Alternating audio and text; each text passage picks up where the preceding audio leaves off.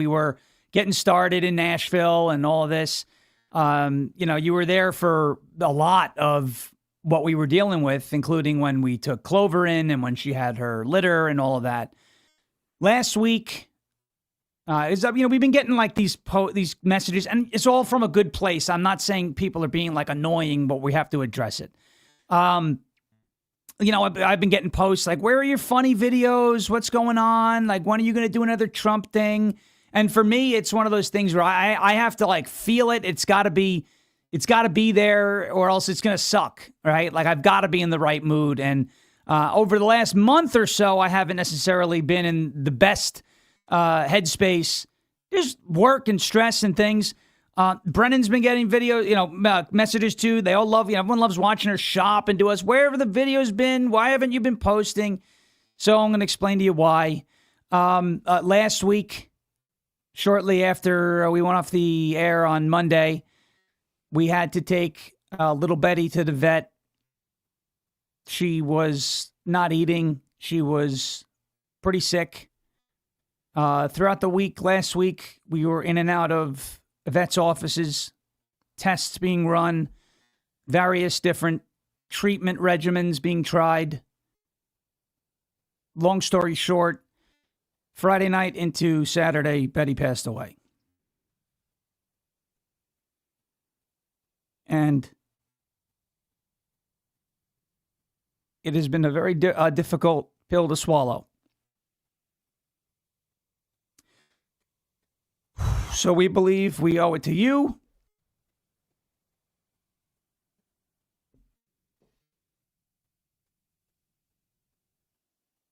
So you know what's going on.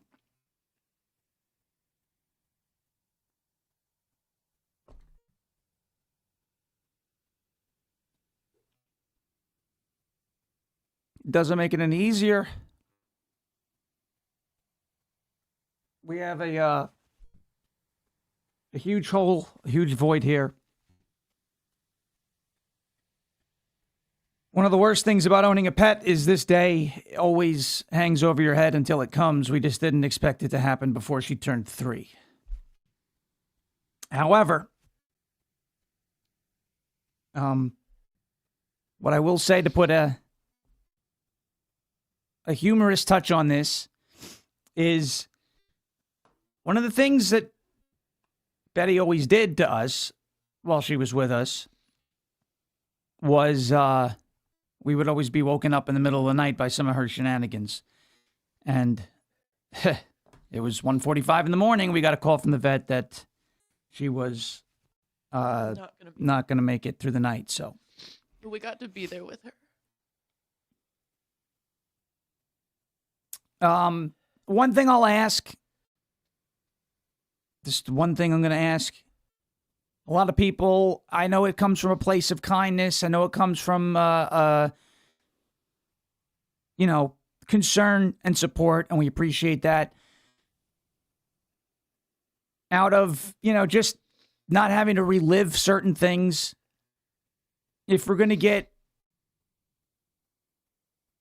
comments or you want to send messages of support, that's one thing. Please don't ask about specifics. What it was, what it wasn't. Maybe one day we'll share it. Maybe one day we won't. Just know that we tried everything.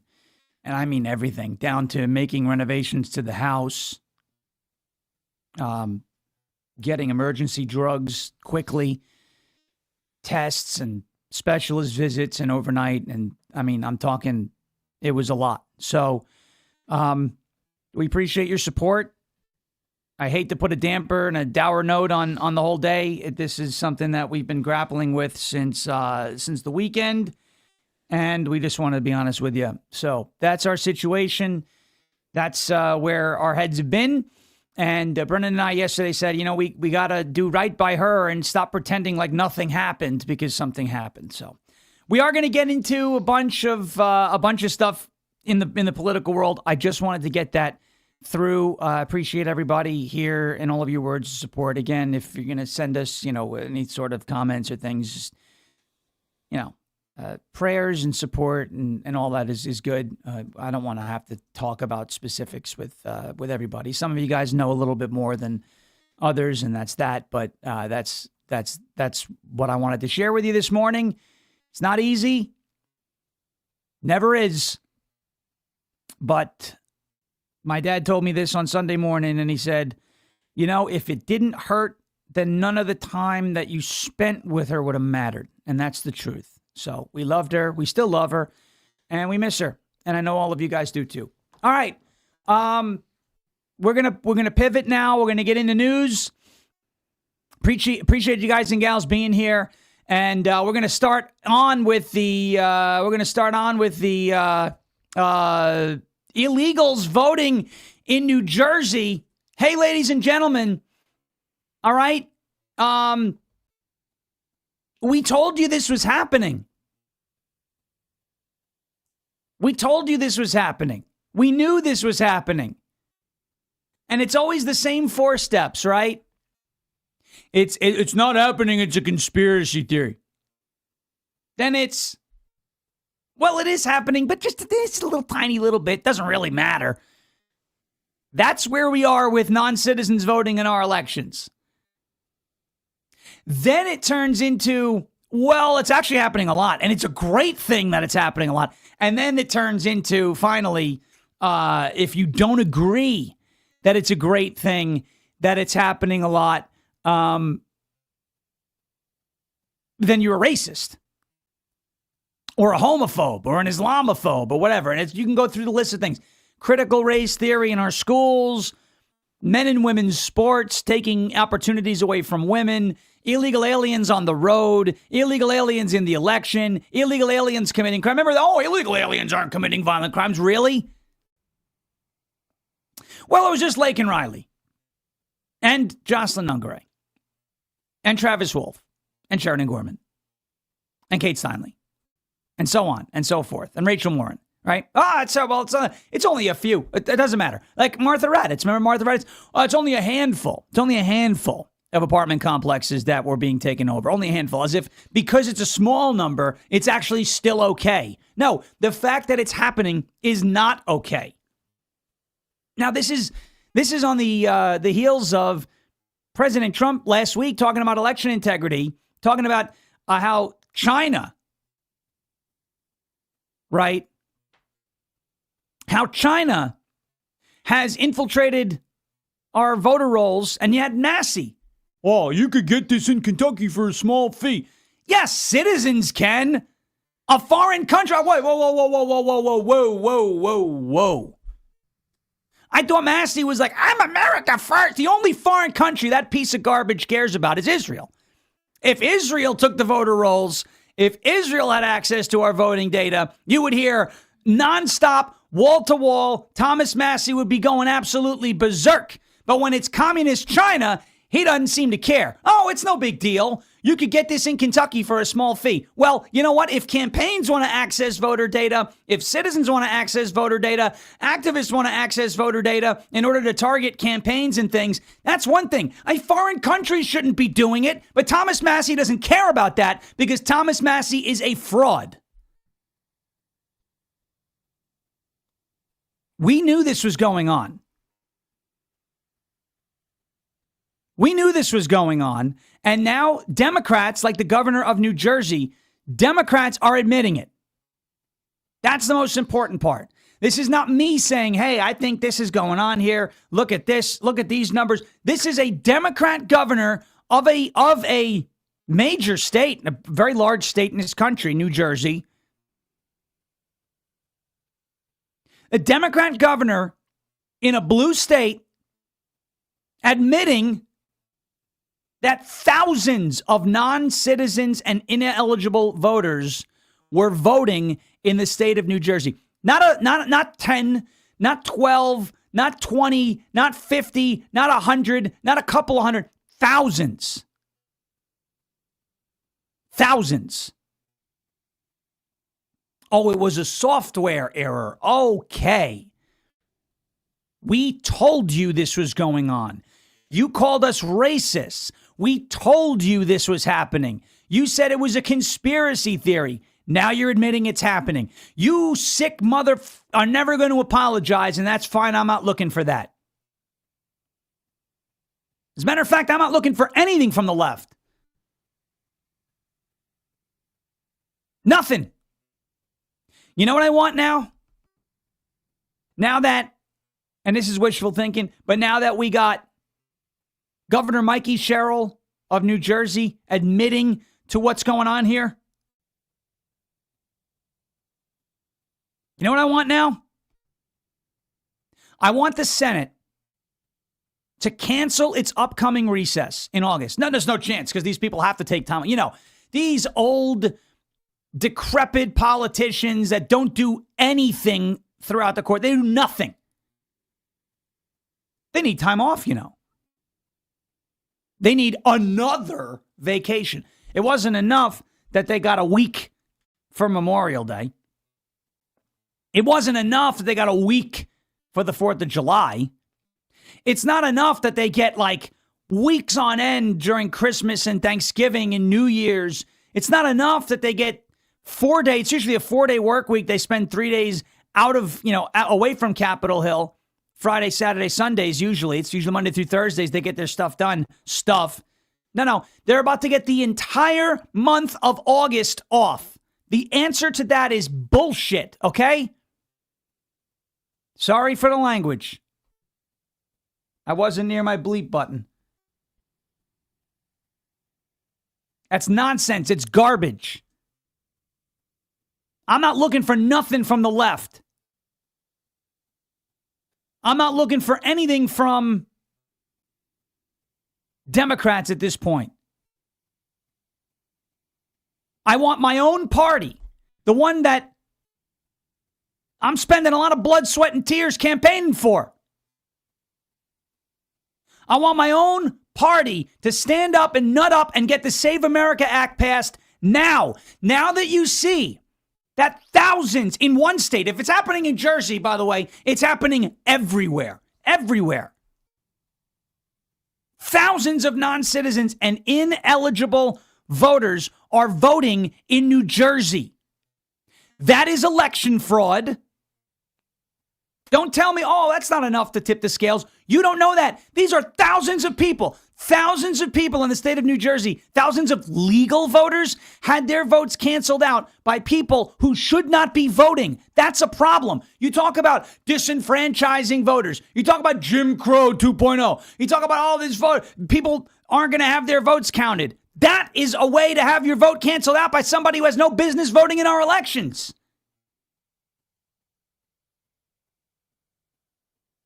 Pass the Save America Act now. There's no excuse anymore. Oh, well, it's attempting to address a problem that doesn't really exist. It exists. They're admitting it in Jersey. And if it's happening in Jersey, it's happening in Philly. And if it's happening in Philly, it's happening in Chicago. And if it's happening in Chicago, it's happening in Seattle. And if it's happening in Seattle, it's happening in Portland. And if it's happening in Portland, it's happening in New York City. And if it's happening in New York City, it's happening in Atlanta. And if it's happening in Atlanta, it's happening in Detroit. And if it's happening in Detroit, it's happening in Milwaukee. And so on and so forth. And let's keep going down the list of swing states. You're telling me, oh, well,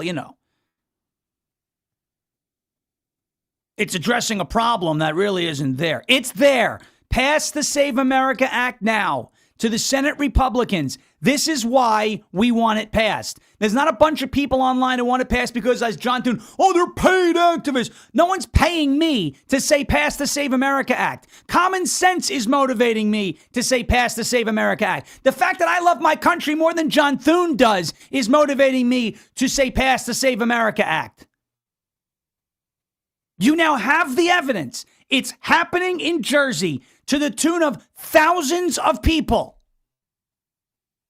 And the Save America Act would go a very long way. It may not be perfect, but it's better than what we have now. It would go a very long way to making sure that those thousands of illegal aliens, non-citizens, and ineligible voters cannot participate in our elections.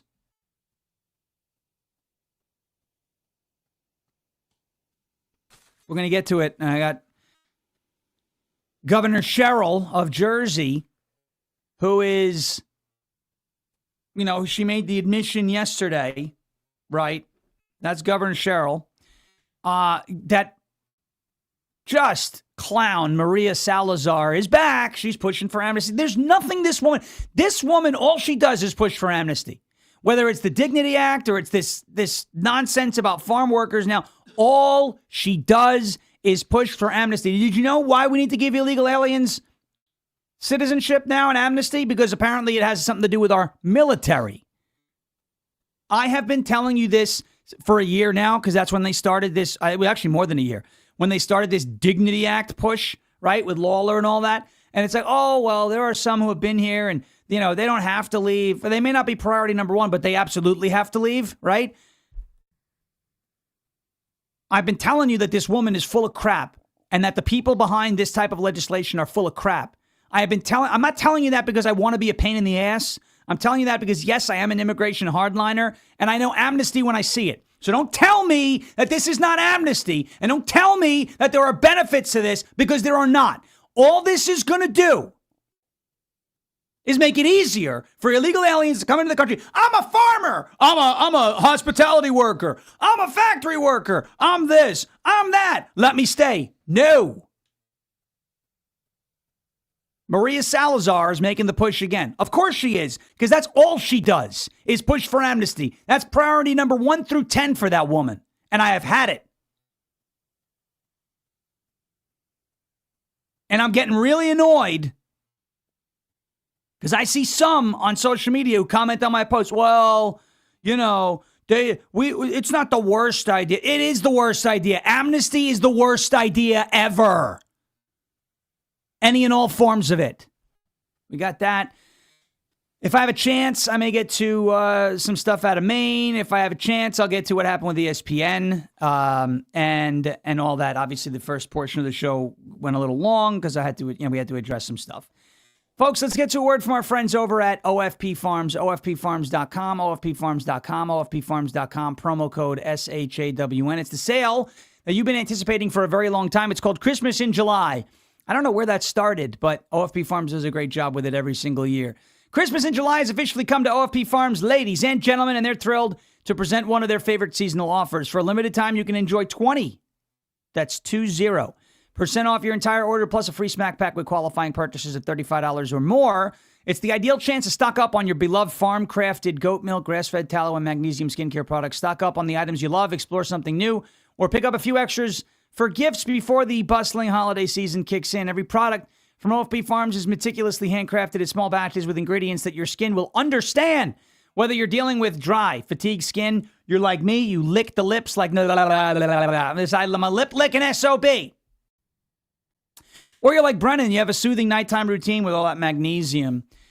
This sale makes it easier to pamper yourself and your loved ones. Use the code Sean, SHAWN, OFPFarms.com for 20% off. OFPFarms.com, Christmas in July. OFPFarms.com, promo code SHAWN. All right, here we go. Do you see it on your screen?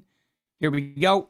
Let's get to one more word from our friends over at Armor Colostrum. It's tryarmor.com/LFATV. TRYARMRA.com/LFATV. I love me some colostrum. I'm always on the lookout for ways to strengthen my gut health, my immunity, and improve my fitness and metabolism, enhance my skin and hair radiance. That is what Armor Colostrum can do for you, and then some. Colostrum is the first nutrition we receive in life and contains all the essential nutrients that our bodies need in order to thrive. Colostrum can help reactivate your hair growth and help your skin glow, can help fortify your gut health and ignite your metabolism, and it can help fuel your fitness performance and recovery. Folks, try it out today. TryArmor.com/LFATV. If you go to TryArmRA.com. I'm sorry, Bad Moon's making me laugh about this comment about OFP Farms. TryArmor.com/LFATV. Get the 30% off of your first order. That is TryArmRA.com/LFATV. Colostrum is a great way to pursue that Make America Healthy Again initiative. If you have a healthy gut, a lot of other things fall in line. And colostrum is great for gut health. TryArmor.com/LFATV. All right. So what are the 4 steps that the left loves to go through when, what did that say, that comment in the chat there? Samuel. If Sean and Zach were House Speaker and Senate Majority Leader, think where we would be today. Oh, my goodness. I could just imagine Zach on the misfit and the deplorable. Zach on the floor of like the Senate, and he just, you're all retarded. Like he would be throwing the C word around in the Senate. It'd be great.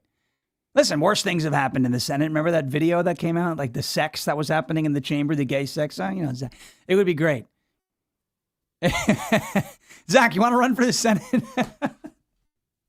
I'm not running for office, though. I'm not going to do it. I can't be Speaker of the House because I would be hitting people with the gavel. This would be a weapon, and nobody would be safe. Whether it's like I would just be smacking people. All right, that was a good comment. That made me laugh. We would be a good tag team in DC, but I have no interest in being a part of the swamp. None. All right. The left's 4 steps, right? Step 1, when we highlight an issue, they say, that's not happening. That's a conspiracy theory, right? That's not happening. No, critical race theory isn't in your schools. It's a college course. Well, actually, first it was critical race theory isn't real. Remember? That's not real. That's a conspiracy theory. Then it was, no, it's not in your public K through 12 curriculum. It's a college level course. Oh, so it is real, right? You see how they kind of pivoted to, okay, you're right, it's real, but we're not actually teaching your kids.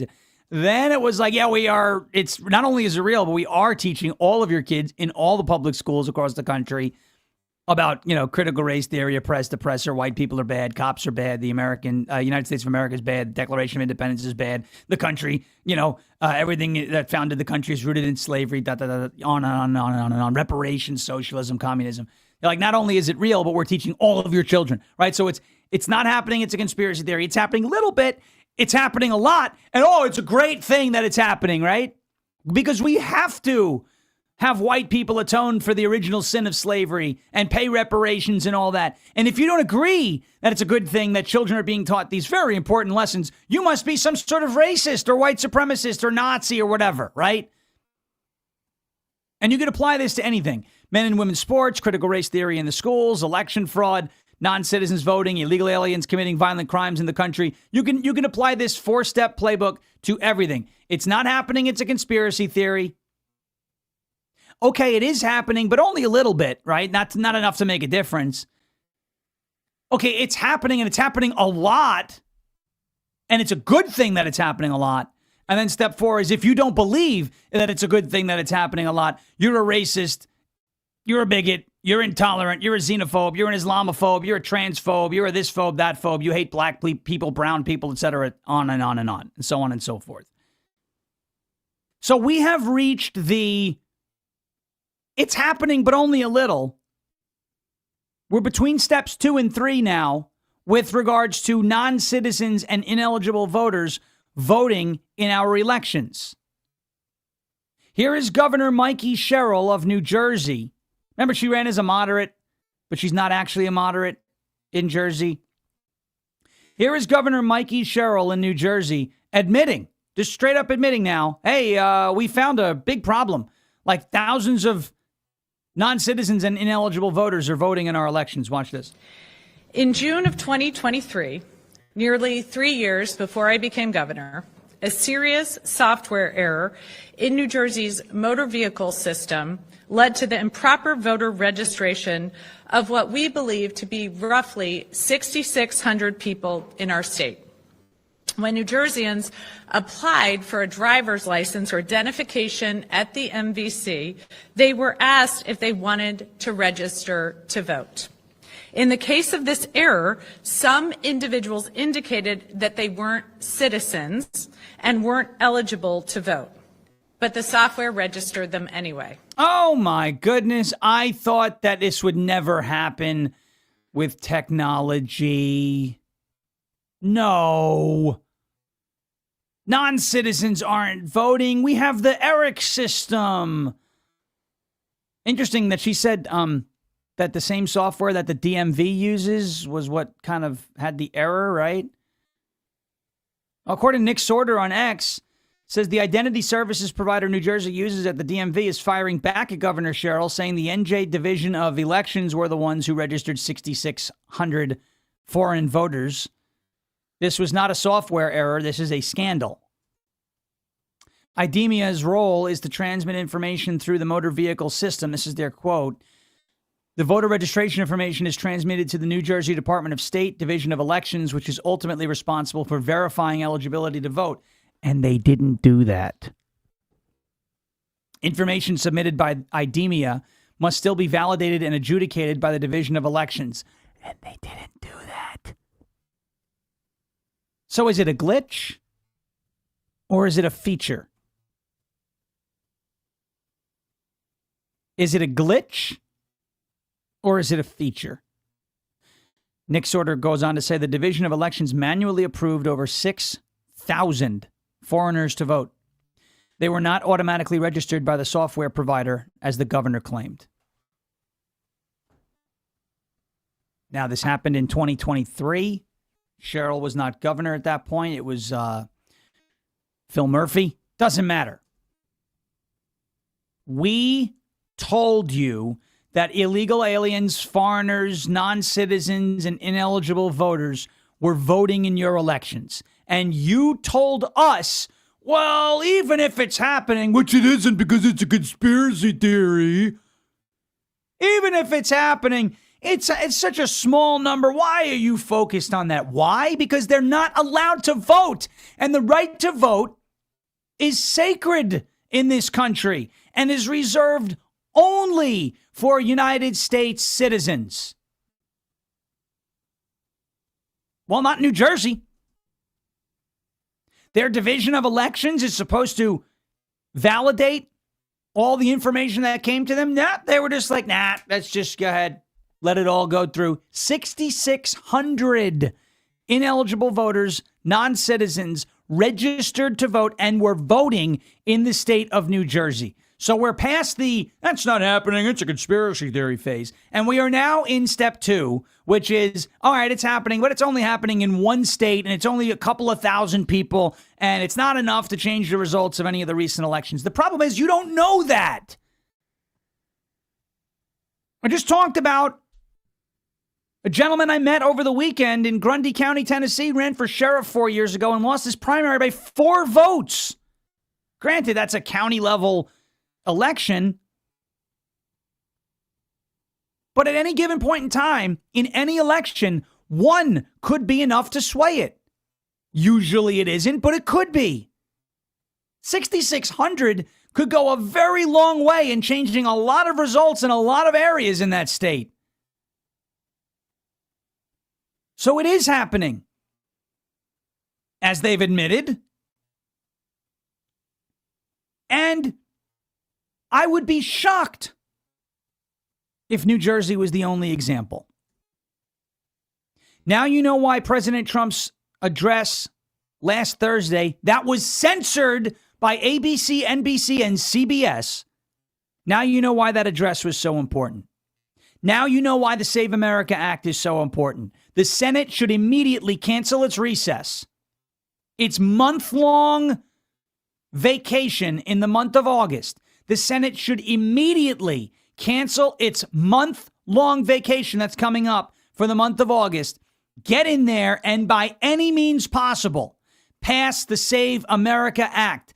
This is why non-citizens, foreigners, ineligible voters should not be registered to vote in our elections. They should not be voting in our elections, and especially in these blue states, where once you're on the voter rolls and you have an address, out goes a mail-in ballot that can be picked up by anybody out there, filled out, inserted into the system, and counted as a legal vote when it's anything but that. That's why I ask, is it a glitch or a feature? Because I am more likely to believe that this is a feature, i.e. this happened by design, than just a random whoopsie. 6,600 people fell through the cracks. Pass the Save America Act now. This is why we want it done. Not because we're paid activists. Oh, you must be paid to have that opinion. No. We have common sense. We love our country a hell of a lot more than John Thune and a lot of those senators. Pass the Save America Act now so that this stops, so that our elections are secured, and so that Americans of any party, any ideology, left, right, up, down, east, west, north, south, I don't care if you're an American citizen that's visiting from Mars. I don't care. Your vote should not be canceled out by an illegal vote cast by somebody who is not eligible to vote in this country. Period. That's not controversial. That's common sense. Pass the Save America Act now.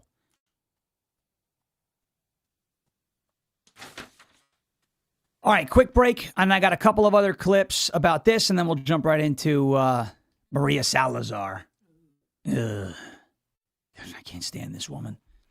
And I told you,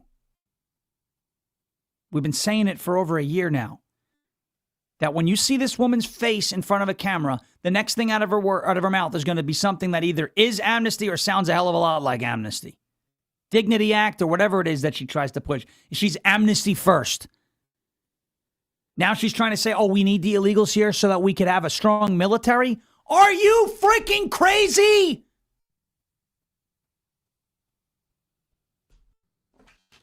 Florida 27. Please remove this useless windbag. Please. I've had it. Cove Pure, ladies and gentlemen. That's settle down, settle down, settle. Regroup. Regroup, reorient, resume the mission. There you go. Cove Pure. COVEPURE.com/Sean. Hey, you may have seen this. Researchers have been documenting male fish developing female characteristics in rivers all across the United States. It comes from birth control pills that wastewater treatment plants can't fully filter out, and it is in the same water that runs into your home. No, thank you. That is why we use Cove Pure to purify every drop of water in this house. So here's how it actually works. You know, when you take medication, your body doesn't absorb all of it. The rest of it gets flushed out, goes through wastewater treatment, and the plants that this water goes through were never built to catch the pharmaceutical compounds that you're flushing out of your body. So estrone from birth control pills, antibiotics, antidepressants, etc., they just come right back out of your tap. Your standard pitcher filter may improve the taste, but it's not going to cut it here. The compounds that we're talking about are too small. They're too persistent. You need something that can filter things at a molecular level, and that is exactly what Cove Pure is. Their Clearwave reverse osmosis technology is certified to remove up to 99.9% of contaminants, estrone, fluoride, PFAs, lead, arsenic. Basically, anything that's not water gets filtered out. Now, I love the fact that the Cove Pure was very easy to set up. We took it out of the box. We installed the filters, filled up the tank, plugged it in. Boom. We had fresh water, pure water to drink in minutes. Like literally minutes. On Easter. I also love the fact that it puts magnesium and calcium back into the water, so you're not just drinking like what they call empty water. Now, those fish, they don't have a choice regarding their water, but you do. So go to covepure.com/Sean. That's SHAWN. And right now, you can get $250 off. That is Cove Pure, COVEPURE.com/Sean, SHAWN, covepure.com/Sean for $250 off the awesome CP16, covepure.com/Sean, covepure.com/SHAWN. All right, I want to go to a clip here. This is the great Maze Moore, who does a great job with these types of clips, contrasting what they were saying, Democrats and folks like CNN, Abby Phillip, what they were saying in January of 2026 versus what they're saying now after Mikey Herrell has come out and said, yeah, you know, there's foreigners and illegals and non-citizens voting in our elections. Watch. He's been in office for a full year now. They have not come up with any of this purported evidence of voter fraud. You guys are in search of something that there's been no evidence exists. New Jersey is double checking its voter rolls tonight after a software error added 6,600 non-citizens to the voter rolls. The suggestion that this is fraud suggests that these people were trying to vote. Sometimes what happens is that when state systems are incorrect, people receive information and they are confused. Where some people who are ineligible to vote are not aware that they're ineligible to vote. I do think it's whether it is widespread or not matters. I do think that the numbers actually matter. They're just confused. Oh, you know, some people who are ineligible to vote don't realize that they're ineligible to vote. Whoa, whoa, whoa, whoa, whoa, whoa, whoa, whoa, whoa, whoa. Hold on. Yeah, we're sounding that. That's the bullshit alarm. That's the bullshit alarm, okay? Level 5 bullshit coming in. Oh, they're just confused. Hold on. Only citizens can vote. Period. Okay? You know whether or not you're a citizen. Maybe they don't know only citizens can vote. Okay. It is the job of the state boards of elections across the country to make sure that only citizens are voting, and they're not doing that. Don't give me this, oh, they're just confused. Oh, they don't know. They know. They know. And if they don't know, then they shouldn't be look, folks, they shouldn't be here in the first place. If you don't know that only citizens can vote in this country, you shouldn't be in the country. I thought I was able to vote. I came across the border and I wanted to vote. Not. No. Get out. Out. All of you. If you're that stupid that you don't know that only citizens can vote in the United States, you shouldn't be here. I said what I said. I don't care. If you're that stupid to think that you could be a non-citizen coming into this country and cast a vote, like that's something that's supposed to be allowed, you shouldn't be here in the first place. They know whether or not they're citizens. All right. What? We have exceeded 800. Okay, mo time. I'd like to honk the hog. There it is. If I was in a porta potty honking my hog, my name would be Graham Plattner. All right. This is why I am so passionate about deporting every single illegal alien. This is why I am a hard no, no exceptions. What about no? What about no? How about this? Stop with the how abouts and the what abouts and the, well, this one could be. No. No exceptions. Not some exceptions, not one exception. No exceptions. Understand the words. Is that Chris Rock? Do you understand the words that are coming out of my mouth? Was that Lethal Weapon? Understand the words that are coming out of my mouth. No amnesty, no path to citizenship for illegal aliens, no exceptions. This is why. New Jersey is why. Because the more of them that you leave in the country, the more of them can register to vote, slip through the cracks, and illegally participate and influence, and in many cases could change the results of our elections. I don't want to hear about compassion. I don't want to hear about sympathy. I don't want a sob story. I want them out of the country. All of them. Now, I'm with you on getting rid of the worst first. That's called triage. That's called logic. That's called prioritizing things. However, if I'm going after a bloodthirsty rapist who's an illegal alien in this country, and I happen to stumble upon 8 or 9 other illegal aliens in this country who aren't bloodthirsty rapists, guess what? They're all going on the same plane together. The reason why I say no exceptions is because the fewer of them that are here, the less chance that what happened in New Jersey happens in your state. So spare me the sob stories about compassion. Oh, they've been here for a long time. They deserve dignity. I'll give them dignity in the form of a plane ticket and a way out. I don't want them here. Get it through your head. They can't be here. They came here illegally. They violated the laws when they crossed the border outside of a port of entry. Illegally. There are consequences for that. That is it. Period. End of story. There are no whatabouts. There are no exemptions. There are no exceptions. There are no special treatments or special cases. All must go.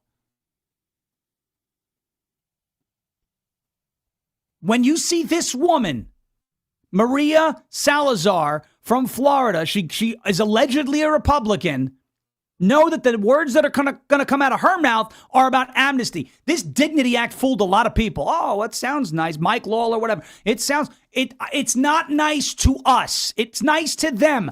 I don't want to be nice to them. I want to be nice to us for a change. What happened to serving the American people? I'm not telling you I want to treat them inhumanely. They don't come first. Well, you know, this one's been here for 30 years paying taxes. I don't care. This is me not caring. Right here. You know what I care about? The job that illegal is working, that an American should be working. That's what I care about. I'm going to take a trip down memory lane with Maria Salazar.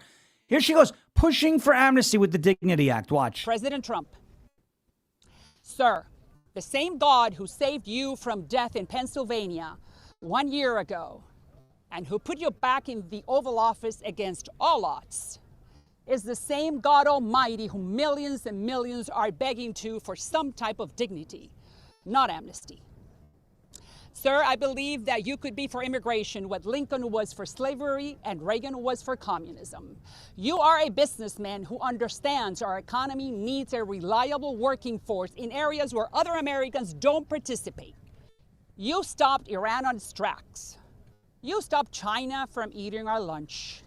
You took the economic oxygen away from Maduro, and you signed the BBB the day that you said you were going to sign it.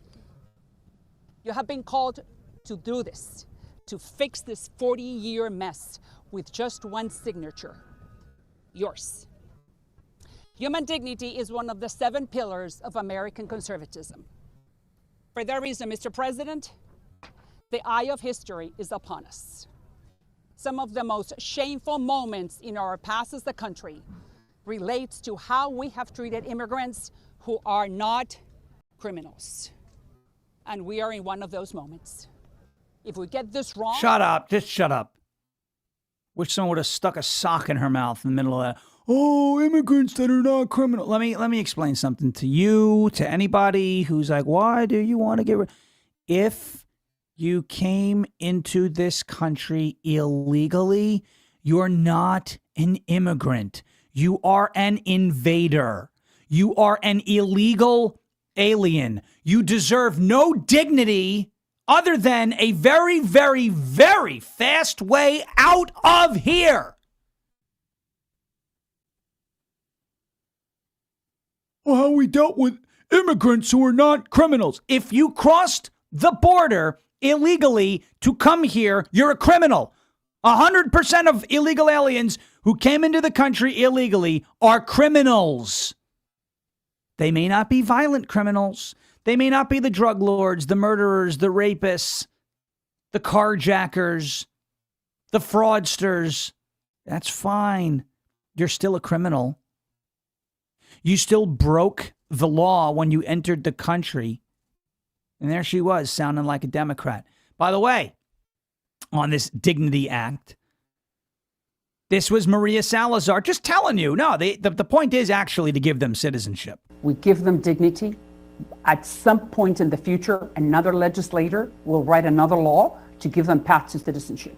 Right now, what we need to do is to buy peace for these people, allow them to stay, to continue working, because they are needed. You see, what I'm trying to do is to bring some common sense, which is... Now, you want to hear common sense? First of all, you hear what she said in the beginning? We give them dignity. Then somebody comes in and writes another law that gives them citizenship. It is amnesty. We went to like a Grand Canyon. Amnesty, amnesty, amnesty. That's amnesty. Don't tell me that's not what this is. I'm not stupid. I'm a nice guy. I try to be. We just had a very emotional moment at the beginning of the show. I have a soul. Okay? I'd love to be compassionate to other people. I'm not telling you I want these people treated inhumanely. I know I make a joke, the Trump and stick them on a pole. I'm you know, it's and for entertainment purposes. The point is get them out.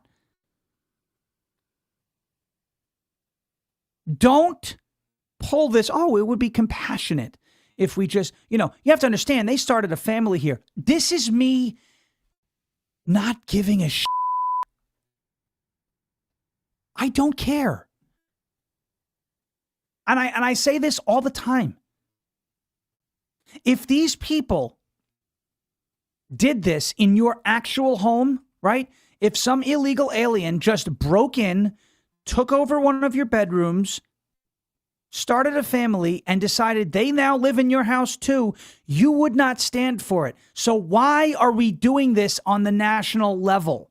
Why are you making excuses for this on the national level? The Dignity Act, this new House resolution with the 50 Republicans we talked about yesterday, it is amnesty, and it is under no circumstances acceptable. Finally, on Salazar, I'm going to play it. This is a recent clip of her now, pushing for the amnesty again. We're talking about those millions and millions of illegals, undocumented people who belong to my community. Probably 80% of the undocumented belong to the Hispanics, the largest and fastest growing minority in the country. So why don't we give them dignity?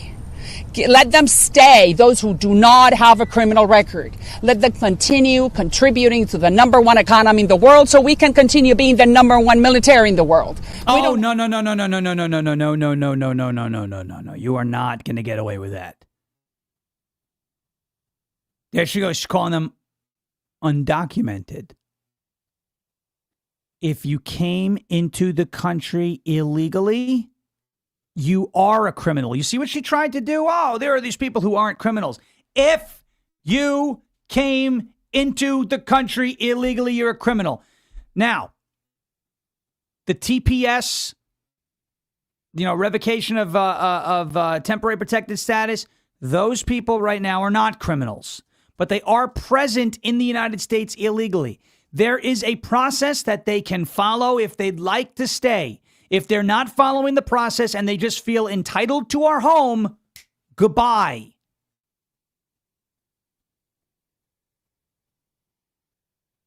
But she said the illegals, right? So that would lead me to believe she even cares about ones that came here illegally. Folks, there's a reason why I'm not moving off of this position, because it's the freaking law. You want to hear a sob story? How about the fact that most people my age, between 30 and 40, can't afford a home because housing costs are through the roof, because we're competing with 30 to 40 million people in this country that shouldn't be here. That's a sob story. Don't tell me, well, this illegal alien and his family have been here for 20 years. I don't care. That illegal alien and his family is part of the problem. I shouldn't be competing with them. They're not supposed to be here. I am. I was born here. You want to hear a sob story? Let's take a look at Rachel Morin or Laken Riley or Jocelyn Nungaray or Kate Steinle or Sheridan Gorman or Travis Wolf and the countless number of victims who have been violently attacked or killed. The folks that have been hurt or killed on the road because of illegal aliens in this country with commercial driver's licenses. That's the sob story that matters, not this bull crap about how long someone's been here and, oh, they contribute. Go contribute in your country. I'll find an American to contribute in mine.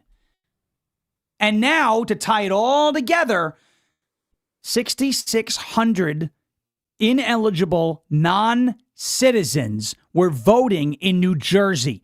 That is why we have to get rid of all of them, regardless of how long they've been here. Oh, they have a family. Then the whole fucking family can go.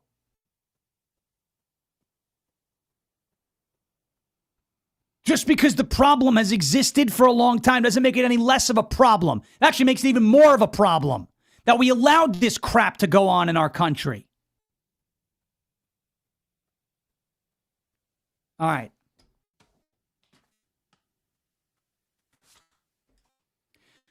Quick break. Let me get to a word from our friends over at Silent. It is slnt.com/Sean, slnt.com/SHAWN. Let's face it, ladies and gentlemen, your phone is a tracking device. Between government agencies, big tech, corporate data brokers, even those pesky cyber criminals, they are all fighting for a piece of your digital footprint, and they don't ask. They just go on and take it. That is why Silent exists. Silent makes Faraday gear that blocks all wireless signals, including cellular, Wi-Fi, Bluetooth, GPS, RFID, and near-field communications. No signal means no tracking, no remote access, and no breadcrumbs. It's the same technology that's trusted by special operations teams around the world, used to block signals, avoid surveillance, and secure communications wherever the mission leads. And right now, it is available to you, so you can protect your family, you can protect your freedom, and you can secure your digital footprint. Just drop your phone in a Silent Faraday sleeve, and it is off the grid. It's completely silent, and it's invisible to the outside world. From their backpacks to their sleeves to their crossbody, Silent's patented technology gives you total control of your privacy. Visit slnt.com/Sean. Get 15% off and free shipping on qualifying orders. That is slnt.com/silent.com. Silence! Silencio! Silence the chaos. Go silent today. Silent.com/Sean, slnt.com/SHAWN. Bad Moon is calling for Magamo. It's time. Magamo's behind you. So lob him over here. Lob. Give me a lob. What a catch. You know who else loved Magamo? Betty. Yeah. She used to love this thing. It was bigger than her. So it's funny that we made it today. Yeah. There it is. Whoa! Magamo hasn't been honked in a while. We haven't honked a big hog in a long time. All right. Oh, where was I going to go? Where was I going to go? I forgot where I was going to. Oh, I know where I was going to go. A lot of the show got sidelined today because of this story. But I want to share one more thing with you. You know, there's a lot of people like, the deportation is not enough. Fine. Okay. Here's a very, very interesting move that's been done here by the Trump administration. Okay. Very interesting move. Okay. So I think they're doing something here that is brilliant. Absolutely brilliant. Here's a leftist freaking out about it. The Trump administration's latest strategy to mass generate removal orders is diabolical. Ooh, scary. I think it's a good thing. Take a huge group of people with hearings scheduled in late 2026 or 2027. Send those people a physical letter rescheduling their case to next week. Order those who inevitably miss court deported. I think this is great. Sure, that's not fair. That's not fair. Who checks the mail these days? Well, that's not up to me. So what they're doing here, it's called the Mega Master move. Kind of sounds like a video game, right? Mega Master. But this is it. A little article here. Inside a New York City immigration courtroom at 26 Federal Plaza on Friday morning. That was the building, by the way, that had that fire lit in front of it. 90 people had cases before a single immigration judge. People described hastily making plans to get to court, some from hundreds of miles away, having learned about their new hearing date only days in advance. By the end of the morning, dozens of people still hadn't shown up, and the judge ordered them removed from the country. So what's happening is a bunch of people are getting their court dates moved up, right? Speedy, due process, still a process. And when they don't show up because they're either not at that current address or they're not checking the mail, there's an order of removal that's immediately generated, and out they go. You may say, oh, that's deceptive. There should be, I don't care. You know what's deceptive? Coming into the country illegally. That's deceptive. You guys want your due process. It's a right to a speedy trial. Now you have leftists who are like, no, illegals have a right to a very slow trial so they can stay here for decades. Nope. Sorry. Out you go. I replied to this whiny crybaby yesterday and said, speedy trial, due process. There's a way to avoid this. You know what the way to avoid this is? Don't come into the country illegally and follow the law. So it's easy. It's easy. He says, by ordering people to show up with just days of notice, the Mega Master strategy is designed to generate orders of removal for missing court. If the letter gets delayed or you can't drop everything and travel hundreds of miles at the drop of a hat, deportation order. This, again, is me not caring. This, again, is me not caring. Because you shouldn't be here in the first place. I don't need a hearing to tell me that. You came into the country illegally. Bye. Don't let the door hit you where the good Lord split you. You know, as they said in that song, closing time, you don't have to go home, but you can't stay here. Gone. Goodbye. See you later. I don't care. The sob story that I care about is the adverse effects that this has had on Americans. I don't care what these illegals have to go through. I don't care that they have a family. I don't care that they've been here for a decade or two. I just don't care. I don't have it in me to care while Americans are suffering because of the problem that these people are contributing to. They may not be contributing to this problem out of malice, but they are still contributing to the problem. They have to leave. Jeremy Herrell is coming up next here on rumble.com/LFATV. That's rumble.com/LFATV. If you're listening on audio, go to rumble.com/LFATV, hit that thumbs up button, and make sure you're following the channel. If you're watching on video, big shout out to Vince and Bongino Report channel for the raid on Zach's show this morning. Welcome to the LFA family. Hit that follow button, hit that like button, and we'll see you again tomorrow, 10 a.m. Eastern Time, rumble.com/LFATV. Jeremy Herrell is up next. You're not going to want to miss it with the flagship show live from America here on LFA TV. That's what LFA stands for. He's coming up next. As President Trump says, we will never give up, we will never give in, and we will never, ever surrender. And if all else fails, we'll just become ungovernable. Thank you. God bless you. God bless this one nation under God, indivisible, with liberty and justice for all. Have a great rest of your Wednesday. We're back tomorrow morning, 10 a.m. Eastern Time, rumble.com/LFATV. And if for some reason you want more of me today, I'll be on Talk Radio 1210 WPHT, 12 to 3 in the afternoon, youtube.com/1210 WPHT. Until then, enjoy Jeremy Herrell. I'll be back tomorrow morning, 10 a.m. Eastern Time, rumble.com/LFATV. Thank you for your attention to this matter.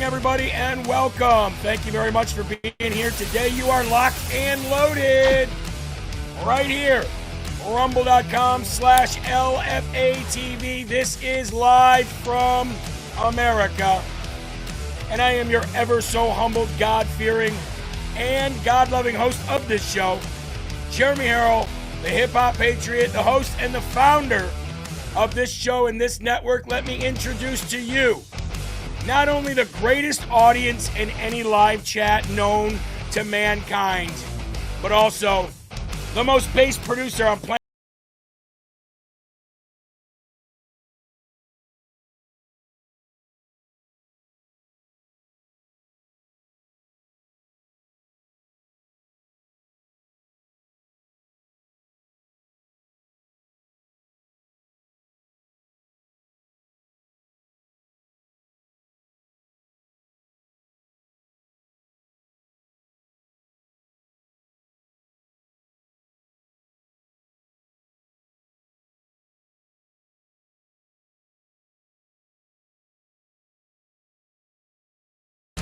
We've got Denise Kikalo, the likes of which no one. Shishu, GR Messick, C Ward, Krista with a C, Xena 904, and let's give it to last one, Penny Winter. How are you, Penny? Good to see you. Thank you for joining in to Live from America today. Big shout out to everybody who's watching on Rumble. We're also simulcasting a small stream on YouTube as well. So if for any reason you have a problem getting the Rumble feed, then you can definitely get the feed over there on YouTube. But I'll tell you what, beware. Beware when you go over there. It's like the Wild West of idiocy. We're going to focus on news today. We're going to keep the LFA TV audience informed. And welcome. Strap in for the next 3 hours. I wanted to start the show out today by playing this. Now, there's some more news that I'm going to compound on top of this as it comes to the latest polls. But President Trump, within the party, within his supporters, he is surging better than any recent president behind him or before him at this point in their presidency. Here we go. 21st century own party approval rating about at this point in the second term. We got Trump, we got Obama, we got Bush. Look, they're all fairly popular, but the one who is the most popular, and we have seen this time in and time out, no matter when you look, is Donald John Trump. He's the only one who's over 80%. 83% of Republicans still approve of the job that Donald Trump is doing as president. He still has that magic touch. We'll see if it carries over to South Carolina, but we've seen it in primaries this year, Senate primaries, and that's because he is still a very popular man, historically popular when it comes to his own party liking and approving of the job that he's doing. So it was 21st century. Well, there you go. So at this point in his presidency, George Bush had 78% approval rating of his own party. Barack Obama had 76% approval rating at this point in his presidency. Donald Trump is at 83% within the party. 83% within the party. That's huge. No wonder he won 3 elections. Here's the information that I wanted to give you on top of that, though. At this point, in the last 2 midterm cycles that we had, Democrats were polling plus 12 and plus 10. So that means in 2018, they were a plus 12 polling. And in 2022, they were a plus 10. They're down to a plus 4, which is right outside the margin of error and very, very bad news for them. Like I said, it doesn't matter what some mainstream media, puts out a poll and says, oh, President Trump's favorability rating. Well, he's 83% among the people who voted for him. And we've got the popular vote and the electoral college vote. So I'd say that's doing pretty good. And Democrats are only a plus 4, and that is a CNN poll, by the way. So it doesn't spell good news for the Democrats going into these midterms here in 2026. And if you count in the redistricting, it looks like what we've got is a straight down the line 215 to 209 split with 6 seats that are a toss-up, 6 or 7 seats that are a toss-up. So Republicans could end up with as many as, 222, 3, 4. That would be really nice. You need, I believe, 218 for the majority. But if we could get 5 or 6 or 7 on top of that, we're in good shape. Now, the Senate is a little different. The Senate looks to be at a toss-up right now at around 48. I mean, a split at about 48 that we are 100% sure that is going to stay that way. But you've got 4 seats that could go either way. So we're in for a fight. And if history tells me anything, it's this. Ready? If Republicans get up off the couch or take time out of their day or stop on their lunch break or before they go to work or when they're coming home, if Republicans just go vote, we win.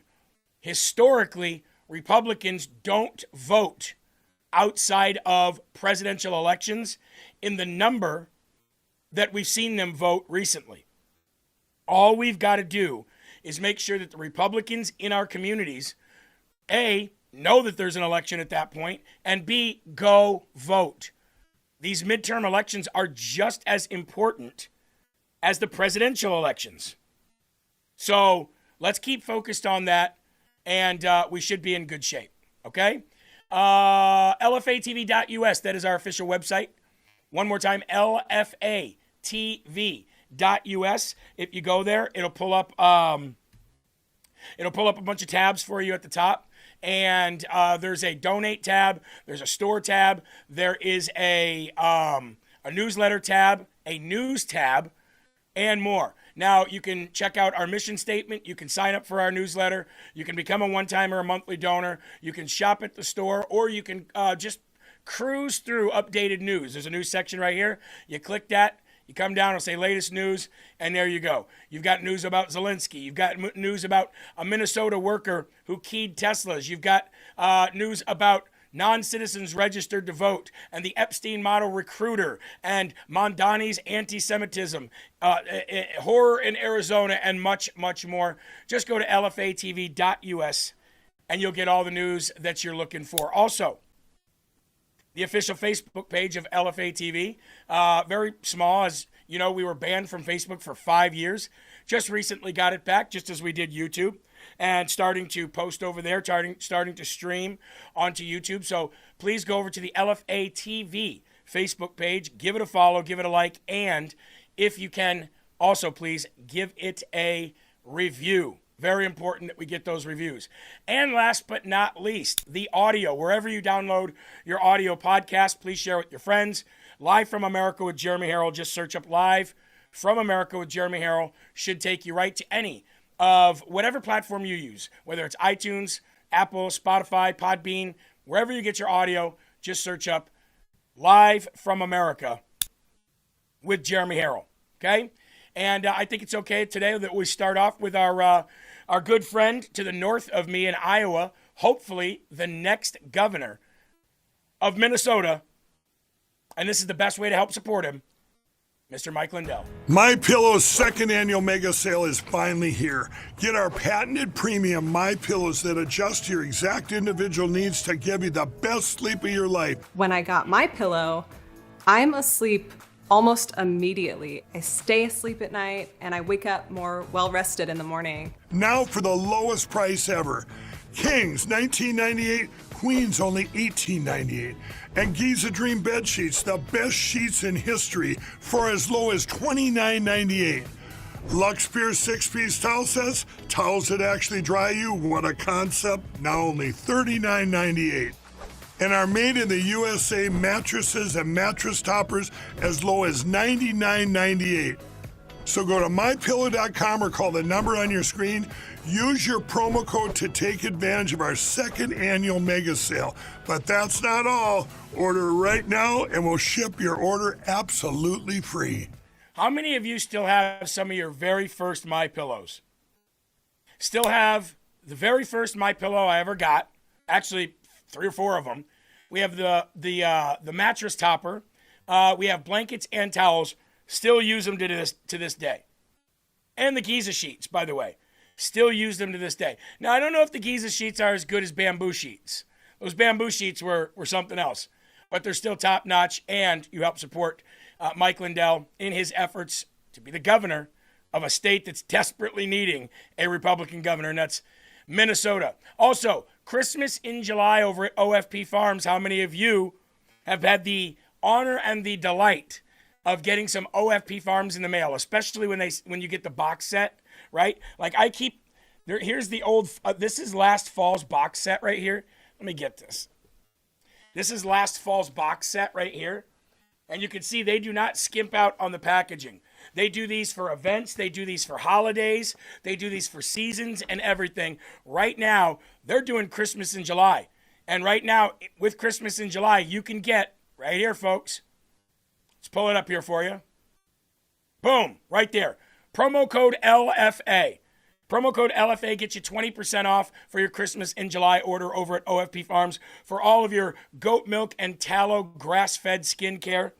Get yours today, folks. That's OFPFarms.com. Free smack pack using promo code LFA. Take advantage of their sales. Stock up when you can. That is Christmas in July at OFPFarms.com using promo code LFA. Okay, let's get to it. We are about quarter past the hour. It's a good time to go to the Lord in prayer. So please, if you will join with me, let's give honor to the Lord. Woo! That mop is a little messy today. That's all right. Our Father, who art in heaven, hallowed be thy name. Thy kingdom come, thy will be done, on earth as it is in heaven. Give us this day our daily bread, and forgive us our trespasses, as we forgive those who trespass against us. And lead us not into temptation, but deliver us from evil. For thine is the kingdom and the power and the glory forever. In Jesus' name we pray. Amen. It's always an honor to have you guys pray with me. Thank you very much. We are live from the Quad Cities of Iowa. Let's lift up those cups. Hopefully you got that. Remember these? I'll switch that for you. Remember these? Remember these Trump mugs? My favorite is him waving out the McDonald's window that Kamala Harris never worked at. All right, here we go.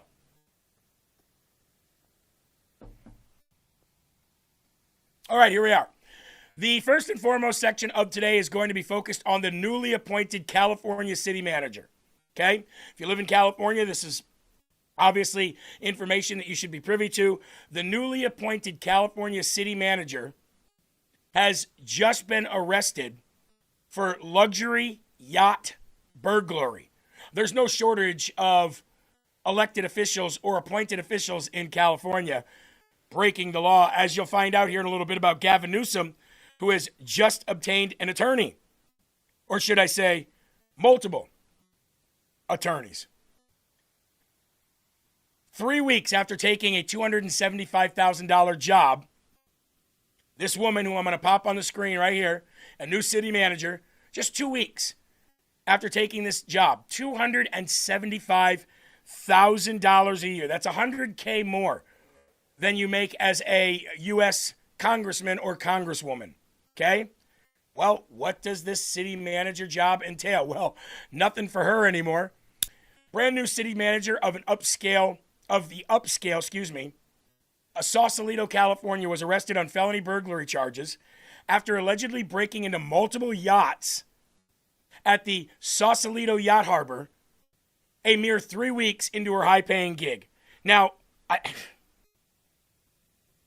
Eli, I have never had a job making $275,000 a year. I assume you've never had a job making $275,000 a year. But if you did, this is a hypothetical, I think I'd find it hard to believe that you were breaking into luxury yachts and stealing stuff.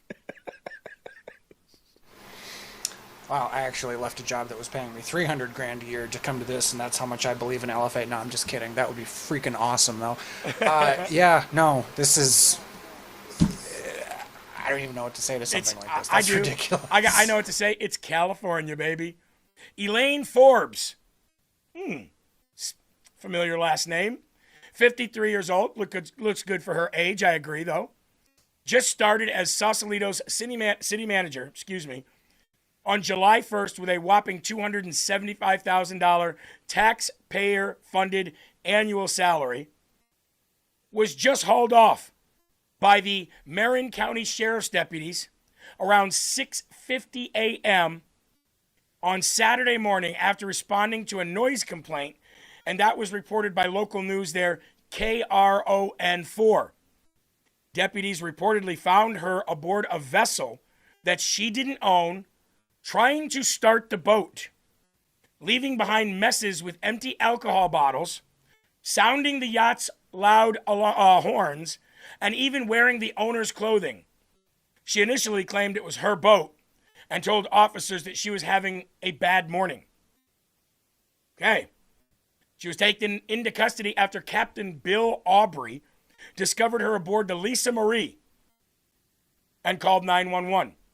Quote, she had the horn going nonstop, the windshield wipers going, the spotlight going. According to Aubrey, Forbes appeared calm when confronted. Quote, I told her to get off the boat. She looked at me and said, good morning. Hey, lady, get off that boat. And good morning to you. Eli, it reminds me of Eddie Murphy Coming to America. Good morning, my good neighbors. Hey, F you. Yes. Yes. Hey, yo, shut the F up. Yes, yes, F you too. She was very nice. She said, good morning. Boat owner Andy Cunningham said that she was shocked by what he found after being contacted by the police. Quote, I came down here, police met me at the boat, and we discovered unbelievable chaos on the boat. Cunningham said that clothing had been removed from storage and appeared to have all been tried on. She also reported food and alcohol had been consumed. Forbes previously spent 9 years as the executive director of the Port of San Francisco. She oversaw hundreds of employees, waterfront projects, seawall reinforcement, and sea level rising planning. She stepped down from that role last year before landing this cushy Sausalito city manager position. Sounds like she's got an alcohol problem, possibly a drug problem. Either way, this is an ongoing problem, not just in California, but everywhere. I'm going to tell you, now, look, it's not a, how do I want to say it? I want to be careful how I say this because I don't want to say the wrong thing. It's not wrong or immoral or crazy for somebody to have multiple houses. Now, in the world that you and I live, we're lucky to have our one house. Or in Eli's situation, his condo. Or in somebody else's situation, an apartment. Or somebody else's situation, a trailer. Whatever it is we live in, most of us will never, ever be able to afford multiple homes. And I've got to say that I've already met people in the Iowa legislative body, multiple of them, who have multiple homes. Now, I'm not saying anything about how they got those homes. I'm just saying that it seems to me that people in these government jobs and in these government roles and serving in these government positions always have it better than everyone else. And that's not me coveting. That's not me wanting what they have. That is me as a reporter stating the fact that that seems odd. That everybody that's in some kind of a government position somehow magically makes the money of like an ER doctor or a rocket scientist or, you know, somebody who owns a successful trade business or something. And I just find that hard to believe, right? The corruption knows no bounds, period. Now, I'm not saying, again, that these people didn't have successful careers before they became public servants, and maybe they did. I don't know everybody's story. I just find that odd. And whether you're on the right or whether you're on the left, you should find that odd too. Because they all have life by the cojones, it seems like. But, hey, if they're getting it the right way, more power to them in a capitalist country. Governor Gavin Newsom, staying right there in California, has hired high-profile attorneys amid the recent U.S. Department of Justice probe and criminal investigation into him and his wife, Jennifer. Roll it. Have you been contacted by investigators yet for questioning you? Either you or the first partner? Nope. Okay. Yeah. No subpoenas? No subpoenas? No. Okay. Thank you. It's inevitable. Come on. I mean, who we're dealing with.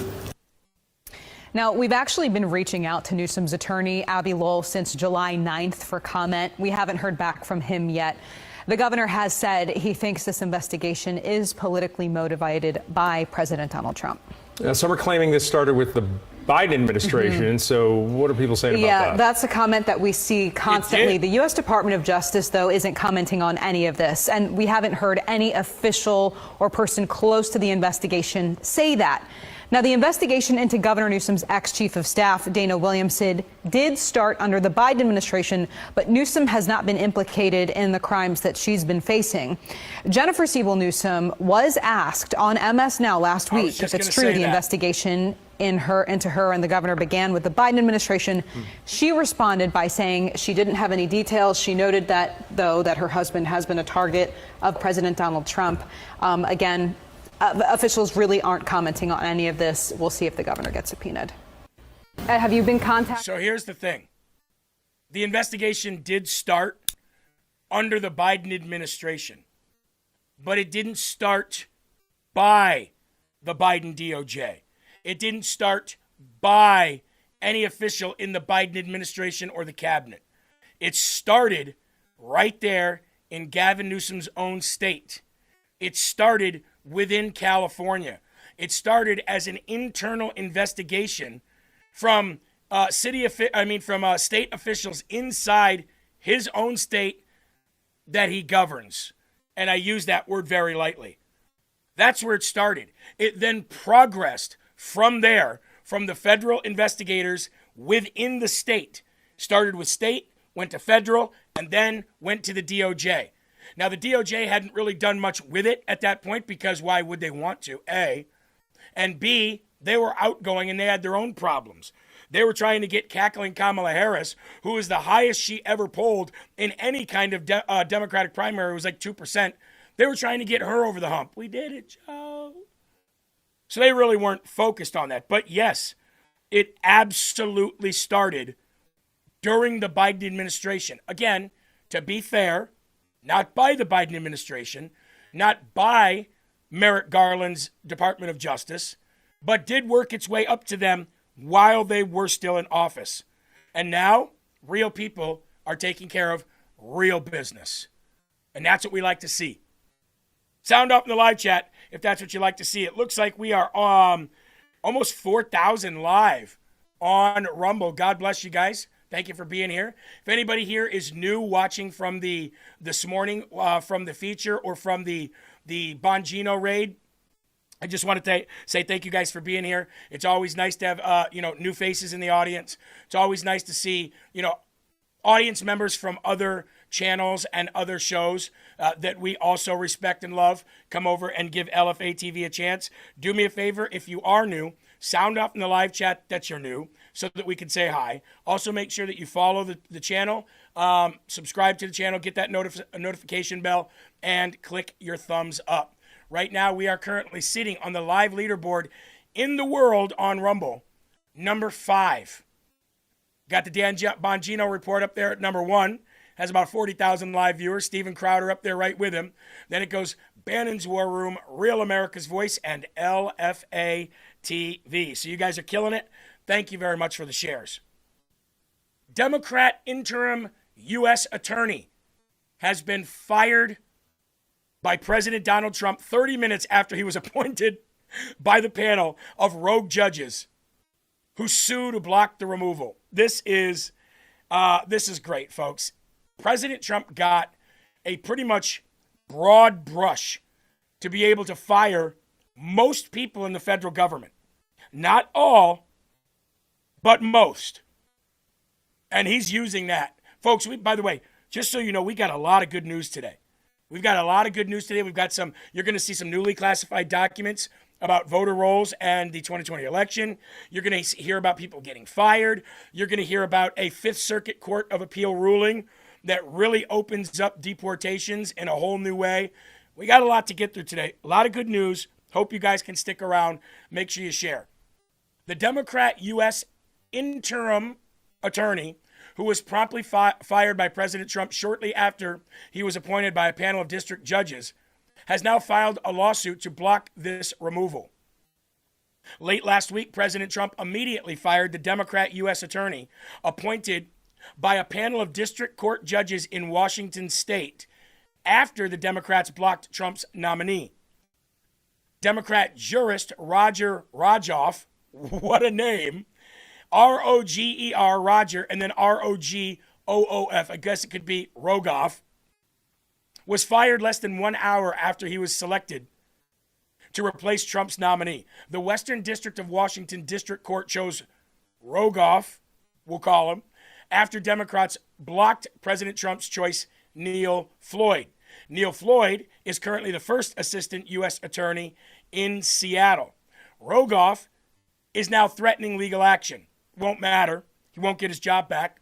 President Trump has a broad brush of authority here and has already been litigated that sorry, not sorry, pack your stuff and get out. Acting Attorney General Todd Blanche also weighed in after the firing, saying, quote, district court judges can appoint a temporary U.S. attorney, and the President of the United States can fire them. WDWA judges abandoned the time-honored process of consultation with the administration so that the selected U.S. attorney is qualified to serve in the administration. Roger Rogoff is threatening to sue the administration and the DOJ and accusing President Trump of using Neil Floyd's status as a first U.S. attorney, a first U.S. assistant attorney, I should say, to keep him indefinitely in the position without a presidential nomination or Senate confirmation. Oh, well. Oh, well. How does it feel to have an administration do whatever they want? By the way, it's within his power to do it. It's not like he's just doing whatever he wants and saying, I'm a king. If that was the case, nobody would be out there protesting at ICE facilities. Nobody would be out there dumping gasoline with fireworks at federal buildings. Nobody would be out there screaming from the top of their lungs that Trump is a racist and Trump is a bigot. You'd all just go to jail. No. President Trump is actually, for the first time, using the full extent of his presidency, and I don't even think he's there yet. We still got a little ways to go. But how does it feel for us to do what we want and you not being able to stop it? Let us know in the live chat over there on YouTube, of which I'm not even going to look at today. So go ahead and sound off until you can't sound off anymore. How does it feel? How does it feel? You want some more good news? How about the Department of Justice delivering a major blow with subpoenas to Tim Walz, governor of Minnesota currently and for now, Attorney General Keith Ellison, and Mayor Jacob Fry, the best Somali dancer on earth who hates their food. All of their offices have been subpoenaed amid unhinged anti-ICE protests that shut down streets and stormed Minnesota churches. This is about, at this point, a week old, but I still think it's relevant, and I still think that you guys should see this because people need to know that Keith Ellison, Tim Walz, Mayor Jacob Fry, Ilhan Omar, as much as, look, we all think that she should be deported already. We all think that she should have been denaturalized and deported already. But all these people are on the chopping block. And all these people's names either have an investigation behind them, currently a criminal investigation, or some kind of a probe into the illegalities of their practices. And like I said, once these midterms come, November, for the next 2 years and 3 months,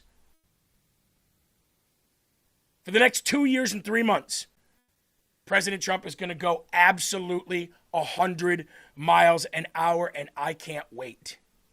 Breaking news we have just heard. The FBI has apparently just served subpoenas to several officials here in Minneapolis, including members of the office of Governor Tim Walz. We will bring you more information as we get it on those subpoenas. The breaking news we have just heard. The FBI has apparently just served subpoenas to several officials here in Minneapolis, including members of the office of Governor Tim Walz. We will bring you more information as we get it on those subpoenas. So I don't know which people in those offices have been subpoenaed, But the fact that there's subpoenas and not just strongly worded letters coming down on these offices, I'll take it.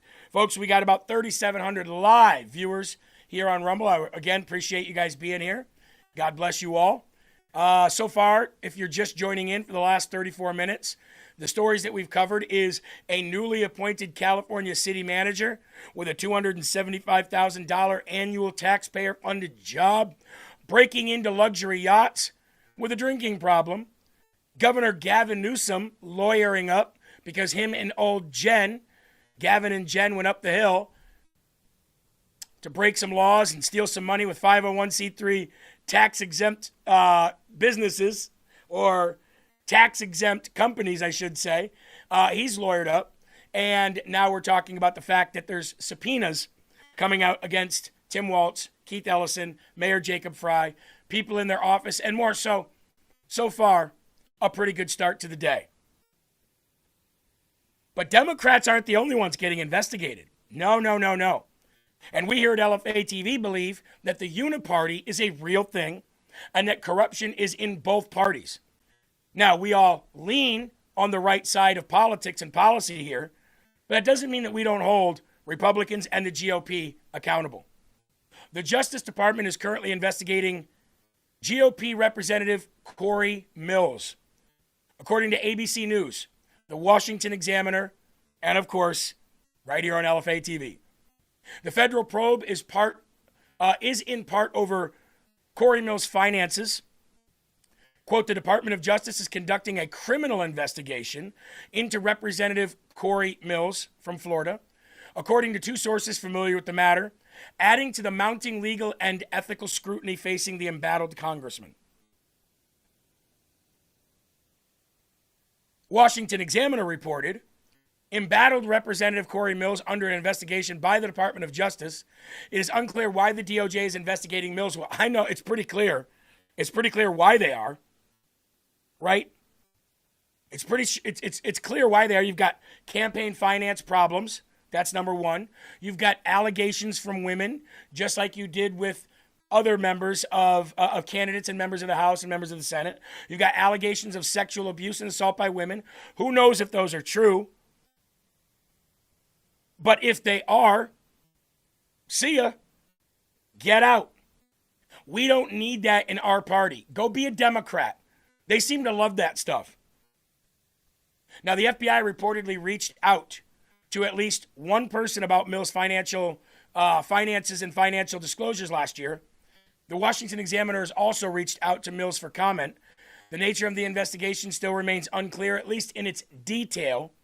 And Representative Nancy Mace took to X and said expulsion is the only acceptable outcome for Corey Mills. So there's a definite cry from even inside the Republican Party. Not that I would put much clout into Nancy Mace. She's cool sometimes. I guess not everybody can be cool all the time, except for the people in this live audience, like Diane Marie and D.A.H. Patriot and DeCluse and S. Gomez and N. Goldie and people like that. But she says expulsion is the only acceptable outcome. Wow. That's pretty harsh.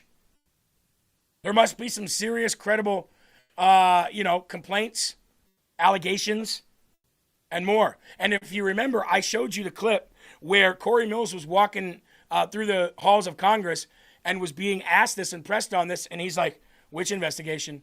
Which statement? Which allegation? Yeah, I don't know. You're gonna have to wait till that comes out, I guess. All I know is they're all wrong. Now, he may be right. Wouldn't be the first time somebody demonized somebody with lies, Brett Kavanaugh. But I have a feeling him, Eric Swalwell, Ruben Gallego, all of them, I have a feeling that they're all not going to make it. Swalwell's already gone. Gallego will be the next to leave. He'll end up resigning his post very soon. Ruben Gallego is under a full criminal investigation by the DOJ as well. So we don't need this kind of corruption in either party. I don't care what you have in front of your name. It's time to go. It's time to go. Congressman Mills. This is that video. I'm Joe with News Nation. Have you heard anything about potential expulsion vote for yourself and other people talking about it? Not to mention the fact that I don't even fall into the category of Swalwell and Gonzalez. One, I'm not married, so there's one thing. Two, I've never sexually harassed and or had any complaints by any staffers or interns on the Hill. It's just not even a fair comparison. This is obviously a political Democrat tit for tat, so I'm not even going to entertain it, but I've not heard anything as far as myself. Got you. And obviously the allegations, I mean, that you are facing now, very different from what they're facing. But, apologies if I missed this, do you deny the allegations against you? Well, there's many things that's been accused and allegations against me. I mean, look, at one point in time, they tried to make a claim of domestic violence, even though no one actually claimed there was domestic violence, and had never been arrested, had never gone to any proceedings, and it was essentially just something where there's a bad break. It's just interesting kind of seeing how you're guilty by accusation as opposed to the way the rule of law really truly works. Yeah. Have you heard anything about ethics as it's ongoing with you? No, we've provided everything we needed. So our treasurer and our attorney basically updated our FEC file report. A lot of members, a lot of people know this, but our treasurer fill out our FEC reports each quarter, and there's mistakes that get made sometimes. And when we noted the actual mistakes, we went ahead and made those corrections and resubmitted them into the ethics. Okay, and just lastly, anything that you would say to the several members, some Republican, that have said they feel like you should face an expulsion vote? Well, I'd love to know which some Republicans that is. I can send you a list, but we've seen on social media some have publicly mentioned your name. I haven't seen any Republicans, actually, I think, with the exception Nancy of Mace, Anna Pauluna. Which is ironic, given the fact that if you go back to October of 2026, I think she had an actual temporary restraining order against her, and still has an active gag order since December as well. I think she's got an ethics investigation as well, if I'm not mistaken. So I don't believe there's a lot more Republicans out there, but if you can give me a list, I'd be happy to see it. Thank you. Thank you. So, I mean, take it for what it is. He's also accused of stolen valor. Multiple accusations of stolen valor. So I'll just say this. I don't know Representative Corey Mills. I've never met him. I've met many congressmen and women, but never Corey. So I don't know the guy personally. I've never shaken his hand. I've never looked into his eyes. I've never, had that opportunity. Whether it's an honor or not, I don't know. But look, in politics, where there's smoke doesn't mean that there's always fire. But where there's a lot of different smoke, a lot of different fires, there's something going on. There's something going on. Now, Tired 2023 said, at least he answered, hey, you're 100% correct.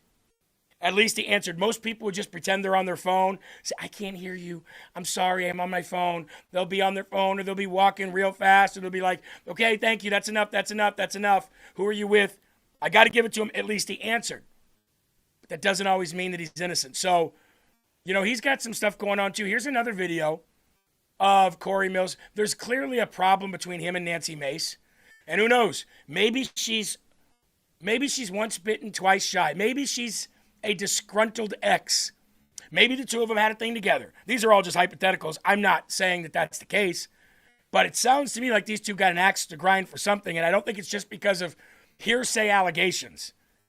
In regards to Mace, I mean, look, this is a woman who continues to try and go after and attack people because she thinks it's good for clickbait on social media and for the simple, concept of sensationalizing something that she can fundraise off of.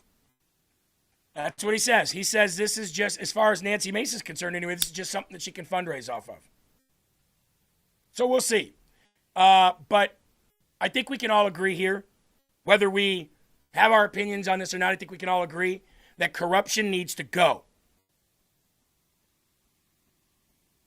Corruption needs to absolutely go and get out of our political system. And the only way to do that is to hold our side accountable just as much as we hold the other side accountable. And that is why I always say, you really want to drain the swamp? Flood the elections, primaries and otherwise, with regular, everyday, hardworking people. That'll do it. On the Democrat side and on the Republican side. You're sick of your party? Do something. Run for office. Help somebody run for office. Make change. Hell, the Republican Party has a problem even getting up and going to vote, let alone run for something. Now, this is the... Did anybody see Governor Mikey Sherrill come out? And by the way, I think that's a stupid name, Mikey for a woman. How come it's not Mickey? Doesn't make any sense. Maybe she's a trans. I don't know. Maybe she's a he. But did you guys see this Mikey Sherrill coming out and admitting that they found 6,600 illegal voters on the voting rolls because of a program software error? Why'd she even do it? Do you think that a Democrat governor did it out of their moral compass? The moral compass was pushing them towards, I just got to tell the truth. Think about where we're at, okay? Read the room. We are in a battle with our own Republican Party. Yeah, I know, Tired. I know, 600,000, the real number. We are in a battle with our own Republican Party to pass the SAVE Act.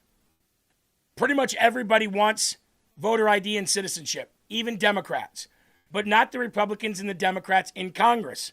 They don't seem to want it, okay? That's the situation that we're in right now. We also just came off President Trump declassifying the first round of information about how China had meddled in our 2020 election, and now has declassified more as it pertains to voter rolls, and saying 4 states we found 275,000 non-voters, illegal voters that shouldn't be voting in 4 states.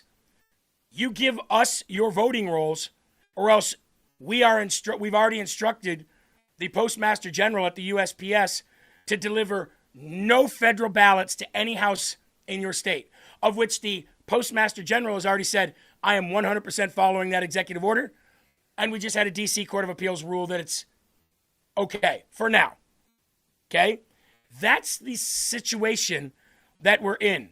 So please tell me, why would a Democrat governor who has been on the record saying that no election has been stolen, the 2020 election was the most secure election in history, and that Donald Trump is a crazy old man, why would she come out and just willingly tell you that a software programming error found 6,600 non or illegal voters?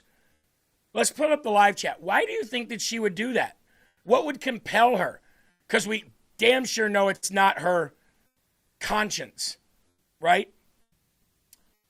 I'm going to pull up the Rumble chat. I want to see what you guys say. Sound off in there, by the way. I know it takes a few minutes for a few seconds from what I'm saying to get to you. Scott Pressler said he will cut his hair if the Save America Act passes. Wow. Tired said so many in Jersey says she cheated. She came out because if they will check NJ voting rolls to get ahead of the findings and the fraud, damage control, scared. Because her ass is grass, says Crystal. She is scared. She doesn't want to be audited. She don't want Daddy Trump consequences. ICE is coming. She has no choice. She's a freaking liar. Software error, so they say. Because she's guilty. She's caught. She's covering her own butt. Saving face. Doesn't want to be arrested. Said she wasn't in office yet. No, that's fine. She's still, the question still remains, why come out now and do this? How would this benefit her? Covering her own butt? Getting ahead of the sugar honey iced tea coming? Because she's busted and she's trying to weasel out of it to cover her own ass? She's trying to get ahead of something? It's clear that there's no reason for her to do this, especially at such a low number. Now let's break this down, okay? States that have been audited, you found 275,000 non-voters. Trump has been an executive order that's been upheld by a court of appeals, a federal court of appeals, and the Postmaster General's on his side says, your state's not getting federal ballots, period. There's nothing you're going to be able to do about it. Sorry, no mail-in ballots for your state. There's also a investigation, not criminal yet, but a probe and an investigation by the DOJ into these states that are not willing to give the voting rolls over. Now, again, this has nothing to do with your state election. This has everything to do with federal voting. So the feds and the Department of Homeland Security, especially if there's a risk to national security, have the jurisdiction to get these. They should subpoena them, to be honest with you. Now, I think some subpoenas have went out. We'll see how that goes. But first it's a request, then it's a subpoena, and then it's a court order. I think that's the avenue that the Trump administration is taking. And in the meantime, you could willingly and voluntarily do it, and it would show some, it would show some integrity. But the low number that she came out with sounds to me like she's trying to save face, play ball, but at the same time say, but even though we found that much, that's not enough to claim that you could have overturned an election. But little does she know that her coming out with this triggered an audit. So when the governor of the state comes out and the governor admits that there was an issue and that this is basically advocating for voter rolls to be audited and cleaned, when the governor makes that claim and says unequivocally, we have found this, that triggers an automatic audit. So I think she kind of screwed up. I don't think she realized what was going to happen. I think she thought, well, hey, I'm going to come out and say it's just a little bit, so there's no way that anybody will say anything about it, about how it could have overturned an election or not. But at the same time, it shows that I'm trying to be, straight up with the taxpayers and the voters of the state, that I'm going to be, doing everything that I can. I'm going to be, avidly trying to make sure that we have the most secure election in Jersey. And it actually triggered an audit. And now she's going to be, now the state's, you're really going to find out. What an idiot. What an idiot.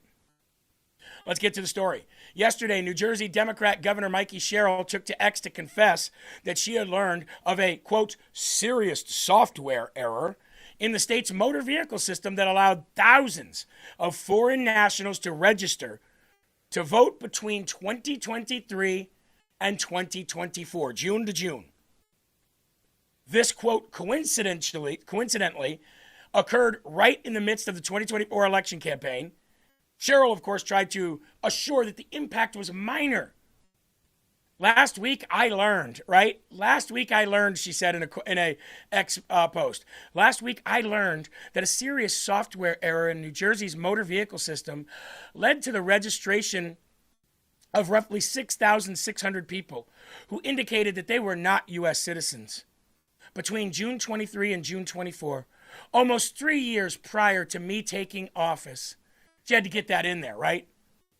She had to sneak that one in there. Almost 3 years prior to me taking office. Sherrill assured New Jersey voters that she had ordered an investigation into the matter. Well, your investigation or not, investigations are happening, sweetheart. And the removal of these foreigners who were erroneously added, she said, to the voting rolls. She then took a shot at President Trump as well. Of course she did. Why wouldn't she? Took that nice little swipe at President Trump as well, saying that, let me make this clear. Donald Trump's claim that the 2020 election was stolen and that it somehow could have been overturned if we had found this kind of fraud, this would not have happened. Nothing would have changed if these 6,600 foreigners were found. Had to throw that one out there, huh? Upon learning this information, I immediately ordered my chief counsel to launch an investigation to get to the bottom of what occurred. Yeah, okay. Yeah, I'm sure you are trying to get to the bottom of it, and I'm sure you're going to hold people accountable too, right? Harmeet Dillon got a hold of it. Civil Rights Division attorney. She said today, New Jersey Governor Mikey Sherrill stated that 400 non-citizens voted in elections. I'm not sure what she meant there.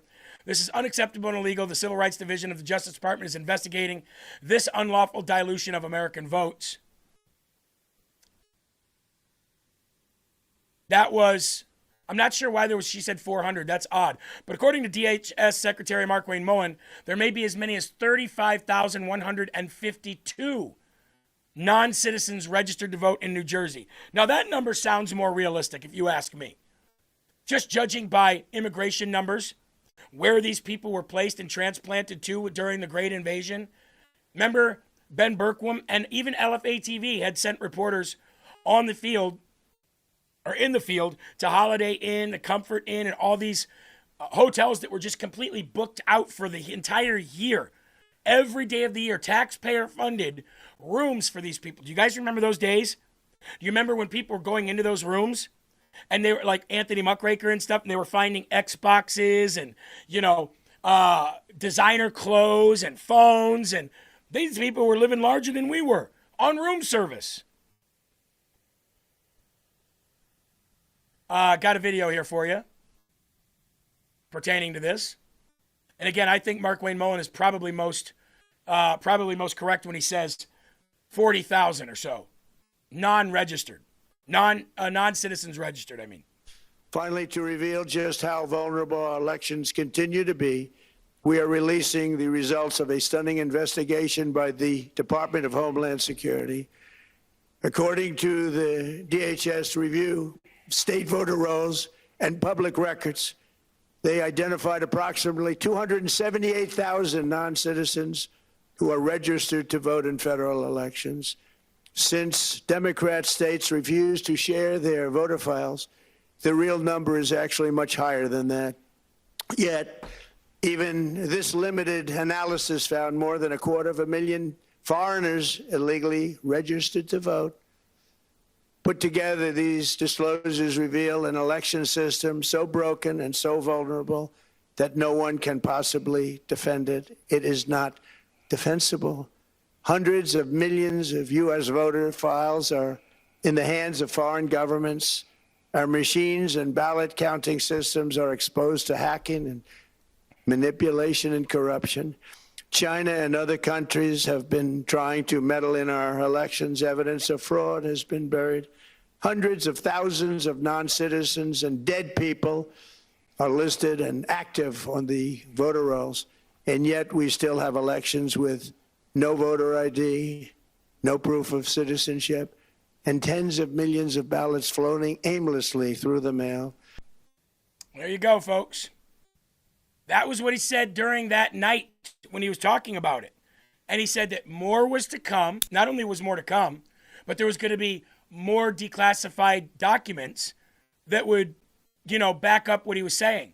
And a lot of people were saying that night, you're giving no proof, you're giving no proof. Well, the declassified documents that President Trump put out that night were pertaining to China. They were pertaining to China, not what he said after that about the voting rolls. Now, we've been talking about the voting rolls for a very, very long time, and the ERIC system. How many of you in your state do you know if your state is currently utilizing the ERIC system? ERIC. If you know that that's being operated in your state, let us know in the live chat.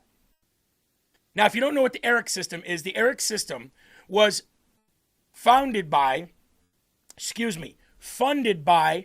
George Soros and continues to be funded to some degree by George Soros. It was adopted by dozens of states as an automatic voting roll cleanup program. So this was to automatically clean up your voting rolls for you and cross-reference things between Department of Motor Vehicles and the IRS and find out, if these people were still here, if they were alive, if they were dead, if they were citizens, if they weren't, XYZ. I see some people chiming in here. So Utah has the ERIC system. Texas has the ERIC system. Georgia has the ERIC system. Indiana has the ERIC system. Minnesota has the ERIC system. Arizona has the ERIC system. Michigan has the ERIC system. Somebody said Colorado does not. Surprising.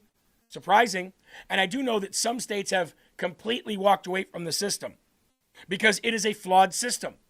It's a flawed system. It's supposed to even give constant reports It's supposed to give updated reports if, people are taken off or people are removed or people are blocked for any reason whatsoever or flagged. You're supposed to get these reports. But they don't. And if they do, they don't look at them. They don't care.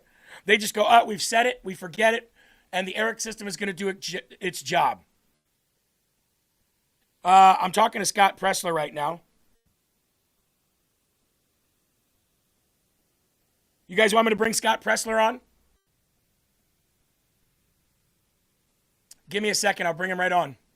I'm just talking to him. Actually, I was talking to him before the show, and I was asking him if he was able to come on today, and he just responded to me, said he can come on in 5 minutes.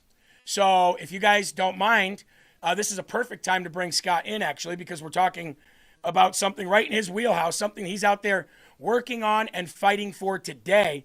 And I want to find out if that rumor is true. Did he really say that he would cut his hair if the SAVE Act was passed? I don't know. I'm gonna send him an invite right now. I got it. I'll do this one. There we go. Scott, we were gonna bring him on as soon as he comes on. As soon as he accepts that, we'll bring him on the air for you. I do want to pick his brain. I want to pick his brain about what he's doing and what he's... I also heard that he's actively working to primary Lisa Murkowski and John Thune. Now, we're probably going to talk about his time up in John Thune's district when there was a censure going on and he got kicked out. I haven't talked to him about that. I also haven't talked to him about his current fight, what he's doing. I know he's all over the place. I see videos of him all over the place trying to save this country. And you know what? I'm going to say this about Scott right now.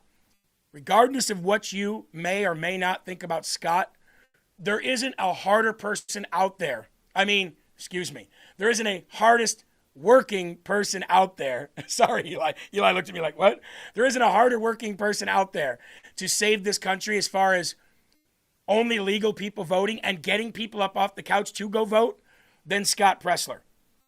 And I've always said that. And if you guys don't remember how he started, how he got his start was he was taking teams of people out, cleaning up after Antifa and BLM riots. Even though, Eli, Antifa is supposed to be just an idea, apparently that idea destroyed cities, which Scott Pressler and his team cleaned up. Yeah, that's why I get so sick and utterly tired of these scumbags saying that about Antifa. I've never seen ideas do tangible things, set things on fire, ruin people's lives, destroy buildings, throw rocks and bricks at cops. Ideas don't do that. Yeah, ideas, usually you need some action put behind that idea with physical hands or brains or feet or something. They don't typically destroy cities where people have to go in and clean up because the cops even refuse to do that. We will bring Scott on here in just a couple minutes. Right now, let's take a break. Rise Up Coffee.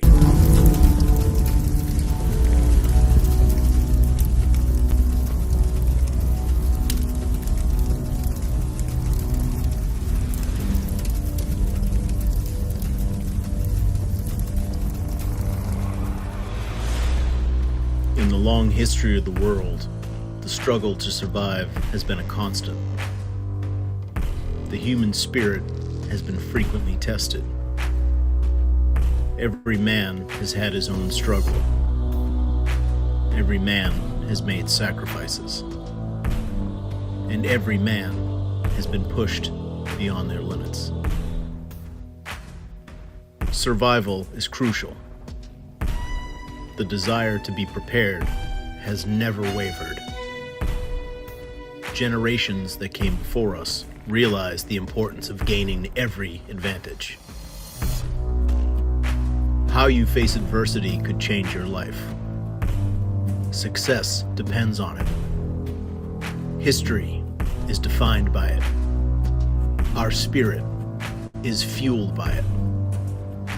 Our strength comes in many forms. The strength to fight. The strength to overcome. The strength to believe. The strength to win. The strength to rise. Rise Up Coffee. Rise up to meet your challenge.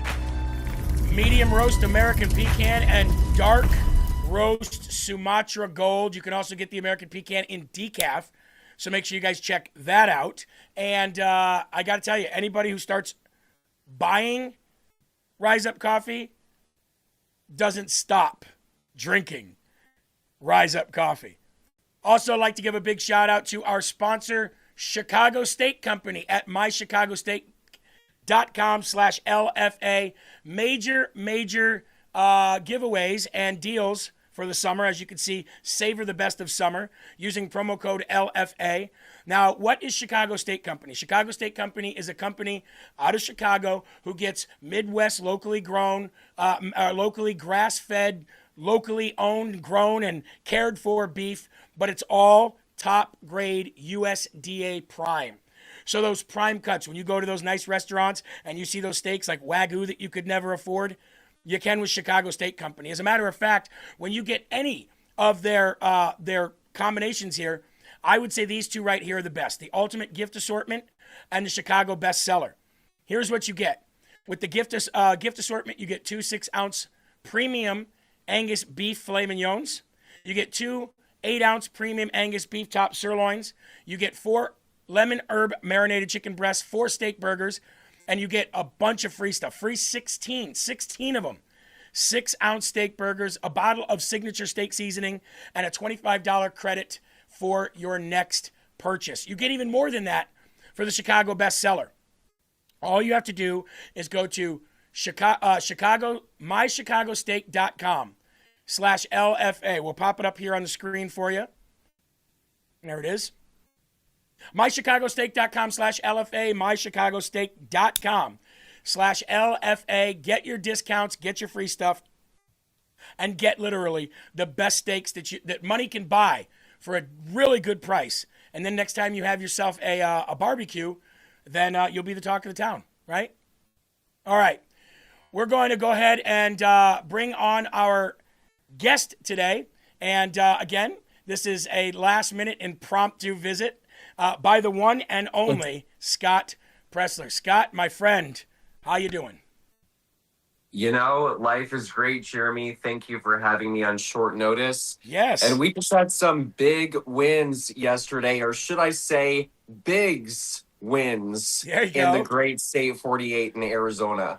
Yeah, tell us about them. I saw you posting videos from Arizona yesterday. I saw, like, anytime somebody's got an issue with a voting machine, you're getting them right on camera. You're popping them up. That's exactly what the Republican Party has always needed. Tell us about what happened yesterday in Arizona and some of the anomalies that you saw and chronicled.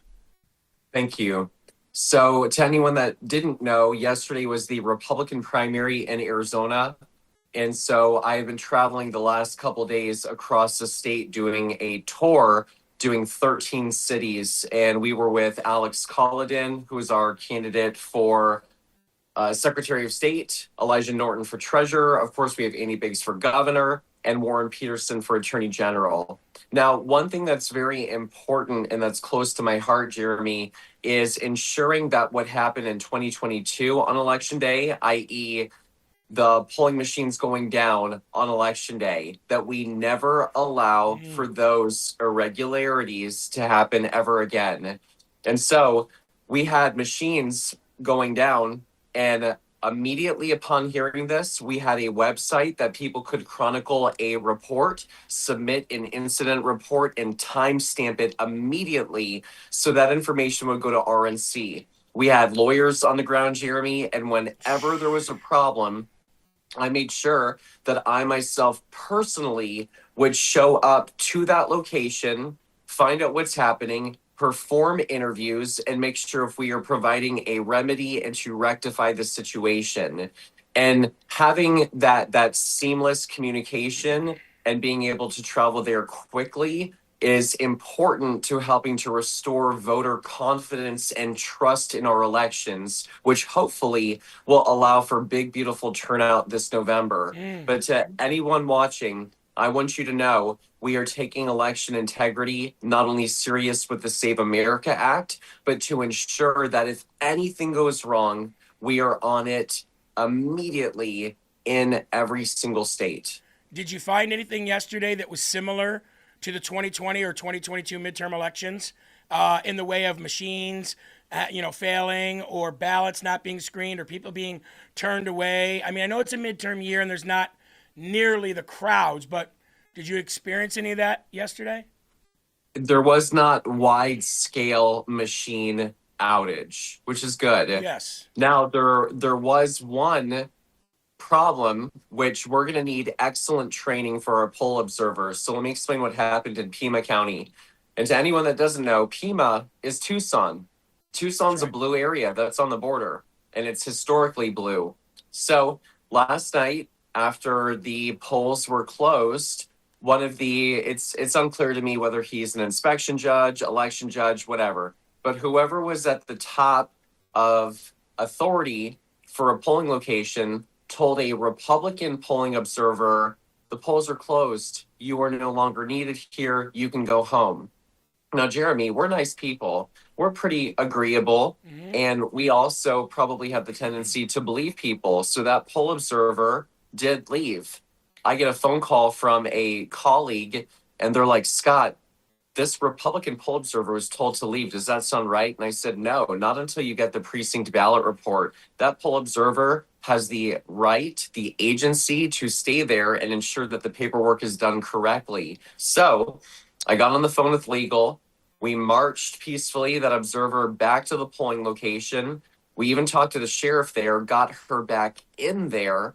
And just imagine, these Pima people even told the observer, no one has ever stayed after counting. And it's like, guys, that's the problem.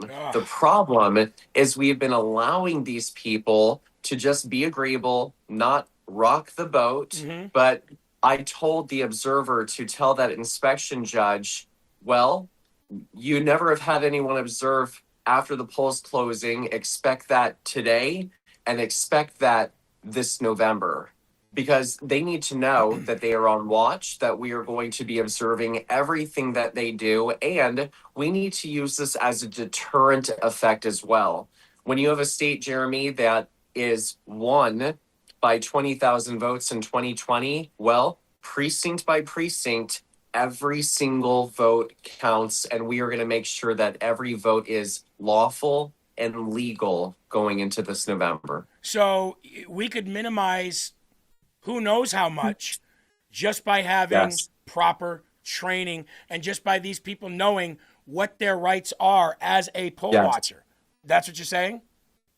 Exactly. So we have to do a better job of explaining, no, if anyone tells you you can leave, you should leave, etc., you are not leaving until you inspect the precinct ballot report, until you make sure that every T is crossed, every I is dotted. And so that's incumbent on us to not only recruit great people, but then train those people. Rosebud in the live chat said, I'm literally not leaving until Scott says I can. Full stop. Right. That's what she said. Amazing. Thank you, Rose. Amazing. No, we've got a lot of people that are in the live chat over the last, since 2020 that have gotten involved somehow, some way. We've gotten people that have run for school boards, city councils. I myself ran when I lived in New Hampshire. There's a lot of active people in here. And isn't the RNC responsible for giving this kind of education and this kind of this information to states and then have the states train, or is it a state by state thing? I think it's both. I remember the great Laura Trump when she was our RNC co-chair, and she put it on her heart to ensure that we were getting poll watchers, poll observers, election day workers all across the country. But of course, no one entity is going to be able to perform those duties and tasks. And so therefore, you have to disseminate it to the state level, right? But then in Pennsylvania, we have 67 counties. Then you're going to have to disseminate to the county level, which just shows that it's so imperative that every single person watching right now, the Jeremy Herrell show, please join your local Republican committee. Even if you're unhappy with your current leadership, Jeremy, like you, I just got elected. I am an elected countywide official for my Republican Party at the local level. I didn't go straight to Congress. I didn't go straight to a position of authority within the legislature. I ran local because I want to show people that I actually give a darn. And if I can do it, y'all can do it. So has the RNC, and look, we've had this conversation before when Laura Trump was there and Micah Whatley was there. We had this conversation back when Ronna McDaniel was there. Has the RNC ever reached out to you and said, I want to give you a team, I want to put you on a payroll, I want to give you resources, go win us an election? Have they ever done that before? I will. It's a nuanced conversation. I will say that when we together as a team, because many of the people watching wanted a change of leadership in 2024, and I thank you for putting immense pressure on former Chairwoman McDaniel to step down, and that gave us Michael Whatley. That gave us RNC co-chair Laura Trump, and so Laura, she brought me into the RNC, which had never been done before. She gave me a seat at the table. And when she did that for me, she did that for you. Yeah. That was putting the grassroots at the table. I will say that my communication with our chairman, Joe Gruters, by the way, our chairman, for anyone doesn't know, Gruters out of Florida, Gruters, and our co-chair that replaced Laura Trump is Casey Crosby. One thing that I can say with certainty is whenever I text them, they text back. And I don't text over small pedantic things. I text over big things. And so the communication is there. I think people know that I am involved in the Commonwealth of Pennsylvania. And you know what? I'm involved with other partners. Turning Point Action is a great partner. We were just in Arizona working together hand in glove. And I would like to see more of that as well. PACs working together with other PACs at the state level, that if the GOP isn't going to do it, well, we can count on third-party organizations to come in and do it. Yeah, so you know what this reminds me of? Remember back the ground game that was put together for Governor Youngkin when he was running? Remember they had the RNC had lawyers on the ground, they had activists on the ground, they had poll watchers that knew what the heck they were doing, that stayed. I think that model is the model for every state. If we could just scale that model, I think we'd never lose. It was cool yesterday, Jeremy, seeing, I traveled to several polling locations and the Democrats weren't at many of them. Republicans were out. And in fact, at some locations, Republicans had multiple tables or even 10 people. Great. So I will say, I think we are understanding the significance and the importance of, on a primary day, go to your local precinct, go the number of footage that is required to be outside of a polling location, because like in Arizona, it was 75 feet. If the GOP isn't there, set up your own table, meet the voter while they're there, have them sign up as a volunteer. Say, hey, do you care about election integrity? Can I get you to sign up as an election day worker to make sure that we have eyes and ears inside of our polling locations for safe and secure, fair and free elections? Really, my message is where there is a will, there is a way. And I just implore all of you, we must make President Trump before you're president. I promise you I'm going to continue to push the Save America Act. I promise you I'm going to get the non-juror rolls in Pennsylvania to make sure that we don't have illegal aliens on the voter rolls. And I'm going to continue to fight with you peacefully so that way we can legislate all of the campaign promises that were made to us going into the 2024 election. That is on my heart. A couple more questions and I'll let you go, but I have to get this one in here because I'm just thinking about it. I just saw you on a boat with James O'Keefe. Did I not? Sailing? Probably one of the most surreal and cool. Listen, James O'Keefe is a hero of mine. I don't even put us in the same level. He's like here, I'm like below the screen. And to have him allow me to spend time with him, to want to know what's on my mind when I so respect his work, helping to just be a truth teller. Mhm. James is a truth teller, and we need more of that. Mhm. It was one of the coolest moments. And just so you know, here I am steering a sailboat on literally on the high seas of the ocean. I've got the wind blowing at me. I have to keep the boat at 60% while making sure that I'm not crashing James O'Keefe's boat, and also be thoughtful enough to answer pointed questions about my craft. I'll tell you, that was it was a challenging but really fun, and something that I'll never forget, being down there in Florida with him. You know, I think as people who do what we do, you do what you do, I do what I do, Ben Berkholm does what he does, James does what he does. We all have a role, right? And we're good at what we do. But I think it's great for the people that watch and follow us to see something else once in a while other than ballots and, you know, registrations and this, that, and the other. That's our life, right? We live, eat, breathe, and sleep. And so I got to tell you, as somebody who's a fan of both of yours and James, somebody who knows you both, I thoroughly enjoyed watching that. And it was nice to take a break from the monotony of what we do every day and see the people that we admire have fun as people. And I think we'd get more of that. You know, the country would be a better place. I have a pitch. Chat, Jeremy's chat. I want you to tell me what you think of this idea. Tell me if I should do this, or tell me if this is a no-go. So over the last 15 months, I've lost 50 pounds. I'm on a health and wellness journey, inspired in part by our president and the Maha movement. And so I love to hike. Hiking is like my thing. What if I did this, chat?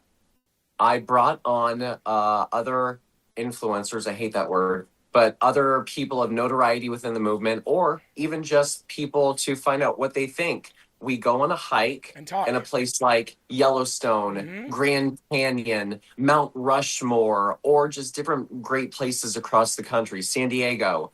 And while on the hike, we discuss politics, and we're showing the beauty of the country, wall tourism, wall Maha, and it's all filmed as we're doing a moderately challenging hike. Yeah. I mean, is that that's something? Great. That, you know, you see that with content creators and people have channels.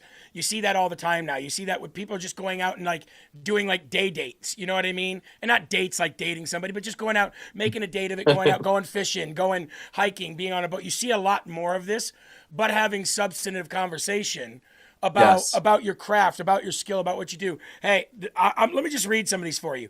I'm in. Do it. That sounds amazing. Come to the Gulf of America. What a beautiful idea. Very awesome idea. Do it. I'll watch. Great idea. Awesome idea. Way to ruin a hike by talking with laughy faces. That's funny. Don't disturb the buffalo, or you might end up airborne, like that guy in that video. No, I think everybody would watch it, and I think it might even reach people who would not watch it if it was just you at another polling place. You know what I mean? Because you're diving deeper into a person's, you know, personality and their psyche, and it's just a different way for them to consume information about who you are and what you do, and it could even bring people into the mix. So I say do it. I'm actually doing something like that myself. I'm starting a thing. You know that website YouMingle, where you can just go on and type in some, you know, trending stuff, and then people like-minded come on and you just meet them and you talk. I'm going to be doing that, but I'm going to be doing, can you pass a civics test? And I'm going to see how many Americans out there can actually pass a civics test. And if you can't pass a civics test, no harm, no foul. It means you got some learning to do. But should you really be online every day talking about policy and trade and immigration if you can't even pass a civics test? So, you know, I may be setting myself up for failure here, but do you want to do an example of one of the questions that you would ask on YouMingle? Sure. Go ahead. No, I mean, you asked me. Let's see. I asked. Okay. Let's see. How many years is a U.S. senator termed for? A U.S. senator is termed for 6 years. How many years is a U.S. House of Representative termed for? 2 years, unless they don't pass the Save America Act, in which case they're going to be 0 years. What is the Supreme Law of the land? The United States Constitution. How many amendments are there in the Bill of Rights? In the Bill of Rights, there are 10. How many amendments are there total to the Constitution? Oh gosh, I think there are 27. You nailed it. You nailed it. So it's Am I good? You nailed it. I'm That's good. it. You nailed it. So that's Republican. Questions like that, that I think everybody should know the answer to because, you learn that in school. So, and I don't want to be rude to people about it too. If they can't pass it, I'm not going to be like, you idiot. I'm just going to go, so do you think that you possibly could be wrong when you're talking about political stuff online? Maybe want to, I'm doing it as an incentive to get people to learn more if they want to talk about it, right? If you're talking about a subject, you should know. Those clips are going to go viral too, because it's like when Caitlin Bennett goes to the beach and asks those questions, it's going to be like that. Yes. Yes, she's so awesome. I love Caitlin. I haven't seen her in years, but she's so great. All right, last question. New Jersey, Mikey Sherrill. She comes out, we just talked about this for the last 15 minutes before you came on. She comes out at a very odd time, right? We're trying to pass the Save America Act. We're talking about the dirty voter rolls. We're talking about the ERIC system. President Trump just comes out and declassifies China's role in meddling in the election. Talks about how many dirty voter rolls there are. We find 275,000 illegal voters and non-citizens in just 4 states. And all of a sudden, Mikey Sherrill comes out. I don't know what benefits her by doing this other than maybe saving some face or trying to get out of some trouble before she gets into it. But she comes out and says, we found 6,600 non-citizens on our voting rolls because of a software error, but it was before me, but we're going to clean it up. And by the way, Donald Trump's claims that the 2020 election is stolen is false. Can I just get your thoughts on all this? You're watching in real time one of the biggest cover-ups of illegal aliens voting in our elections. And I have to say, another conspiracy theory proven correct. We have always known illegal aliens are registered and voting in our elections. But now, thank you, Governor Mikey Sherrill, because you just proved us correct. Mm-hmm. Every single one of you that has known that there is fraud in our elections, that illegal aliens are voting, yesterday was your vindication. You are vindicated. You are on the right side of history. And I say pass the gosh darn Save America Act. The only reason why we know this to be true is because of the Department of Homeland Security. DHS released a document that 250,000 non-citizens are registered to vote on the voter rolls. And that's just 4 states. I know. California, New Jersey, Nevada, and Pennsylvania. 250 in 4 states. Imagine how many there are nationwide in all 50. And tell me, do you believe that only one state has had a software error where non-citizens are registered to vote because of the DMV or whatever your local agency is for vehicles? No, I do not believe that for a moment. I do not believe it's only 6,600. And Mikey Sherrill is only trying to get ahead of this because she feels the crushing pressure of DHS and DOJ on her behind. I love that answer because it's the only answer that's plausible. It's the only answer that's logical why she would come out and do this now when Democrats are screaming at her for doing it. It's like she did it for a reason. All right, last question. I'm going to do it a 2-parter here. Are you currently and actively working on primarying Lisa Murkowski and John Thune? And are you going to cut your hair if the SAVE Act passes? Let me roll up my sleeves for this question. And I mean this, we're having fun here. Yes, of course. To everyone, I literally just woke up. I'm in Arizona time, so please don't hold it against me. I spent the last 4 days not getting sleep, but when Jeremy texts you, I answer. So if any United States senator does not pass the Save America Act or attach Save America Act funding to Budget Reconciliation 3.0, therefore needing 50, not 60 votes, I promise you, I will do everything peacefully and respectfully within my power to defeat any incumbent Republican senator that votes against the legislation. This November, we're working to defeat ranked choice voting. Anyone in Alaska ballot measure 2, vote yes to end the mess of ranked choice voting. Ballot measure 2, vote yes to end the mess. Then, once we end ranked choice voting this November, Governor Dunleavy, the current governor incumbent of Alaska, has already indicated that he will primary Lisa Murkowski.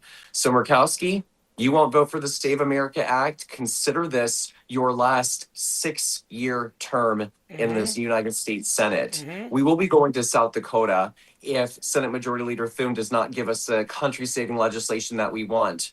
Idaho, Crapo, you're not doing enough. You are on peacefully the chopping block. Barrasso, Wyoming, you're not doing enough.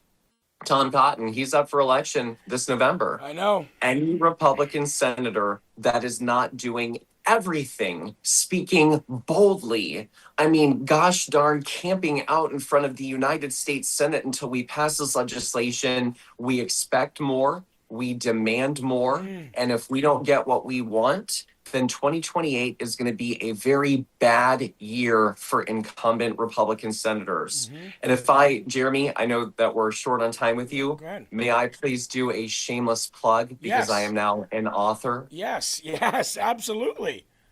I'm the author of a book called The Persistence. It's my story about how I helped to clean up America's cities like Baltimore, how we began seizing voter registration away from the left and making it fun on the right, and how we together as grassroots elected and reelected Donald J. Trump.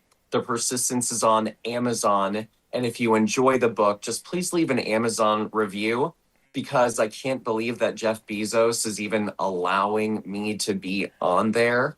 But I'm very grateful to be living this life. And again, I promise you, I am not going to stop for a second. You have my undying, peaceful commitment to ensuring that Donald J. Trump is a 4-year president. And the hair? I heard the hair. You're not really going to cut that, are you? Well, the Save America Act must be passed. And I made a commitment, and I said that I will cut my hair. Wow. Well, just cut 2 inches off it then, right? You didn't say specifically, right, what you were going to get for a haircut. Just cut a couple inches. I was very careful with my word choice. Exactly. Hey, I am running for U.S. Congress, District 1 in Iowa for 2028. Right now, I'm helping. I'm helping the current Republican Party here, but I will be running after this midterm is done, and after we win, I will be out there actively. I'm gonna have to request request that you come out and help me during that at some point, just for some event. I love Iowa, and thank you for setting it on your heart to make sure that we get Lane this November as governor. Lane. And thank you for helping be incumbent. And I look forward to returning to the beautiful seat of Iowa. Awesome. Hey, as always, you are a hero to the country, and you're humble about it. That's what we love about you. Everybody in the chat loves you. To support Scott, just go buy his book, The Persistence, right? Yes, The Persistence. On because Amazon. we are not the resistance, we are the persistence. That's right. Go get it on Amazon. Follow Scott anywhere. And what's the website for your activism that you're doing? Oh, thank you. My organization is earlyvoteaction.com, earlyvoteaction.com. earlyvoteaction.com. Love you as always. Call me if you need anything ever, and I got your back, okay? Thank you, guys. Thank you, chat. Thank you. All right, see you later, Scott. There he goes, folks. The legend himself, Scott Presler. Hey, look, like I said, there's nobody that works harder. There's nobody that works harder for states that he doesn't even live in. Like, I can see working for the state that you live in as hard as he does. I can even see working that hard in surrounding neighboring states. But to do it for any state that requests his help, nobody knows the ground game better than Scott. And every week he posts where a certain state is with Republican registrations for the upcoming election and Democrat registrations. He tells you how much is needed to overcome the Democrats or how much we're ahead by. He's always giving updates. So check him out, folks. earlyvoteaction.com or Scott Presler on all sites. Boy, Eli, the guy really knows what he's doing. And if we could have 1 million Scott Presslers out there, you and I wouldn't have to have a job here. You and I would just have normal, regular jobs. We wouldn't have to report anything out there because all the 1 million Scotts out there would be handling it. You know? Damn, Skipper, you're right. Nobody works harder for the Republican Party, I'll tell you that much right now. He busts his ass with everything he does. Absolutely, and I think the RNC needs to, give him a full-time position.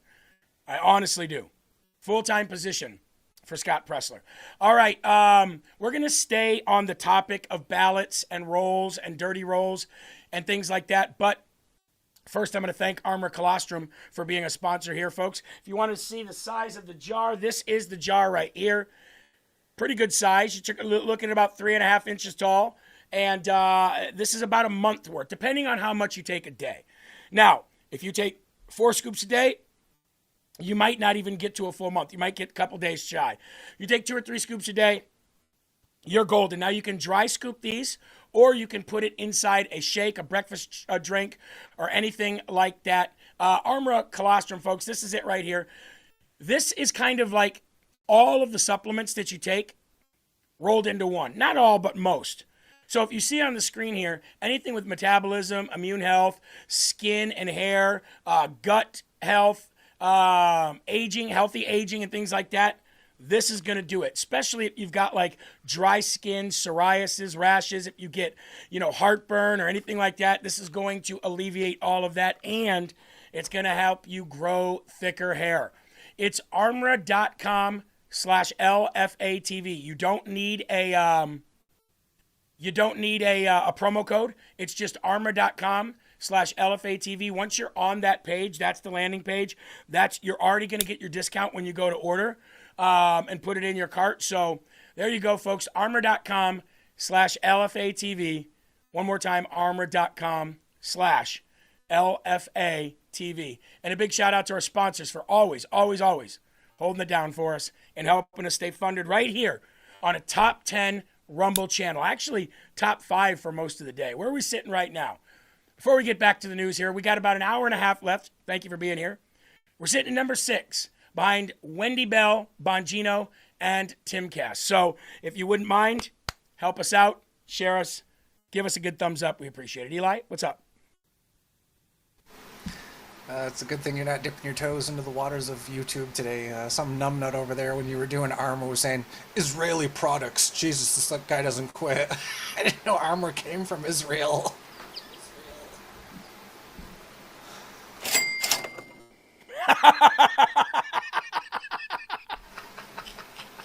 L'chaim!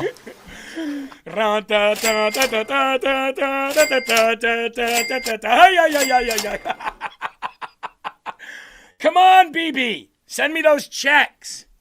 I didn't know BB Netanyahu owned Armor Colostrum, but Armor Colostrum. Get yours today. And by the way, getting paid, Eli, getting paid. You have to get that grit in the throat. Armor Colostrum. This Israel, this guy doesn't stop. You must be crazy. All right.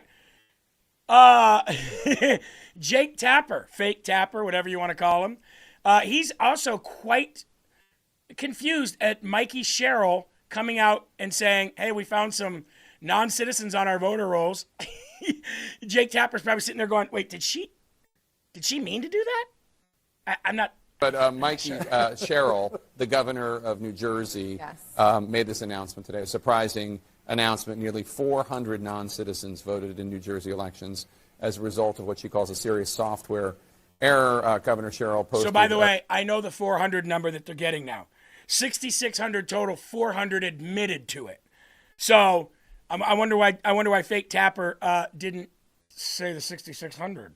This quote, as the Trump administration tries to weaponize elections for political gain, I am ensuring we protect our election. She goes on to say the difference is simple. When we find a problem, we don't hide it, deny it, or invent conspiracies. We investigate it, we fix it, and we tell the public. I have to say, though, for Democrats, I'm not saying that the Save America, the Save Act is going to pass. Yeah. But this is not good for Democrats' argument that there's no such thing as undocumented immigrants voting.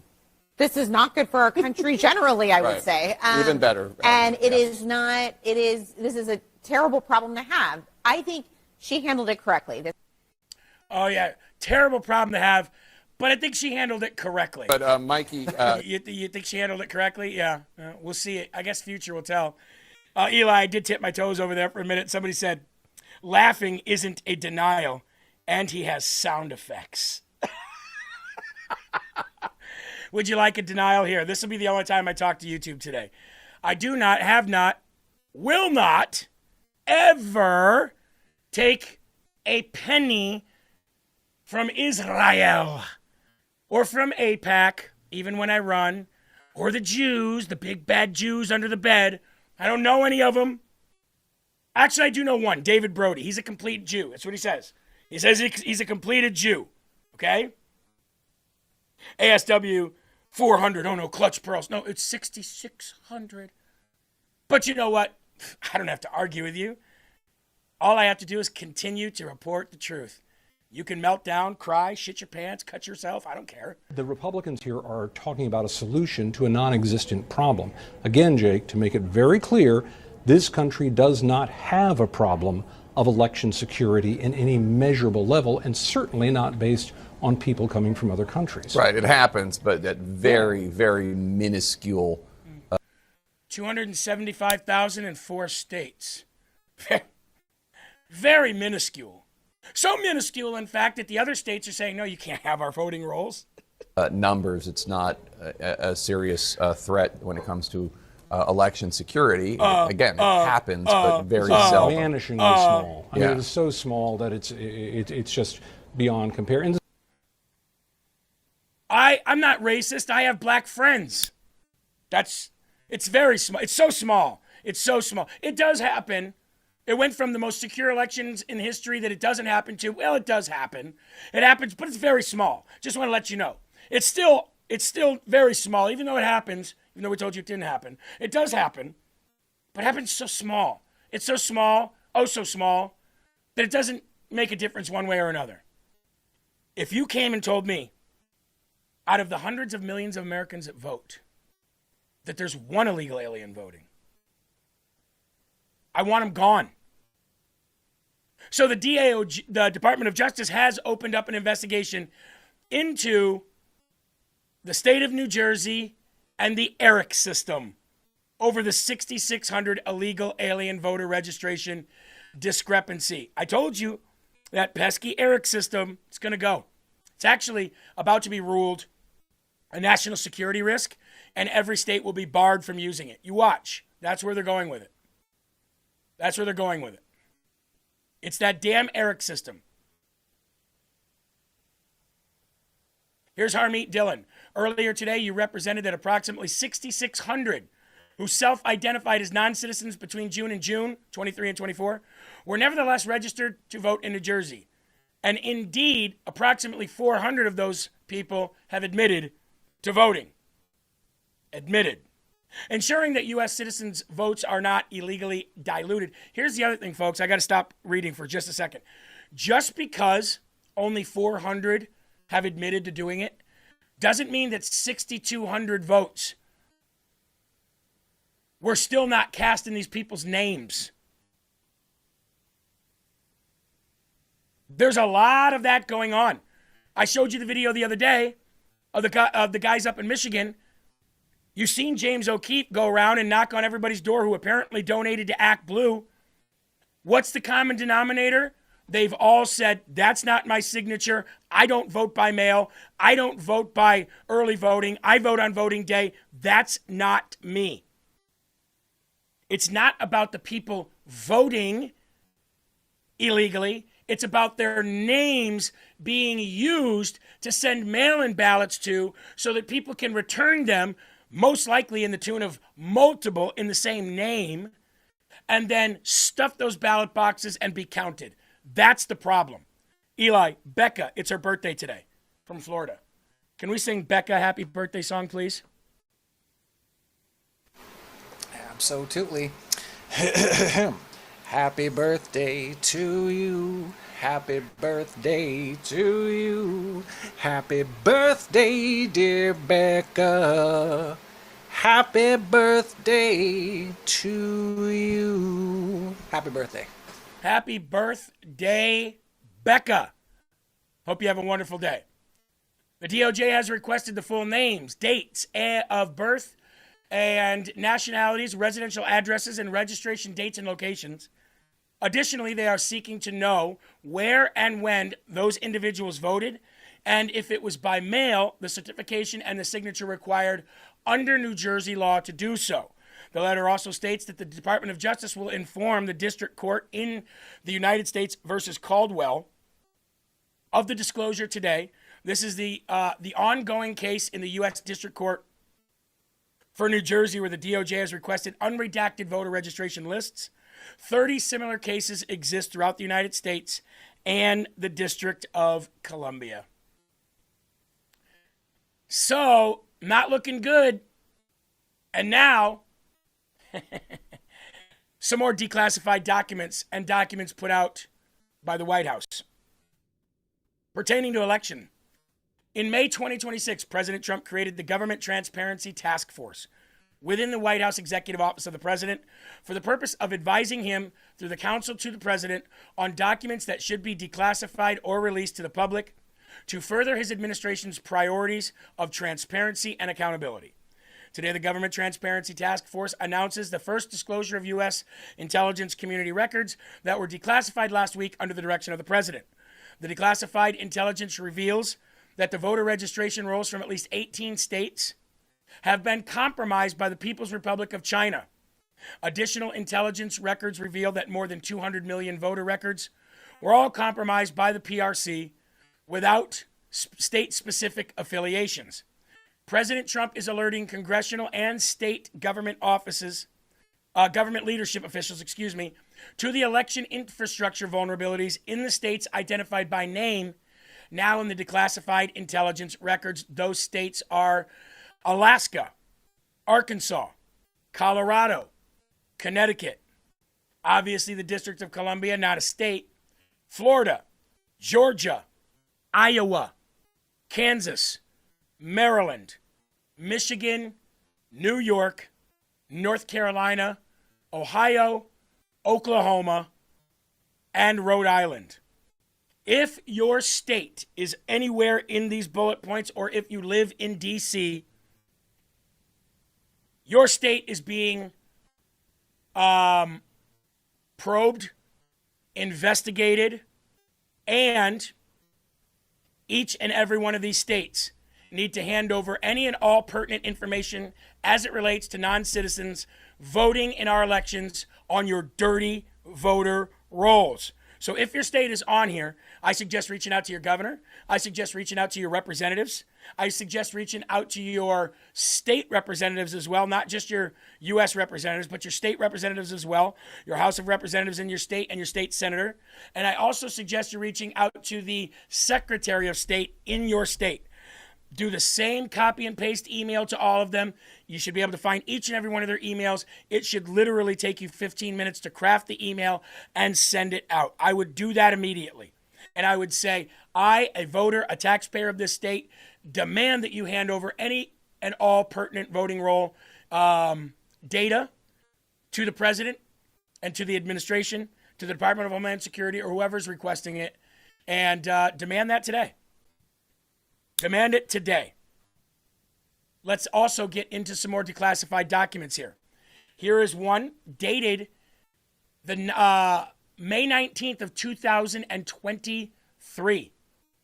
May 19th of 2023. It says database checks spreadsheet. Enclosed are the following items. Database searches were conducted on the 107 voter registration applicants from item 1B1 in an attempt to identify voter registration applications with potentially fraudulent signatures or listing non-existent individuals. The database searches revealed the following. 91 individuals returned no results in database checks. 16 individuals were confirmed to be existing people, but only 4 had signatures on file that matched the signatures provided in the associated voter registration application. And let's see. Let's go to second page here. Second page here, right here. This one is dated 10/29/2020. A lot of redactions here. Resident of, as, also hand-delivered numerous applications with similar red flags.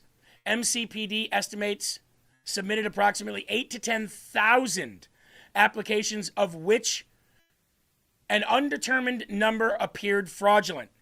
Informed investigator she works for and was paid for voter registration work. She was involved in similar registration drives in Detroit. Not sure the name of that place. Ypsilanti, Southfield, Flint, and Lansing. So this is Michigan. We all know that there's a lot going on up in Michigan right now as it pertains to fraudulent ballots and votes. Open source search revealed a candidate in the 2018 Georgia District 7 congressional election paid $52,000 for field consulting and canvasser payments. A Sentinel research revealed positive results for redacted related to a restricted case. The local and state law enforcement agencies will continue their active investigation and will likely take over action by search warrant this week. Now we get into Michigan. The MCCO Muskegon, Michigan, began receiving state of Michigan voter registration applications via mail in total 6 packages. The applications appeared to be fraudulent based on non-existent addresses, invalid telephone numbers, mismatched signatures when compared to the Michigan Secretary of State records, and multiple applicants appeared to have the same handwriting signatures. The packages were marked and had 2 return addresses. The address is Staybridge Street, and the redacted address is a single family residence. So this goes back into the multiple people being at one residence, but yet nobody lives there. I will put all of these out on social media for you, and you can screenshot these as we put them up on the screen for you. These are just more unclassified or declassified documents that talk about how voting rolls are absolutely dirty in each and every one of these states. Here's another newly declassified document here. We'll pop this up on the screen. National Intelligence Council. I'm not going to read the whole thing for you, but I will read some of it here. Ahead of the 2020 election, U.S. elections, foreign states will continue to use covert and overt influence measures in their attempts to sway U.S. voters' preferences and perspectives, shift U.S. policies, increase discord in the United States, and undermine the American people's confidence in our democratic processes. Not a democratic government, but our democratic processes in our constitutional republic. This is exactly what the left said that Russia did. This is exactly what they said that Russia did. Come to find out, Russia didn't. That was all a lie. So it seems to me like that was major projection. It seems to me like they were pointing the finger at Russia. That's why they were propping up Ukraine so much, when really it was China the whole time, which is what LFA TV has said since 2020. We said it was China and Venezuela. Those were the 2 involved. Period. Foreign states and other actors may seek to compromise our election infrastructure for a range of possible purposes, such as interfering with the voting processes, stealing sensitive data, or calling into question the validity of an election result. We judge that Russia, China, Iran, as well as many other non-state actors have the capability to conduct such activities, although it would be difficult for them to manipulate voting processes at a scale without detection. We are primarily concerned about ongoing and potential influences activity by Russia, China, and Iran. We assess that Russia is using a range of measures primarily to denigrate former Vice President Biden. And this, by the way, these are all old. These all came out. So these are declassified by President Trump on July 3rd, 2026. But the date right here is August 19th, 2020. Okay? So I'm just going to pop this up for you. You guys can screenshot that. Read the rest of it. You guys probably read it by the time I was reading it out loud anyway. We'll leave that up there for you. These are just more classified documents that were just put out by President Trump. And then here's a big one. Here's the big one. National Security Investigations. The Department of Homeland Security has initiated multiple investigations related to the allegations of non-citizen voting and registration. Over 250,000 non-citizens are illegally registered to vote in just the 4 states in which public data files have been reviewed. Just because, let me reiterate this, just because there's 250,000 illegals registered to vote doesn't mean that 250,000 individuals are fraudulently voting. What it does mean is that those individuals that are illegal and they're on the voting rolls, somebody's using their name for a mail-in ballot. That's what it means. We're not saying that 250,000 illegal aliens voted. We're saying that 250,000 illegal names are on the voting rolls, and somehow, they're getting mail-in ballots and they're being sent back. That's the problem. That's the issue. I'd like one Democrat to argue that we should have fraudulent and illegal voters on voting rolls. Georgia, 42,776 deceased, 2,549 non-citizen. Ohio, nearly 60,000 deceased, still getting mail-in ballots somehow though. Isn't that weird? 769 non-citizens. Tennessee, 37,000, almost 38,000 dead, 1,000 non-citizen. Texas, 111,000 dead, 2,300 non-citizen. North Carolina, 34,000 dead, 1,600 non-citizen. As you can see, the non-citizens on the voting rolls are a lot smaller than the deceased. But the deceased somehow are still getting votes back into the system. How is that happening? Anybody want to give an alternate reality statement that argues mine? Again, I would love for a Democrat to say, leave those names on the system. It's a good thing. Let's go back to Michigan, 2020. One of the worst states. Multiple ballots with the very same signature. This is not an investigation right now. This is a ballot. This is not a time for you to be investigating right now. Did you find something else? For you? No. So you need to move forward with the audit so we can get the numbers, so we can see how many ballots are here. What you're seeing here is people doing a recount. And the people that are in charge of doing the recount are saying, look, there's a lot of ballots that should not be in here. And the manager of the poll station is saying, that's not your job. Your job is just to recount the ballots. And the poll workers are saying, hold up. So you want us to just recount the same ballots that went in already, recount those ballots again. But we're finding fraudulent ballots. We're finding ballots with no signature. We're finding ballots that are double. And this person is saying, I don't care. That is not your role right now. Your role is to count. And the election workers are like, yeah, but if we count, it's going to be the same number 1,000 times. It's not the count. So when you hear all these people saying these were recounted, they were recounted. Okay, if I recount 10 every time, I'm going to get 10. It's not the count. It's the number of ballots that should not be counted.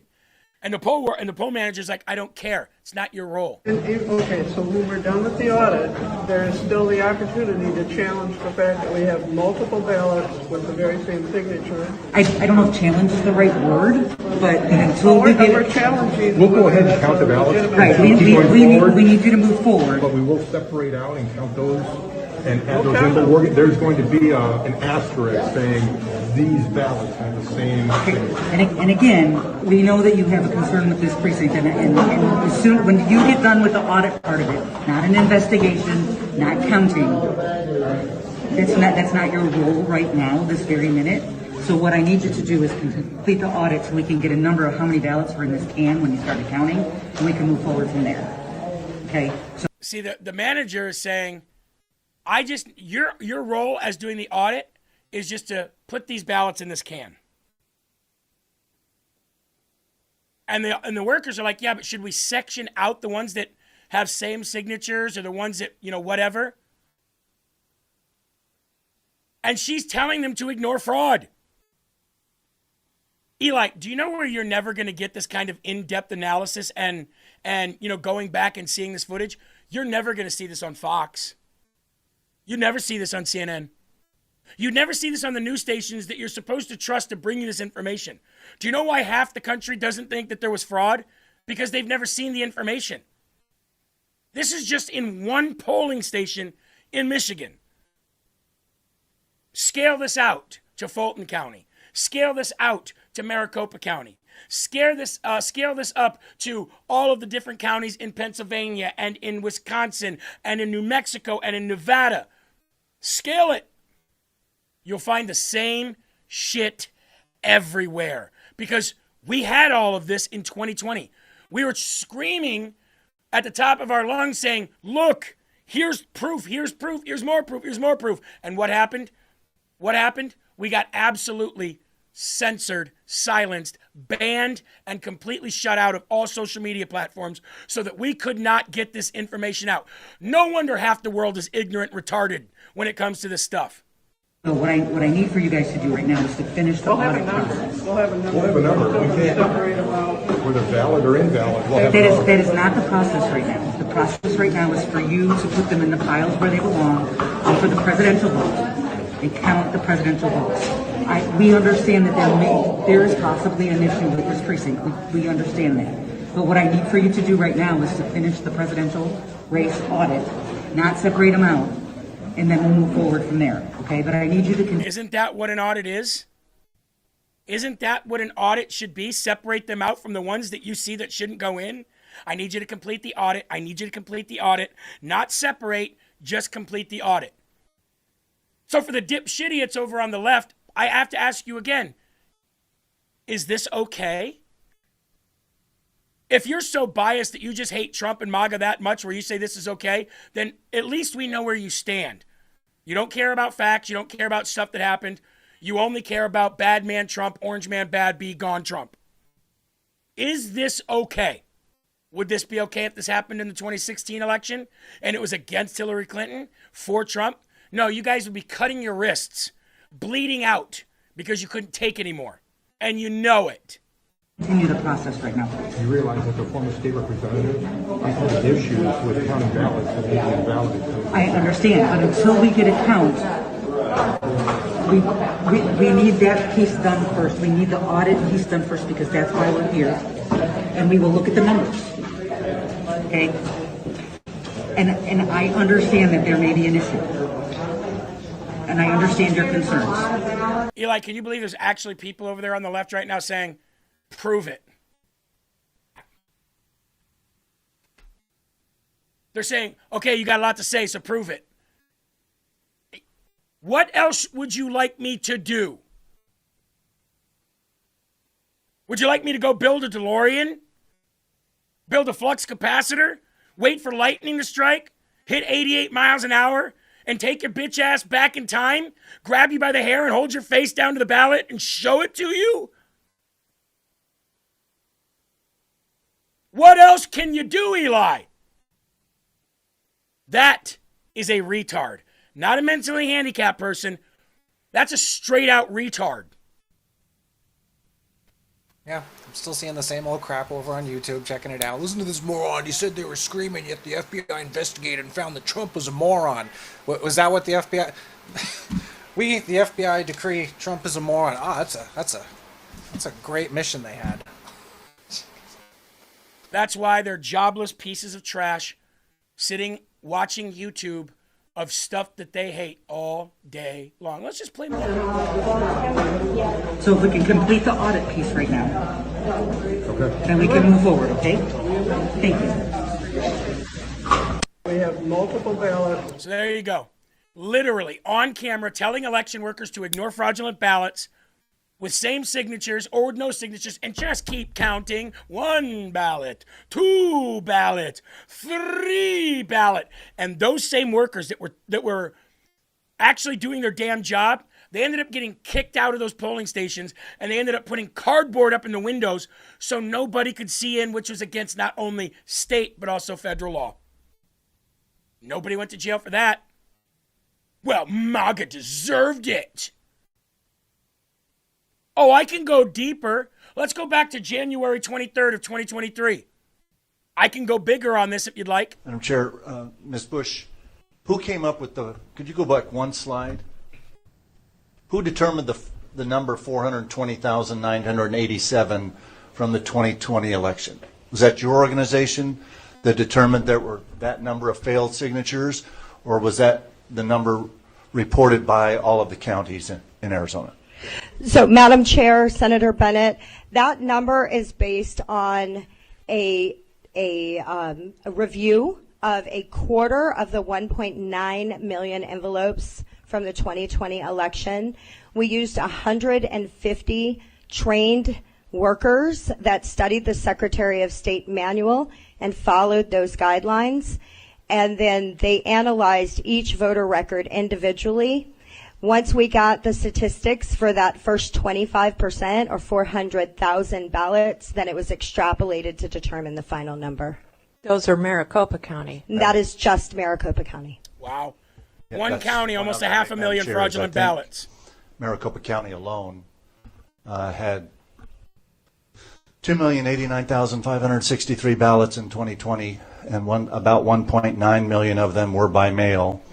And so your group analyzed about 25% of those 1.9 million in Maricopa County, came up with a percentage that you considered to have failed signature verification, then you extrapolated to get to the 420,000. Madam Chair, Senator Bennett, that is correct. Okay. Eli, this is an official government hearing. You have auditors there. You have signature verification experts there. You have election experts there. You have the committee, the election committee there. And you have elected officials and taxpayers in that room. Is that all fake? Or is that proof? Oh, we're going to keep playing more, but I just got to ask Eli this. This is the stuff that we've shown for 5 years now. This kind of stuff. Actual, factual stuff. Not stuff that you're seeing online. Numbers. Math. Woo.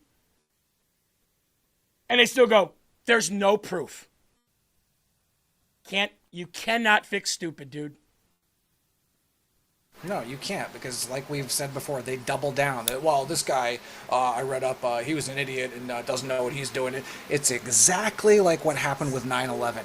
Multiple, not one, multiple professional building demolition men came forward and said, yeah, that plane didn't do that. That's a professional job. That's how you take down a building in our line of work. No, he's friggin' tinfoil hat. The plane flew into the building and that's what took them down. Yeah. But they'll be the same people that tell you, trust the science, MAGA. Put a mask on. Those numbers you believe. Even though that ended up being fake and false as well. So funny. So funny. Thank you. Madam Chair. What was that number again? Hold on. Who came up with could you go back one slide? What was that number? 420? Who determined the number right there. 420? 420,987. Eli, that was of the 1.9 million mail-in ballots. They only combed through 25% of them and found that 420,987 out of 1.9 million were not legal based on the signature alone in one county of one state.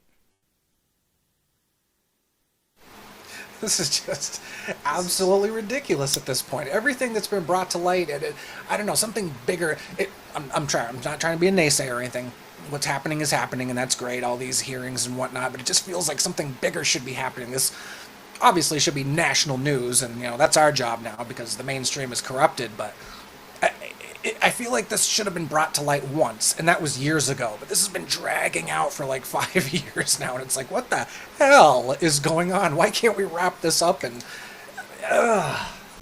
the reason why this is so hard to prosecute is because to find that there was intent, that these people purposely signed these ballots incorrectly, is very difficult to do. But it doesn't matter. Intent doesn't matter when it comes to mail-in ballots. There's a very precise and specific procedure that you are to follow. Let me ask you this, Eli. And let me ask the Rumble chat this too. Ready for this? How many times have you filled out a government form and turned it in just for them to return it to you or say, oh, you missed line B. Well, that doesn't apply to me. Well, you still got to put something there. You had that happen before, Eli? Oh, yeah. Absolutely, all the time. And I don't know if it's so much of a comparison, but like when I go to the doctor's office too, they always have those friggin' pre-forms to fill out. And the top question is, how often do you feel suicidal? 1 to 5. There's no 0. I don't ever feel suicidal. So why isn't there an option for 0? I'm sorry if that was an off comparison, but you see what I'm saying. Well, my point is, and by the way, that's only a way to get your guns, because if they can prove that you're mentally ill or depressed somehow, they can come and get your guns. That's why they ask that at hospitals now. I don't even answer those questions. I say NA, not applicable. But every time you fill out a government anything, even at the DMV, and you miss one line, it's not valid. It doesn't matter. It won't take it. The machine won't accept it. The attendant won't accept it. They'll spit it back out, or they'll give it back to you, and they'll say, you need to fill out this whatever. But yet mail-in ballots, oh, those are okay. They can be all foobarred. We'll just take them. We'll just take them and we'll count them for a Democrat. How about that? Here's six-head Abby Phillips talking about there's no widespread. You ask me 420,000 illegitimate ballots in one county, and that wasn't even a full audit in one state? Pretty widespread if you ask me. Is it 1%? Is it 2%? I don't know. More than 100? I think it's a big problem. What's yours? What's your tolerance for this? Hold on. This is not about tolerance. This is about, is it widespread or is it something that is relatively rare, You're Scott? Pounding him over the word widespread. I just would ask you, Scott, what is your tolerance for any fraud at all? Is it widespread? Absolutely. Over 6,000 people. What is your bar for widespread? She said, my bar is I want no tolerance. Okay. I have zero tolerance. So what is your tolerance for American citizens? By the way, this isn't the only place this is happening. What is your tolerance for American citizens whose valid voter registrations are invalidated by incorrect databases? What's your tolerance for that? I don't have tolerance for any mistakes in the electoral system, including putting non-citizens on the rolls. So then why are we not keeping the same energy for that as we are for this? I do have energy. As you know, I've come out here and long argued that every time we don't clean up the voter rolls, that every time a non-citizen makes it onto the voter rolls, it invalidates some legal person's vote. What about when an American is not allowed to vote when they are eligible to vote? I don't have any tolerance for that either. An American citizen should be allowed to vote. But American citizens are invalidated why when illegal are you okay then with the administration using a system that a federal judge recently found was actively removing U.S. citizens from the voter rolls based on inaccurate information? Why are you comfortable with that system being used to check the voter rolls? This is a convenient deflection for you. This is the worst possible story that could happen for Democrats right now regarding the debate over the SAVE Act. 6,600 illegal aliens on the rolls in New Jersey that you know about. Can I tell you why I think this conversation is wrong? Because, first of all, this is not the worst possible conversation. This is actually a very good conversation because Mikey Sherrill did exactly the right thing. Mikey Sherrill, that's why she did it. Mikey Sherrill did exactly the right thing. Yeah, okay. Well, now she's going to get exactly the right audit as well. Can't wait for that. Let's go to some elections last night. MAGA sweeps the board. I thought, hold up. I thought MAGA wasn't relevant anymore.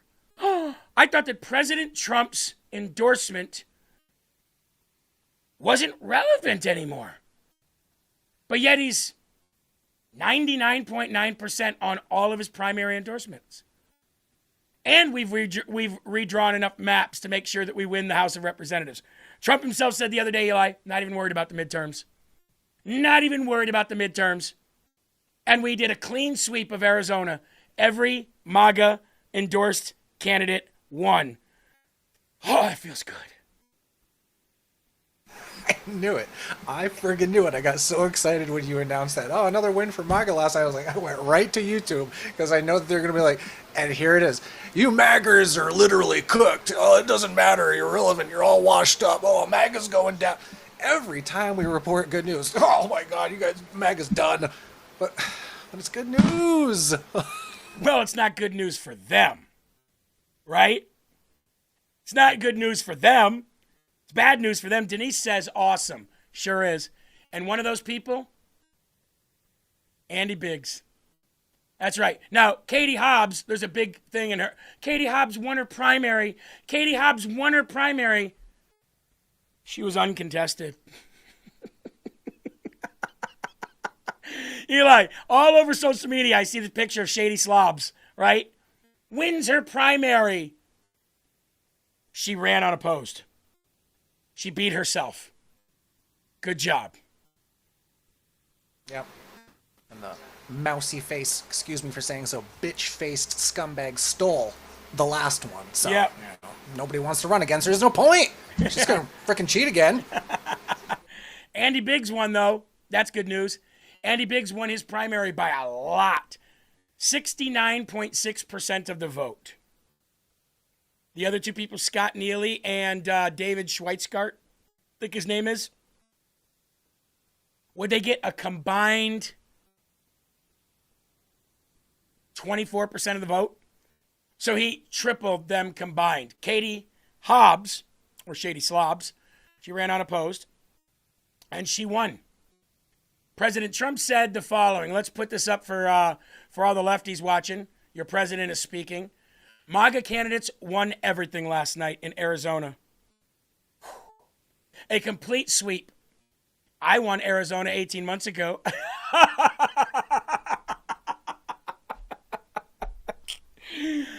MAGA candidates won everything last night in Arizona. A complete sweep.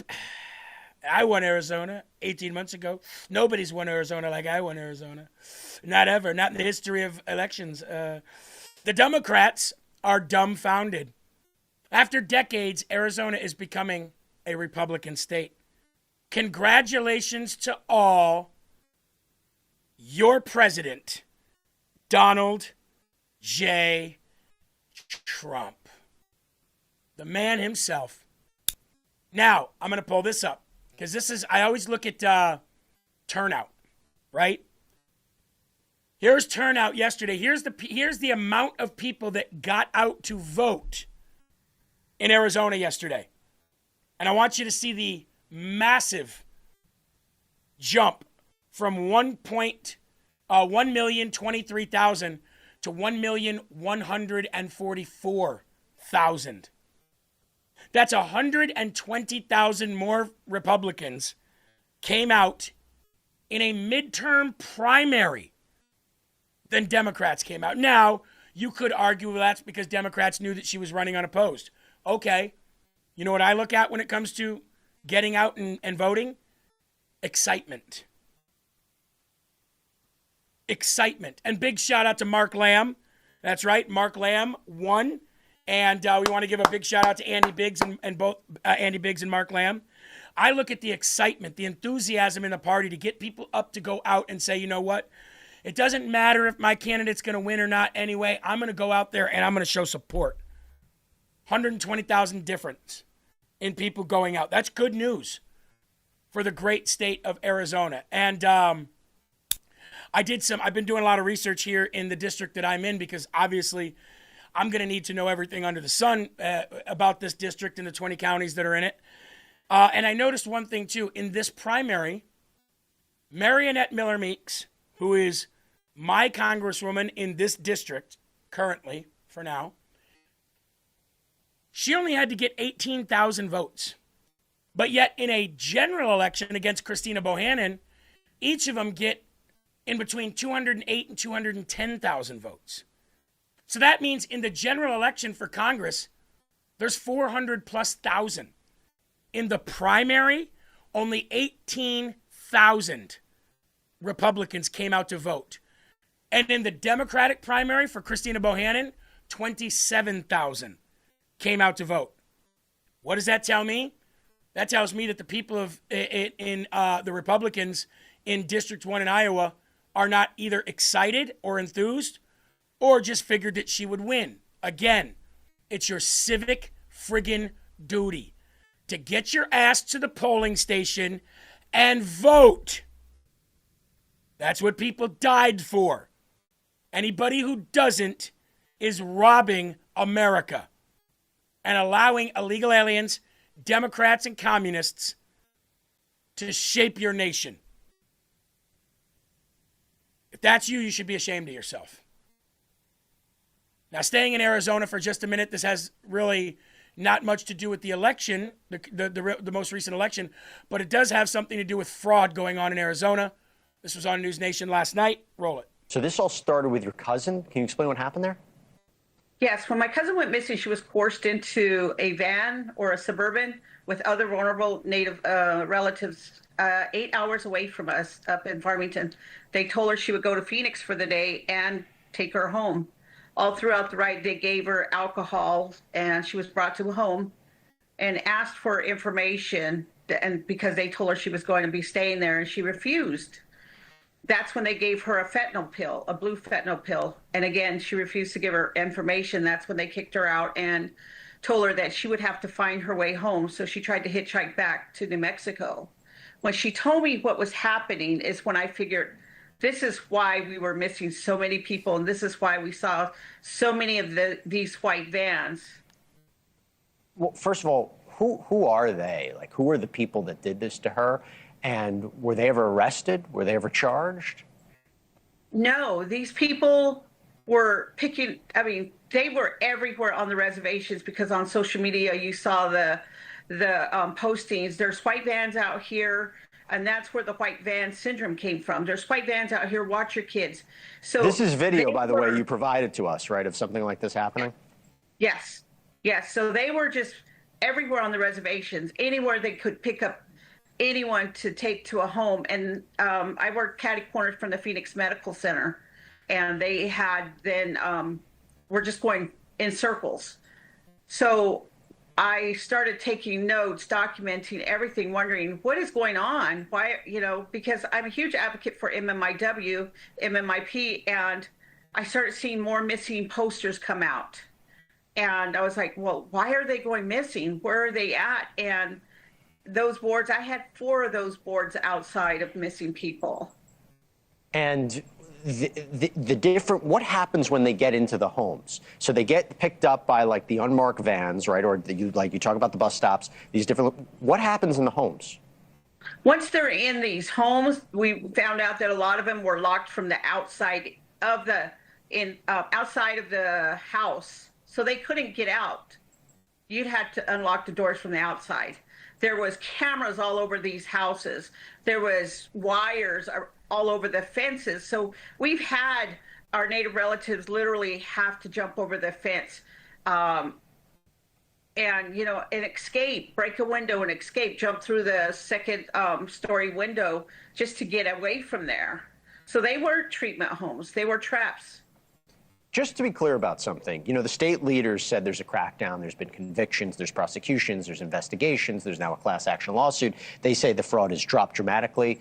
Do you believe this is still happening today? Do you believe there's still recruiters? Yes, there is active recruiting today. We get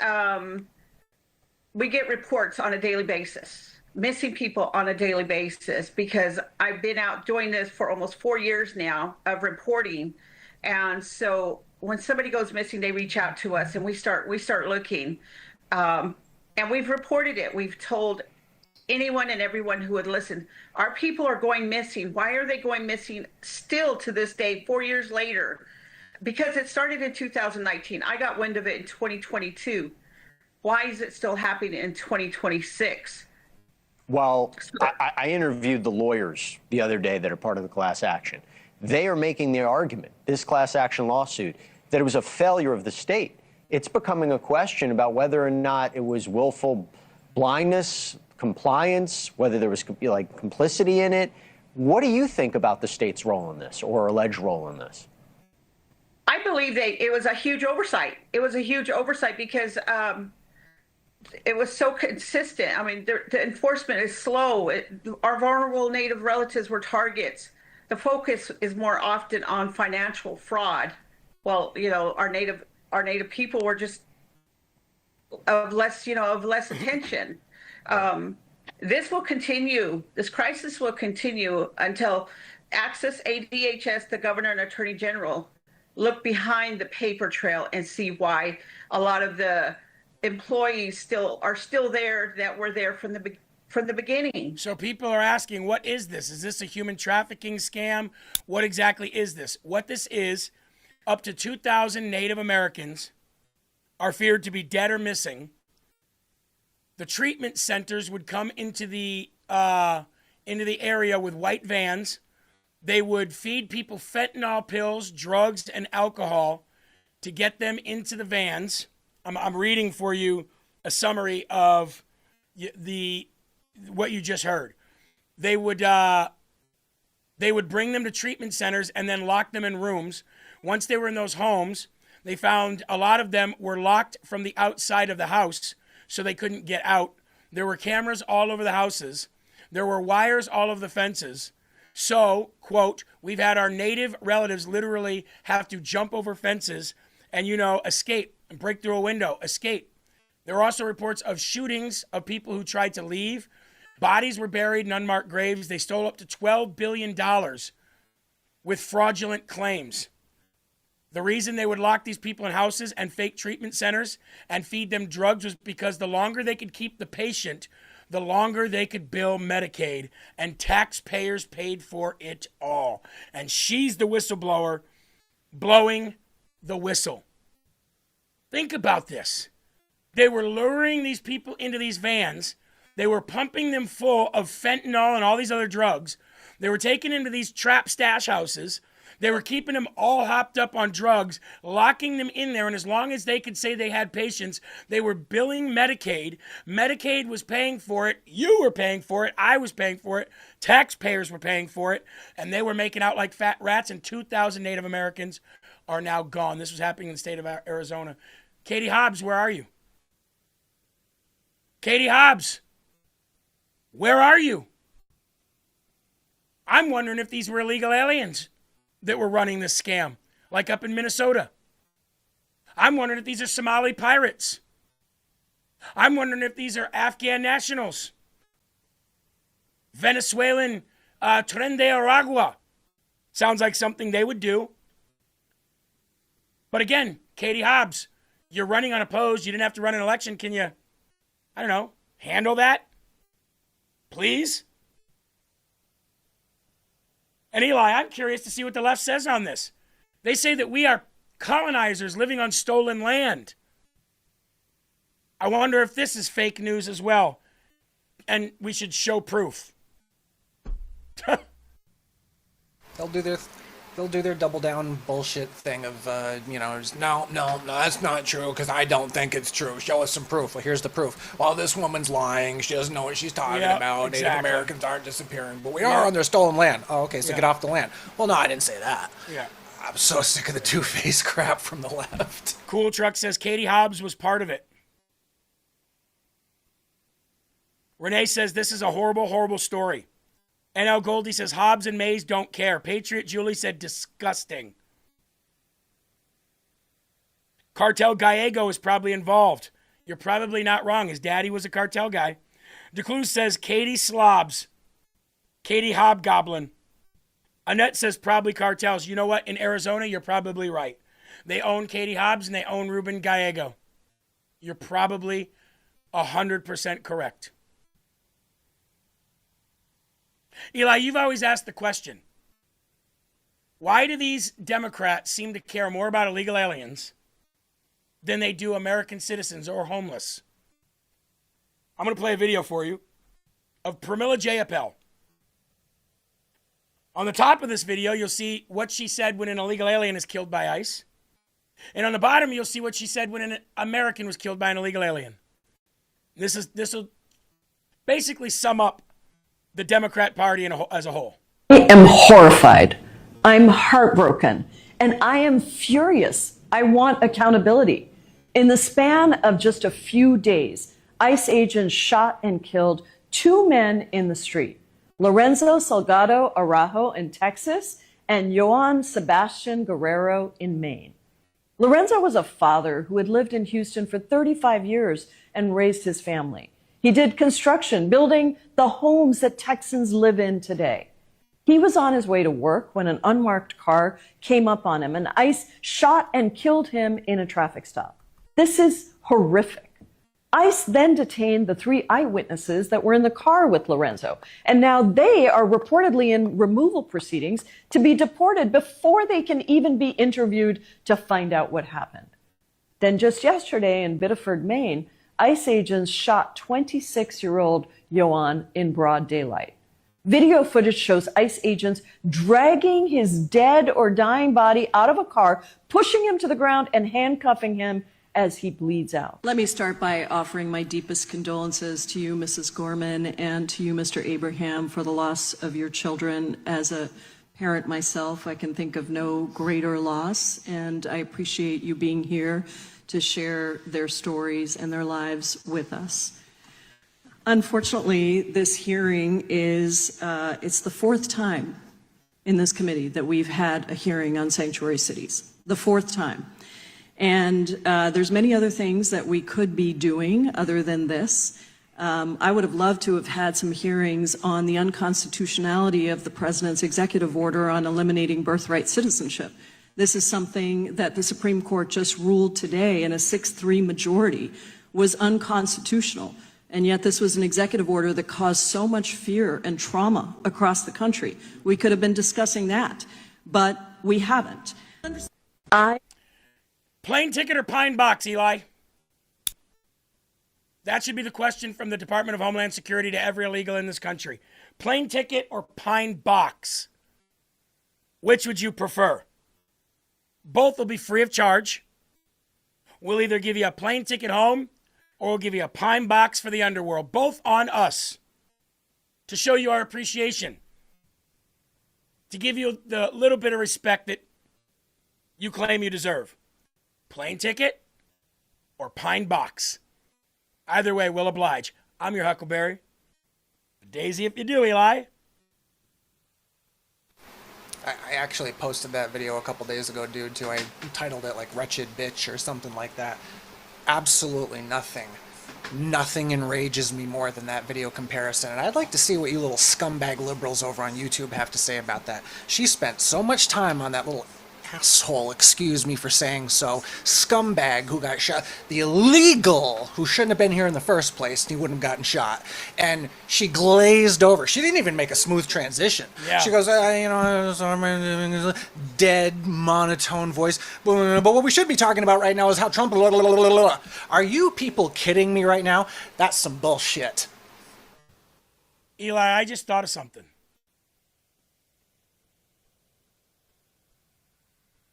If President Trump came out tomorrow, not for the actual reason that I'm about to say, but as a psychological warfare.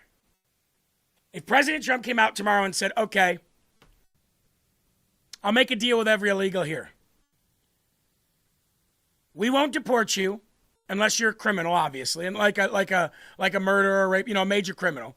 We won't deport you. All you have to do is come in and register as a Republican and vote Republican, and you can stay. Mass amnesty if you come in and register as a Republican today. We find out you voted for a Democrat, you're gone. How fast do you think Democrats would say deport, deport, deport? Yep. Just like this scrunchy, sunken-face scumbag, they wouldn't even make a smooth transition. They'd get right in front of a camera and say, oh, the president wants to keep rapists and criminals in the country. Can you believe this? Jeez. It's so easy. It's so easy. All you'd have to do is say, come on in, re-register as a citizen of this country, sign the box that says you're going to come to the Republican Party, vote Republican, and you can stay. The next day, Democrats would be like, per the Constitution and immigration law, these people are not here legally. They'd go right back to Mr. Hope and Change, the deporter-in-chief, and they'd want to deport every single illegal in the country. One day, he'd get the entire Democratic Party and the mainstream media to flip completely over to a 180 and say, deport, deport, deport. It's not a bad idea, huh? Yep. Damn Skippy. And just like I thought, checked out the dipshit YouTube video. Angry Eli. Funny. Let's see what the Rumble audience says. Great idea. Perfect. Great idea. They will yell, impeach, impeach, impeach. Absolutely. What do we got up here? Great idea. What's that say? Do the damage has been erased. Maybe you meant do it, the damage has been erased. Genius idea. Tired says no. Tired, I'm not actually saying it. That's why I said I'm not actually wanting to do that. But if we did it, it would be one day before the Democrats scream deport, deport, deport. Somebody said Trump should pack the court. Yeah, it'd be funny, wouldn't it? Oh, that would get him pissed off, wouldn't it? Trump should pack the court. Trump should get like 13 conservatives. Like he should get it to number 13 and add like 4 conservatives for a lifetime appointment. Get them when they're young, 35 years old, so you have the longest chance to keep them there forever. Every illegal vote, that cancels a legal vote. You know what? You're absolutely right. You're absolutely right. So now ICE is ramping up again at the order of the president. And this one lady, ICE is kidnapping people at the Denver airport. They're kidnapping outside. I am not impeding anything. I am standing away from you. I'm asking you for her lawyer. We're going to be very nice to you and talk to you very kindly and with respect. You don't have to look at me. You don't have to say anything. Chantal, say nothing. Say nothing, Chantal. Say nothing at all. Offer them nothing, show them nothing. And furthermore, I'm going to advise you, you're interfering with a federal I'm not. warrant. I'm standing right here. I will here. charge you with 18 I'm not in your way. I'm not in your way. I'm standing out of your way. You can continue on. No, I'm just going to stand here. I'm not in your way at all. Okay, thank you. I'm not in your way. We're going this way. Okay. Yeah. She's right outside the door, Chantal. And she's right outside, and that's fine. You can. We're going to close the door. Hey! And you're going to continue on. No, I don't have to do that. Chantal, stop. Where are you? Help! Help! Help us! Hey, you guys, come help us! ICE is here! Help us! Help us! No, don't send me in! My lawyer is outside. I am not impeding anything. I am standing away from you. Help us! Help us! Ain't nobody helping you. Ain't nobody help. Ayúdame! Ain't nobody ayúdame. Not happening. Sorry. You want to get charged too? 18 U.S. code, shut the fuck up. How about that? Breaking news, the massive ICE sweeps are getting worse, especially right here in and around the metro Atlanta area. Take a look at this video, the latest from journalist Luis Estrada. This video taken in Duluth, where a young man was taken into custody. One of the several videos that we've seen emerge this morning.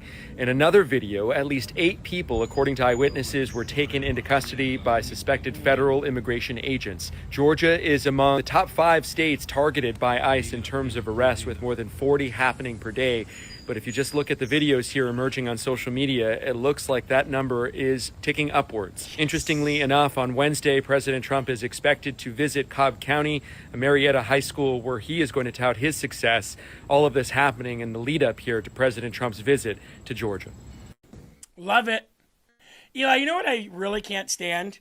When you hear a American Latino speaking on the news, and they're speaking just like I am. They're like, well, President Trump went down there to Georgia and he's rounding people up. He's raiding people. He's raiding homes. He's going through communities and blah, blah, blah. And then they'll do this. They'll say this. He's raiding communities, and he went to the home of one Eduardo Sarisa da Casa de la Isla de Busa, and they'll say his name like a Spanish person would say his name.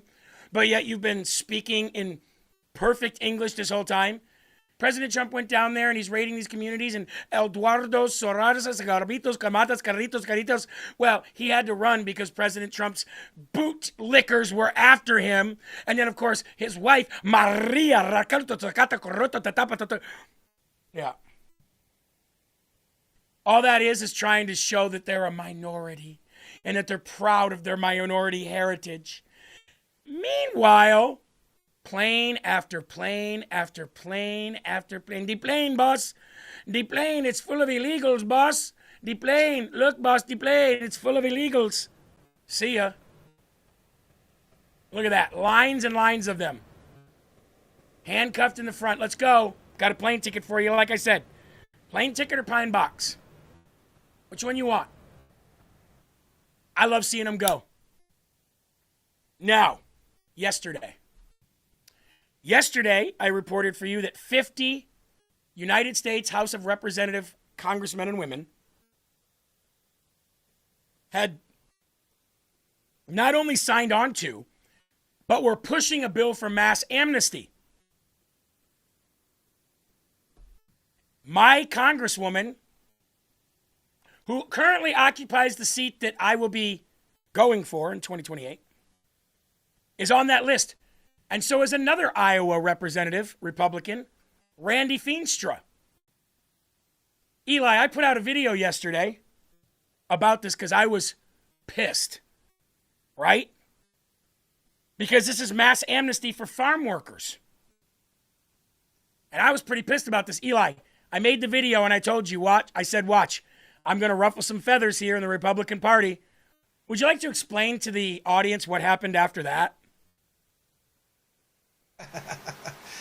I'm pretty sure it probably wasn't even 5, maybe 10 minutes later, his phone started blowing up, and it was one of the Republican people saying, "Oh my God, dude, what did you do? You can't do that. Oh my God, you gotta take that video down. Take that right now." Pretty much how it went. 10 minutes later, I get a call from one of the Republican higher-ups here in this county saying, "Dude, what are you doing?" What do you mean, what am I doing? Dude, you're going to absolutely get the Republican Party to reject you here. Why? Because you're putting out negative videos about the person that you've been campaigning for in an election cycle. It's my job, I said. The question back came, Jeremy, I'm just going to ask you one question. Do you want to fight the establishment, or do you want to win? And I said, I'm not an either or guy. I'll do both. How about that? He said, it can't be like that, man. You can't do that. I said, it's my job. I'm not a local accountant. I'm not a local builder. I'm not a local tradesman. This is my job. I am literally contracted with Rumble. I'm a top 10 channel on there, and my audience demands that I report the truth. And unfortunately for her, she was on this list. Was I supposed to just not report it? No, I'm not telling you to do that. But look, you're already ruffling feathers and the Republican Party's not going to back you. I said, then the Republican Party doesn't back me. But Jeremy, I really want you to win. I think you can win. I actually have a strategy for you to win. I think you can win, but you can't do this. You can't just go all gung-ho like this. I said, I'm not. I'm reporting the truth. And if the Republican Party doesn't want to fund me, then the people will. Well, that's not going to be enough. Then it's not enough. Yeah, but I really want you to win. Iowa needs you to win. Well, then Iowa should back me telling the truth. Should it not? Eli, you listened to pretty much that whole conversation. He was really pushing, wasn't he? And what was the end all be all outcome of that? And I'm only asking Eli because I don't want you guys to think that I'm embellishing the story in any way, shape, or form. If I remember correctly, I think, didn't he finally calm down and he was like, all right, we'll see how things go, basically? I think that's what it sounded like. I was doing a bunch of stuff. That is how it ended up, because I told him I'm not going to compromise my integrity of my job and the promise to the people that watch the show and the promise to my family and my own moral compass just because I want to please the Republican Party. If I wanted to do that, then I would have sided with them in New Hampshire and probably won. So they're not happy with me. They may not back me. But what would you do in that situation? Like, I could understand if I was if I was just if I just worked a regular normal job, if I was back into AI marketing, sales, and program defense. If I was still doing that, then I could see, okay, yeah, I'm not going to ruffle too much feathers about it. But it was part of the show yesterday. It was part of the stories. And I've got 2 Iowa Republican representatives, one who happens to be mine, voting for mass amnesty. And I'm not going to go along to get along. And my first hurdle in a race that's 2 years away is my own party. For the truth. And now he didn't say that I shouldn't have issues with it. He didn't say that I shouldn't bring it to her attention, but I think he said like something along the lines of, well, maybe you should have brought it to her attention. She's never going to do an interview with you now. And I said, she's not going to do an interview with me because I told the truth about somebody's name on a bill? What did you guys do in this state before I came? Oh, first of all, Eli, they didn't even know the bill that I was talking about. There was 3 Republicans in the state who did not know the bill that I was talking about. What are you talking about? What bill? When did this happen? What did you do before I came? How did you know anything? Did stuff just get pushed under the rug?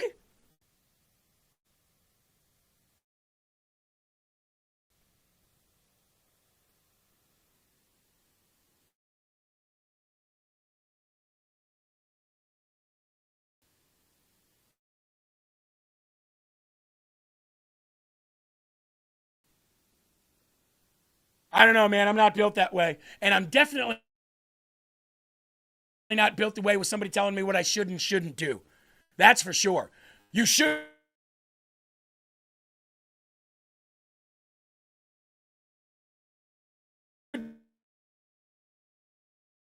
do this. You shouldn't do that. Well,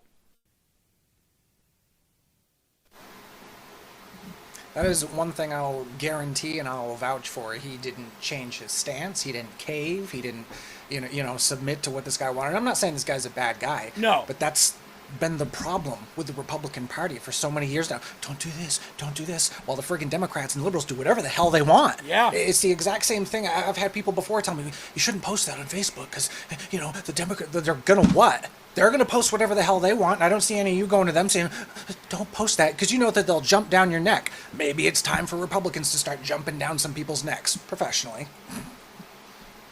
I'll say this.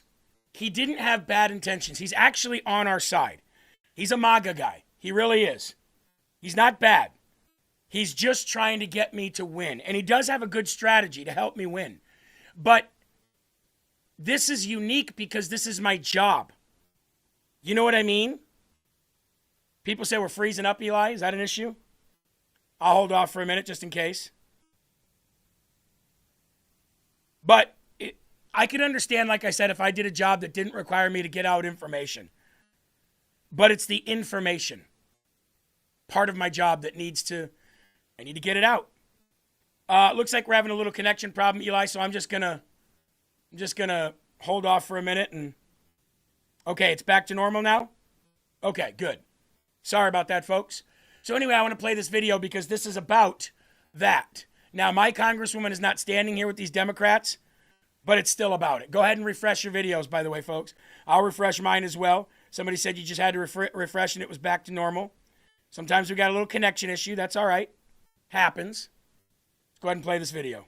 Talking about those millions and millions of illegals, undocumented people who belong to my community. Probably 80% of the undocumented belong to the Hispanics, the largest and fastest growing minority in the country.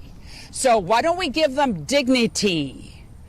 Let them stay, those who do not have a criminal record. Let them continue contributing to the #1 economy in the world so we can continue being the #1 military in the world. If we don't have the economy, we don't have the guns, and we cannot defend ourselves.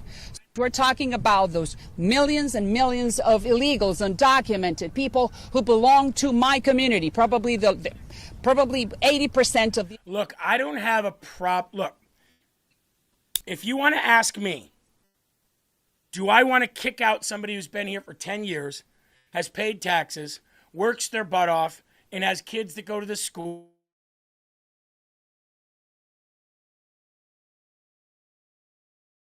and are contributing members of society?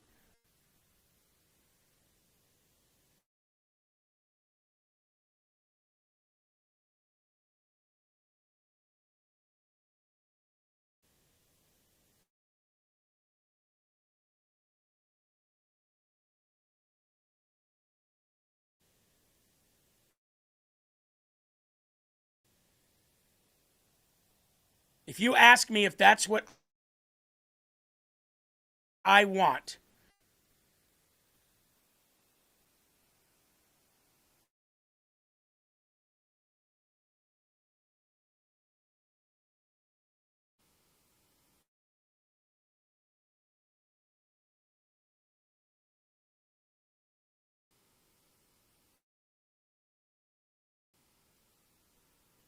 I'm going to have to say, if they're not here legally, then yes, that's what I want. I don't have an axe to grind with those people. I don't care if they're Latino or African. I'm sure they're good people. But you've got to have law and order. And you've got to follow that law and order if you want to have a country. Somebody said, be careful, Jeremy. You might try to encourage you not to run a news show anymore. The establishment system sucks. Well, do you want to know one of the major jobs of a congressman? It is to report back to the people what they see, hear, and do in Washington. What better way to report back to the people than a nationwide podcast? That's part of my job. I think that's the reason that the Republican Party wants me in here. Now, this isn't what happened yesterday, isn't them saying we don't want you to run anymore. Okay? It's not that. Eli, we got some serious dropped frames here. Completely.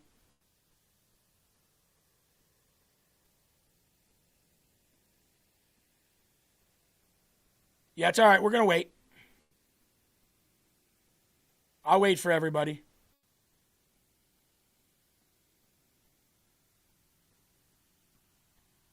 Yeah, we apologize about that, guys. It is what it is. Why do you cut out? Don't know. Don't know. It could be a number of different things. It could be the system. It could be the board. It could be the streaming program. It could be Rumble. We don't know. It happens. It is what it is. Fact of the matter is, folks, that it's not that they don't want me to run or anything like that. They just want me to be smart about running so that I have everybody's support that I can have so I can win. They want me to win here. They want me to be the rep here. The party as a whole does. Okay?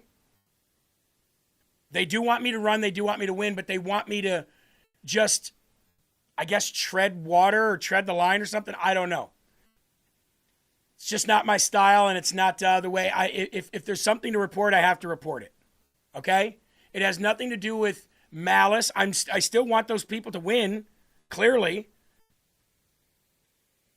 What I'm hoping for is that I get her to take her vote away and not put her name to that legislation. It's not a bill that's on the House floor yet. It's still going through committee. I believe the next committee it has to go through is the Ways and Means Committee, if I'm not mistaken. But either way, if I can get her to say, okay, it's clear that the people of Iowa do not want me to vote for this, maybe I'm not going to vote for it. I want to interview her. I want to give her a chance to air those grievances and say, well, this is why I'm doing it. And here's the protections that we have in there.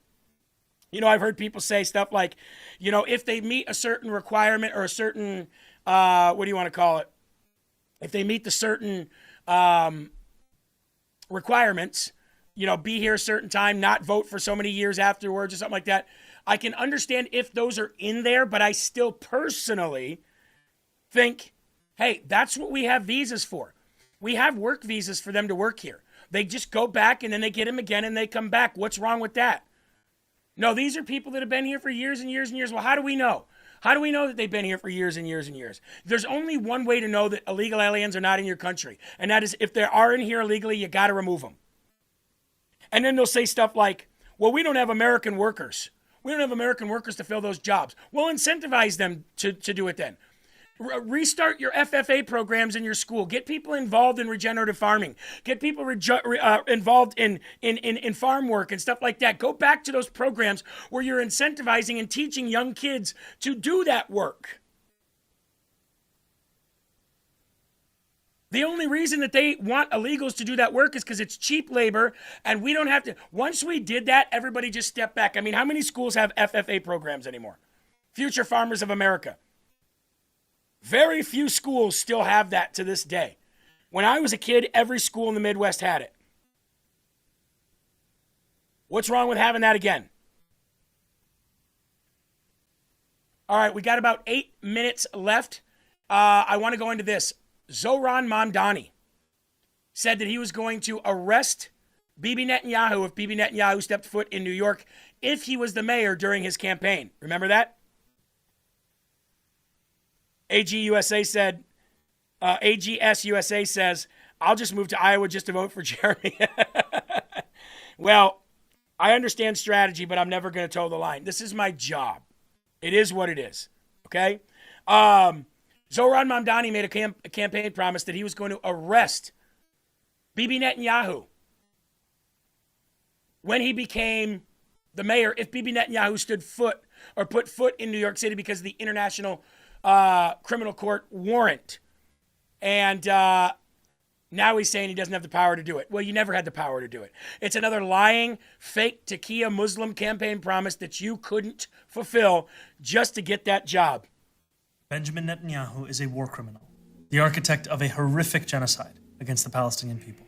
He is responsible for the killing of more than 73,000 people, for the maiming of tens of thousands of children, as those who survive undergo amputation without anesthesia, for the targeting of neonatal hospitals and maternity care centers, denying newborns even the chance to live, for the countless people he starved as he blocked food and humanitarian aid from reaching them, for the gunning down of hundreds of aid workers and journalists. And just last month, the UN confirmed that Palestinian children continue to be deliberately targeted and killed by Israeli armed forces. No such thing as More Palestine. than 8 months after the so-called ceasefire. The list goes on and on, all as we, as Americans, pay for the bombs that do the killing. There is a reason the International Criminal Court issued a warrant for his arrest. As human beings, we have spent generations building a shared understanding that there are crimes so grave they offend all of humanity. Anyone, with their eyes, with their heart, with their conscience, should recognize the devastation he has wrought and understand that he belongs before a court of law. As I've said, I agree with the ICC that Benjamin Netanyahu should be arrested and tried for his crimes, as I do for anyone else charged by the ICC. My administration has reviewed every avenue available under applicable law to determine whether New York City could execute the International Criminal Court's arrest warrant if Benjamin Netanyahu came here. Nice choice It is of clear words. that we do not have the independent legal authority to enforce this warrant. Exactly. The federal government, however, does, and I call on them to join the ICC and execute this warrant. First of all, President Trump already told you, take 2 of these and call me in the morning. You're not arresting him, and neither are we. How about that? Secondly, if Mamdani wants to arrest somebody, I want that person out on the street. I don't care who they are. Third, America does not abide by the International Criminal Court rulings. We're not part of your global cabal. We're the United States of America. And nobody tells us what to do, how to do it, or when to do it. Not you, not your Muslim brothers over in Iran, nobody. And now President Trump is out of patience. The 11th straight night of attacks on Iran, and he said, your bridges, your power plants, they're all going down now. You pissed me off, and now we're going to crush you.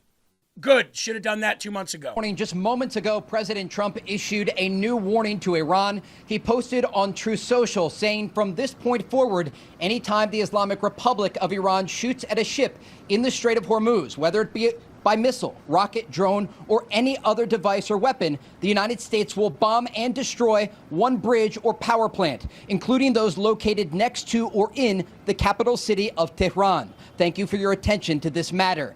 Overnight, Iran launched new attacks in the Gulf, targeting both Kuwait and Bahrain with drones. Earlier this morning, the Jordanians also reported incoming Iranian fire.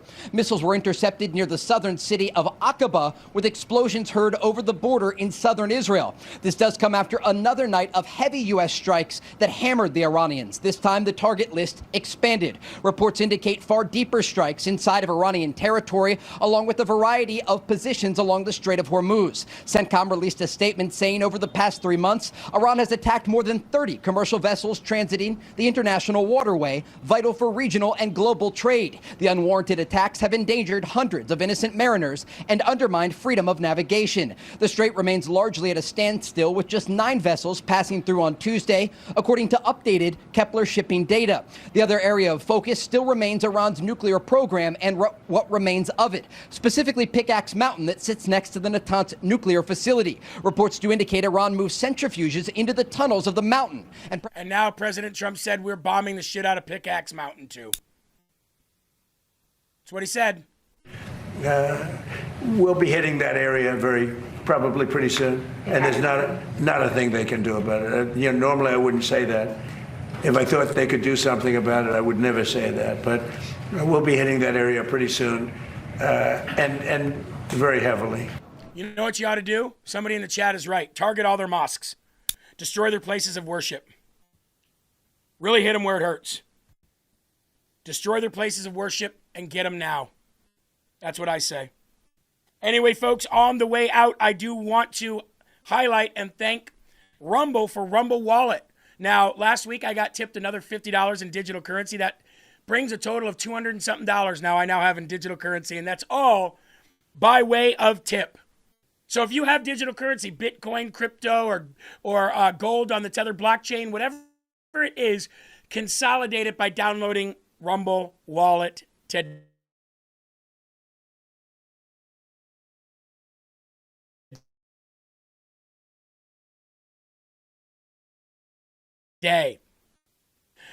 Digital currency is here, folks. Centralized digital currency is something we don't want, but right now, digital currency is safe, individual, and great. A lot of people are diversifying their portfolios with it.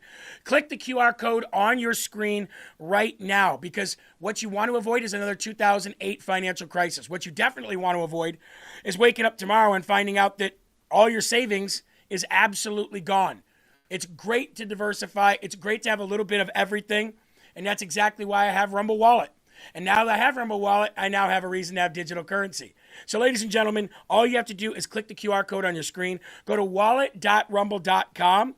That's wallet.rumble.com, or go to your app store, Apple or Android store today, and download wallet.rumble.com. Well, that's going to bring us to the end of the show. Will Johnson is coming up next here on LFA TV. So, ladies and gentlemen, please put your hands together as we go on our way out now to Will Johnson. Welcome him in and welcome him with open arms. Will Johnson comes up next here on LFA TV. There are right ways and there are wrong ways, but there's only one Yahweh. So stand up tall, keep your shoulders back, keep your chest out, keep your head up high, because you are a child of God and no weapon formed against you will ever prosper. Keep your friends, your families, and your pets super close. Keep a smile on your face. And whatever you do, never, ever, ever stop spreading that gospel, guys. Keep fighting for this constitutional republic. Keep your head on a swivel and never let your integrity go. Stand up for what you believe in. I will see you tomorrow. Will Johnson will see you next right here on LFA TV. Peace.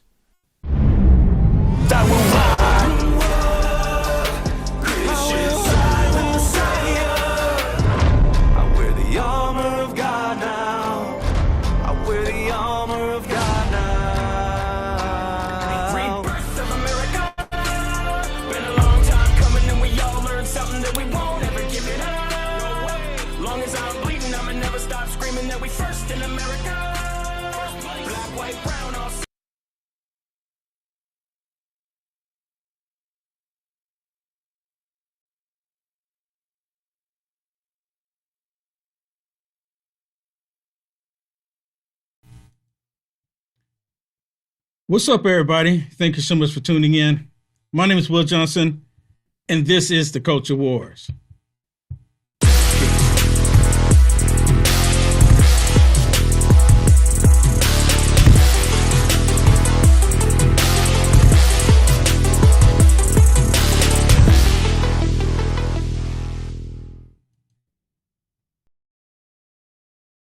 Let's go. And then the whole party said, hey, don't worry, everything's great. Joe is awesome. He can run for re-election. My name is Dean Lanina, and I'm running for the state assembly to be Republicans' worst nightmare. If one publicly owned grocery store that brings prices down in the neighborhood is enough to put someone out of business, then maybe they shouldn't have been in that business in the first place. You had ovaries, but or you have ovaries. I suppose that were generating estrogen, but not necessarily ovulating. Oh, I'm correct. Is what you're saying. I don't know about the ovulation. Because I do get symptoms too that I was until I went on the estrogen patch, which went away completely. To diminish our fossil fuel imprint, they call that socialist. So I think that Democrats have got to stop being shy about that term. And in just the next few months, if we take the words of the deranged and unhinged rant that we heard last night seriously, and I beg that we do, Donald Trump and this authoritarian regime may prevent us from having any elections at all. The stakes could not be higher. And I don't say all of this to scare you, but I do think it's important that we acknowledge that we're living in scary times and that it's okay to be afraid.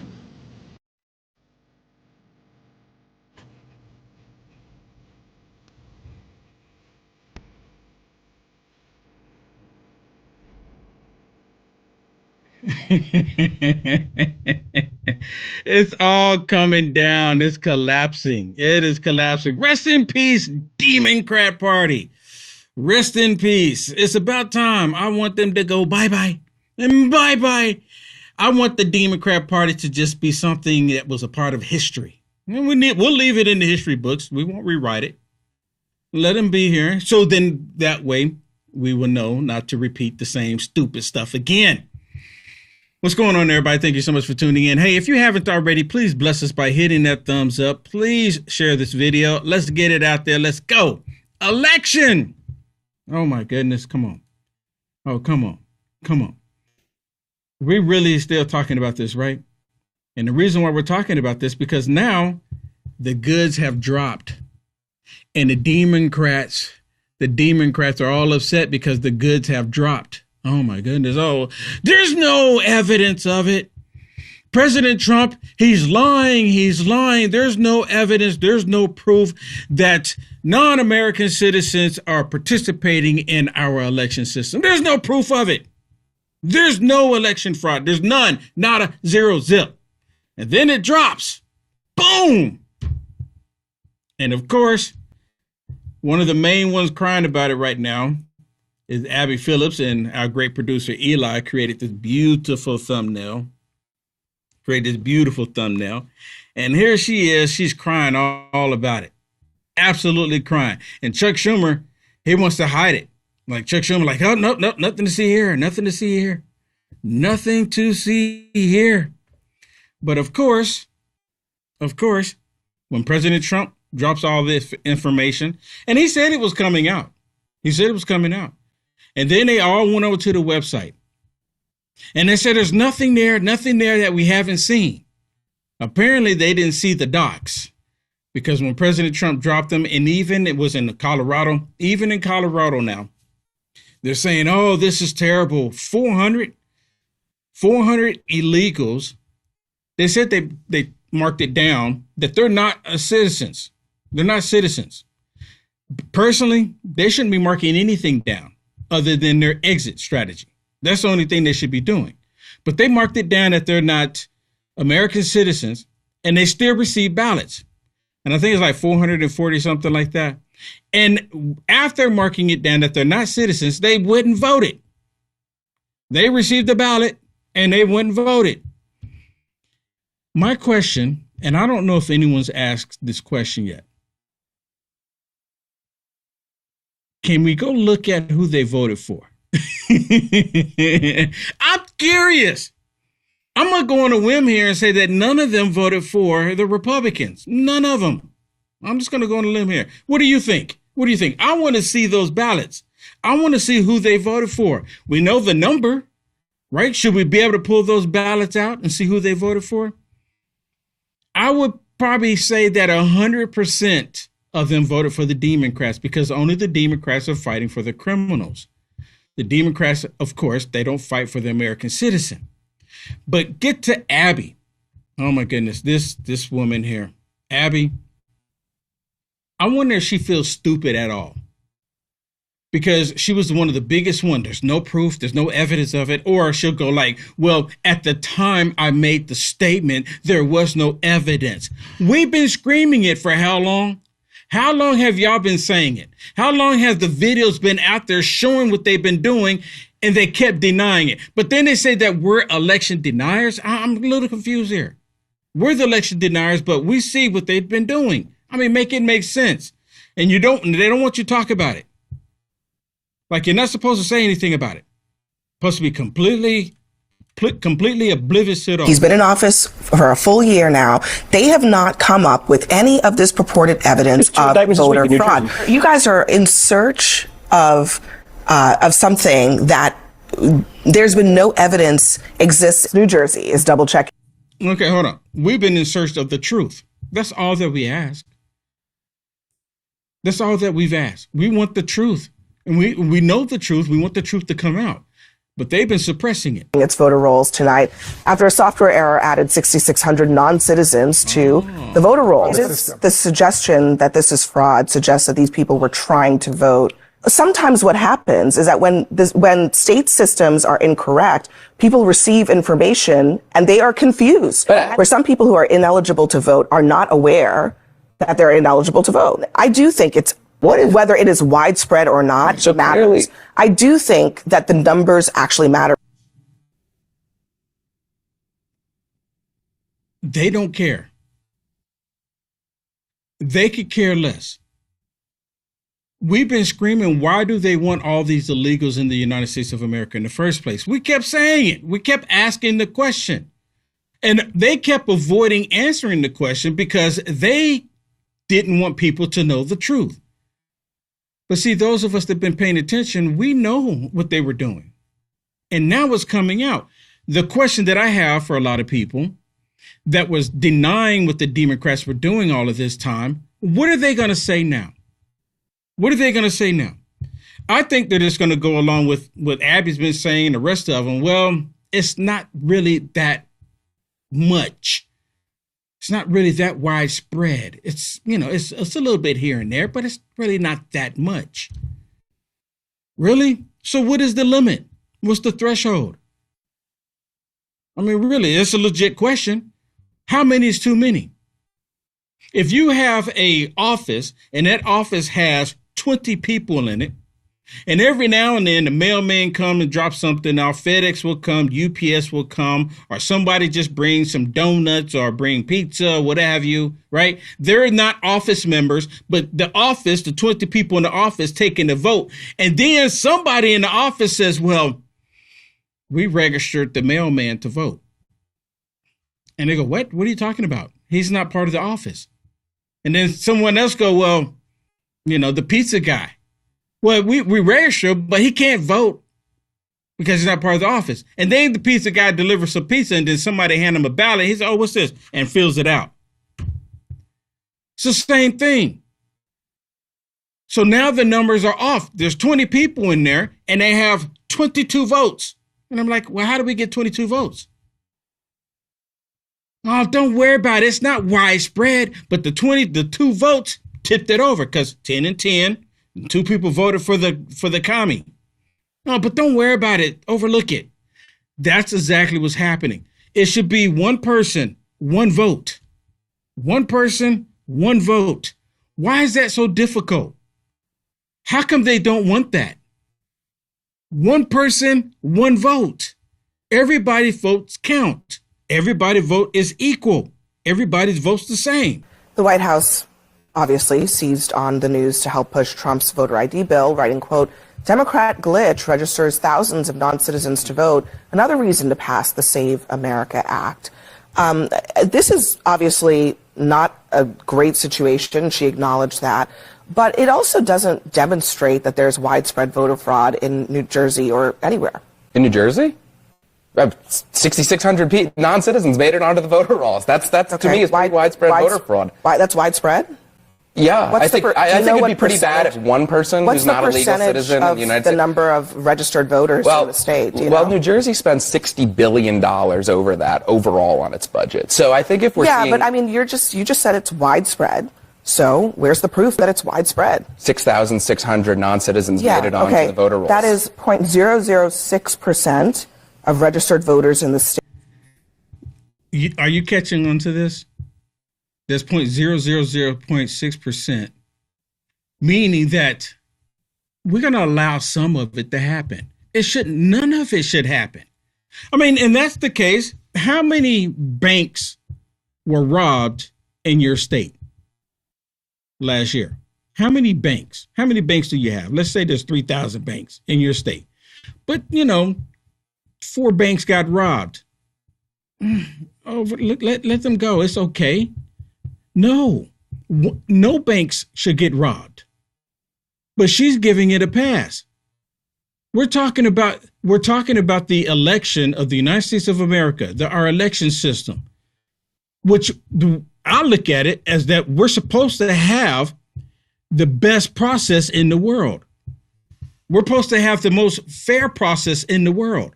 And the Democrats know that if it's straight up a fair process, guess what happens?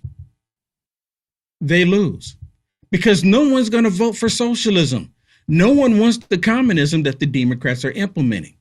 And they know this. So they have to do something to try to even the playing field. And when they lied all of this time, all of these years, trying to tell people and continue to convince people that illegals were not voting when all along they were. And now here she is trying to cover it. Talking about, well, it's really not that much. Mikey Sherrill, she won her I don't think it invalidates her election. She won her election by 500,000 votes. There were 3.3 million ballots cast in that election. 400 ineligible voters. Let's say, because we don't even know, let's say they all voted for her, which maybe they did. Yeah, it still maybe wouldn't invalidate the election. That would be about 1/100% of all the votes cast. Yeah. Widespread? Yeah, 6,600 non-citizens made it onto the voter rolls. That's pretty bad. I think. Hold on, widespread. Yeah. Oh my goodness. 6,600 people who were inadvertently registered to vote. The vast majority of them never cast a ballot, and you're calling 400 maybe ballots cast by people who were registered as Republicans, as Democrats, as Independents, as widespread in a state where there are 6.8 million registered voters. Yeah. How does she know what they're registered as? I mean, seriously. Has that information come out, or is she just talking out the side of her neck?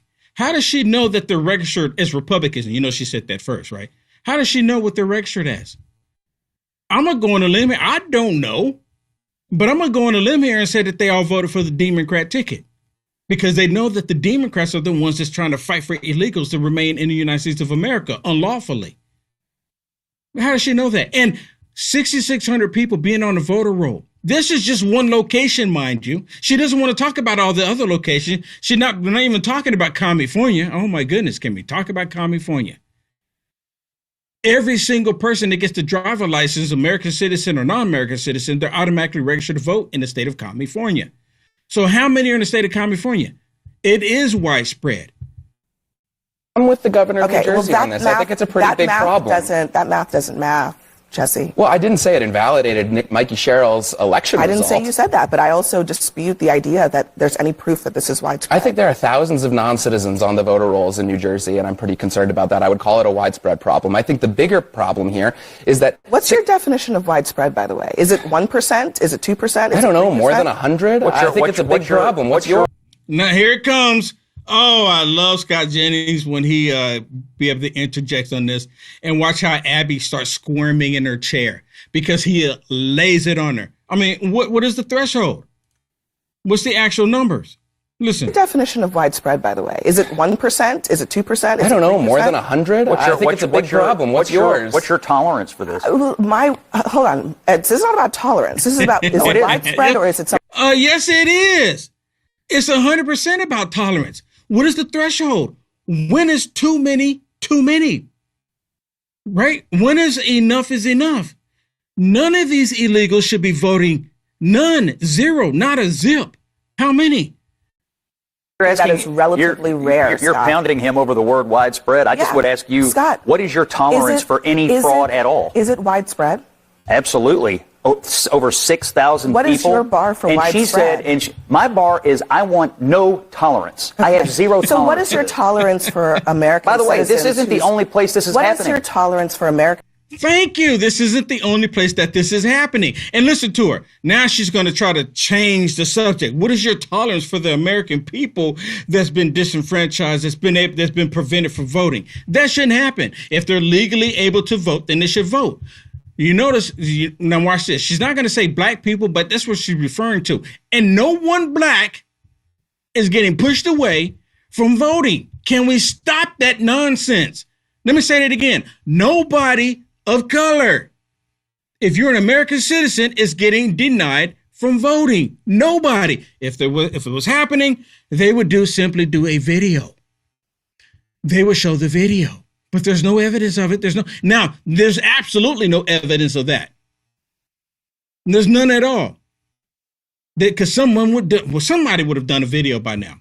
Help me. Citizens whose valid voter registrations are invalidated by incorrect databases. What's your tolerance for that? I don't have tolerance for any mistakes in the electoral system, including putting non-citizens on the rolls. So then why are we not keeping the same energy for that as we are for this? I do have energy. As you know, I've come out here and long argued that every time we don't clean up the voter rolls, that every time a non-citizen makes it onto the voter rolls, it invalidates some legal person's vote. What about when an American is not allowed to vote when they are eligible to vote? I don't have any tolerance for that either. American citizens should be allowed to vote, but American citizens are invalidated Why are when you illegal okay aliens then with the are glitched onto the administration system. using a system that a federal judge recently found was actively removing U.S. citizens from the voter rolls based on inaccurate information? Why are you comfortable with that system being used to check the voter rolls? This is a convenient deflection for you. This is the worst possible story that could happen for Democrats right now regarding the debate over the SAVE Act. 600 illegal aliens on the roll in New Jersey that you know about. Can I tell you why I think this conversation is wrong? Because it is a complete deflection. Oh my goodness. President Trump's administration put in a system that actually removed American citizens from the voter roll. President Trump put in a system that actually deported American citizens. It's a deflection. They constantly said that it wasn't happening. Now, she brought up that. Scott Jennings didn't go, that's not true, that's not happening. When the system is created, it's created by man, and sometimes there are mistakes. No one is not saying that a mistake can't happen. It happens. You see how that works? Hey, we can admit it. Did President Trump create a policy just to purposely remove Americans from the voter system? Let me ask you the question. The people that got removed from the voter system, were they all, per se, Democrats? Now, if they were all just Democrats, then you might be onto something. Let's get the numbers on that. Let's get the data on that, because you might be on something if it's just Democrats, socialist, communist Democrats. Then I would agree with you. But if it's random people, Republicans, independents, Democrats, then you can't say that. But in this case, they constantly said that no illegals were voting. No undocumented persons were voting, how they normally say it. And guess what? They were voting. Over 6,000 of them registered to vote, and over 400 of them actually voted, knowing good and well they shouldn't have voted. I mean, like, they didn't know that they weren't supposed to vote in our election system? No one told them? I mean, if I went to another country and I decide I want to try to vote, what do you think is going to happen to me? They'll end up putting me, you, I, us, all of us in jail if we try to participate in another country's election. They may even go as far as say that we're a spy, because they will call it interference. They will put us in jail. But in this case, the Democrats imported these people and wanted them to be on a registration vote. The Democrats lie about everything. They lied and said it's not happening nowhere. There's no evidence. And then when the evidence comes out, but it's not widespread. It's okay. This is just New Jersey. Jersey. It's just New Jersey we're talking about. Am I saying it right? So it's not that bad. It's not that big of a deal. Just 6,000 people were registered and 4 of them actually voted. What about California? We know that it happens in California because you can't even ask for an ID in California. And they send out ballots to every single person that has a DL in the state of California. Every single person. I remember when I moved to California and I get my driver's license and they registered me to vote right then. What party affiliation? And for when I remember, I don't even recall. It was over 10 years ago now. I don't even recall if it had anything on there talking about me being an American citizen or not. I imagine that it did, but I just don't remember.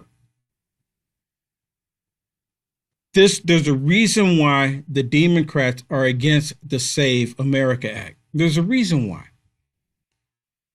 And the reason being is for what we're seeing happening right now.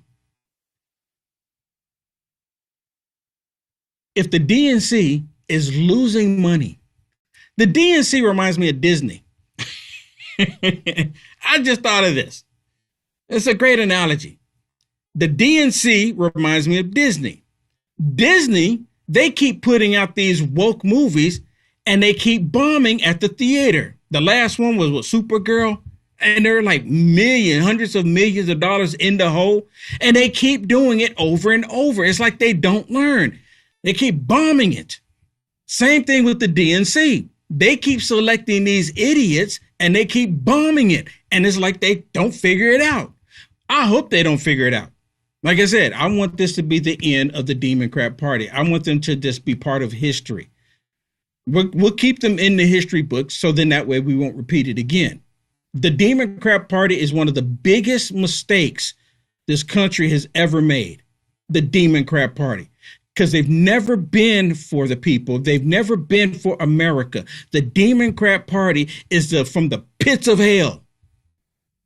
And they support everything from the pits of hell. Listen to Chuck Schumer. He doesn't want that. Why do you not want the Save America Act? Let's save America. Nope. We don't want to save America. And I don't know why these Republican politicians are not running with it. I want to save America. They don't. Why don't they want to save America? The Democrats said there's no need to save America because they want to destroy it. They want to destroy America. Voter to cast a ballot. We are fighting to protect the right of every eligible American voter to cast a ballot, to have it counted without interference, intimidation, or obstruction. Our task force is preparing over and over again to meet the election threats we know are coming. Oh, they're preparing to meet them. I don't believe a single word Chuck Schumer says. Chuck Schumer puts out this facade like he's really cares, like he's trying to fight for Americans. And we all know it's fake because he should be screaming saying, look, we want to make sure that President Trump doesn't cheat. Well, how do we do that? Let's make sure only Americans vote. Because if it's only Americans voting, according to the left, his popularity is so low right now. His popularity is in the dirt, according to the left. Have y'all seen those videos? President Trump's popularity is like negative 14%. This is what they're saying about him. So if that is true, why not pass the Save America Act? Because if his popularity is negative 14%, there's nothing to worry about for you. It's the same thing when the Democrats got upset when Roe versus Wade got turned over. They kept saying when Roe versus Wade got turned over that all of the people in all of the states wanted it. They all wanted it. So if that's the case, then why get upset if it goes back to the states for the people to decide? Because if everybody wants it, you're still going to get what you want. They know that's not the case. Same thing when it comes to election. They know that the majority of the people in this country still think for themselves. The majority of the people in this country do not. They reject, stay away from socialist, communist, Democrats. And as I mentioned multiple times before, these socialist Democrats, they completely reject the existence of God. So I didn't know this, and I don't know if y'all seen this, but I have to share this with you. Here's Chuck Schumer outside, and he's getting asked a question by TMZ DC. This is credited to TMZ DC. And this gave me this, you know what? I'm going to be honest with y'all. I got a little bit of respect for TMZ after this. Just a little bit. You know, the whole Charlie Kirk thing still rubs me the wrong way, what they did with that. And then they tried to deny it. Just say, you know, we sorry it came across that way. We move on. But nonetheless, this gave me a little bit. Listen to the question that they're asking Chuck Schumer. Oh, it's so good. Senator. Invalidate the election certificates of Senator Ossoff, Senator Warnock. Senator Jacob with TMZ, did you fart yesterday on the Senate floor? Thanks, everybody. Let's get back up on the sidewalk. Wow.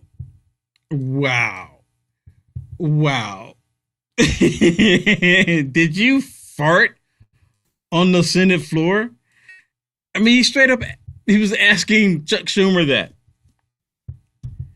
I want to see that video so we can add the smoke and everything to it. Way to go, TMZ. You get some props. We'll be right back. Remember when you were younger and you used to hear stories, whether it be in Greek mythology or whatever, about the fountain of youth, people constantly looking for something out there that would help them live forever or live longer? Well, kind of got something like that with Fatty 15, and it's not mythological. No, Fatty 15, this is an empty jar right here, but that's your size that you get. That's a 1 month supply. You get a 3 month supply on this deal. Fatty 15 contains something called C15. If you don't know what that is, it's an essential fatty acid that is necessary for your body's cellular generation, meaning that if you have any damaged cells, it will repair them. It'll also change the way your cells age and you will live longer. C15 does exactly that. Again, if you don't know what C15 is, definitely do some research, but it's Fatty 15, and in each and every one of these capsules that you get in Fatty 15, you're going to elevate your cells, you are going to repair your cells, and you're going to live longer. That's what it does. It slows down your aging process for healthier hair, healthier skin, balanced metabolism, deeper sleep, and 3 times more cellular benefits than omega-3 fish oils. Fatty15.com/LFA, promo code LFA. Save 15% now. That's fatty15.com/LFA, promo code LFA. Thank you very much. Back to the program. If you're in the country illegally and you get a letter saying that you can vote, and you know you're not supposed to, not only you're not supposed to vote, you're not supposed to be there, why do you vote? Like, How do you get registered for a party? Well, some of them but I just wonder, that's some stupid business. What? Jake the Snake? Did he just say that? Jake the Snake is questioning it. You know why? Because this makes the Democrats look like idiots. Not that they needed any help, mind you, but it makes them look like idiots. They all kept screaming, there's no proof, there's no proof. And then the proof comes out. And the interesting thing is they're not even denying the proof. They're not denying the evidence. Right there. Jake the Snake. I think I got another one. Listen to this one. But it does represent a pretty big screw up and probably the largest breach of this kind that I could ever cover. What was your reaction to seeing that news today? Yeah, I heard about it for the first time today as well. And I have to say, look, this is unacceptable. And this needs to be fixed immediately, and people need to be held accountable for that, especially if they've known this since it's happened a couple years ago. So yes, when there are mistakes, when there are things that are broken, we need to fix it. But we also need to make sure that we're looking at the problems in the right size, that this is not akin to what Donald Trump was talking about. Oh, we don't want to give President Trump any credit. No. We can't do that. We found the mistake and we need to address it. We need to address it. So now they're not even. Did you pick up on that? Did you pick up on that? He's trying to allude that no, what President Trump said has nothing to do with this. We're the ones that found this. Hey, Will. I'd like to interrupt your. Oh, who's that voice? Yeah, I'd like to interrupt your show. Sounds here. like a voice in my head.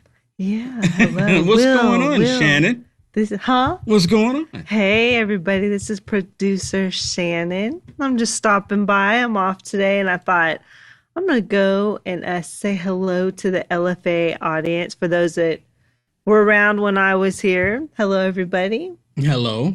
I sure do miss you. You know what, Will?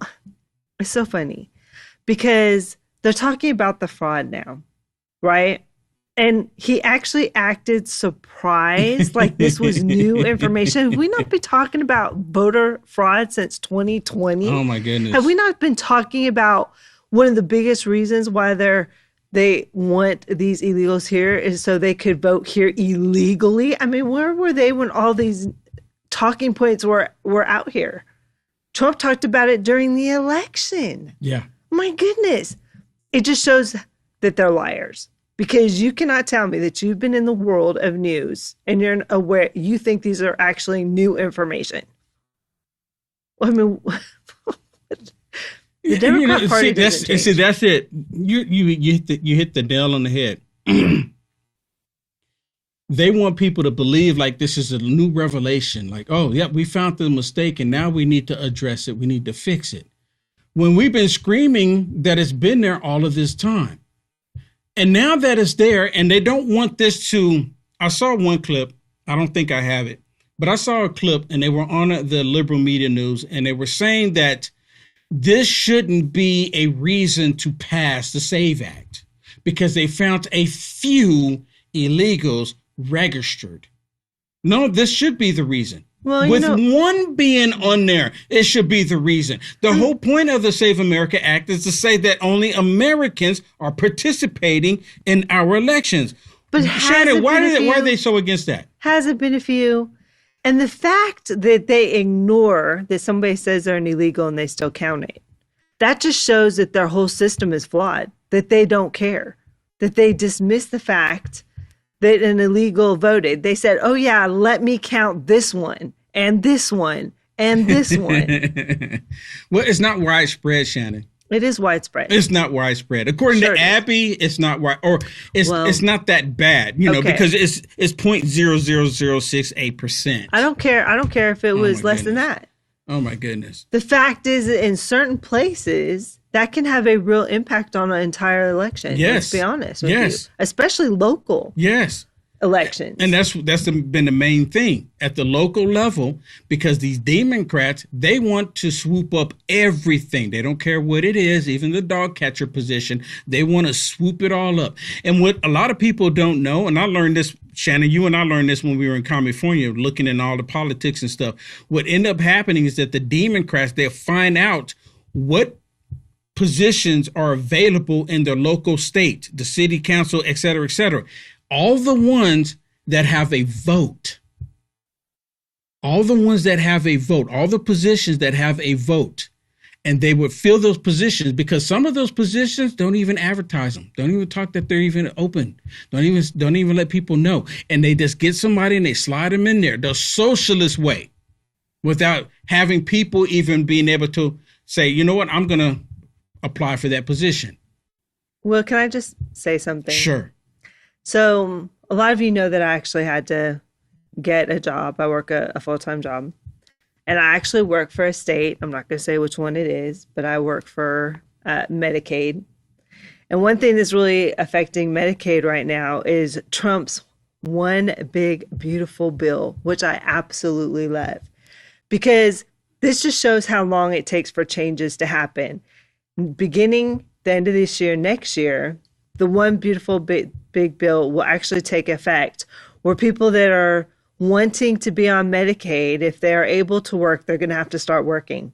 They're going to have to start working a job and report it. They have to be volunteering, or they have to be going to school in order to get Medicaid. But also, it is also going to be impacting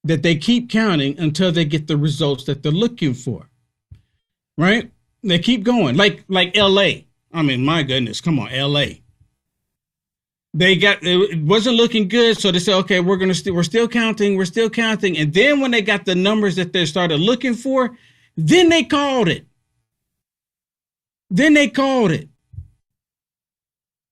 So they only want to stop when they get the numbers that they're looking for, and this is being ongoing.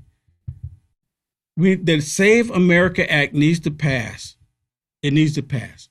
All right, we got to go to a quick break. And when we come back from this break, I want y'all to hear what President Trump had to say about all this. It's kind of like a recap. We'll be right back.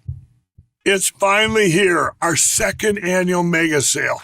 This sale only comes around once a year, so take advantage of the best offers ever while you can. For example, save 50% on our Giza Dream bed sheets, as low as $29.98. And for the first time ever on TV, My Pillow mattresses and My Pillow mattress toppers as low as $99.98. And you save 50% on our Lux Pure 6-piece towel sets. Regular $69.98, now only $39.98. And our best-selling standard My Pillows, regular $49.98, on sale for $17.98. Wait on it, mega sale, only $14.98. So go to mypillow.com or call the number on your screen. Use this promo code to take advantage of our second annual mega sale. But wait, there's more. To make the mega sale even more special, when you order right now, your order's going to ship absolutely free.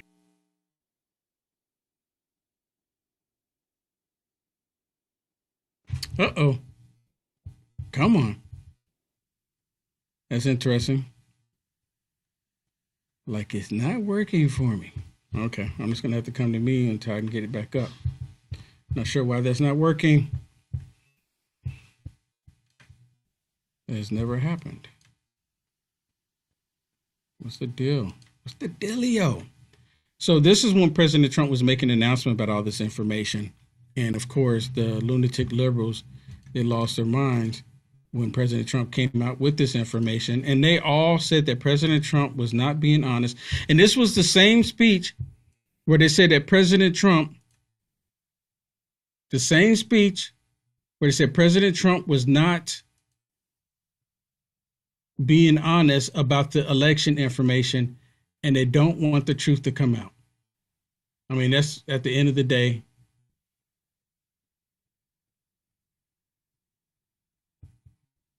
Not sure. Oh, sorry. My system crashed on me. It happens. Looked like I think we had a crash early this morning, right? It happens. But the point is that they lied to the American people. They kept telling everybody that there was nothing there, that everything was fine. They kept saying it, kept lying. And they didn't want to show President Trump talk about it. And I've been saying this ever since they did that. These news networks that refuse to air President Trump's live speech about him talking about all of this, they should lose their FCC license. Anyone disagree with me? But they should absolutely lose their FCC license. And why they still have them, why they should not be allowed to have them any longer.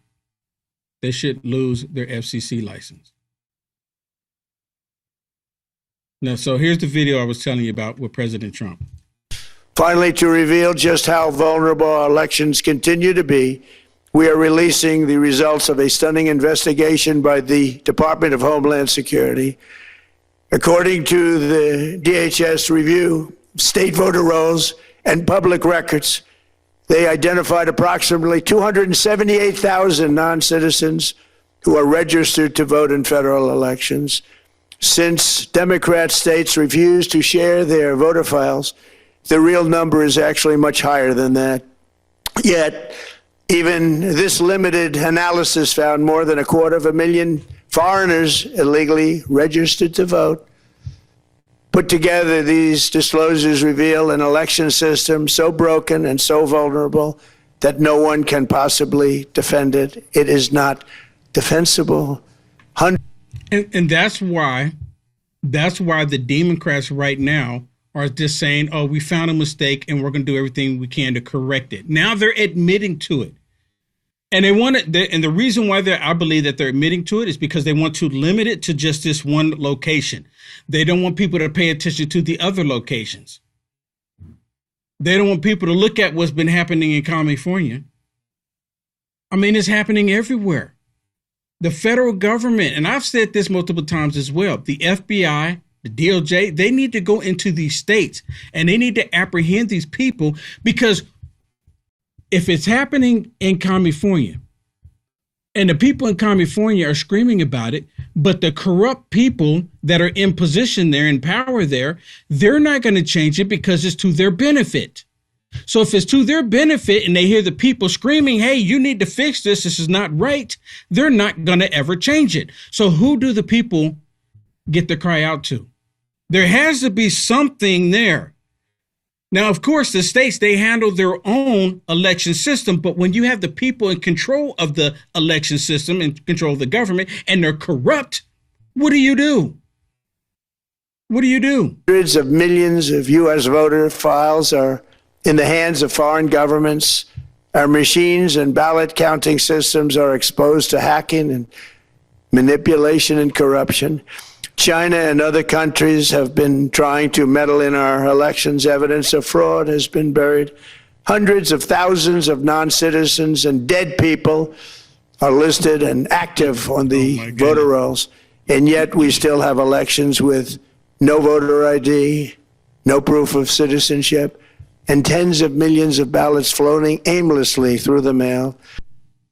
So my question is, how is Lindsey Graham going to vote? How is he going to vote? They got dead people with active registrations. Active. I mean, there's only way you can be active. They have to come up out of the grave, go and vote, and then they go get back in the grave. That's the only way. And isn't it interesting that all of these dead people keep voting Democrat? Anyone ever question that? Why is it that they only vote Democrat? I can never understand that. What is it about that? Why is it that they always vote Democrat?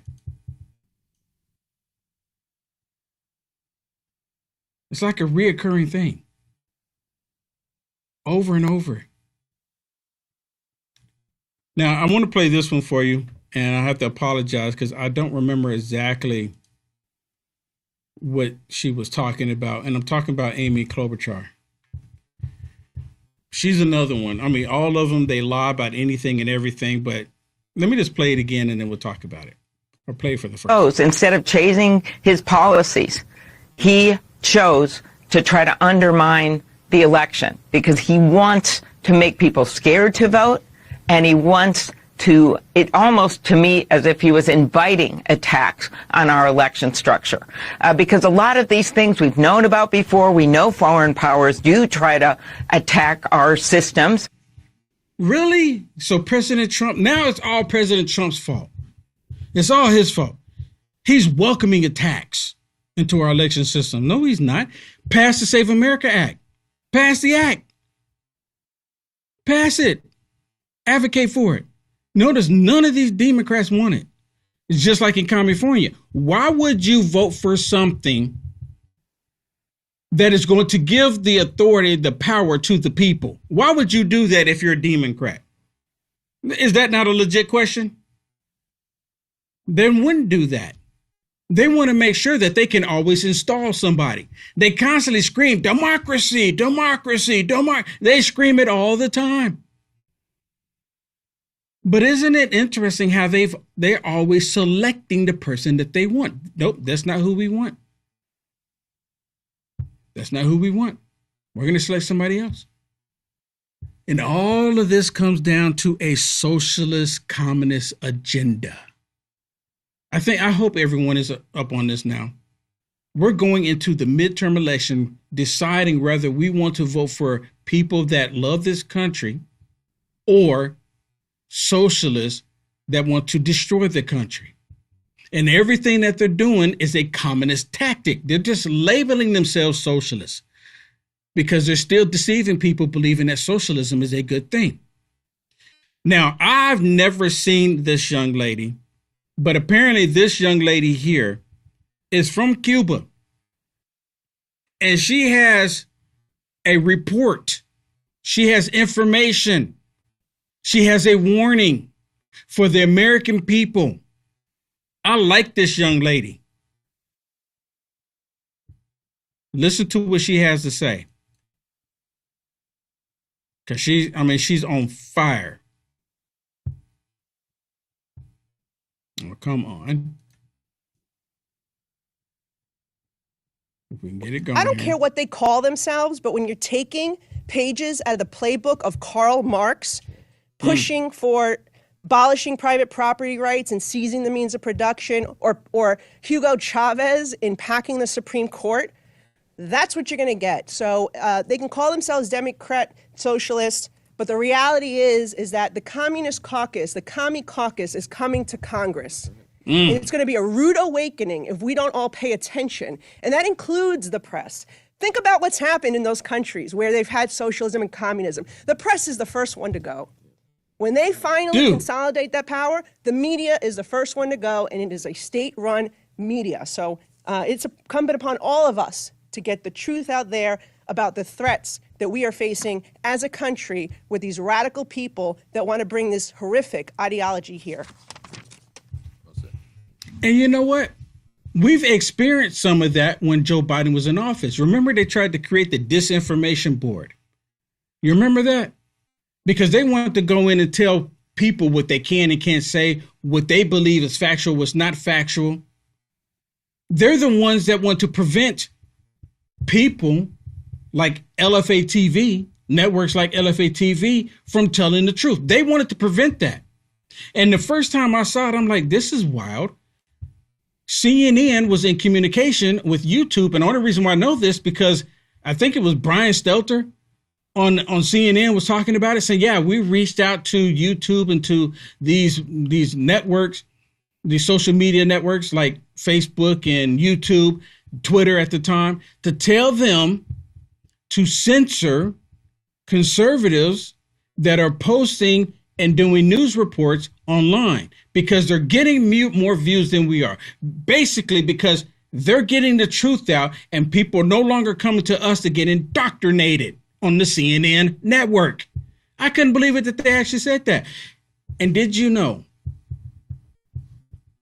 I've never seen a statement from YouTube saying we're not going to do that because we believe that everyone should have a voice. I've never seen them do that.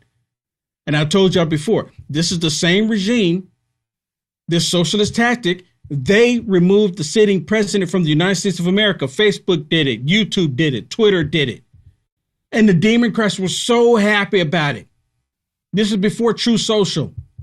So everything that young lady just said, that the media will be the first thing to go, true. They were squashing news organizations when they were talking about the Hunter Biden laptop. Oh, it was Russian disinformation. Come to find out, Russia had nothing to do with it.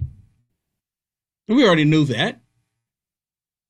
The point is that these socialists, they are like at the door right now. And I've always heard this expression, and these stupid people voting for this communist tactic, you can vote your way into communism, but you can't vote your way out. I've always heard that. What do you think that means? What do you think that means? Just curiosity. What do you think it means? Can't vote your way out. But if these communists get their opportunity, the Constitution is gone.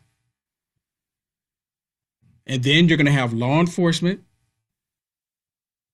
You even have the military that will go along with that crap. So many people go, Will Johnson, that would never happen. It'll never happen. Look what they did when Joe Biden was in office, the woke generals that they had. Dude, I'm telling you, Republicans need to get off your backside for this midterm election and get out like it's the presidential election. I get so irritated when I hear Republicans say, I never participated in the midterm election. I get so irritated. I do. This is so important. We kept screaming that the presidential election is the most important election in American history, the most important. We're talking about the presidential, but they don't really talk about the midterms. Dude, either we're going to hand it to the commies or we're going to keep our republic. And it's already been known.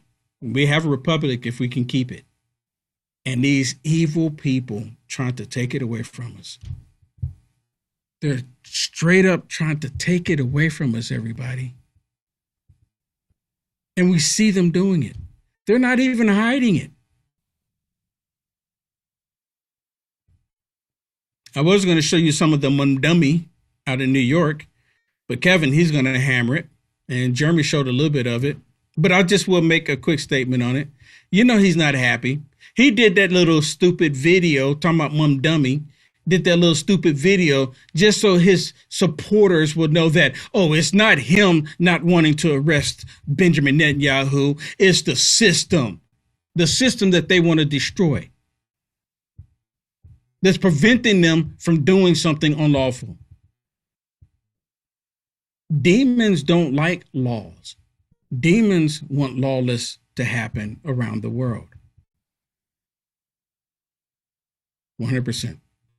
That's it for me, everybody. Thank you so much for tuning in. Kevin Smith coming up live right here on LFA TV. And for those of you watching everywhere else, you need to get over to LFA TV on rumble.com in the very beginning of the show because you always miss something.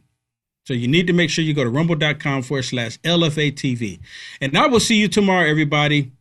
Stay safe out there. Be strong. Get out and vote.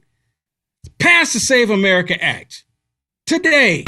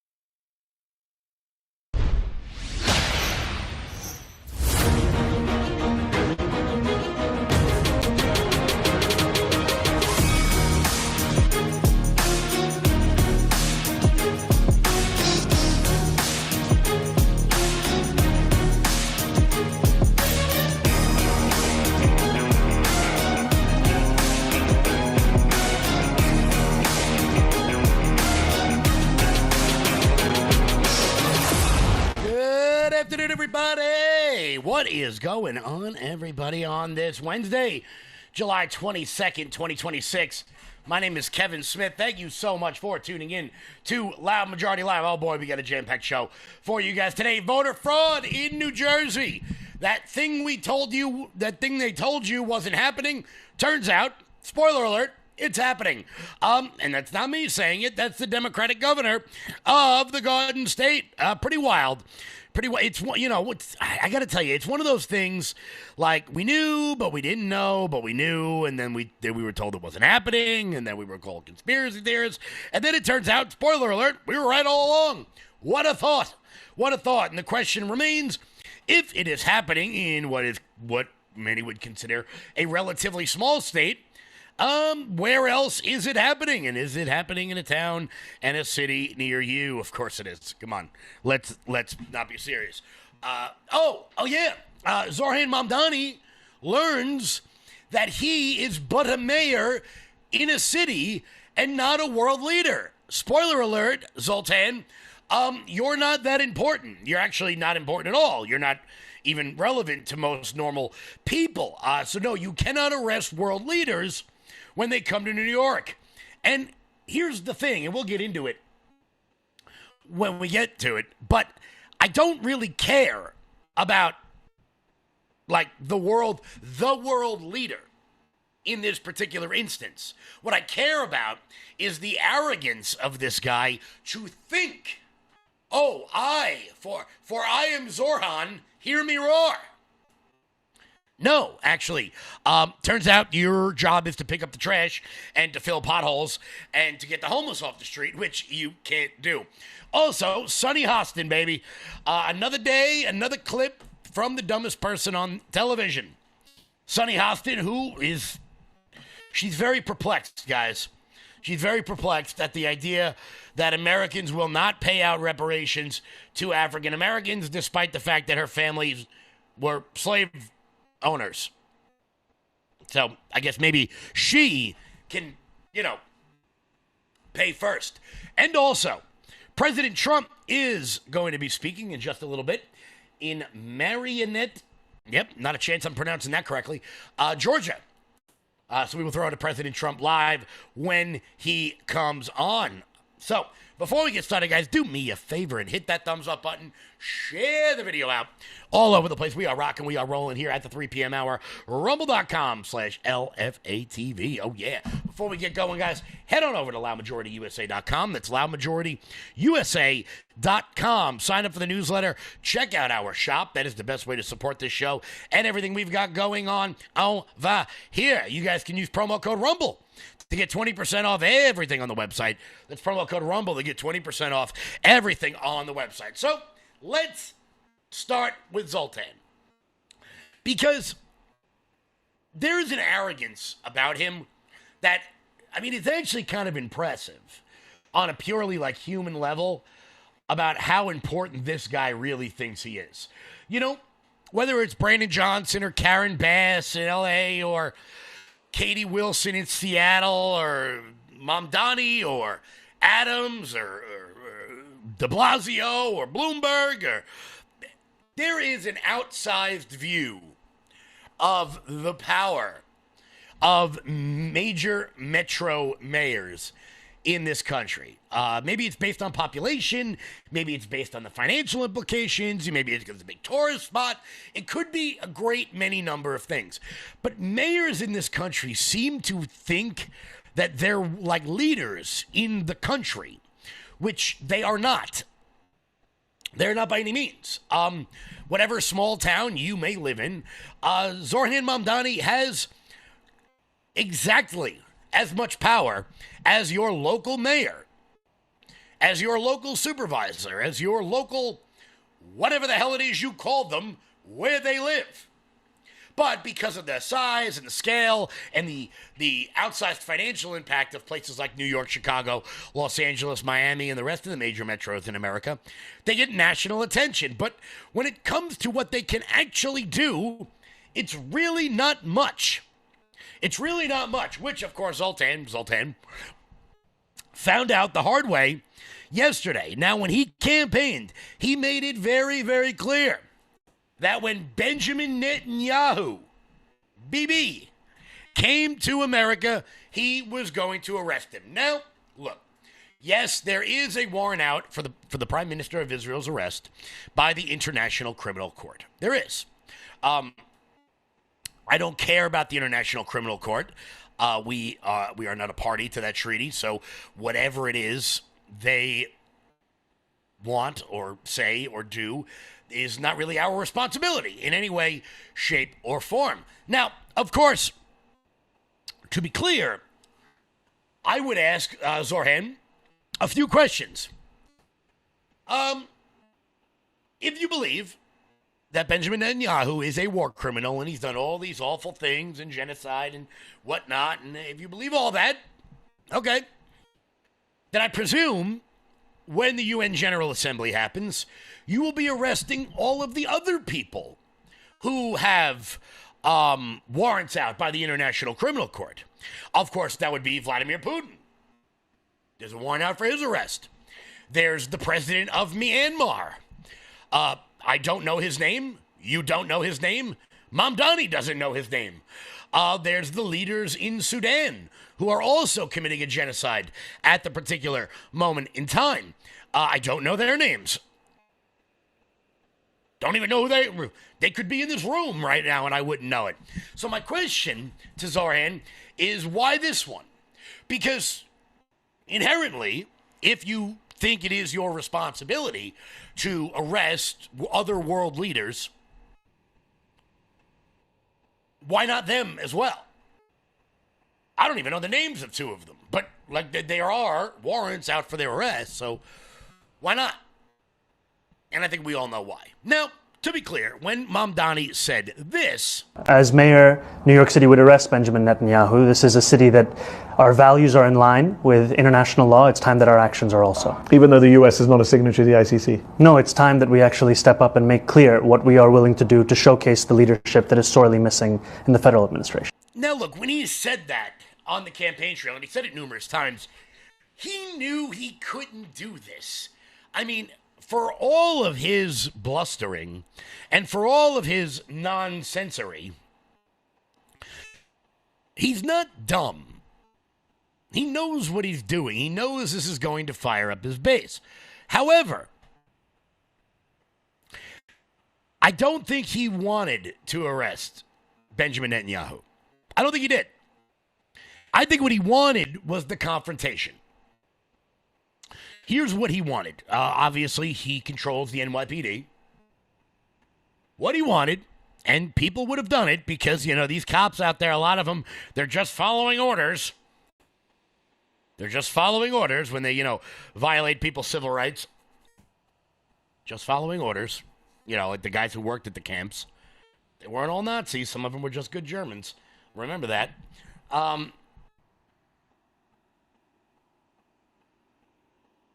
When he would instruct the NYPD to confront, detain, arrest, question, use whatever language you want, the leader of a foreign nation, any leader of a foreign nation, there would have been a conflict on the street. And you would have gotten video of Israeli agents fighting members of the NYPD on American soil. Now, that would have been bad enough. But what if some overzealous cop or, you know, some guy gets a little edgy, jumps the gun, pulls his weapon, grabs his weapon. Now you've got Israeli soldiers shooting at the NYPD on the streets of Manhattan. That's what he wanted. Because let's be clear, if Trump went on a foreign trip somewhere, and I mean this, you can take out the name of whatever the leader is. If Kim Jong-un came over here to Washington, D.C., and all of a sudden the D.C. Metro Police tried to arrest him, they'd be killed by the North Korean security detail. If Trump went to, I don't know, France, and the French police tried to, I mean, they're a bunch of bitches, so that would never happen.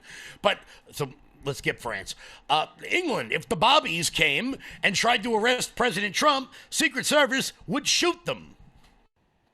Any world leader would do that. And that was the goal. That was the goal of this whole thing. Because for all of his blustering, he's not dumb. He's not a stupid human being.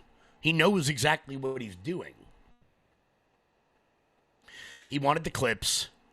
He wanted the fight. He wanted the confrontation. So yesterday he came out, and it turns out one more campaign promise. Not happening. One more. Color me surprised. It is clear that we do not have the independent legal authority to enforce this warrant. Yeah, we know. Anyone with a brain could have told you that, Zoltan. But your voters are, and I mean this in the nicest way possible, dumb. They are less intelligent than your average bear. Yeah, we're going to arrest Netanyahu. No, you're not. You're not doing that. He knew it. They knew it. He knew it when he said it. But he lied to his voters. So let's just, maybe we'll get like a Zorhan tracker over here somewhere. Maybe I'll find some space on the wall back here. It'll just be stuff Zorhan said that isn't getting done. So let's see. What do we got here? Netanyahu. That's one. Free grocery stores. That's not happening. The buses aren't fast. The buses aren't free. Let's see. The city floods every single day. Rents are going up. The budget isn't balanced. All he did was rob Peter to pay Paul. Has he done anything but make catchy social media videos? I don't think so. Because it turns out, communism doesn't work. Doesn't work at all. And the rise of it all across this country is troubling, to say the least. In New York, but in other places as well. And look, like I said, this isn't an argument about Netanyahu. I'm not even addressing the merits of the claim. I am talking about our end of things. On the American side, the mayor of Lindenhurst, New York, has the exact same power as the mayor of New York City.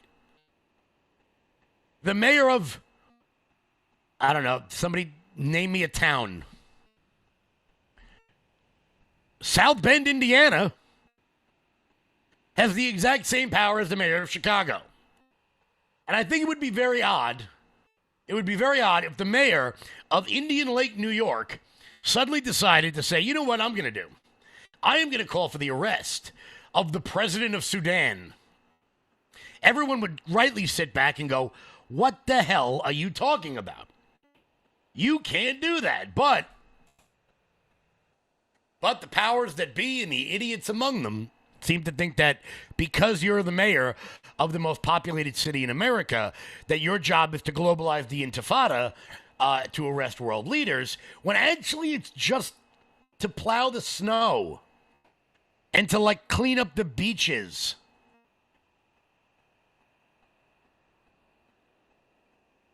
That's it. And the problem is, I think that a lot of our elected officials in this country, they don't seem to understand the job they were elected for. You're a senator, you represent your state. If you're in Congress, you represent your district. If you're a state rep, you represent parts of your state. If you're the leader of your HOA, you're the most annoying person on planet Earth. Everyone has roles in this world. And I think Zorhan needs to stay in his lane a little bit. But he wasn't elected to fix New York City. He was elected to destroy it. That way he could rule over the ashes. Because he's one of the most nefarious human beings in America right now. And as I've said numerous times, he is not the most radical DSA member in...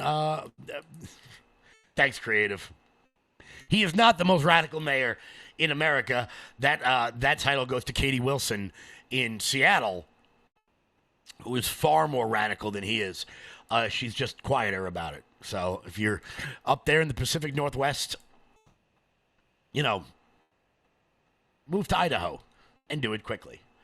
we're going to move on because, it wouldn't be a loud majority live.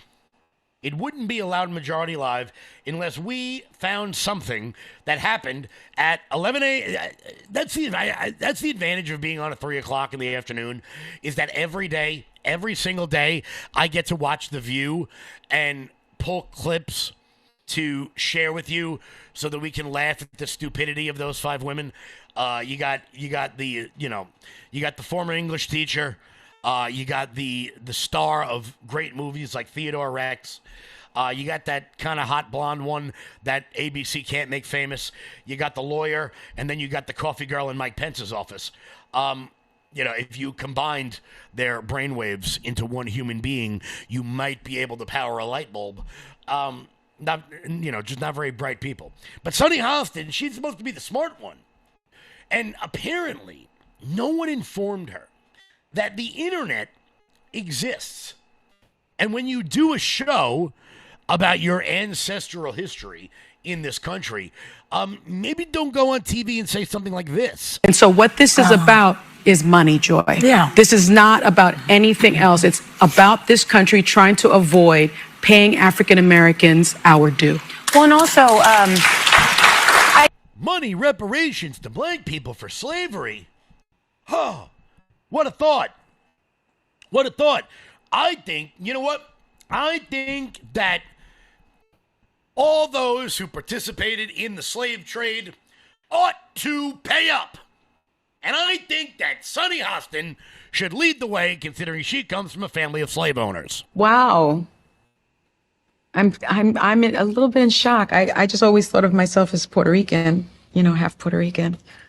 I didn't think I was, my family was originally from Spain and slaveholders. Yeah. So how are you feeling, my friend? I think it's actually pretty interesting that my husband and I have shared roots. Yeah.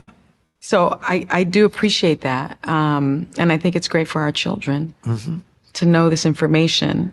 I guess it's a fact of life that this is how some people made their living. So take your self-righteous moral indignation and stick it right up there. I think you ought to lead the way, Sonny.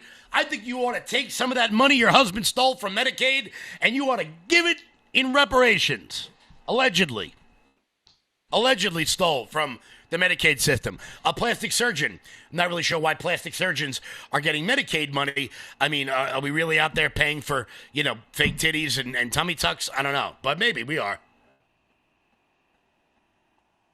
I'll be honest. I think Medicaid should probably pay for the first one, but that's more of a personal thing. I think that's what you should do. Maybe your son, Sonny, should give up his spot at Harvard or Yale and give it to somebody who's underprivileged in terms of equity, or maybe just allow him to be arrested for trespassing like everybody else on planet Earth. I don't know. Maybe I'm a silly goose. Maybe I'm just a silly goose. Guys, we are awaiting President Trump to come out on the stage in the Peach State. We're going to get to that. We're going to throw it to President Trump in just a little bit before we keep rocking and rolling, guys. Make sure you're hitting the thumbs up button, share the video out all over the place as we rock, as we roll here, guys. Head on over to lfatv.us. That's lfatv.us. That's your home base, your mothership, your landing pad for all things LFATV related. Check out the LFATV store. And while you guys are there, consider becoming a monthly donor over at LFATV. That's the best way to keep the lights on. I mean, come on, we got to keep this hair looking nice. So, guys, head on over to lfatv.us. That's lfatv.us. So, the big story. The big story. There are no illegal immigrants voting in our elections. You can't register to vote if you're an illegal immigrant. Is all I've heard for years and years and years and years. Election integrity. One of our biggest things. One of the biggest things we've been focusing on for quite some time. I was told by my moral betters, the people who went to fancy universities and drink wine that I can't pronounce, that none of this was happening. It was a conspiracy theory. Turns out, like most conspiracy theories, the only difference between conspiracy and truth is time. Just wait a little bit, and it turns out all of your predetermined notions will come true eventually. Almost all of them. Unless you're Candace Owens, then you're an idiot. But it turns out New Jersey Governor Mikey Herrell, I don't even know why she did this, which leads me to believe that there's something bigger happening here, because why the hell would she come out with this? Came out yesterday and for some reason announced that 6,600 illegal immigrants are registered to vote in New Jersey. As a matter of fact, 400 of them did vote. This breaking just a moment ago, New Jersey's Democratic governor, Mickey Herrell, says that some 6,000 non-U.S. citizens were actually registered to vote in the state's motor vehicle system. Eric Shawn has some breaking details right here in the New York newsroom for us. Eric, what can you tell us? Yeah, Jillian, it turns out that thousands of non-citizens were added to New Jersey's voter rolls, and some even voted because of a computer glitch. Another state says it's trying to clean that up. New Jersey's Governor Mikey Herrell says that a software error in the state's motor vehicle system led to about 6,600 people who are not citizens being registered as Garden State voters when they applied for a driver's license. She says even though the applicants answered no on the license and also state ID card application forms, well, the computer registered yes as citizens. She says it all happened under the previous administration of Democratic Governor Phil Murphy, and she's ordered the illegal voters be removed from the rolls. It's unacceptable that the vendor released software with such a glaring error. It's unacceptable that the MVC took a year to get this issue fixed. And it's unacceptable that no one in the previous administration brought this to light, demanded accountability, or took action when it happened years ago. Well, the investigation says it found less than 400 of those who were improperly registered actually did vote. And of those 400, they were registered in all the parties. There were Democrats, Republicans, and unaffiliated voters. They were registered over a one-year period from June 2023 to 24. And elections held during that time, well, they included the state legislature, municipal contests, school board elections in 2023, as well as in 2024, the U.S. Senate, congressional races, and the presidential election, which Kamala Harris won by more than 250,000 votes. And Herrell herself was elected as governor last year, and she won by nearly 500,000 votes. Oh, you don't say. You mean that thing we told you was happening, that you told us wasn't happening, that we knew was happening, is happening. Now, let's extrapolate that a little bit. 660,000. Is Trump coming on right now? No, we'll throw it to the president in a little bit. But let's extrapolate that a little bit. 6,600 people in New Jersey. Times 50, each state. That's 330,000 people illegally registered to vote in America. Now, I don't really think it's that many people. I think it's way more than that. Why? Because New Jersey is a relatively small state in comparison to New York and Texas and Florida and California. Relatively small in terms of size. Now let's extrapolate that a little bit more. 400 people voted who shouldn't have voted. Wow, that's a lot. I mean, that's pretty much every school board election result in the state of New Jersey. Could have been any one of them. Moreover, 400,000 illegals voting on a 50-state scale, that's 20,000 illegal votes. That's bananas. More importantly, and I think this is the key to this whole let's sort of use this raw number type of thing, I don't think it's happening in Texas because they monitor their voter rolls. I don't think it's happening in Florida. As a matter of fact, I know the states where it's not happening for certain.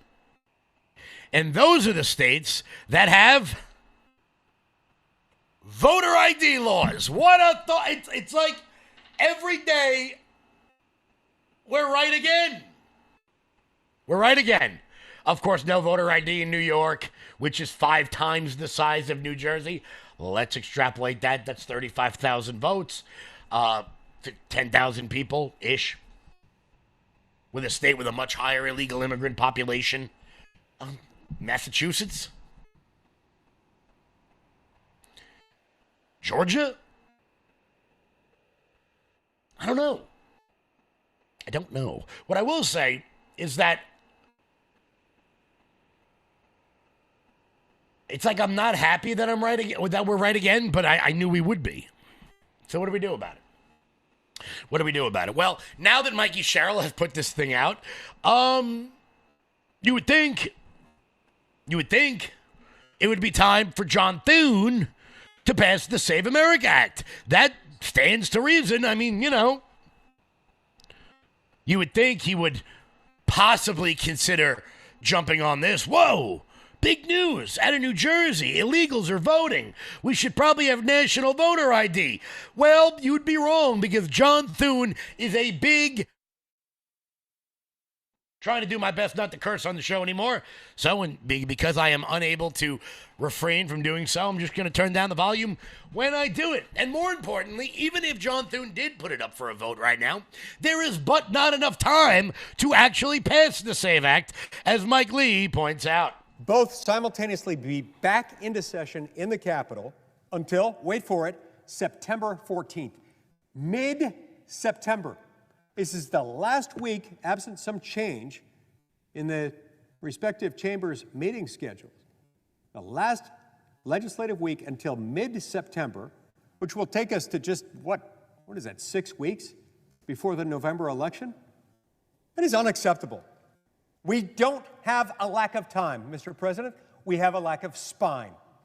Don't ever confuse lack of time with lack of spine, because they're two very different things. If we truly lacked time, that would be one thing. We've got time. We're just choosing not to use it. We're choosing to use it differently, and I would add very poorly if we don't take this up. Take it up now and stay on the bill until it darn well passes. The Senate should stay here tomorrow, this weekend, next week, through weekends and long scheduled recesses, as long as it takes. If opponents want to block it, let them do so in public. If Democrats want to filibuster this bill, let them stand and speak like actual senators, actually filibustering, because that's what filibustering is. And if they don't show up to do that, then we call the question. We call the vote, and we do so at a simple majority, because that's what our rules allow us to do with votes when they don't filibuster. But you can't have the benefit of filibustering if you're not willing to filibuster. Yes, but John Thune is a big pansy. He's a big pansy. Herman Munster-looking pansy. So he's not going to do that. What's he going to do? He's going to call a recess for 6 weeks so that he can go back to South Dakota and blackmail oil men for money. So he can fundraise to help keep his friends in power. Maybe he can find out where Mitch McConnell is. Is he currently still on Earth? Or is he under the earth? I don't know. Really? Where's Mitch McConnell? I don't know. Maybe somebody else does. Maybe someone else does. Guys, once again, we are awaiting President Trump coming on out in Marionette, Georgia, as he campaigns from Mike Collins. But we did have some big primaries yesterday in the state of Arizona, and we're going to go over all of those in just 1 second. Before we do that, here's Jeremy. Hey, everybody. If you're not familiar with, then let me introduce to you Armor Colostrum. Now, I didn't know what colostrum was up until a few years ago. I'd never even really heard of it. And then my wife turned me on to Armor Colostrum. And what colostrum does is it helps regrow your hair. Not going to lie, that's the reason that I started looking into it. But then I started noticing some other things that I could benefit from. I used to get acid reflux very badly. I used to bloat very badly. It felt like I was 10 or 15 pounds heavier than I was until I made Armor Colostrum a part of my everyday schedule. And now things have changed so very much. Let me introduce to you what Armor Colostrum actually does and what it looks like. In a study measuring immune cell response to toxin, Armor Colostrum performed 32% stronger and faster than other colostrum companies. 400 plus bionutrients activated in your life, in your body, to help regrow hair, strengthen your gut health, regrow your nails, toenails, and fingernails healthy, get rid of fungus, stop bloating, and more. And now you can get yours right now for up to $18 off each and every purchase at tryarmra.com. Promo code LFATV. Click the apply button once you've entered the code and watch your discount fall off. That is tryarmra.com/LFATV. Order now. Guys, head on over to tryarmor.com and use promo code LFATV. That is tryarmor.com and use promo code LFATV. You guys know what that means. President Trump.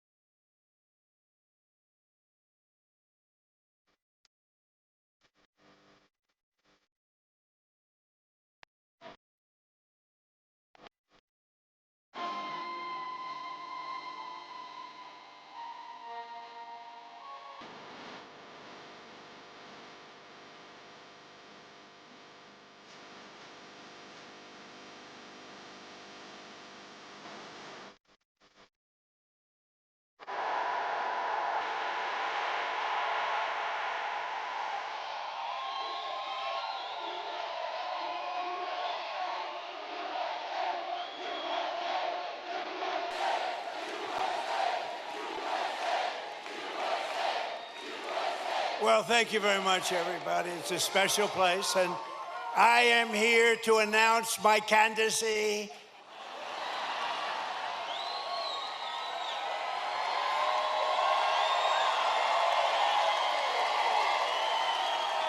I'm only kidding. Nah, boy, I tell you what a group. We have thousands of people outside on a weekday. The weather's nice. But we're in Marietta, we're in Atlanta, right by it.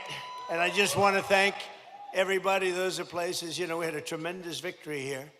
And it was a big, beautiful victory. We won by a lot. And we have some great candidates running. They got to win by a lot. Otherwise, we're going communist. I don't think anybody wants that. We're not going to do that. But I'm thrilled to be back in the great state of Georgia with thousands of proud, hardworking American patriots. That's what you are. And with your help in 2024, we earned more votes than any candidate in Georgia history. There's never been anything like it. And when I say that, I have to be careful, because look at all the fake news back there. They will correct me. They will say, he said he earned more. If I didn't earn, if I was 2 votes short, they would say, he's lying, he's lying. They are sick individuals. They're the fake news. But I have to be careful. No, we weren't. We had more votes than any candidate in the history of this great state, and I'm very proud. I love Georgia. I've always loved it. And every day since, I've been fighting for the people of Georgia like no president has ever fought before. And you're doing well, too. We're going to keep it that way. And 18 months ago, you were in trouble. Our country was in trouble, frankly. It was a catastrophe what was happening. Sleepy Joe Biden and the radical left Democrats, they're Democrats, D-U-M, Democrats, created the worst inflation in 48 years. Scott Bessent, was it the worst inflation in 48? Now, if Scott doesn't have credibility, nobody does, okay? He said it's the worst, and it was. It was actually, I think it was beyond 48 years, but 48 years is good enough. wide open borders with millions of people, even from the world's worst prisons from all over the world. They were pouring into our country. All over the globe they came, prisons and gang members, drug dealers, child predators, and 11,888 murderers, many of whom committed more than one murder. More than 50% committed more than one murder. We had transgender for everybody. Men and women's sports came ravaging through our cities. And the whole world was laughing at us. We were a joke all over the world, but not anymore. They're not laughing. They're not laughing. Right, Jackson? They're not laughing anymore, Jackson. Gonna be your next governor right here. 2 years ago, our country was dead, and now we're the hottest country anywhere in the world, respected by everybody all over the world, the hottest. And we're respected like, I say we respected maybe like never before. When I took office, we inherited the worst border in U.S. history. It was an open wound. It was an open sieve. We quickly turned it into the most secure border in the history of our country within 2 months. And numbers were just released by the Democrats that in the past 14 months, a historic record of 0 illegal aliens have been admitted into the United States.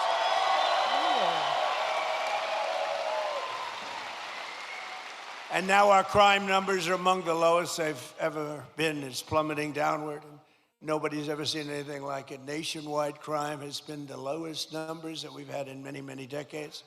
Last year, we achieved the largest drop in the murder rate ever recorded to the lowest level in 125 years. That's since 1900. That's before my father was born. Before my father was born, think of it, from the year 1900, lowest murder rate and that's despite the fact that we had millions of people poured into our country who were, in many cases, very, very dangerous people. We cut the flow of fentanyl across our border by 67%.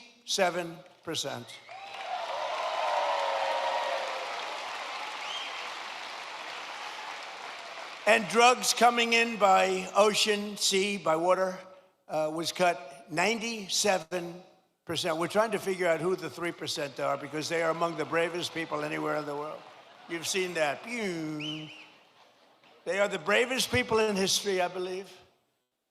We're making the largest ever investment in the United States Armed Forces, and we've got the strongest and most powerful military anywhere in the world by far. There's nobody close.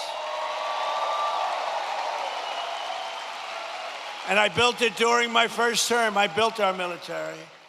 And as you know, they stupidly gave a lot of it away, but actually it was a lot, but it was small compared to what we built. But they gave a lot of it away to the Taliban, to Afghanistan. They gave it away. Just take it. We're leaving. Let's leave brand new machines behind. Let's leave airplanes behind. I said to them, well, why don't you just fly it out and we'll take it back, or we can even fly it back to the United States if you'd like. Sir, I think it's cheaper to leave it. Brand new planes. It was so sad. I saw what was happening. What a disgusting thing took place. But we then, as you know, we won Venezuela, which is now working with us to produce millions and millions of barrels of oil. We're getting along great with them. One day.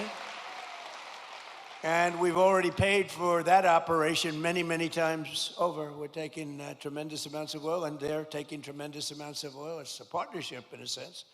They're doing a great job. We're working together. And millions of barrels of oil is going to Houston and Louisiana, coming to you indirectly after it's refined. They're refining it there. But millions and millions of barrels of oil, and also Venezuela is doing better than they've ever done before, too. The big oil companies are going in, and they're signing up. We have Chris Wright working on it, Doug Burgum working on it, Scott is working on them, and it's been incredible, actually. It's got serious oil. In fact, if you combine us and Venezuela, we have about 62% of the world's oil market, so we don't need straits. We don't need anything.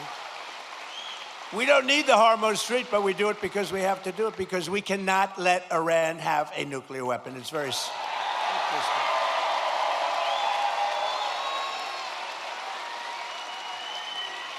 So we're likewise winning in the Islamic Republic of Iran, and we're ensuring that they will never, ever be able to do to us what they've done to so many. You know, they've killed 52,000 plus protesters. People that were protesting have been killed. 52,000 over the last 4 months. Nobody wants to talk about the fake news back then, never mentions that. And I just left Dover Air Force Base, which is an incredible place, but oftentimes very sad, because that's when they bring the bodies of our great heroes, our great patriots, warriors. They bring them back to Dover. And I've been there many times before. This was in particular something very sad. I attended the dignified transfer ceremony for 4 great U.S. service members killed in the conflict with Iran. As they returned to American soil at Dover. And one of the families happened to be traveling to Georgia, beautiful family, beautiful wife and husband and brother-in-law. And I said, I'm going to Georgia too. Where are you going? She says, well, after this, sir, they lost their beautiful son. We're going to Georgia. I said, so if you want, I'll give you a ride on Air Force One. And they said, wow, wow.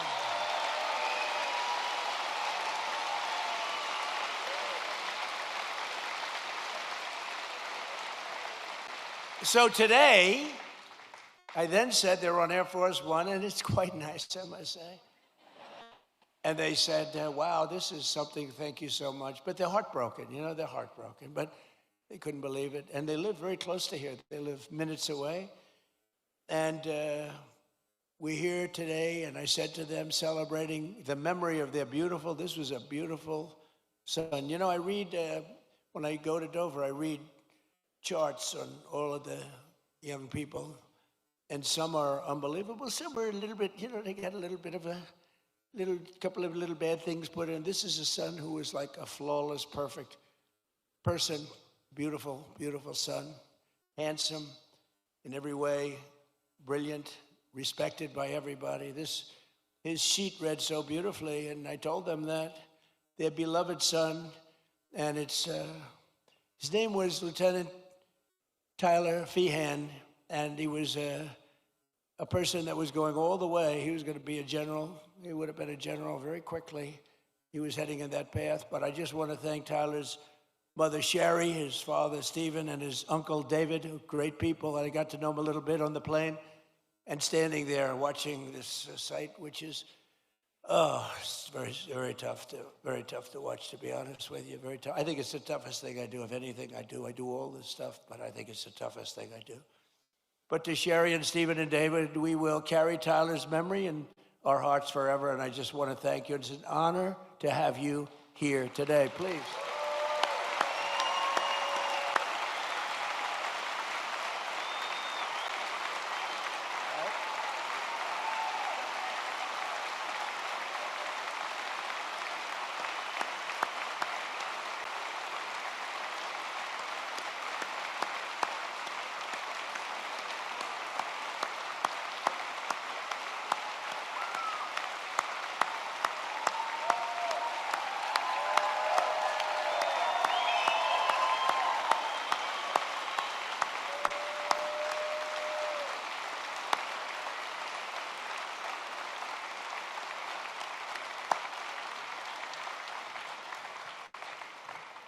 Thank you very much. You see the way everybody feels. Your neighborhood, this is your neighborhood. Can you believe it? You see the way they feel. Thank you. Thank you, Sherry. He's looking down right here. He's so proud right now. So together we're making our country safer and stronger and far more successful than it's ever been before. And that's happening before your very eyes. That's why I call it the golden age. This is the golden age of America. We're building more plants than at any time in the history of our country, and not just AI and all of the different things you read about, things like auto plants, you know, the old-fashioned way. Toyota just announced they're leaving Mexico and they're coming in. They're going to be building the largest plant anywhere in the world. They're all coming back. They're all leaving Canada. They're leaving Mexico. They're coming in from Germany and Japan and South Korea. They're coming in from all over. And people that have been doing this, people like Scott and others that have been doing this for a long time, they've never seen anything like it. I don't think you've ever seen anything like it. McGee, have you? You haven't seen anything. He's doing such a great job. In 4 long years of the sleepy Joe Biden administration, they got less than $1 trillion of new investment in our country. In 4 years, much less than $1 trillion. In less than 2 years, much less than 2 years, actually. In fact, at the end of the first year, but less than 2 years, in my administration, we've secured more than $19.2 trillion in new investment from all over the world.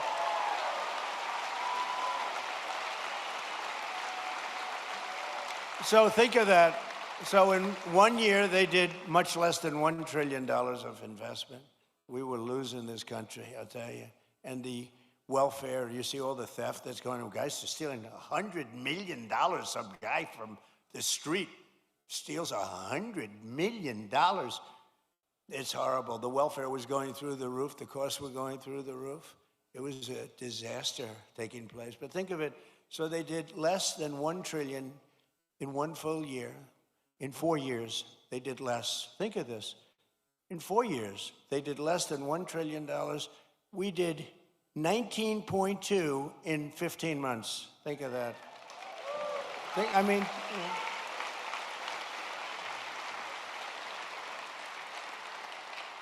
The pharmaceutical company, we're bringing our we learned that through COVID, we're bringing the pharmaceuticals back. But the big pharmaceutical company, UCB, is investing $2 billion to build its first ever American manufacturing plant right here in Gwinnett, Georgia. Gwinnett.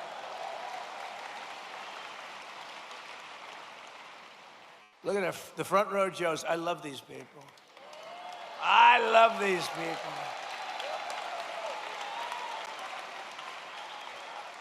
I think there are about 283, I don't know what the hell they do. I think they make a lot of money too. I'm hearing they're very rich. They follow us. It's a rock concert, right? You have a good time, right? Thank you. They've been with me right from the beginning. It's how many have you done so far, do you think? 4, 5, 6, close to 1,000. It might be. You think he's kidding? It might be. Well, we love you. Thank you very much. We love you guys. Thank you. We have groups. We have a group from, I don't know if they're here, but we have a group from North Carolina, women, beautiful women. They follow us, and they're at 218, I think. 219, they come, and I always say, what the hell are your husbands saying about this? This is crazy. They're these beautiful women. I think they're sort of a wealthy family. I don't know what the hell's going on with them. But, you know, like the front row Joes, it's good. We have a lot of those groups. They're just great. They've been with us right from the beginning. And you know why they're with us? Because they love our country. That's why they're with us. It's really why they're with us.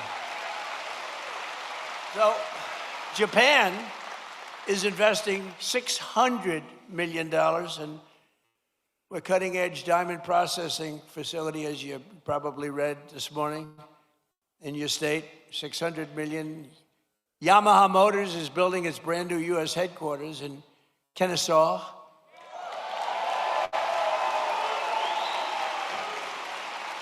And more money is being invested in the United States right now than at any time in the history of our country. And Americans are working today more so than ever before. We have more jobs today than we've ever had, and it's not even close. More people are working now than at any time in the history of our country.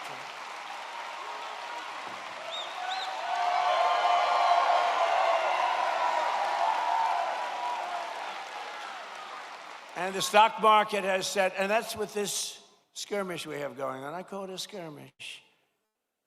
This is with this skirmish we have with the Islamic Republic of Iran, and I call it that because let me tell you, they're getting hit so hard, and they want to make a deal.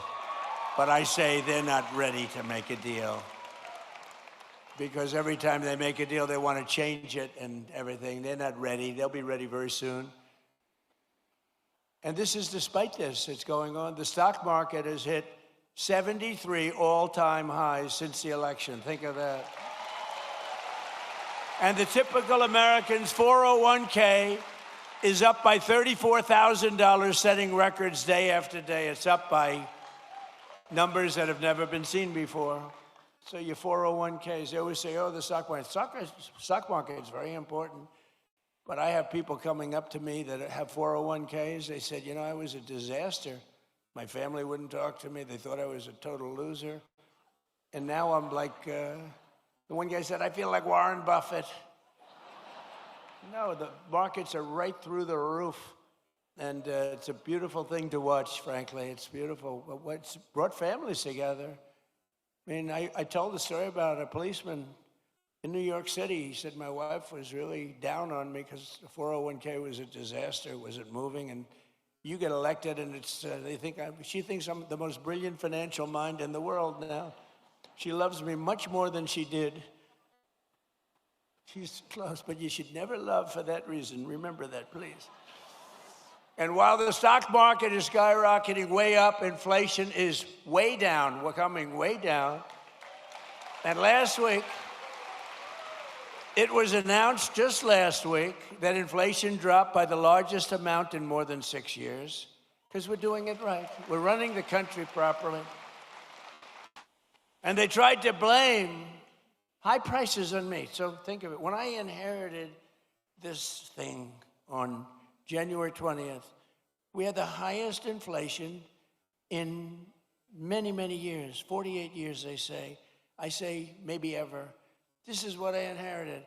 When I had nothing to do with it. I walk into office, I have a press conference first or second day, and they're screaming at me, what are you going to do about high prices? Right? What are you going to do? I said, I just got here. What are we talking about? Tell me.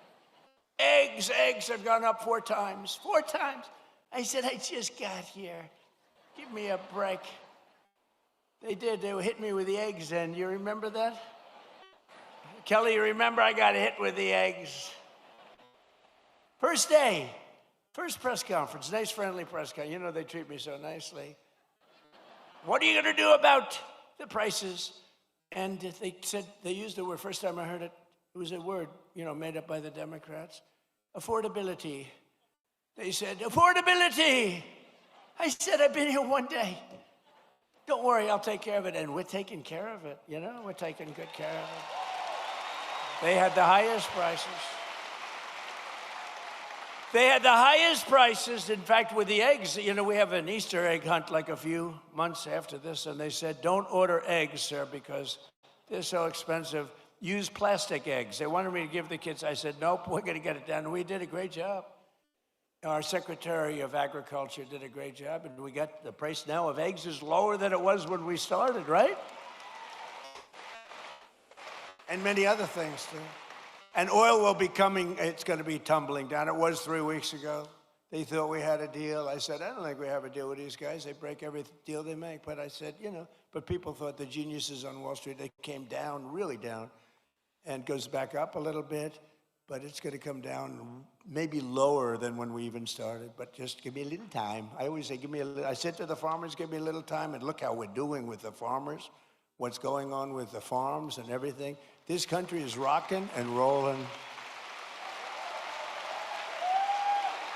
So every day we're fighting to put more money back in the pockets of the hardworking American families. And that's why, with the help of our incredible Republican majorities in Congress, we've done so much. I proudly signed the great, big, beautiful bill delivering the largest tax cuts in American history. Largest in American history. And we did big ones first. We had the best economy in history in my first term. A lot of people don't, because we had a COVID period all over the world. And we did a great job where they got no credit for it. We did Operation Warp Speed. And I'll tell you, we did a great job, but we got very little credit for it. We should have been given big credit, but we got credit for everything else. And we had the best economy, but this economy is ready to blow everything away, ever, of any country. There's never been anything like what's happening. And the United States of America right now.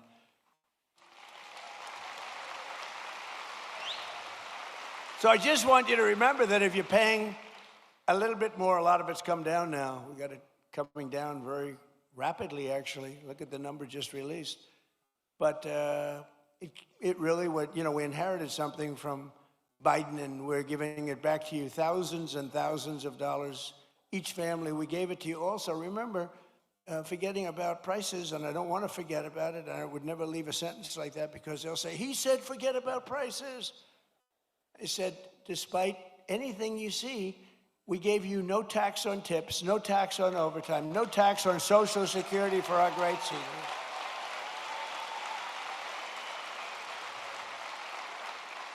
We gave you something that nobody ever thought of. This was my idea. I said, give people a deduction if they buy a car only that's made in America. Give them a deduction. They go out, borrow money. They're allowed to get a deduction. But all right. Oh. Hey, everybody. If you're not. Alrighty, guys. Paul Herrell coming up next right here on this network. I want to thank everybody so much for tuning in. President Trump still rocking and rolling. I think Paul's going to run it. I will catch you all back live tomorrow. Until then, everybody, stay loud.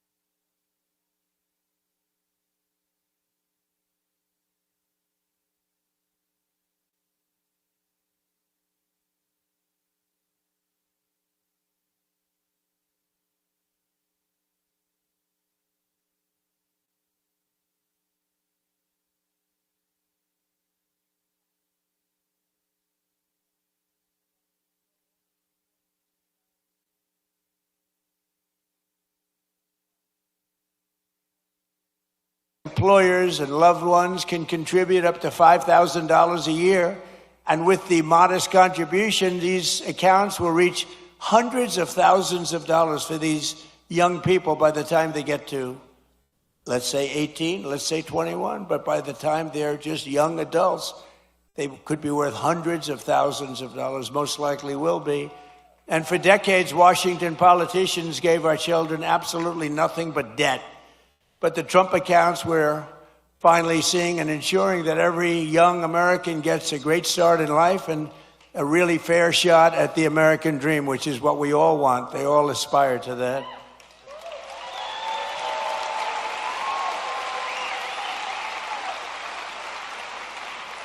And under the system, every newborn child gets $1,000 deposited in their Trump account at birth. Think of that, from the United States government. Think of that. The government is finally giving money back to our children. You think that was easy to get from the Democrats? Not easy. Actually, they didn't vote for it. They didn't. I don't think we got one vote. We got a unanimous Republican vote. We didn't get any Democrat votes, I don't think. But they have a hard time justifying all of the things that they've done. But the government gives them $1,000 at birth. And from there, it just goes up and up and up. And lots of people, like the employers, can put money into their children's accounts of the employees. It's a beautiful thing, and I'm seeing it And again, over 7 million. And it really just started, I would say, Scott, a few weeks ago, because it was all of the very, complex legal governmental things were worked out about 3-4 weeks ago. And we have over 7 million people already, children already. So that's great.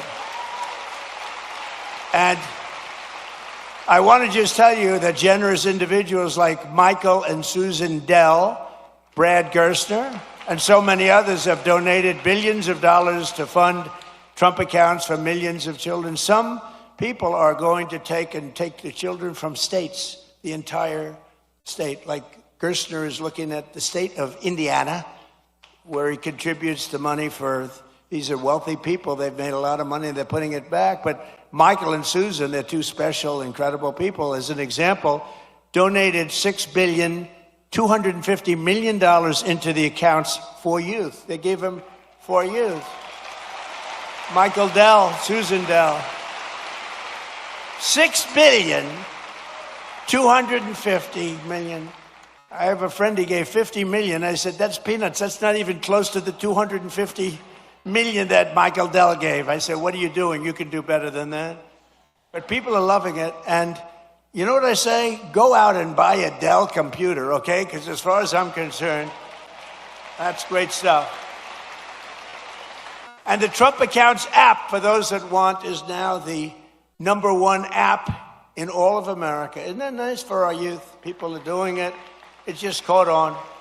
In the past 18 days, nearly $1.5 billion have been deposited into the Trump accounts. Think of that. The money is pouring in. And it's for children and all sorts of advantages and tax advantages for the people that do it and make this investment in our future, because it's really an investment in our future. And all you have to do is go to trumpaccounts.gov, and sign your child up for a free investment account today, and the child gets $1,000 from the government.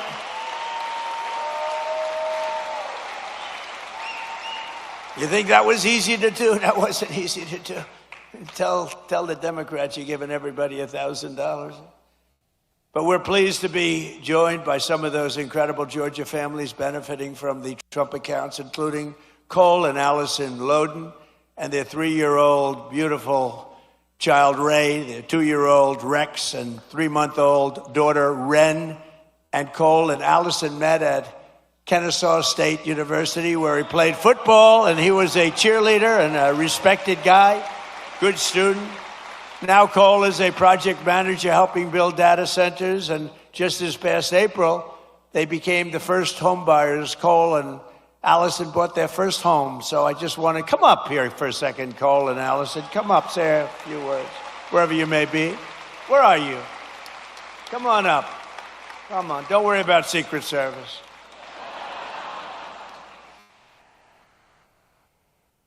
We've had people come up. One of them almost got beat up, and all they did was, I said, come on up. And they, whoa, beautiful. Wow. That's so nice. Careful. You can't fall like Sleepy Joe. You can't. Come on, say something.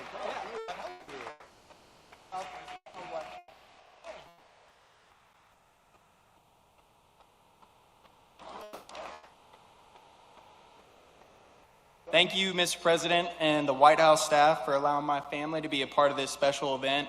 It is truly an honor.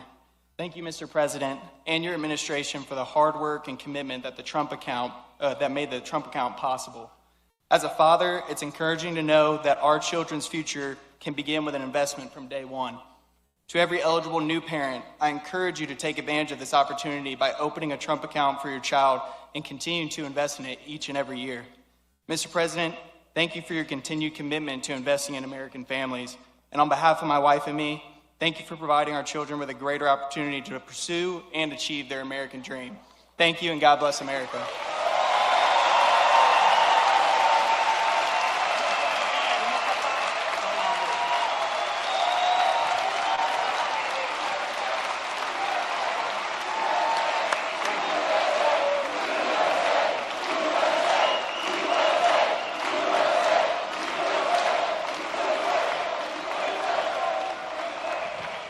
Thank you very much, Cole. That's beautiful.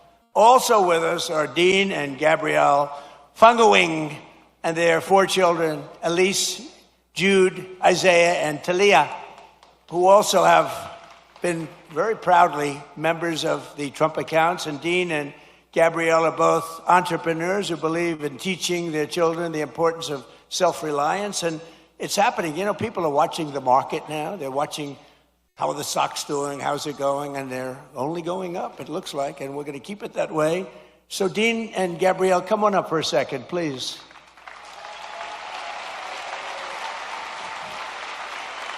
Wow. Wow. Beautiful.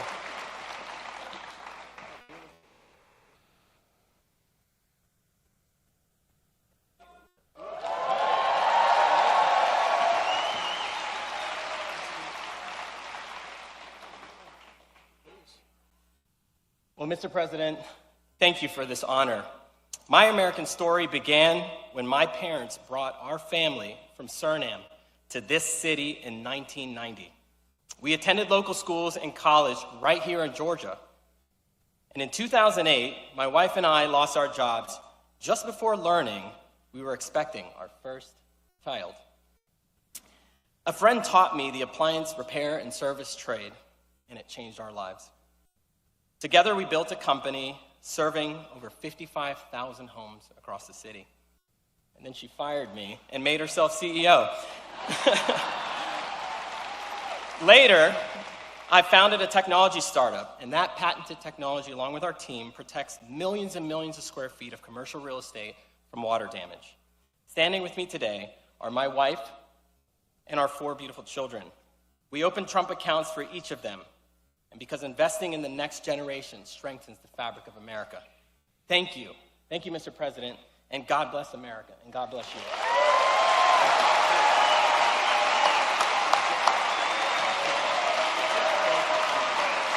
Are you ready?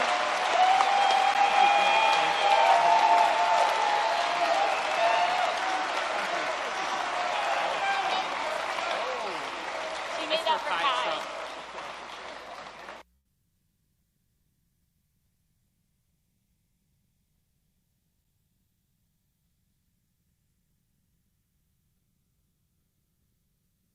While our administration is lifting up the next generation with the power of freedom and American capitalism, proven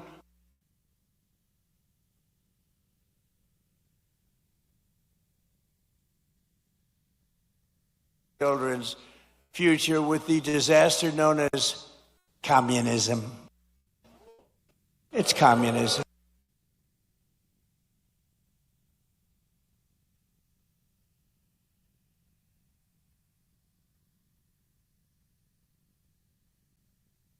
I don't know if anybody saw it's such a beautiful place.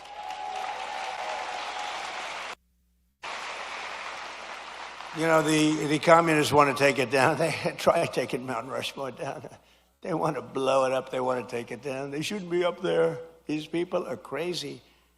But communism is, in my opinion, communism is the single greatest threat to our country and its history, including even World War I and World War II, Pearl Harbor, 9/11. I think it's the greatest threat that I've ever seen to our country. These people are stone cold crazy. And it is the enemy of the free people everywhere and everywhere in the world. You see it happening, and every time it starts to happen, the areas where it's at, whether it's blue states, you see the blue states are all going bad. They're all going bad because communism is a loser. The concept, the policy, it's a loser, and it always has been, and it always will be.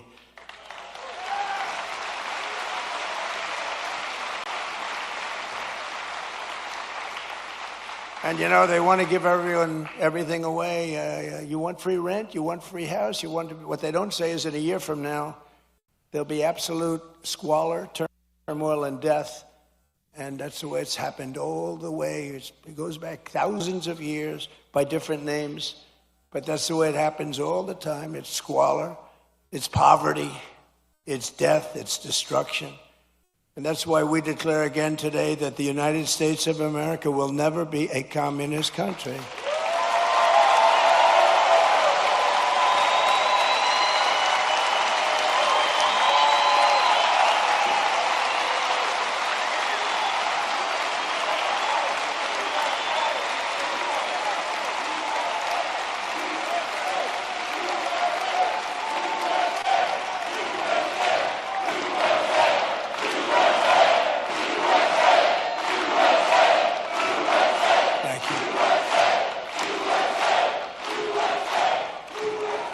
You know, remember during the State of the Union, I said that this country will never be a socialist country, remember?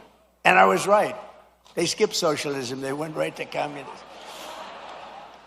Georgia's a state that believes in common sense, and yet your terrible Senator, John Ossoff, he's terrible. And the Democrats in Congress are voting with the communists every single time. They're afraid of the communists. You look at it. Now, I fought Ossoff before, as you know, and we won. We had a great success against this guy. He reminds me of Pinky Herman. Did you ever see Pinky Herman? John Ossoff and the congressional Democrats voted against securing our border. They voted against our massive tax cuts that you have. They voted against the Trump accounts for your children. They want to raise your taxes by a lot, not lower them. We lowered your taxes. We gave you the greatest tax cut in the history of our country twice now. And they want to raise your taxes substantially. You know, I've been watching politics. I've been involved in politics in the other side, you know, for a long time. I've always found it interesting, fascinating, important. But I've never seen people say, ever, it's always politicians. I've watched great politicians. We will lower your taxes. They will always say, we will, even if they didn't mean it. They'd say, we will lower your taxes. These people say, we're going to raise your taxes. I've never heard it before. It's a new phenomena. It's a phenomenon. They voted against no tax on tips. They voted against no tax on overtime. They voted against no tax on Social Security for the seniors. They voted against voter ID. Can you believe that? Well, you saw what happened. They caught thousands of votes in New Jersey where illegal aliens were allowed to vote, thousands and thousands of votes. They voted in favor of the transgender mutilization of your children and in favor of men playing in women's sports. Isn't that lovely? They voted against lower energy prices, lower car prices, and bigger paychecks for everyone. They voted against every one of these things. John Ossoff and the Democrat communists want to let the Marxists into power, bankrupt your families, and leave you totally undefended with wide open borders. But we will not let that happen to our country. We're not going to let it happen. Right?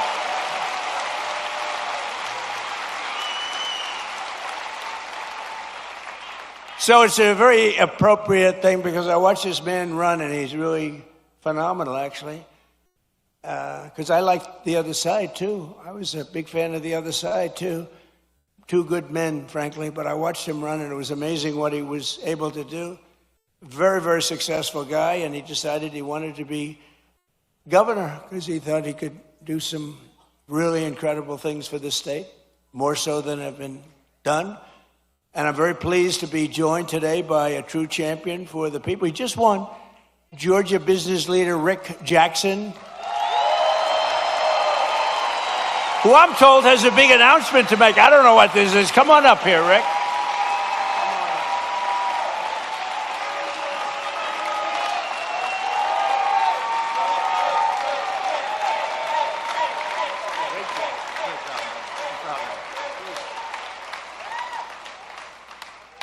Well, thank you. Mr. President, what you're doing on the Trump accounts is for foster children will, change lives. I know because I said earlier that it changed my life when I got a $100 Christmas gift in an orphanage. That's why here in Georgia we should not stop with $1,000. I want to announce when I become governor, I'm going to push the state of Georgia to match the federal contribution with another $1,000.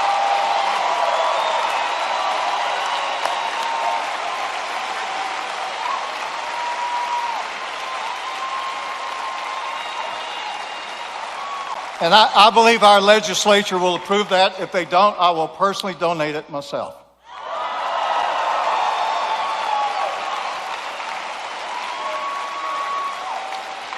Mr. President, you're fighting for Georgians every day for the state and what you're doing to lower costs. Media does not report this, but Every day, President Trump is bringing unbelievable amount of business solutions to government. Let me give you an example. Not long ago, I was meeting with Susie Wiles, who, in my opinion, is the best chief of staff in the modern history. But we were talking about America's antibiotics supply chain. And I told her we bought this last American plant in the United States in 21 because I didn't want China to leverage it on our president for trade. I told Susie something that every family should know. We produce one dose of amoxicillin for 7 cents. By the time it goes through all the middlemen, you pay $1. Susie looked at me and said, well, have you heard about Trump RX? And I said, she said, we're announcing it tomorrow to sell directly to from the manufacturer to the consumer. That's a business solution. That really brings down costs.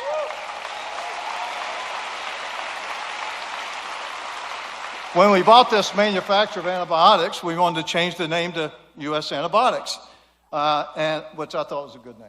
So it took the Biden administration 7 months to approve our bottle logo where it had been for the entire 35 years. Then, last summer, we wanted to bring out for our kids amoxicillin extended release. Under the Trump administration, we applied to have a new drug that hadn't been here in 25 years. Under his administration, it was approved in 60 days. 60 days.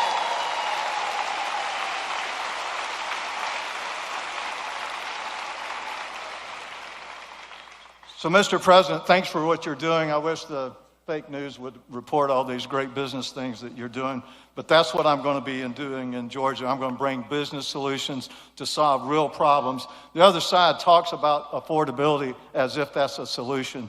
Affordability is not a political problem. Affordability is a business problem. It requires business solutions, just like this man's been doing all his life.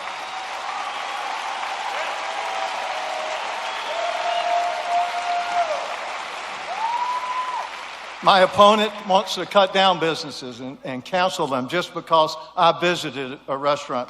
Well, that's just wrong. We are not going to do that. And I'm going to make sure that Georgia is the best place to do business and reduce affordability to the lowest it's ever been. And I'm going to be this man's favorite governor.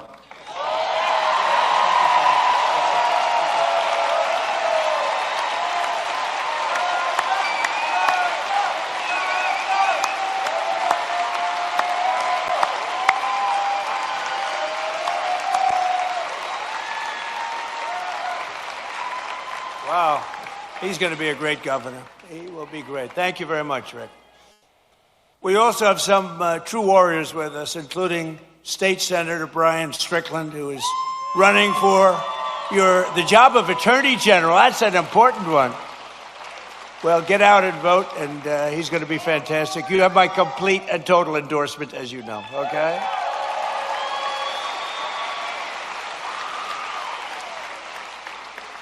And State Senator Greg Dolzwall, and that he is a fantastic guy who's, as you know, running for lieutenant governor along with Rick. That's a pretty good. Where are you? There you are. Where are you? Oh, what a man he is. You have my complete endorsement. You know that. You had it before, but you have it now. Okay? Great luck. You won't need it. Everybody needs luck, but you're not going to need that much. Very talented people need luck too, but they don't need it that much. And State Representative Tim Fleming, who is running for Georgia Secretary of State. And they all have my complete and total endorsement. They're incredible people. Thank you very much. Thank you. Congratulations. I heard you had a great win. We also have State Representative Houston Gaines with us, who's a fantastic person. And he's running for Congress, and you already have my endorsement, and you already won your primary in record numbers, and now you have to go and beat a Democrat. Good luck. We'll be helping you, okay? Good luck. I want to thank as well, he was here, I didn't know he was going to be here, Treasury Secretary, I think he's going to go down as the best ever, Scott Bessent.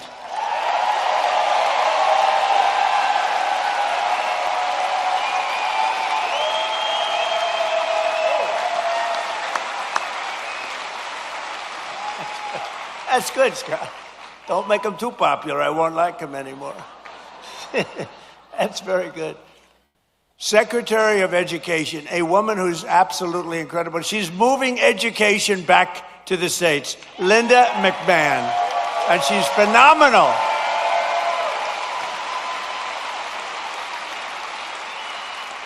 She's getting it back to the States so the parents can run the education. And I met your school board people. They were really great people, but you know, they want to work with the parents, and that's what we're doing. And Linda, you are doing some great job. She's moving it back. Not easy. Not easy. That's years and years of turmoil that went trying to do it. She just gets it done. This woman is incredible. Thank you very much. I appreciate it. Another great person and great administrator, a woman who's really smart. Everybody loves her. Everybody respects her. And she runs a thing called small business, but small business, when you add it all up, is probably bigger than any bank in the world, right? Kelly Loeffler, and you're here with Jeff. Jeff, stand up.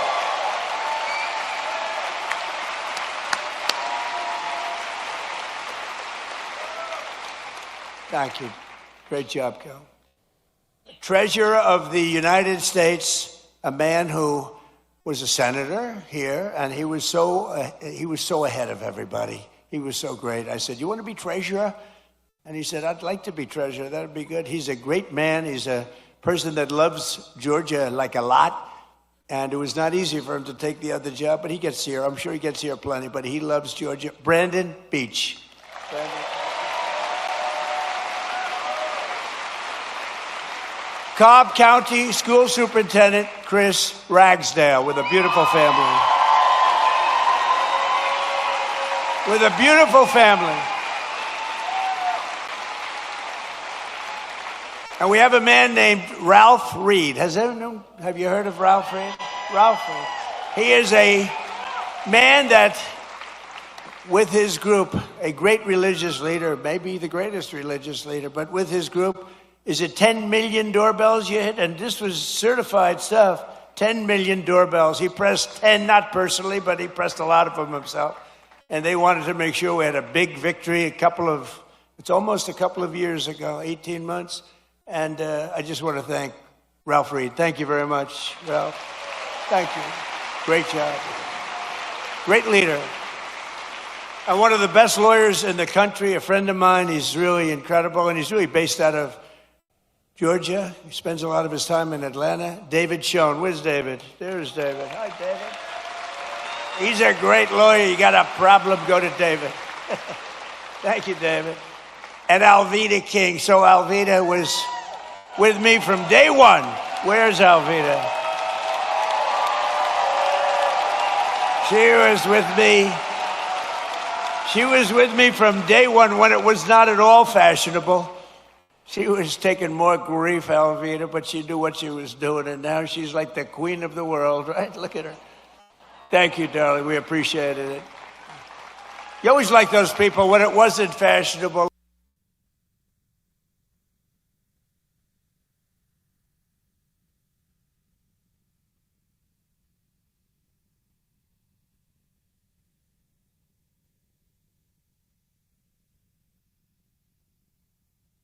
Who had to stay back, making America great again. Maybe the most important man in this room right now is not here. His name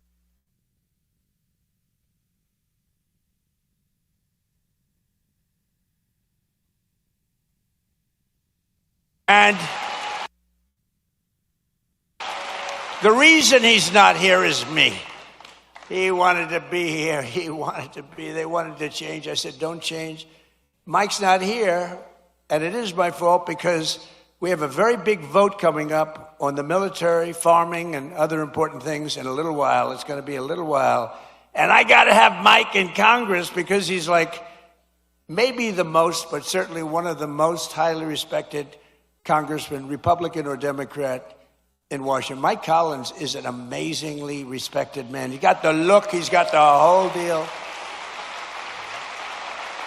And I said, Mike, I'm sort of here because of you. I said, Mike, if you're here, I'm going to be extremely upset with you because he has to vote. And, you know, it's razor thin We lose all the Democrat votes on all these things. Think of it, tax cuts, biggest tax cuts in history they vote against. They vote against everything.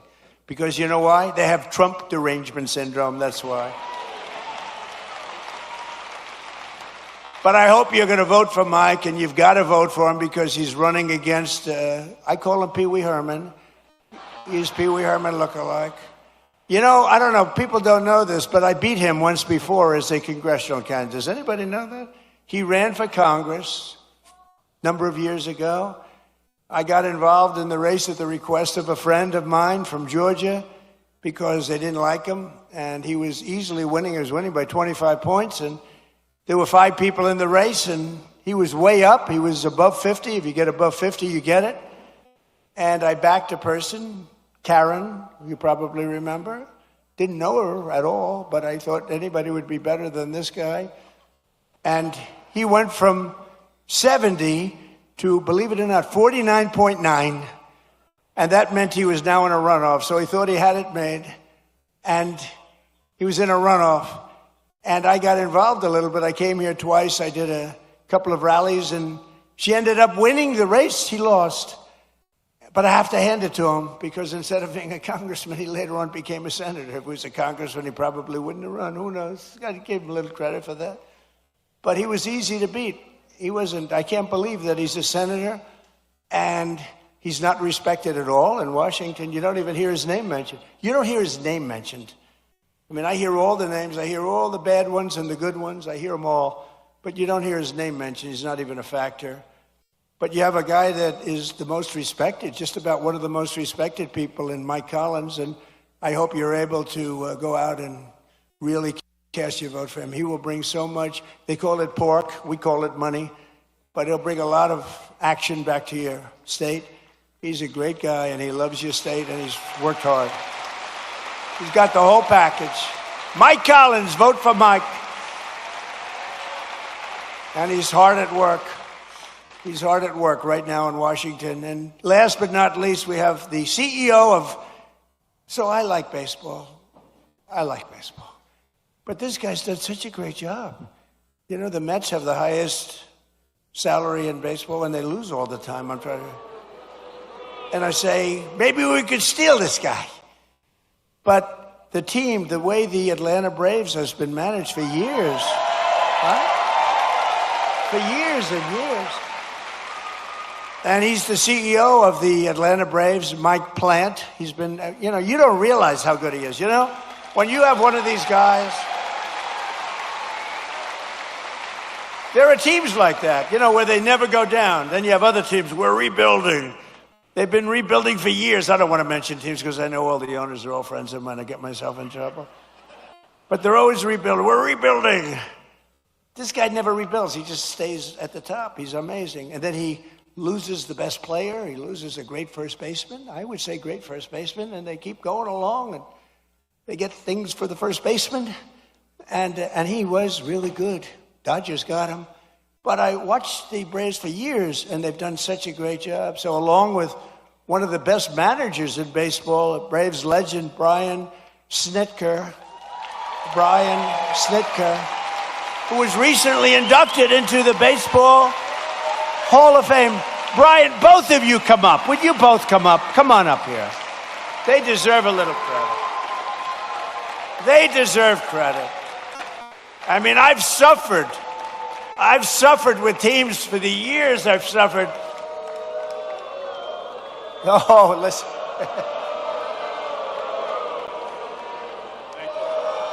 They say you're not allowed to do that. Do it.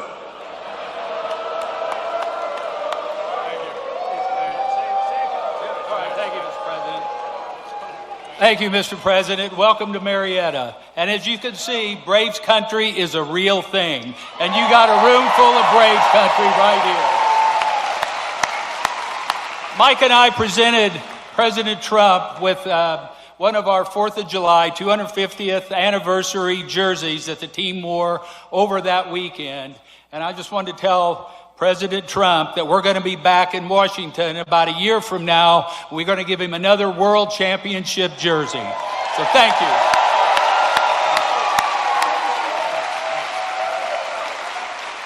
Well said, Snit. Mr. President, I just want to say when you're done throwing four-seam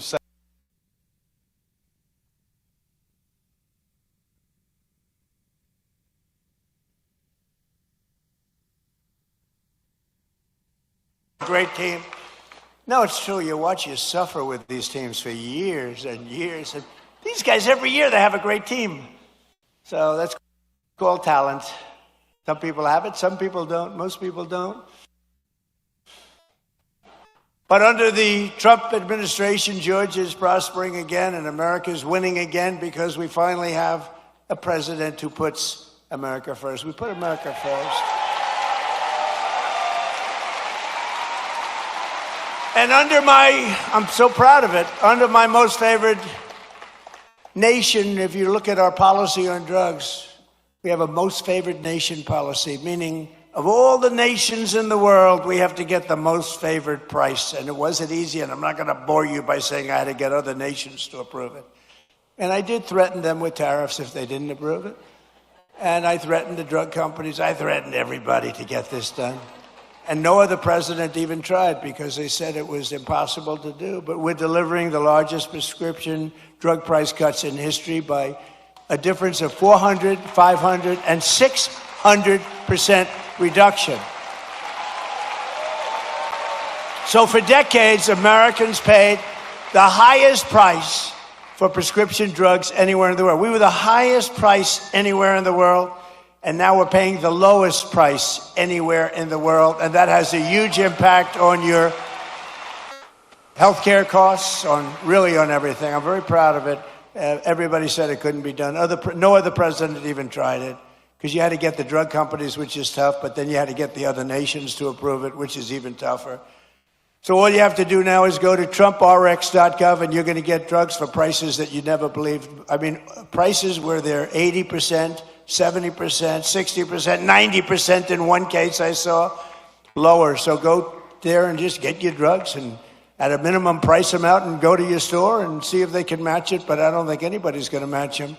It's been amazing. Think of it. We went from the highest price 1 year ago, the highest price drugs anywhere in the world, like the fat drug. It cost, think of it. Think of it. It cost $1,400 in New York, and in London it was $87. Okay, I told you I have a friend of mine. He's fat as you never saw a guy like this. He's a very smart guy. Scott knows him very well. He's a great businessman, but highly neurotic, always eating. Eating, he does two things. He eats and he makes deals. And the eating he's not good at, other than quantity. But the making deals, he's very good. But he called me up because, I buy this fat drug. And now he calls me Mr. President. He used to call me Donnie. Donnie, I buy this fat drug. And in New York, I pay $1,400. And in London, I just paid $87. They said, you're so rich, how do you even know? He said, I don't know. My people told me that. And so he said, I went out and I had it checked. And it was from the same exact company, the same plant. It was actually made in the United States, the same everything. He said, what the hell kind of a deal? I'm paying like almost 10 times as much. I said, that's the system. But it really awoke in me. And I said, I got to do something about it because he's right. A pill that will sell for $10 in London or in Munich, $10, is selling for $100 or $120 for a pill in New York City or in Chicago, Los Angeles, or any other place. And I said, we got to do it. It's unfair. And I called up the drug companies, and they fought me, and then they said, you're right. They had all sorts of excuses. Well, we have to do research. I said,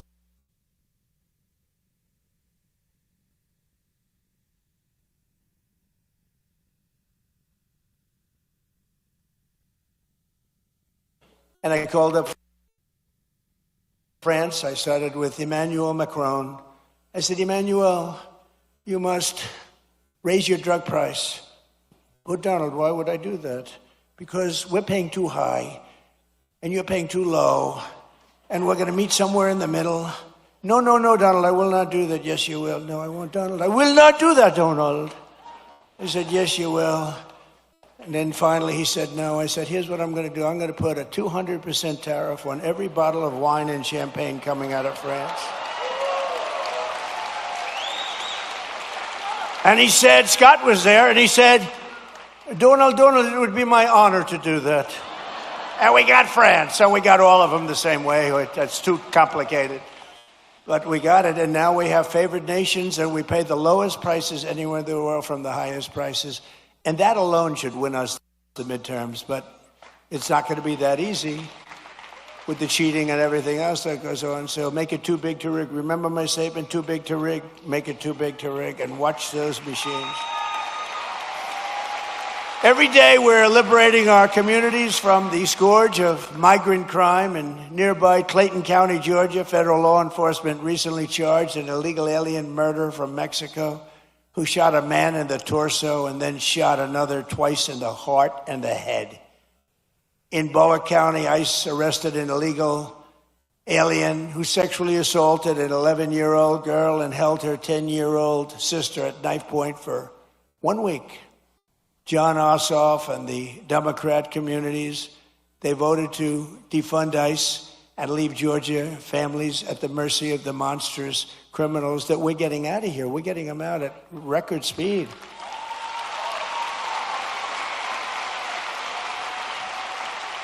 And by the way, we always stand with the heroes, the patriots of ICE and Border Patrol. Always. They take such abuse, and they do their job.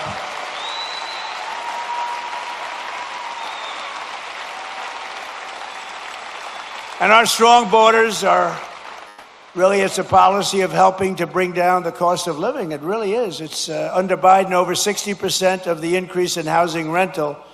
The rental cost demand came from the flood of illegal aliens coming into our country. The government would pay thousands of dollars a month for apartments for illegal aliens. But for our warriors, for our ex-servicemen, for people that served in our military for 20 years and 25 years, and then they couldn't get into an apartment. They were living in the street. They didn't do anything. But they took care of illegal aliens, paying thousands of dollars a month in some of the most luxurious hotels in the country. It's crazy what they were doing. It's crazy.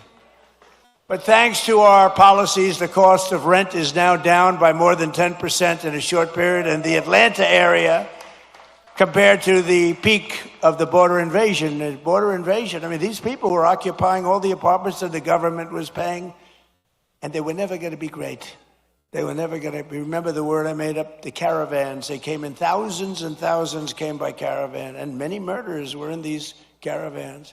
To stop the massive theft of taxpayer dollars, including by the millions and millions, we have launched the war on fraud, led by Vice President J.D. Vance. He's doing a great job. We ended Medicaid for illegal immigrants, and we redirected $50 billion to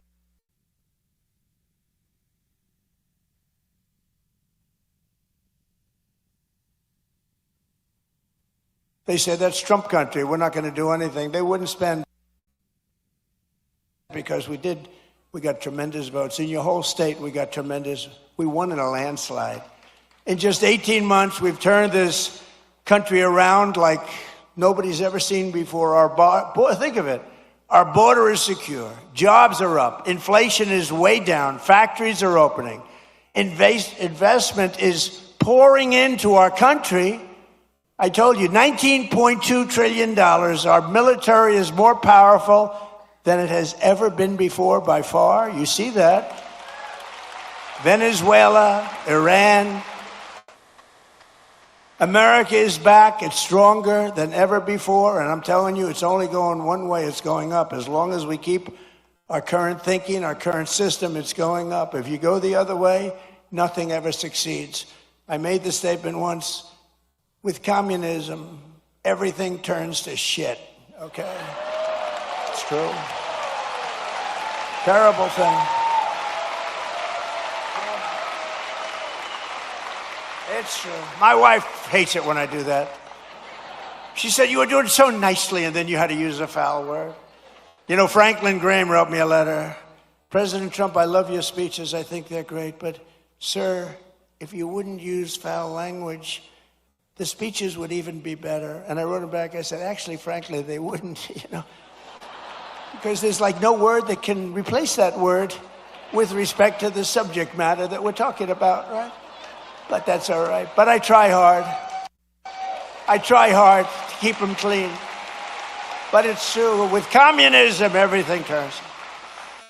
With the help of our Republican majorities in Congress, we will crush violent crime, impose harsh new penalties for dangerous repeat offenders, crack down on Marxist proxy. Oh, these prosecutors are so bad. They're so evil, what they do. And the rogue judges, you don't have a chance in front of these people. If Obama puts in a judge, I don't care how good your case is, you barely have a chance of victory. And nobody suffers it like I do.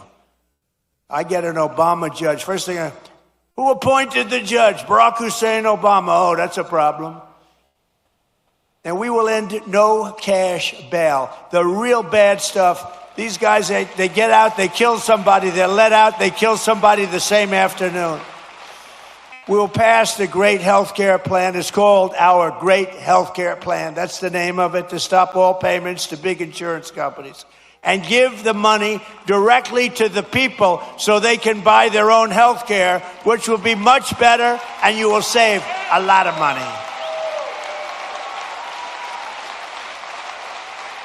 Because as you see, Obamacare is a total disaster. It's been a disaster. It's gone up through the roof. It's a total disaster. We want to spend the money. We want to give you the money directly. Buy your own health care. What's happening is these insurance companies take in billions and billions of dollars, and they don't give a damn about you. And you go out and you get crummy health care at a price that's unaffordable. So we want to give you the money, and you spend the money, and you go around and negotiate. You're going to have money left over. It's so much better, and you're going to have much better health care. And finally, we have to pass the Save America Act to defend American elections.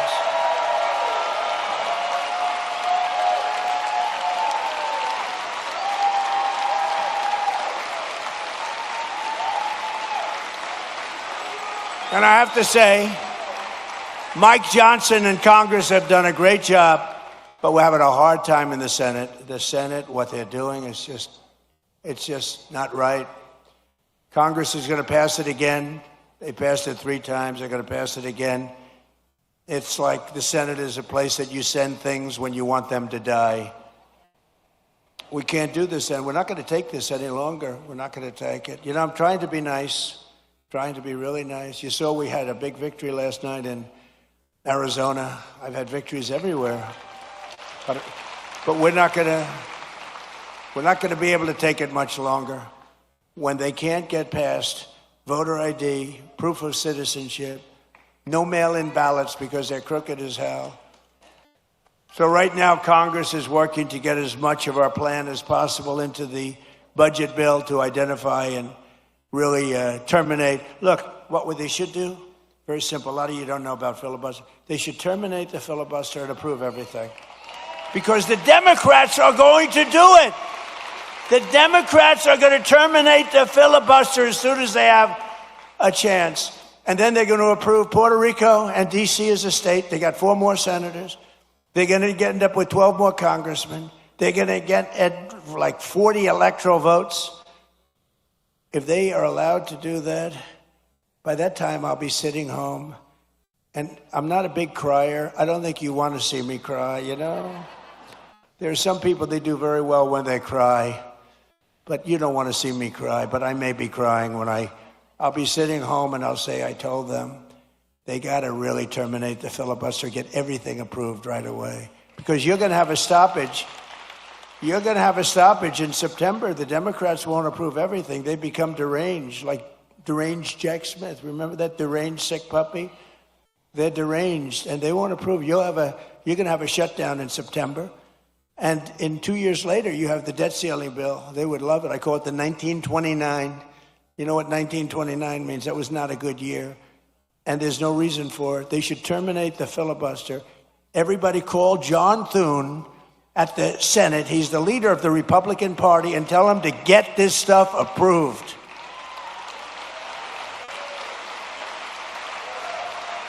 So we're fighting so that all voters must show voter ID. We're fighting so that all voters must provide proof of citizenship, okay? And also the no mail-in ballots, very important. And we're doing exceptions for illness, disability, military deployment, travel. If you're away and you have problems, we'll be very easy on that. Look, if you're away, if you're in the military, you want to vote, we want you to vote.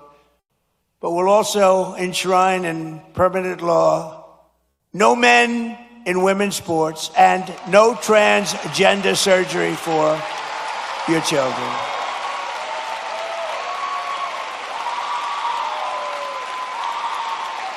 So, ladies and gentlemen of Georgia, the golden age of America is upon us. We are in the golden age. This is the greatest we'll ever be. And together, with your help and the patriots all across this magnificent land, we love our country. We will make America powerful again. We will make America wealthy again. We will make America healthy again. We will make America strong again. We will make America proud again. We will make America safe again. And we will make America great again. Thank you very much. Thank you, Georgia. Thank you.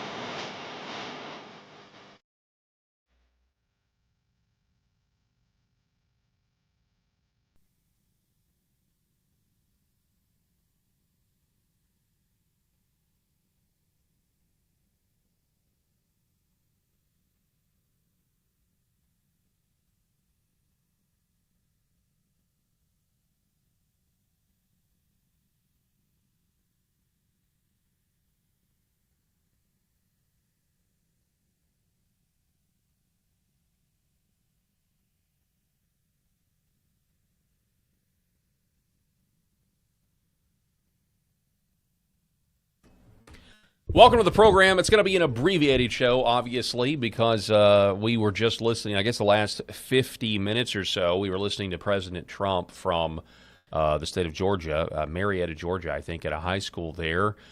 So we can discuss that if we want. Let us know what you think about it in the chat. But we're also going to talk a little bit about what's going on with the war in Iran. We haven't really talked about that.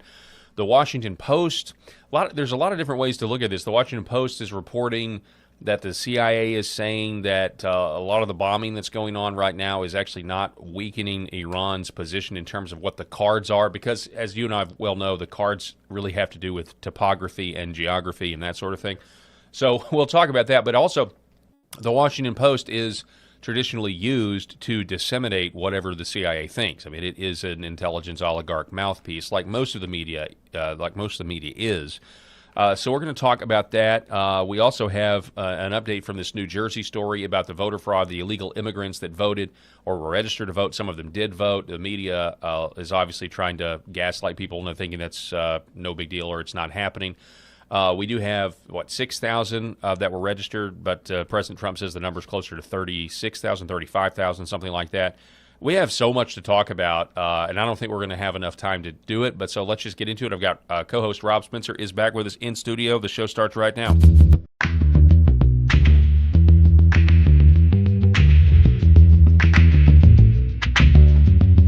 The Paul Herrell Program. Hit you. I got you. You're ready. You're ready. All right, welcome to the show, folks. Broadcasting from the state of Arkansas. We really do appreciate you being with us. And Rob Spencer's in seat number 2. Go. Listen, I'm like a junkie. I've been having withdrawals. I know you haven't been. I know you've been so hit busy. me right here in the vein. Listen, all the crap that's been happening over the last couple of days, all good grief. I mean, like literally twists and turns, and all of this stuff. Trump is proven right again when we see this New Jersey stuff, and that's what they're willing to admit. Let's put that out there on the plate here. That's what they're willing to admit.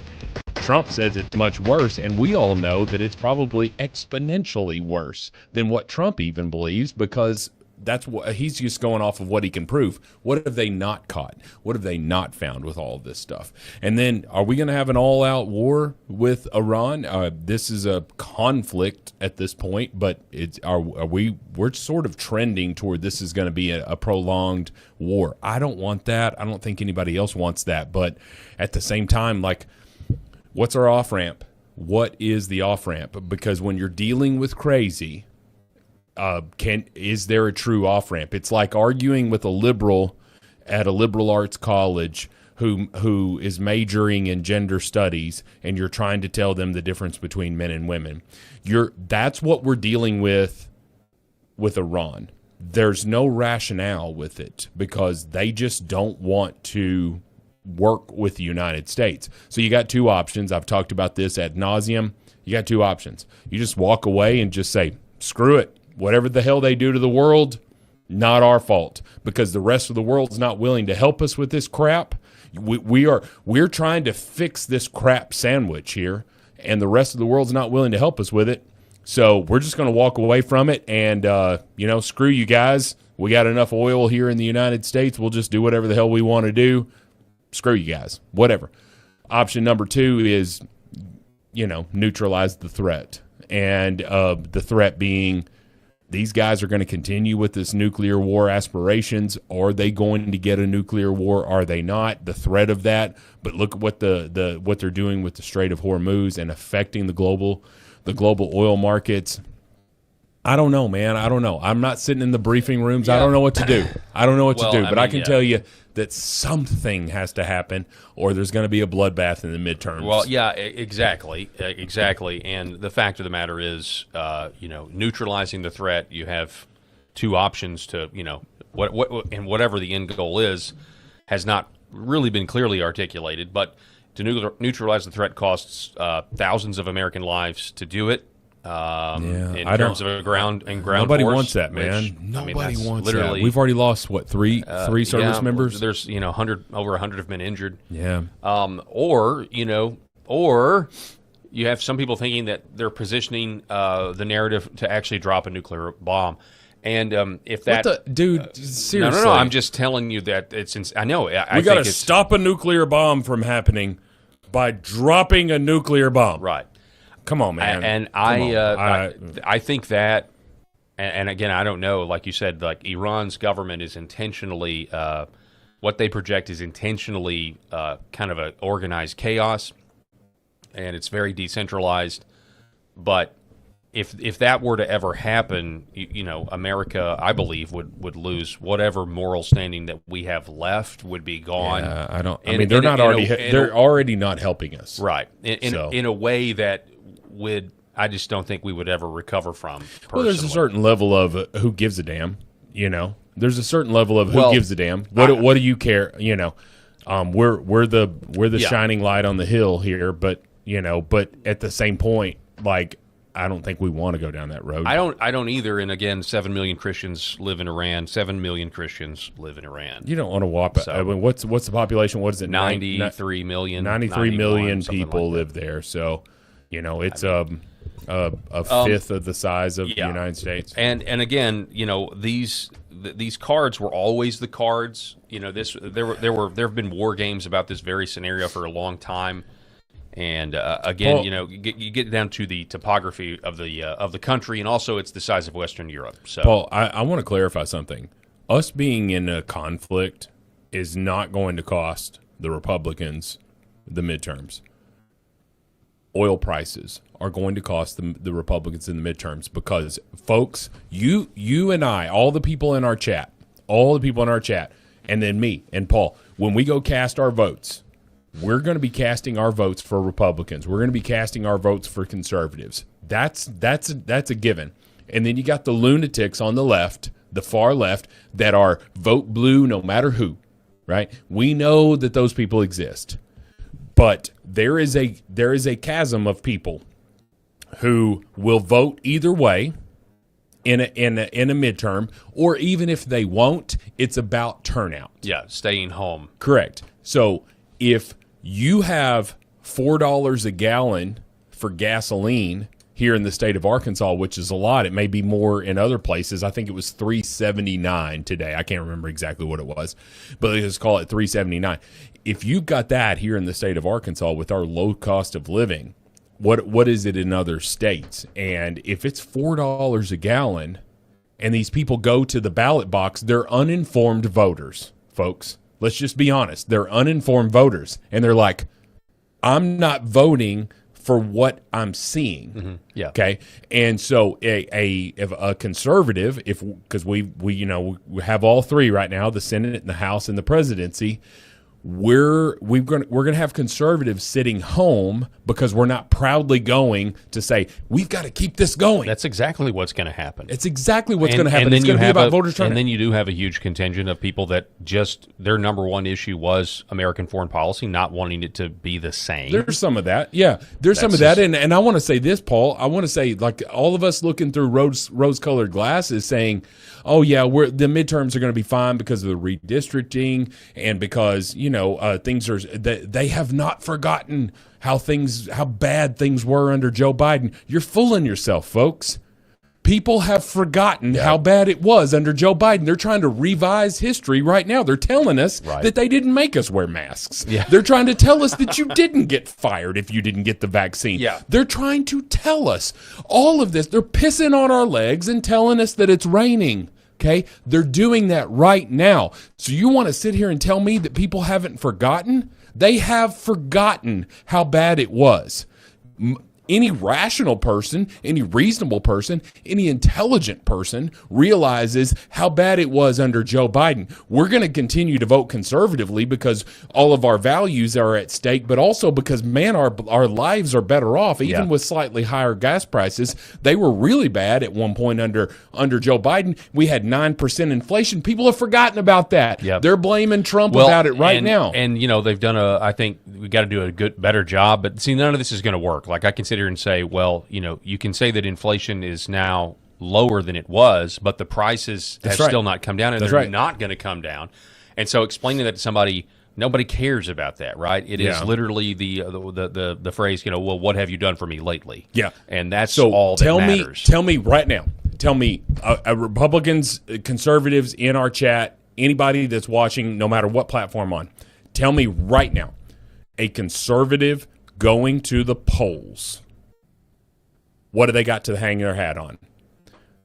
In my view, this is the only thing that is without question, and that is securing the border. Right. That is the only thing.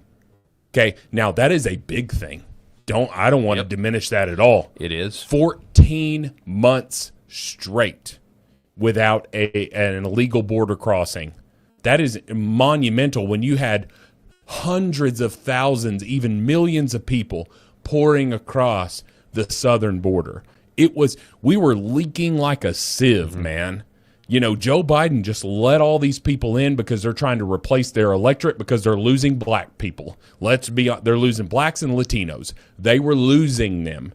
And so they let all of these other people in. Hey, we're going to give you a driver's license. We're going to give you all this stuff, allow you to vote, all of that stuff. We were leaking like a sieve. But I can tell you this, that one issue, because Republicans we're a coalition. We're not a single issue thing like the Democrats with their damn abortion. Right. We're not a single issue party. Okay, that one thing may not be enough, and I feel like it's not going to be enough to get conservatives off of their butts to go vote in a midterm when they are paying $4 a gallon for gas. I mean, Fox News may not cover it. They may not cover things, but what you can say about people on the right is that especially the diehards, right? Like that we read the news. We don't just take Fox News' word for it, right? So Sure. if you vote for, let's say, a lot of deportations and then you pull out of Minnesota, people are disappointed in that. Now, Fox News may not report on how people are disappointed in that, but that's certainly, the case. When you vote for mass deportations and then you say, okay, well, yeah, we're going to do the violent criminals, which everybody is for, but we can't do the farm workers and we can't do the hospitality workers because that lobby has the White House's ear. People take note of that and they're disappointed in that. The latest farm bill actually grants an amnesty for farm workers that meet a certain criteria. And Republicans are going to support this. And they say, well, you don't support our farmers are asking for this. The American people, especially those on the right, that are not mindless zombies, that actually do read and have a long memory. You talk about not motivating the base. When we have had, I said this yesterday, 3 elections where the people have voted for Donald Trump, and I count 2020. Obviously, Joe Biden did not get 80 million votes. Sure. This is a policy that the country has now voted for in 3 presidential elections. Yes, which is obviously secure the border, great, Yep. but also stop.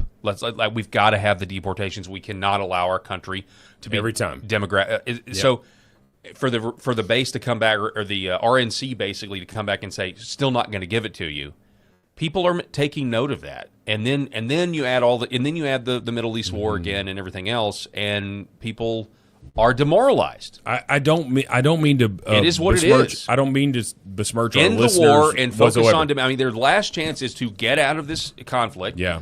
And to focus on domestic stuff. Now, I think the New Jersey story is a great idea. Yeah. We need 50 more of those stories about illegals that have voted. And some of these people were in our comments are alluding to this as well. Could we also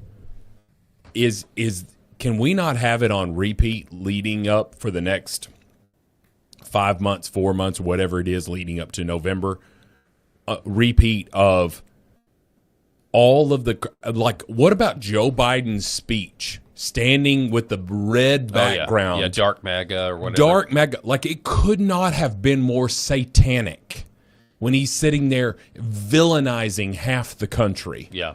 Calling us a threat to democracy, calling us a threat. You are literally putting crosshairs on people like you and I. They killed Charlie. They tried to kill Donald Trump. That kind of mentality, that kind of speech, that kind of rhetoric was so prevalent over the 4 years. Every damn thing that happened, that went wrong, that went sideways in the Biden administration was blamed on Donald Trump. Even in 2023, 2024, Donald Trump hasn't been president for 3 or 4 years. Yeah. You're blaming Donald Trump for this crap. Right. Point being, though, in the wake of the Charlie Kirk assassination, and all of the celebratory stuff, and obviously I still have questions about the official narrative. I'm going to wait and let the court proceedings, I want to see everything, and I want to know what the government's going to do with it before I have any sort of, critique. I still have a problem with the whole 30-out-6 thing. Anyway, as a deer hunter. But everybody thought, okay, they've gone too far now, believing the official narrative, that it was a troon that did this or a troon-adjacent person that did this, and then everybody that was celebrating it was like, okay, we're finally going to do it. We're going to use the hard power that we have. We're going after the people funding radical left-wing groups. We're going to go after the ones funding the violent ones. We're going and we're still sitting here waiting for the government to actually make the modern iteration of the Democrat Party illegal. And that's in the fact that it hasn't happened as fast as we like, and some may argue not even at all. Has demoralized us. Right. Well, think about what it is. Think about what the Democratic Party stands for at this point. When AOC and Bernie Sanders are not far enough left, what the hell are you doing as a Democratic Party? When AOC and Bernie Sanders, which used to be the extreme wing of your party, they are not left enough. They're not left enough. It's what you have done is you have fed the monster. You keep feeding that monster. You didn't discipline it, right? Let's go with the dog. Let's go with the dog, right? I love dogs. I'm a dog owner. If I see a video of somebody abusing a dog, it makes me more angry than a human being, and I'm just sorry. That's just unless it's a kid. Right. If it's a kid, that's number one, a dog, number two, an adult, number three. That's my level of anger when I see videos of abuse, okay? Maybe it's right or maybe it's wrong. I don't care. But I can tell you that's what it is. When I see someone abusing an animal, it infuriates me. But let's go back to training a dog. You cannot just give your dog whatever the hell they want. Okay? They're like a child, especially when they're younger. They're like a child. But what the Democrat Party has done is when that dog was a puppy, they let him crap in the house. Sorry, I censored myself. They let them poop all over the house, pee all over the house. They didn't discipline them. They had unlimited food in their bowl. They got a 200-pound, Rottweiler that they have let eat you out of house and home, and they're pooping and peeing all over the house because you have not given them discipline. That's what the Democrat Party has done with the socialist/communist wing of their party. They have let them do whatever the hell they want to do, and they've encouraged them. They've gotten on the podiums. We want to go with Mondani. We want to elect a terrorist to be the mayor of a city that encountered a terrorist attack. That's what we're going to do as a Democrat Party. We're going to go down this road of socialist, Democrat, what do they call them? Democratic socialist, communist, whatever, anarchist. That's what the hell they are. We're going to go down that road, and we're going to let those people speak for our party. The Chuck Schumers are freaking closer to an independent at this point. The only reason that he's as left as he is because he's trying to hold on to his position of power. The AOCs, the Bernie Sanders, are now not left enough, Paul. When you think about that, did you think that would happen 2 years ago, 3 years ago, 4 years ago? No, we didn't. Because you just fed that dog whatever it wanted. You just let it crap all over everything. Right. And you let that monster grow. And you've got, again, our government is still infiltrated with communists as well. So to the point of the lack of discipline, lack of accountability, the intel oligarchy, all of that stuff works hand in glove. The reason I've left this, the oil price, $86.46 up on the screen is because I had this thought and I wanted to ask you, because I don't know if I've noticed it, but I did see some report where that gas prices may be as low as they are, even though they're up. But they may be as low as they are because they've been diluted. Maybe with more of a higher ethanol blend without some people knowing. Man, I don't know. I hadn't been following Well, that. I didn't. I just heard one story. This was weeks ago, one story about that, and I just wanted to put that out there to the only way you'd probably be able to tell is if, you'd look at your gas mileage. And so just be on the lookout for that because that actually may be something that's going on. I was corrected, and King Watts, I will go with you. I will agree with you on King Watts. King Watts brought up, they said a child first. Yep, number one, I agree with you on that. A veteran or our elders, like elderly folks. Oh, 100%. Yeah. Number two. Speaking of veterans. Yeah, I'm with you on that. And then animals, and then able-bodied adults. But anyway. Speaking of that, we forgot to do this, but speaking of veterans, I want to remind everybody that the Paul Herrell program is powered by the Healing Veterans Project. And this is incredible. I mean, we're really excited about this. We're really excited to announce healingveteransproject.us. This is a nonprofit organization. You guys have heard me talk about it this week, but nonprofit organization that's just dedicated to giving veterans non-pharmaceutical intervention, red light therapy specifically. We've got a list of veterans that have been prescribed red light devices by doctors, and of course the VA will not give them to them. They'll give them opioids, Vicodin, Percocet, drug them up, but they won't give them this incredible technology. And so, listen, what you've got, Paul, and I don't mean to interrupt you here. You got well-to-do, wealthy ladies who have done the research on red light therapy and anti-aging, anti-pain, disc degeneration, we talked about with Matt Troy, a lot of veterans, especially if they were Vietnam veterans, dealing with Agent Orange and the neuropathy, how they can't even make a strong fist, they can't open their hand all the way, that manifests itself a lot of times like arthritis and all of that stuff. And you've got the possibility there to heal them without just drugging them up. Yep. To give them relief.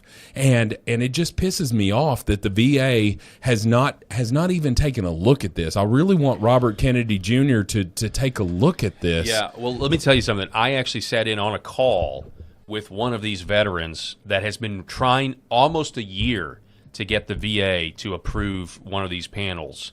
And it was a heartbreaking call, and I listened to their story, and we're going to actually have them on the show. They're actually the first in line to get one of these panels because we just started being able to take money last week is when we just started being able to accept donations. Sure.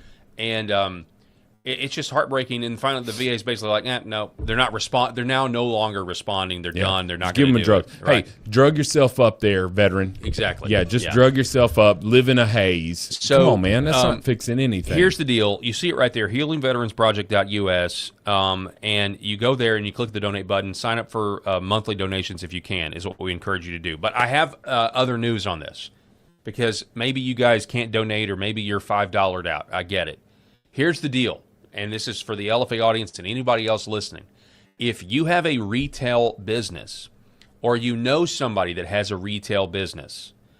Somebody that has like a boutique, a clothing boutique or exactly. something. Yeah. We want to partner with you and we want to integrate a donation option for your customers at point of sale, at checkout, and we can do that. We can make that happen. And if you're interested in that at all, the email is right there on the lower third. Paul, I want you to email me at paul@healingveteransproject.us. That's PAUL at healingveteransproject.us, because we've got a list of different options where we can make that happen for you. And by the way, and we can also even help if you were to incur some sort of startup cost or something like that. So just so you know, that's really what you could do. If you can't donate today, you can reach out to us if you have a business or you know somebody that has a retail business, because this is how we can really help the veterans and we can get stuff rolling in quickly to let people know. We can give you the literature, the brochures, and all of that stuff so you can tell your customers what exactly it is. Non-pharmaceutical intervention that the VA doesn't want to cover, this charity is there to cover. So, Paul, I'm going to give you a story, and it's from Darlene in our chat. Darlene, thank you so much for telling us this. This is incredible. It's incredibly tragic, honestly. Years ago, my nephew, this is what she writes. Years ago, my nephew had just finished boot camp. He came home, and he got in an accident. He was paralyzed because they drugged him, and he is still addicted. Wow. I got him. They got him addicted, so he stopped trying. And listen, Darlene, I'm so sorry to hear that, but it's unfortunate too that is one of a million tales of these veterans who come home. They got PTSD. They're dealing with all this shit, man. They went overseas. They saw the horrors of this, or just being in the military where they break you down and they try to build you back up into this war fighting machine. Those are positives until you actually go over there and you see it, and you see babies being blown apart, and you see your fellow servicemen and women with their legs blown off and their arms blown off, or they're totally killed and all that stuff, and you got to come home and you got to sleep at night. You got to sleep at night? And what is the VA's option for that? I know that they're doing the best they can do. I'm not trying to rip on the VA, but their technology is so old. They're like, give you a pill. Here's a pill. And then people that truly need it, like my best friend's dad who has strong anxiety, he has to go through a million different avenues to get a Xanax that will calm his anxiety. Yeah. Right? And it's like you're just drugging people up when they don't need it, and the people that do need it because they got strong anxiety, maybe, like that intervention could help. Why are you not looking at all options at this point? And interestingly enough, and we need to look in this for your friend's dad, but I mean, red light it has anti-anxiety effects as well. So we need to get him hooked up with Healing Veterans as well. So anyway, you're gonna hear a lot about it. HealingVeteransProject.us, and we're proud to be partnered with them, and I'm actually on the board now of Healing Veterans. So well, it's just because you believe in it, Paul. It's not just a thing where like, oh yeah, I'll be on this board. I mean, once we listen to Matt Troy talk about the mission that they're undergoing here, I mean, it just makes it just makes too much sense. Yeah, it does. So it really does. Especially, I believe in the red light therapy. Obviously, we sell red light panels here on this show. This is a great way to get a great technology that is for some reason considered Eastern medicine, which is wild to me. Yeah, I mean, Western the way I have characterized it is I think it's just a difference between biophysics and biochemistry. I think Western medicine is more focused on biochemistry, and maybe the Eastern medicine is more focused on biophysics, or I don't know. But anyway, that's just my opinion. Well, I had, I will say this really quickly, too, that they weren't veterans, but my younger sisters struggled with addiction to pain medication.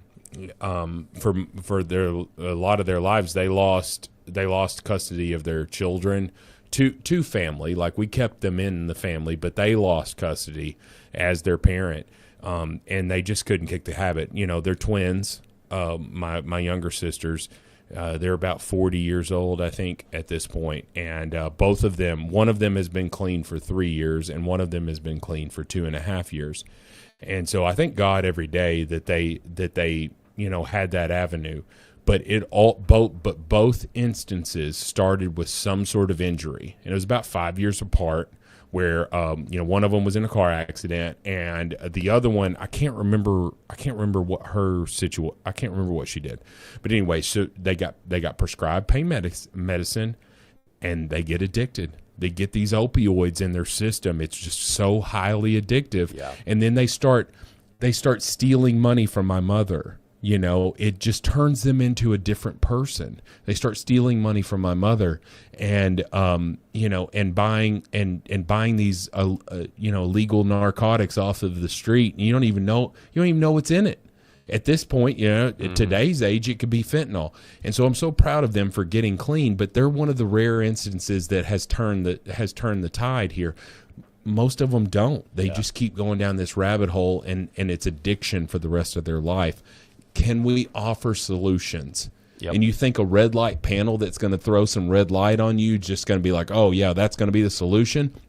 The science is there, folks. I've done the research myself. And when you've got these extremely wealthy ladies that are doing the science because it helps with anti-aging and all this stuff, it's just incredible how it stimulates your red blood cells and all of this stuff. I don't want to sound like a broken record. I'm not paid to say this. I'm just trying to say the technology is there. Why are we just drugging people up? That's a great point. That's a good point. Good way to leave it. So this was the title, thumbnail of the show. We're just now getting to it. Zero Hedge has this story. CIA distances itself from Trump's Iran war with a media leak. Interesting twist. So this was the Washington Post that initially reported on this. Tyler Durden says over at Zero Hedge, it seems that the CIA and other U.S. intelligence officials hope to distance themselves from Trump's Iran war, now with the U.S.-initiated conflict having dragged on for nearly 5 months with no end in sight after the White House after White House officials had in the opening days touted a swift, limited military excursion. They are leaking intelligence to the press, which shows they have assessed that current American strikes on Iran are unlikely to change Iran's negotiating position. With tankers in Hormuz on fire and others too afraid to move, Iran is vowing that it will keep its leverage over the strait at all costs. The Washington Post says that Iran's government is unlikely to feel significant impact or soften its negotiating position as a result of new rounds of U.S. military strikes like those now underway, according to new intelligence assessment described by current and former U.S. officials. To a large degree, the intel assessment is stating the obvious, which should have been well understood far in advance. It seems intel officials want to get it on record that they predict a quagmire as the White House seeks to extricate itself and the global economy from the crisis of its own making in the Gulf. Escalation in airstrikes will only further stalemate the situation, the intel analysis forecast. This is exactly the type of stuff that the intel oligarchy does. Yeah. Get you pulled into a war and then position themselves to basically put it all on your shoulders, blame it all on you. I mean, and on paper, that's exactly that's what the chain of command is. I mean, what's that do? It's called the commander in chief. Yeah. But this was exactly the danger from the beginning, and not just the political consequences of it, which we were just talking about with the midterms and everything else, but you have potentially a very long. I mean, they say that we could be in there for the next year, potentially. And again, then you have people that want ground troops. Then you have people that just want to nuke them all, which is again insane. I don't know. I think your number one option, you should just walk away. You should just walk away at this point, man, and say whatever it is you got to say. But it's hard. Just walk away. It's hard. It's like being, this is not a great analogy, but this is what pops into my head. But it's like being at the car dealership, and you've been there for 3 hours trying to negotiate this deal. You're trying to get it done. Every time you think you've got a deal complete, they go back, well, we can't do it that way, we can do it this way, and all this stuff. And every time you think you're good to go, the deal keeps changing. Every time I think I'm out, they pull me back in, right? And I obviously this, when you're talking about lives at stake and versus a car dealership, but I think a lot of folks, and they wouldn't be wrong to think this, is just like, hey, just leave the dealership, man. Yeah. Just leave the dealership. Just walk out. Away. Walk out. And maybe when you walk out, maybe you get a better deal. In this case, that's not Right. what's going to happen, because Exactly. that's what Iran wants, But I don't know, man. Listen to this. I don't know. Here's President Trump being asked about the war. Listen. Well, Americans aren't against the war. A poll just came out. Americans don't want to have gasoline prices, but they're not against the war. That just came out loud and clear. Okay, so So he's saying that Americans are not against the war. Now, I wish they'd play that music a little louder in the background. Yeah, right. I know. Lord Sorry, have mercy. I could have found a better clip. My apologies. But No, it's all right. So Mark Mitchell, who has broken away from Rasmussen Reports, and he's founded his own polling company, Honest Pollster. By the way, there's a big story there. Rasmussen early on. Mark Mitchell is. Yeah, he's really for my money. He's I really, as good as it gets. Yeah, I appreciate his honesty. Mark Mitchell, though, was with Rasmussen, but the donors behind Rasmussen started to limit the type of polling reporting he was doing. This is That makes no sense. Rasmussen was about the most accurate. I know, but the polling he was doing was valuable information, showing the president or showing people in the White House that wanted to listen. Hey, people don't want the war. I mean, it was surrounding. It's not just about the war, but it's a lot of things, domestic issues, and everything else. And so he went away and actually vanished as a Rasmussen pollster. He went silent for like a couple of months, and people started asking questions. Where's Mark? Well, it was obvious that he was being controlled, or was being told to tone it down. So now he has got his this new polling operation, and so. He actually has some insight into the type of polls that President Trump could have been shown, and how they may have been manipulated based on their questioning. So he says he's being shown results that had heavily primed questions like, quote, President Trump ordered the U.S. military to destroy Iran's nuclear program and take out the Ayatollah regime. Support or oppose the Iran attack? Question mark. Now, there's a lot of people that are going to say, "Oh yeah, I support that." Yeah. But the question is not, do you support a longer conflict in Iran? Do you want boots on the ground? That sort of thing. If we were in a court of law, objection, leading the witness. Right, exactly. That's kind of what Mark is saying here is that it's a very leading poll question, right? And so therefore, if you took off support or oppose the Iranian attack, like if you took off the preface there, he's insinuating almost all out saying that the poll results would be different. Right. And again, we don't know that's the specific poll that Donald Trump was given, but but he's been tweeting a lot about the way the polling questions are being crafted. I agree with a lot of people in our comments as well. Like I'm sick of this Iranian regime.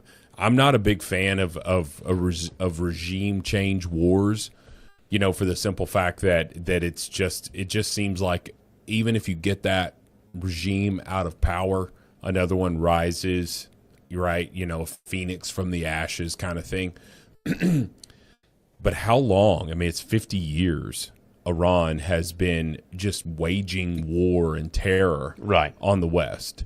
And could you look at it and say, if we got rid of this threat, would we have a certain level of peace? Might be naive to think that. Yeah, I mean, that's exactly. I mean, that's what happened with Iraq. That's what happens. You go in, you destabilize You're it. just like, you're in a get rid of it. sectarian civil war. It's really great for defense contractors because you're now in another 30-year war. I mean, that's the thing. My generation, at least, we've seen this play out over and over and over again. And so, yeah, there are countries that are going to hate us and finance terror against us. That's true, right? That's true. But you have to be realistic about, well, I mean, can we even do anything about that in terms of go at the source, cut the head off of the snake? Here is a CNN poll. I've seen CNN polls. I've seen CNN polls that are talking about how President Trump is the most popular that he's been. I'm gonna give a lot of credit to CNN. They seem to be doing some. Well, I don't know. That's the thing. It's like I think it's all over the place. But we did have. Well, this. I've gotten up. I think the war was worth it. Iraq in 2006, 58% said it was not worth it. And again, that was 3 years into that war. Look at this now. You think that 58% was high in terms of not worth it? 68% of Americans, more than 2 in 3, say the Iran war was not worth it. Just 28. Well, that's the thing. It's still going on? Yeah. So here's the thing I will say is that 26. You think about 2006. What were we dealing with? We were dealing with lead into the housing crisis. Okay, and the housing bubble burst in 2006, 2007, 2008, somewhere around in there. And so, excuse me. We were dealing with that. And then we got up to, I remember in Bush 2.0, like George W. Bush's second term, it's the first time I ever saw $4 a gallon gas. Mm-hmm. And now this was 20 years ago. So $4 a gallon of gas was like way worse. Yeah, back right? then, because that was huge. And I remember it didn't stay there very long. And then, but the thing going around was like, okay, well, do you know that George W. Bush owns oil stocks? He's an oil man from Texas, so he doesn't care about these high oil prices. And I remember it was something like $150 a barrel for oil, And so anyway, I say all that to say that, that's a tough comparison, the Iraq thing versus the Iran thing, because I think that we were leading out of President Bush's very high popularity. Well, then that stuff started to fade down, right? So he had like a 90% approval rating after 9/11, right? You remember that? Yeah. So after 9/11, he had like a 90% approval rating. And so when you think about 90% of the people approved of the president, that means Democrats were approving of George W. Bush, right? And then what do? We started to see a decline there because of the economy. And so I would be willing to wager that it's not so much that these people are anti-war going to sit on a rocket like Jane Fonda, in Vietnam. I think you're right about that. I think they're seeing the price they're paying at the pump. I think you're right at that. It's not just the price at the pump, but it is that. It's just also putting food on the table. It's also the grocery store prices. It's also kitchen table issues and all of the you got Wall Street that is wants to talk about how great things are for them. There is, it's not a left-wing talking point that things are not affordable for a lot of people. It's a fact. The affordability crisis is real. It's a real thing, and you can't just tell people it's not. Yeah. So, I control my... And again, you go back to the first 5 months, going to get rid of the IRS, going to have all these refund checks or whatever from Doge. Like, things were amazing. Those were great. We don't hear so much about that anymore. We don't hear about... now we are hearing it with New Jersey and everything else, but instead we're not critical. Like the White House should be hammering John Thune Sure. every single day. But instead, and you can talk about the wisdom of this or not, but this was President Trump's truth over on Truth Social. He posted about the death toll. He says, these are the real facts, report them. And if you see that there, he's saying that the Vietnam War, we had 19 years and 58,000 dead. Korean War was 3 years and 36,000 dead. Iraq War 946, Afghanistan 20 years, 2,000 dead. In the Iran military conflict, we've been going for 4 months and 18 dead. Venezuela war, one day, 0 dead. And I don't think this is a winning message at all. I don't either. This is. We'll do the math. So if it you doesn't did, even. It's like this isn't something to brag about. Out of all the wars, I get the least amount of people killed. There are people that don't want anybody dead in the Middle East, right? 8. So look at that red 18. Okay, the rest of them were wars, right? Because he's now said that this is a conflict. A conflict. Yes. Notice, the verbiage there. But the Venezuelan war, was that a war? No, that was just more like an exercise. Dude, it was a military operation. Yeah. I love Trump. I love him. But that is not the dig that he thinks it is. It is not the slam that he thinks it is. And I get what he's trying to say here. But look at the Afghanistan war. I'm not, this is quick math. 4 months divided by 18 deaths. 20 years times 12, whatever that is, okay, divided by 2,000 deaths. It might literally be the same percentage. Mm-hmm. Now, I've not done this. You got some math people in our groups here that might check this or whatever. Could be worse. Heck, I don't know. Could be worse. Yeah. But I'm just saying that's not a good trend. This Iranian military conflict is not a good trend because they could have had a nuclear weapon. But we've seen these clips, Paul, going all the way back to George W. Bush, Hillary Clinton when she was running for president in 2008, Barack Obama, Hillary Clinton when she was running in 2016. All of these people saying, if Iran has nuclear aspirations, if they are close to getting a nuclear weapon, the United States will get involved militarily. All of them said it. Donald Trump sees that. But that means that Iran has been trying to get or almost about to get. It's weapons of mass destruction all over again. It's literally Iraq all over again. And that's not exactly this is not an anti-Trump thing. Nope, it is what it is. It is what it is. This is not an anti-Trump thing. This is.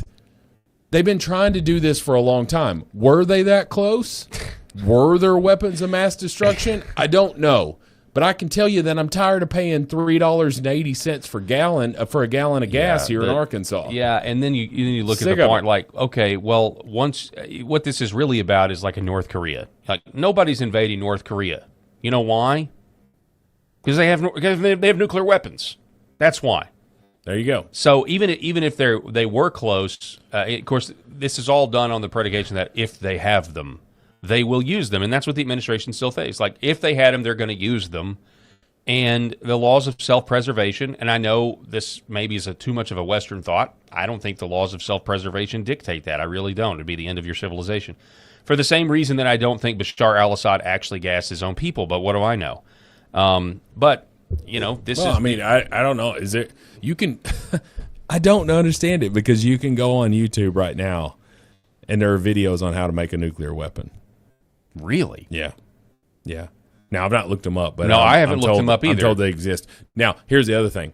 I don't know if it's real. Yeah, is it real? I don't know if it's real. There's also videos of time machines. You can go how to build your own time machine. Is that right? I'm sure there are. There was some movie about that years ago. I just think here's what I feel like. I believe that the military-industrial complex has given Trump bad intel. That's what I believe from the very beginning because Donald Trump is an anti. Yeah. He's anti-war. He doesn't want this. There were also reports that the intel also was from Israel too, and that it was bad. Could be that because you had the New York Times story that said that even Rubio and J.D. Vance were like, we can take out the Ayatollah, but what happens after you take out the Ayatollah? We can take out anybody in the world if we want to. But well, sure, but I also think that there are people here on United States soil that benefit from war. 100%. When we were sending, we didn't see a whole lot of consternation about Iran when we were sending billions of dollars to Ukraine. Okay, so we're sending all this money over to Ukraine to try to delay this inevitable war where Russia's going to win.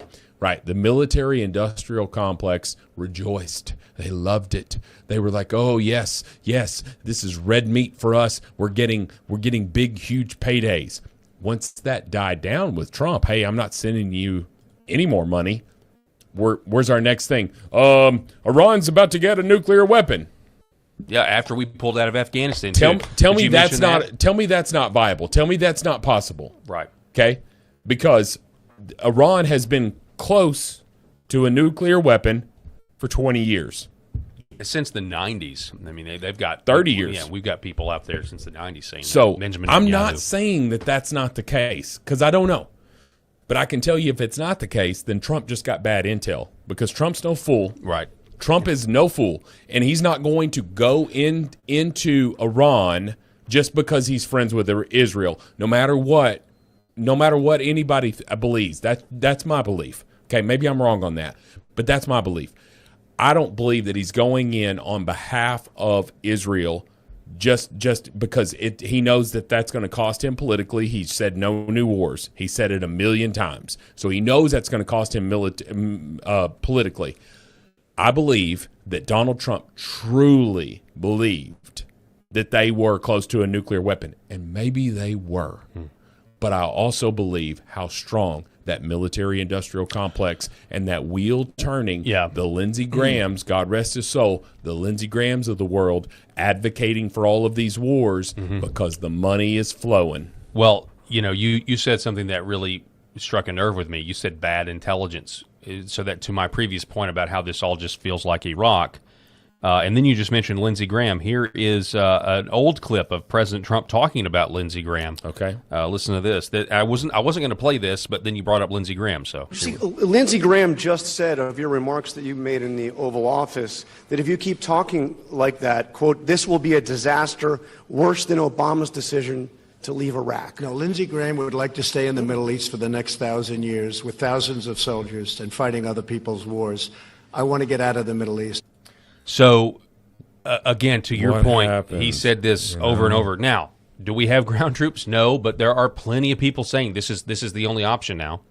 And again, ground troops will result in a lot of dead Americans. Yeah. And then, by the way, also, I mean, I know we've got a lot of Marines over there and everything else, but in terms of like an army, I don't think a lot of people realize like how low our armed forces are when it comes to like ground troops in the Army are. They're actually not. The money hasn't been going there for a while, and that's because most of our this is just the way I understand it. Most of our preparations for war has been with China and places like that, or maybe even Russia, but mainly China. And the fact is, like any sort of large ground force can be seen for days away, and they're going to get blown up. So it's all about drones. It's all about potentially Marine excursionary units or something like that. But I don't think we really even have the forces to do a multi-year ground invasion. I think if you did do some sort of ground invasion, which I do not support, it's going to be much more tactical and a lot fewer soldiers. Than say like Iraq. I don't think we're gonna have like desert storm. Yeah, I mean, well, that's the other thing. Where do you stage it? This is the other thing. This is the problem with the topography. Where's the battleground? Where do you stage and amass your forces? Right. We had places to do that with Iraq. We don't have that with. You don't have that with Iran. And then you've got the mountains. The topography is an absolute nightmare, and it is what it is. In other news, though, and this may be some sort of, I don't know if it's a carrot or what, but President Trump has reportedly approved an agreement to let Saudi Arabia potentially enrich uranium and provide them with a civilian nuclear program. According to the Wall Street Journal, a 30-year deal is worth tens of billions of dollars, and American companies would have a huge role. An enrichment facility could eventually be built with United States control. So I don't know. This comes out of nowhere. This is interesting. A lot of people suspected that there would be a lot of other Gulf states that are going to try to get nuclear weapons, in the grand scheme of things, that this whole conflict could kind of start a domino effect where that happens. I don't know, or maybe it's some sort of carrot saying, hey, if you play nice, if you want a nuclear program, this is how you get it. You have to be nice to the United States. I don't know, but this is just another piece of news that that I'm it's another data point, and I'm not really sure what to make of it. And so that is the end of the Middle East segment for today. I want to address one comment in our. Oops, sorry, I lost my thing there. I want to address one comment in there, like, where do you get this crap in ground invasion from Liberty? Where's the end of this? Let me ask you this. And I'm not trying to go to battle with one of our people. I don't understand the comment. What we were talking about is, like, if we were going to stage a ground invasion, where would it be? Okay, right. Yeah, and they're like, well, ground invasion. Where would you get this crap? And like we're thinking 3 or 4 steps ahead here, because where we at right now, we're doing aerial assaults here. We're doing with drones. We're doing all of this stuff. And what do? They keep popping up, because they're everywhere. They're not. They're decentralized, and they got right, and they're a conventional military. Right, and they're a 1,000,000-man army too, by the way. Correct, and 1 million, right? And so we're not this. It's not colonial days where we're lining up. Right. In single file rows here on the battlefield and shooting each other, taking turns shooting each other. That's not what this war is. This war is going to be fought in the trenches. It's going to be fought in the mountains. It's going to be fought in their homeland. And so what is the end result?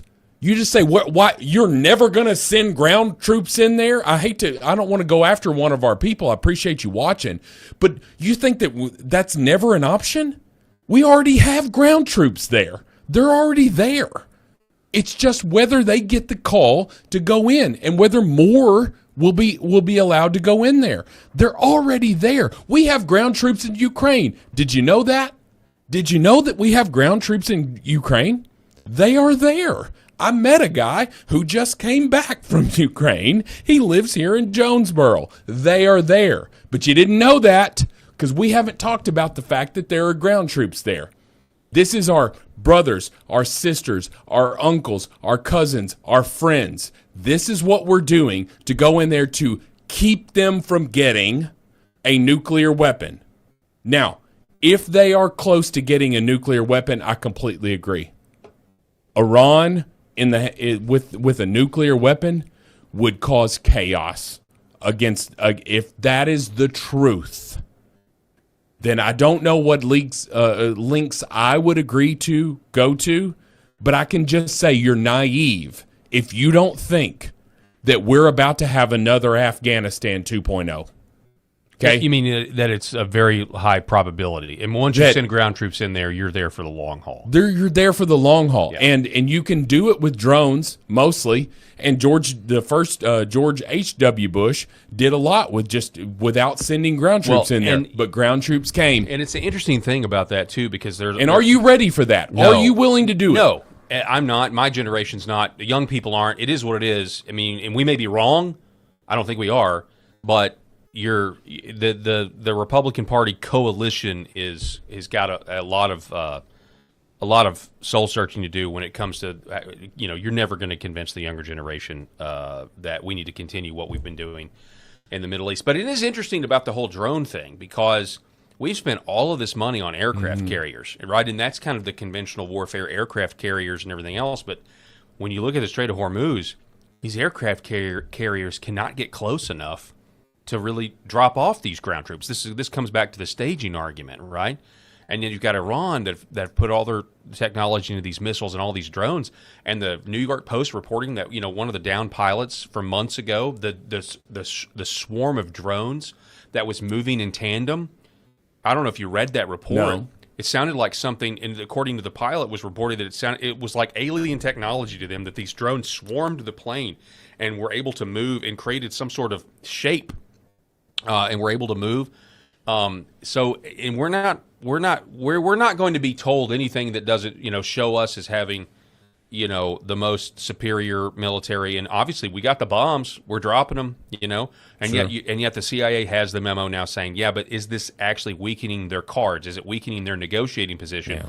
And because of the topography, and it's very ironic. It's the reversal of where the Persians are using the Hot Gates Thermopylae against the West, whereas Leonidas used it against the Persians. It's kind of a modern-day version of that. But I'm going to give you another take on this because I know we're very critical of the status quo. But here's another take. Here's Bill Mitchell, and he is I don't know who this guy is. That's not Bill Mitchell, but it's some other guy. I'm sorry to not know who this is. Senator Haggerty. Senator Haggerty is explaining that there's actually a 5D chess thing behind this, or some sort. I hope there is some sort of. Listen, I'll say this before you play it. I'm inclined to trust Trump on stuff, although I disagree with some of his stuff. I'm not going to blindly follow him. If he has intel, I trust Trump's decision making. What I'm trying to say is I don't necessarily trust the intel that he was given. I mean, the CIA is now saying they're distancing themselves from this whole thing. Yeah. And it's like, now, here's the albatross. Take it. But here's Haggerty. So a different perspective than what we've been covering, just to kind of try to give you guys another perspective. Of course, the Israelis demonstrated this. The Iranians never stopped their program. They've always been in pursuit of a nuclear weapon, and all we wound up doing, again in 2020 hindsight, was giving the funds to instigate more terrorism and put them back on the path with a little bit of a timeline to have a nuclear weapon. You come forward and you think about what drove the decision for President Trump at the time that he made the decision. It was mathematics. The Iranians figured out if they could continue to build more cheap ballistics, more cheap drones, at some point they could overwhelm conventional capabilities to take them out. And you know what our capability is, exquisite. But when, a ballistic missile comes in, we've got, extraordinary technology that can take it out. Yeah, that's the THAAD missiles? In the Patriot systems. We've got several systems that will do it, but they're quite expensive, and the timeline to reproduce them is significantly longer than So the conflict becomes asymmetrical because they can produce all these cheap. And you look at the pace that they're producing these cheap, these cheap ballistics. And at some point, you realize if they overwhelm our ability to stop them, then they have all the time they ever needed to build the nuclear program. So as you look at that math, you realize, wait a minute, we're moving in a direction. You can see where it's going. You need to act. And that's exactly where we were. The precise timing, I think, had to do with 40 people being in the wrong room at the wrong time. But directionally speaking, you could see where this was going. It had to be dealt with. So to that, Bill Mitchell says, again, honest pollster now, says that may be. But there was minimal effort to explain to America why this strike was so vital. It took the place of the domestic policy agenda they voted for. Which was no new wars. Yes. And focusing only on America and only on getting our infrastructure and where it needs to be. And the stuff that we were hearing about Doge and all of the stereotypical ideas that we've always had about government were proven right, about the waste, the fraud, and it wasn't just waste. I mean, we're talking about just massive criminal activity, and from our own officials about how they were spending our money, and from everything from illegals being registered. We're going to get to the illegals as we run out of time, or let's see, what time is it? Yeah, we got about 9 minutes. Here's the thing. I just feel like there's only two options. Maybe I'm wrong. And I'm going to go back to what I said at the very beginning. Two options. We either let it alone or we do a regime change. Because let me ask you this question. If you don't believe that those are the two options, I want you to tell me this. How do you negotiate with this regime? I'll pause. I'll wait. How do you negotiate with this regime? They've proven they have no desire for long-term, lasting negotiations. Yeah, well, and not within our interest. Well, and it's because they say, well, why should we make a deal when we have these advantages? We have these geographic advantages, and we want to charge a toll now. We want to charge a toll to pass through the Strait of Hormuz, right? All right. So our two options. Go back to them. We're just look, folks. It's simple. Those are our two options. You want to say like we sound like Tucker? I'm not sitting here trying to villainize Israel, and I know you don't always agree with Israel, but you're not sitting here trying to say Israel is the villain of every story in the Middle East. You're not doing that. But I can tell you this: those are the two options. You either let it alone, or regime change, because at this point, 4 months later, has Iran given you any indication multiple times they've told us we've got a deal. Here we go. Let's negotiate toward the final deal, but we're agree on this memorandum of understanding. What happens the next day? Bombs, missiles, attacking people in the strait, all of this stuff. Right. You got two options, folks. That's just the way I see it. Yeah. Either you get out of this or regime change. So tell me this. How do you do regime change? How do you do regime change without ground troops? Right.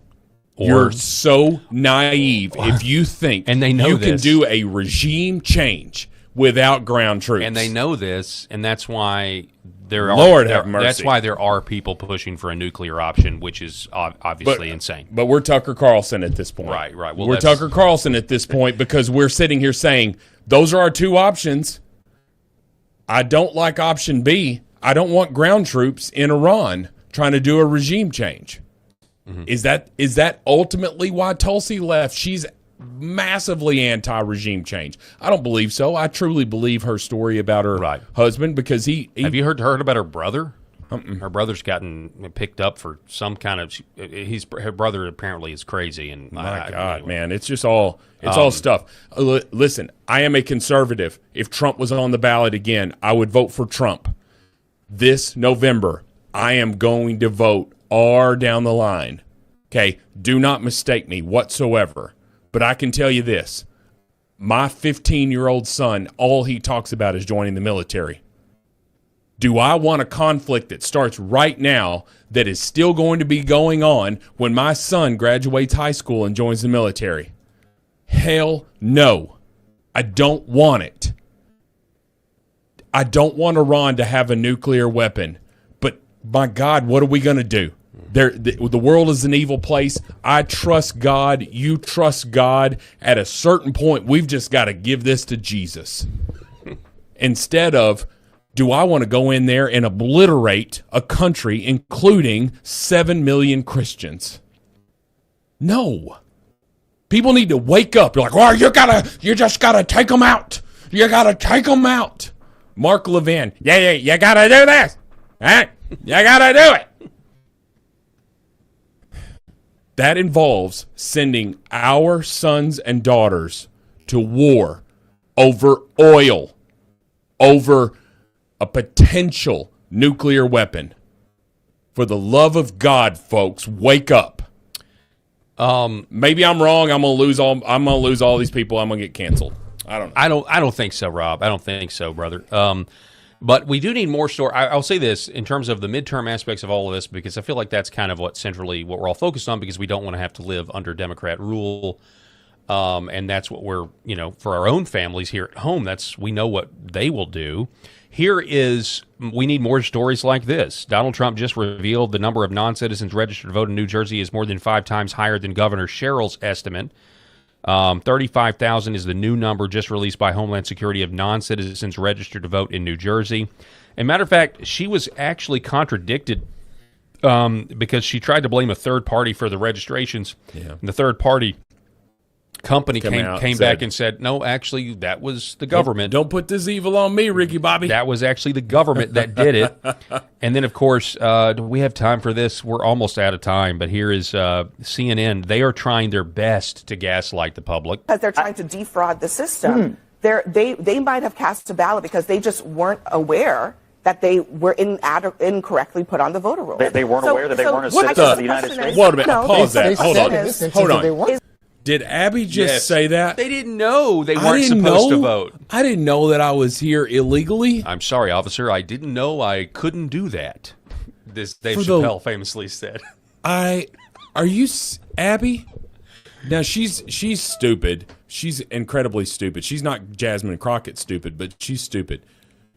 She literally just said they didn't know. Let's listen again. They weren't allowed to vote because they're trying to defraud the system. They might have cast a ballot because they just weren't aware that they were incorrectly put on the voter roll. They weren't aware that they weren't a citizen of the United States? No, they said in this instance that they weren't citizens. They were still Is this accurately described as fraud when none of these people tried to Yes, it's legally fraud. They cast ballots. 400 of them cast ballots. They had to actively go do that. I assume no one voted in their name. Maybe they did. I don't know. But they actively cast a ballot. Did they not? what I want to, but an illegal alien gets put on the rolls, however they got there, and cast a ballot. I mean, but you Sounds like voter fraud to me. acknowledge that some people might actually be confused, because this has come up in courts before, where some people who are ineligible to vote are not aware that they're ineligible to vote. They're just confused. She's trying everything she can. She's trying everything she can to church this up, man. I know, it's crazy, man. She's trying to put lipstick on that big old fat pig. This one thing that the right has alleged has been happening that we have sworn up and down does not happen, has never happened. Now that it's proven that and admitted that it did happen, well, they didn't know they couldn't do that. They just didn't know, Rob. They just didn't know. They didn't know they were illegal. They didn't know that they couldn't vote.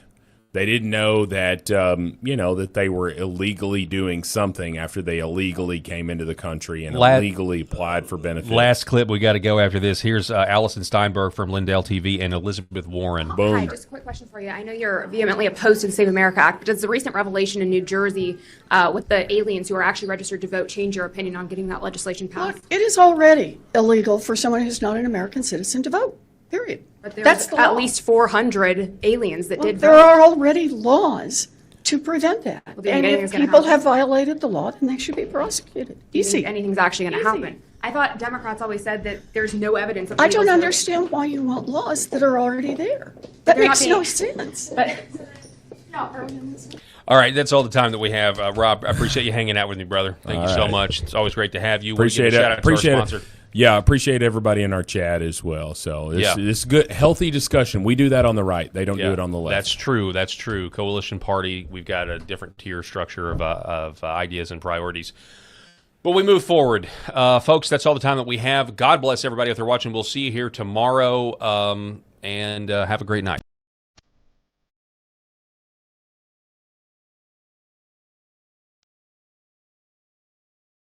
The Paul Herrell Program.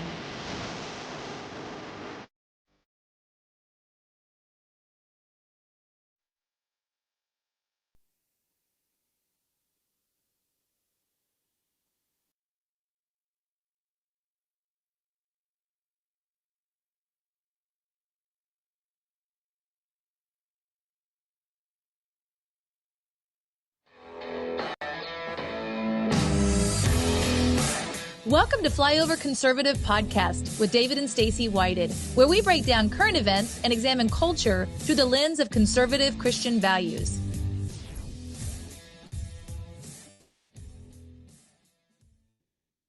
Over the last number of years, it's been kind of a struggle for us, like connecting with people. Like, okay, you get to know someone, and you're like, they're not the same behind the scenes as they are in front of a camera, or you kind of think somebody knows a lot, and you get to know them, and you're like, oh, they just read something somebody else wrote. They don't really know a lot. Then you meet other people that are a gold mine. They're like, oh, this person does the work in private. They know what's happening. They kind of know where the wind's blowing. They can see around corners. They kind of know the lay of the land. It would be, like the people that helped, Lewis and Clark, get across the prairie. Like, you need guides that help you know where the rivers are and the flow and how to eat and how to survive. And there are people like that when it comes to mainstream media as well. There's not a lot of them. There's a lot less than you would think. People that actually know the lay of the land, know what's happening, know what's coming before it does, can read the clouds and the weather and predict the future. Today's guest, we used to do a weekly segment with, and I miss those very much. She spent 11 years in the mainstream media with Fox News, News Corp, with Newsmax, ESPN, Major League Baseball. Her former Twitter bio said she also spoke a second language called sarcasm. And she's really good at it. You kind of have to do that in order to survive a little bit. She's also a PR consultant today, and kind of gives advice to some of the most influential people that you know out there. The one and only Miss Brianna Murillo.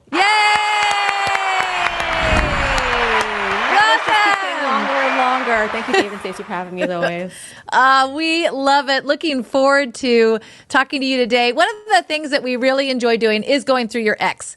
Your ex always has the best information, and we have seen your ex grow exponentially over these last few years. Almost 400,000. I mean, you're close to 500,000 people that follow you. I mean, that is remarkable. Now, I got to ask, we've kind of gotten to know your dad sort of vicariously through you a little bit in this process. Does he now hang on your every word you had? You got almost 500,000 other people that want to know what you have to say.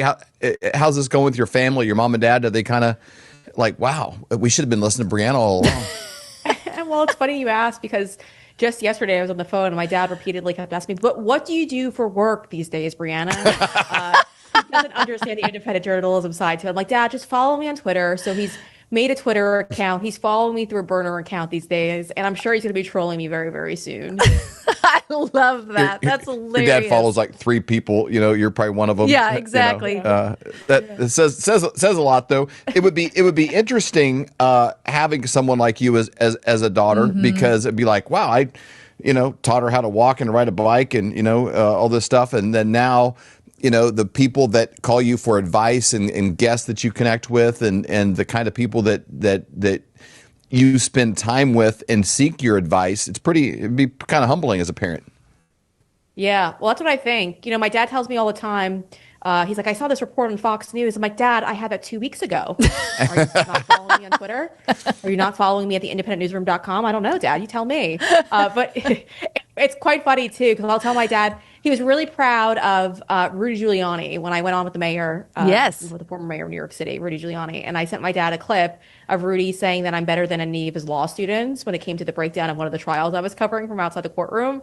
And so my dad was very impressed. That's probably like the height of his moment. He was going around telling all of his friends, look, this is my daughter speaking to Mayor Rudy Giuliani. Everything else was just, water under the bridge. But that one was like peak for my dad. Oh, that's awesome. Oh, he is a big deal. There's no doubt about it. Well, we both have on our screen, but Stacey and I are kind of old school. We print off things as well. You have one of my favorite tweets, or I don't know if they still call them tweets, but what do they call it on there? X's? Posts? I call tweets. Okay, so good. It's a tweet on X. Yeah, there you go. Yep. You'd have, but I'm going to read this here. It is just awesome. There was only one Kansas City chief that was not invited to Taylor Swift's wedding. It was Harrison Butker, and it's baffling. He gave a speech at a Catholic university and basically has made the comment, for the men and women, you're going to get most of the joy and pleasure out of life from fulfillment, from family, from fulfilling the duties that God's made you do first before your careers or anything else. And it was enough to get him, where he was not allowed. He wasn't allowed to be at Taylor Swift's wedding. At Taylor Swift's wedding, like, I don't know. It didn't seem like a very chauvinistic thing to say that you're going to get a lot of fulfillment from, family and stuff. But you say, I am a simple girl. I just want mass deportations, voter ID, secure borders, and the deep state crowd rounded up so I can happily go back to the kitchen full time and make sandwiches. I love that. There's so much irony and tongue-in-cheek humor in that. But, truly, those aren't too big of things to ask for. I don't think any of our founding fathers would have thought that was a big ask. Yeah, it's sad because we're still sitting here having to ask for those simple things. And, before President Trump was reelected, I was out there saying to my audience, hey, guys, once Trump gets back in, like, it's game over for me. I'm tapping out and I'm going back to the kitchen. And I've been waiting for this day and I have not been able to go back because you have a lot of people you have to hold accountable. I mean, it's been a little discouraging. I don't want to be a total black pill, so I'll leave it lightly, but it's been very discouraging in that sense. But also, like, this whole, like, false notion that, like, women shouldn't be home taking care of their kids, or you'll get some, like, sense of enjoyment if you're out there working all the time. It's all a lie, and people don't believe it until it's too late, and it's unfortunate. Like, Taylor Swift is, like, one of the very few women who was able to go out there and date multiple men all throughout her career. Then she landed on a NFL player who is just equally, probably a little bit less wealthy than she is. And she was able to buy out MSG and have a wedding there, which is amazing. Congratulations. But also, it's not what every woman is going to have. It's not every female's path. And so when they sit there and they make those comments, it's disrespectful. It's discouraging too. But this is why so many young women or women in their 40s are on all these antidepressants and they're clinging on for dear hope, whether it's prescription pills or a bottle every day, because they were sold a dream that wasn't true. And so I think we have to start pushing back on that a bit. Man, that's true. And I love too, like, you are famous for the way that you cook in your kitchen. You know, obviously we've seen pictures over the years. You introduced us to truffle oil, you know, just all kinds of cool things, you know, but truly amazing cook. I can't wait until we see you back in the kitchen and we can be learning more recipes from you, because truly you are the Colton's, best. Prime rib. Prime rib. Exactly. Inspired by her, and that's become his thing. Like, he kind of hangs his hat on his prime rib he makes for all our big holidays, and that came from you. Yeah, well, this is me making chicken parm on Sunday as usual. But you know, if you guys really want to step it up a little bit, I'm trying to learn how to make my own bread. It's a little complex, but that's my next phase in all of this. But if you get rib roast on the holidays, that's usually like Thanksgiving, it's on sale. Christmas, it's on sale. Easter, it's on sale.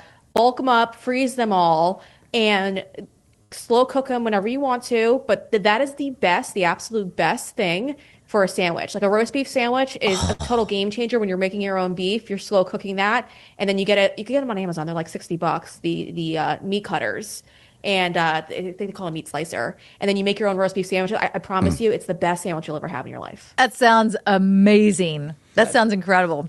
Well, you did an interview just the other day I wanted to talk about, because I saw it on your X. I was like, oh, I want to know more about this. You were talking about DHS has removed 365,000 illegal aliens in 2026. According to Gregory Bovino, we currently have 107 million illegals in the United States. Bovino breaks down how he's tracked down 107 million illegal aliens living inside the United States. Tell us about this interview and how people can find it. Yeah, so it's up on YouTube right now, Rumble as well, and on the little clips are on my Twitter page. But Greg Bovino was kind of, they say he retired from Border Patrol, but he was one of the very original groups of people who were in DHS, who were working in DHS, who were trying their best to round up all the illegals, because he knew he had a big mission on his hand, and that was to get rid of these horrible people from our country. Unfortunately, after we applied a lot of pressure to those at DHS, we did get the numbers late yesterday, and it looks like a little over 350,000 for the fiscal year of 2026. That's from October till now, July, have been, according to them, removed from the country. So that's literally drops in the bucket. And he says that he found 107 million illegals living here. Those people who overstayed their H-1Bs, other visas, and these are people who have kind of snuck their way through. So he traces it all the way back to the 70s, has been sifting through all the records. Originally it was 100 million, and then he's upped it to 107 now. I think it's 107 million. So the number keeps going up because he's going through all these documents to track them down. Man. What's baffling is, you know, there's so much pushback, even on ones that aren't any good. Right. You know, Tim Walz pardons a child rapist, and they, you know, deport this character, and they push back on that. They won't even give the inch. And like, if somebody comes here and is raping children, you know, hey, he just didn't understand our culture. You know, it's like, hey, this is like they almost need to they just need to be in America a little longer and learn that that's probably frowned on. No, that's a horrible human being that any point in history would have been treated far worse than what we did, and needs to be definitely removed from American culture, not around our wives and children. Yeah, or just drop into the middle of the Atlantic Ocean, like I always say, because it's like those type of people, they're going to go back to their home country, do the same thing there as well. And so why create more victims to these monsters? And Tim Walz, like you just brought up, David, this is the individual who actually tried justifying that man and tried saying, well, what did we benefit from by sending him to another country? And it's like, well, we're a safer country when we don't have rapists here. He shouldn't have been pardoned, and he pardoned him to help avoid the deportation that was going to happen right after. And it's like, at what point do we sit here and say enough is enough? We've had enough of all of this. We don't want these people in our country. And you know, I was critical of the Trump administration too, because the Trump administration keeps saying we're getting rid of the worst, which sounds good, obviously, because we want these people gone. But why do we have to create more victims in order to get our immigration laws enforced here? All of them need to go. To sit here and say, well, we need to create a victim so we could justify going out there and arresting them is completely ridiculous. Yeah. And I think most people don't understand what's actually being said here. Democrats, they are trying to secure a future voting base. That's what they're doing here. And unfortunately, Republicans aren't deporting these people quick enough. But also we have Republicans who are pushing amnesty because they want cheap labor. So they're actually saying, oh, well, we need a couple of these people for farms. Well, what are you going to do? Tell all these cartel members to get seasonal jobs at their local farms if they don't want to be deported from this country? I mean, that's what's going to happen here. And so it's so outrageous to sit here and say, we're going to focus in on the worst of the worst. It just goes to say that you don't really understand the issue that we have going on right now in this country. We have young girls, young women, women of all ages who are being sexually assaulted by these predators. Obviously, we keep seeing these truck drivers who are going on the streets and murdering our people. When is enough enough? And I don't think most people have that kind of line drawn out in their head.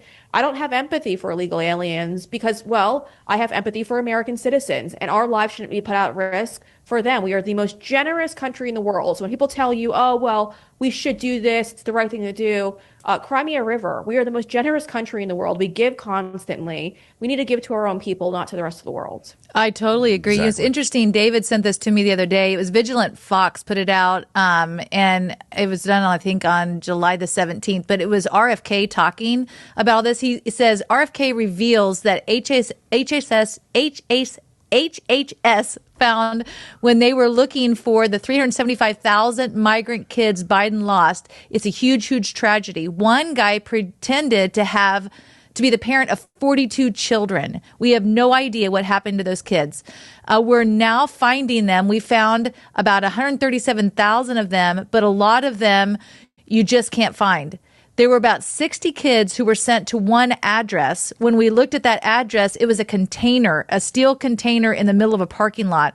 A lot of them were sent to work at slaughterhouses and picking fruits in the fields. They were slaves. So we stopped that. We need now everybody who comes in has to validate the relationship. With DNA testing, we can do that and make sure that they're related to the kids. Nobody gets a kid unless we know that the kid's parents or are relatives. It's huge, huge tragedy. My agency, it says under Biden, was the single biggest child trafficker in the world. This is so sad. Yeah, it's so sad, but the Trump administration under his first term was the one who came up with the DNA testing idea, and so they were doing that. Then the Biden administration came along and ended the DNA testing. And then we had the whistleblowers who had come forward. There are some great whistleblowers. Aaron Stevenson, Tara Rodas came forward. They reported what was happening within HHS or HSI. So now I'm doing it too. DHS. They sat forward. Well, they came forward and they reported all of this. James O'Keefe made a whole documentary about all of this. He also put out a news package about all of this. Yep. So we knew what was happening behind closed doors. There just wasn't enough public outrage behind any of this. Now thousands of children have been shuffled away. They're likely being sex trafficked in our country, or they're being used for slave labor. And people just don't want to accept that. Balvino actually did. He told me he was on one of the California wheat farm raids where they had 14 migrant children working on that farm. And so when we sit back and we go through all of this, we wonder, well, how does this happen? Those children are likely being kidnapped and brought into our country. And also keep in mind, when a child is with fake parents, they're quickly released into the country. And so a lot of people were just snatching up these kids. So will we ever find their parents? It's really hard to figure that out.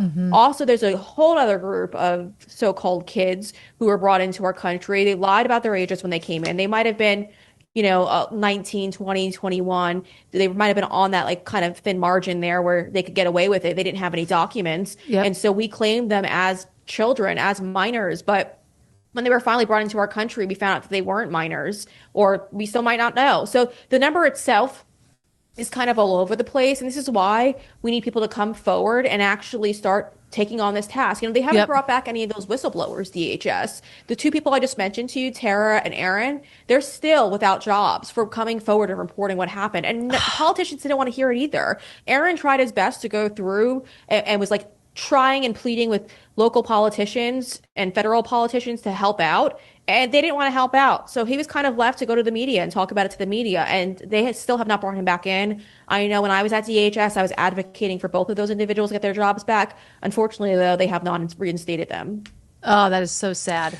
You kind of mentioned earlier about the Republicans and business communities, using legal workers. You've done a lot of work, on all of these issues, but DHS Secretary Markwayne Mullen met with business and trade group leaders for the first time to address concerns over work shortage.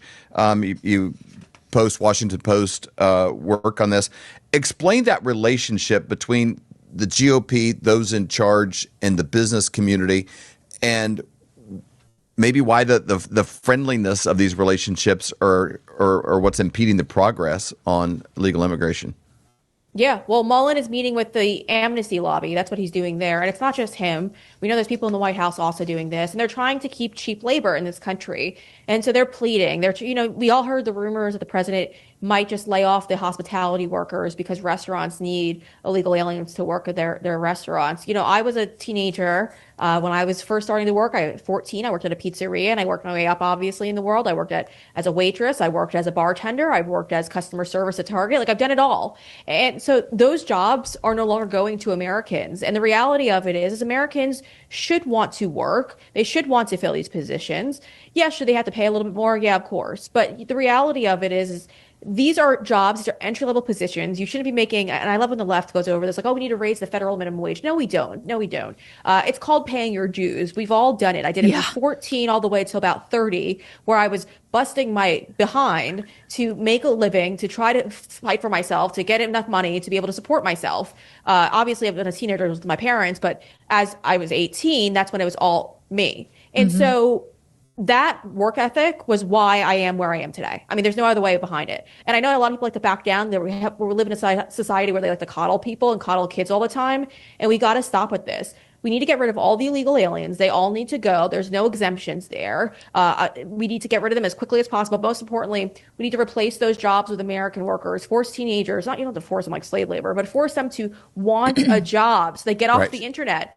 I mean, they're all online playing these video games. They're not even interacting with people in person. Some of the best friendships I have to this day started when I was a waitress at Applebee's. My best friend, Rachel, we were both waitresses at Applebee's, hated working there, but we have a lifelong bond at Applebee's. And so stories like that is when you have human to human interactions. And so we got to get rid of the illegals. And there's I don't want any of them to be left behind. All of them need to go. It's time to go. We've had enough of all of this. We want our country back. There's no doubt about it. No doubt about it. You also had breaking news that the U.S. District Court Judge Eric Tostrud dismissed the federal government's lawsuit challenging Minnesota's sanctuary laws and policies. Tell us about that. Yeah, it's just another example of, sadly, the Trump administration trying to fight back on these sanctuary laws. And unfortunately, they lost this one. Now, obviously, the federal government will appeal. But the problem here is we don't have a group of Republican lawmakers who are trying to create laws to just completely ban and get rid of sanctuary states as a whole. So it is a little bit of a push back and forth. I don't even know if it makes it to the Supreme Court if we win that argument either. I mean, birthright citizenship, we should have been fighting for that legislatively from day one of President Trump's second term, because there was no reason to bring it all the way to the Supreme Court. Again, I obviously blame, Justice Amy Coney Barrett. She was obviously someone who I've got my own personal feelings about her. But the reality of it is legislatively, there's a lot that could be done. I had Congressman Chip Roy on, and he laid out a plan for what we could do to fix that. But again, this is another thing. The sanctuary state policies, we could fix it on a federal level. Our federal government is controlled by Republicans. Our Supreme Court is supposed to have a conservative majority. So what the heck are we doing sitting here and just saying, oh, there's a couple of justices who Biden or Obama or Clinton appointed who are holding this up? No, then you keep appealing it. You keep fighting it. And that's how you get to the bottom of this. Unfortunately, though, when Republicans are in control, we just kick the can down the road and we don't really do much. And when Democrats are, they really push us to our limit and off the left cliff. So it's just really frustrating to sit back and watch, because we could have fought back on this front by pushing through legislation. Unfortunately, though, we have a bunch of just selfish Republicans who decide to hold things up because they want their own personal gains in all of this. Can you talk anything about the Amy Coney Barrett? What's your thought on that? And when you have posted things on X, what's the response from your followers? What's their thought as well? It is kind of crazy, because there was obviously a lot of hope when she came in. But what's your thought?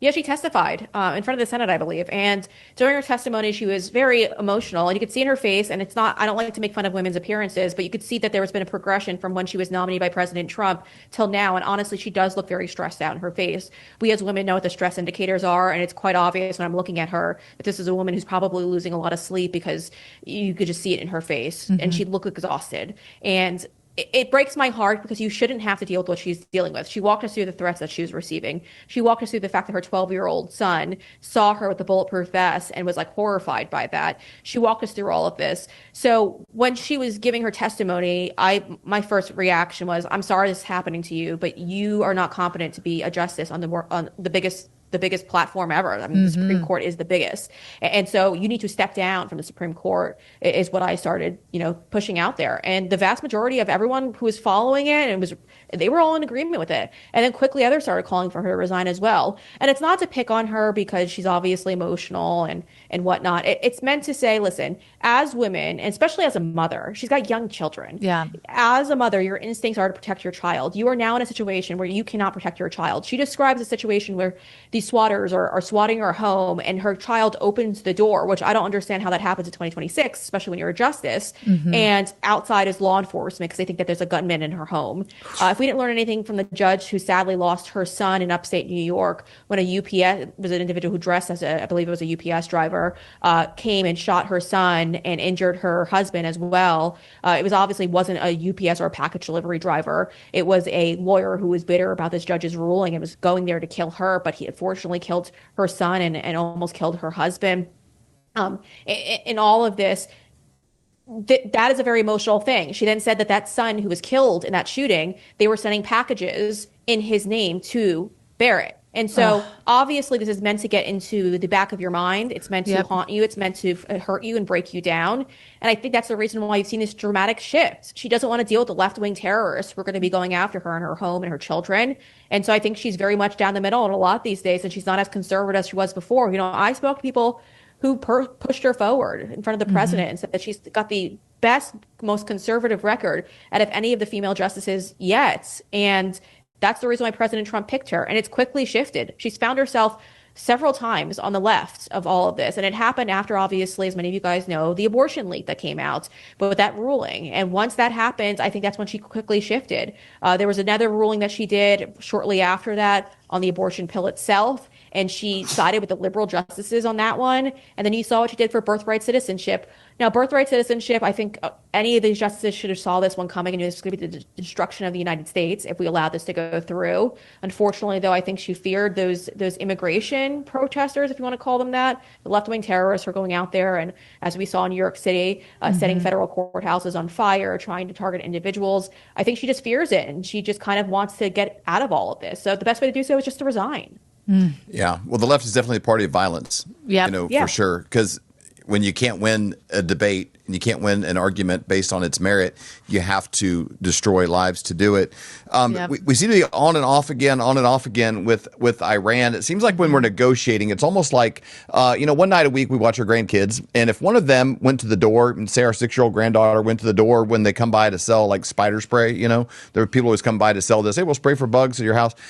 If they negotiated a contract with her and then they show up to do it, I'd be like, no. No. You weren't negotiating with the head of anything. That was my granddaughter was at the door. She didn't have the right to do anything. Seemed like that's what the negotiations seem to be like with Iran. It's that's true. Like they kind of make an agreement and make another agreement. It was like, well, you're kind of on and off again. President Trump is reacting to the deaths of 2 U.S. service members by issuing a renewed threat to Iran. Every time Iran kills American soldiers, they will pay for that killing many times over.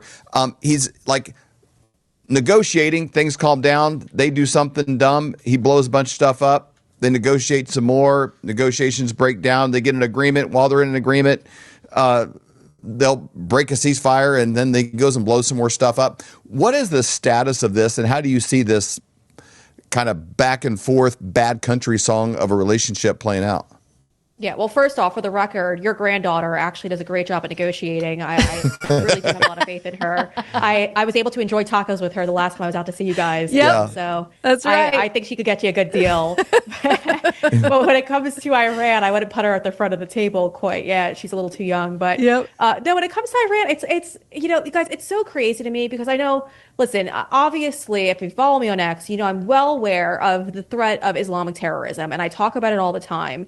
And right now, President Trump is trying to negotiate a deal with Islamic terrorists. And so here's the thing, right? If you were going to go into Iran and do what he did, to me, you got to cut the snake's head off completely. You got to go after all of them. And unfortunately, I think because some people suggest that would require boots on the ground, and obviously the American people would not support that. I would have never advised him to do what he did that day. I think that I kept asking, obviously I'm credentialed at the Pentagon, so I have Pentagon sources as well. And I kept asking, hey, like, is there a threat? Like, what's going on? Why now? Like, that was my, like, I understand the Iranian regime is a threat to the world, but why now? Why right before midterms when it's going to create all this chaos for Republicans? Why when we're going to cause all this global chaos too as well? Because obviously the canal, the Strait of Hormuz is obviously something that we needed to control. We need to actually, I don't even know if they thought this through, was something that the Iranians have captured. And so I didn't understand the why now part in all of this.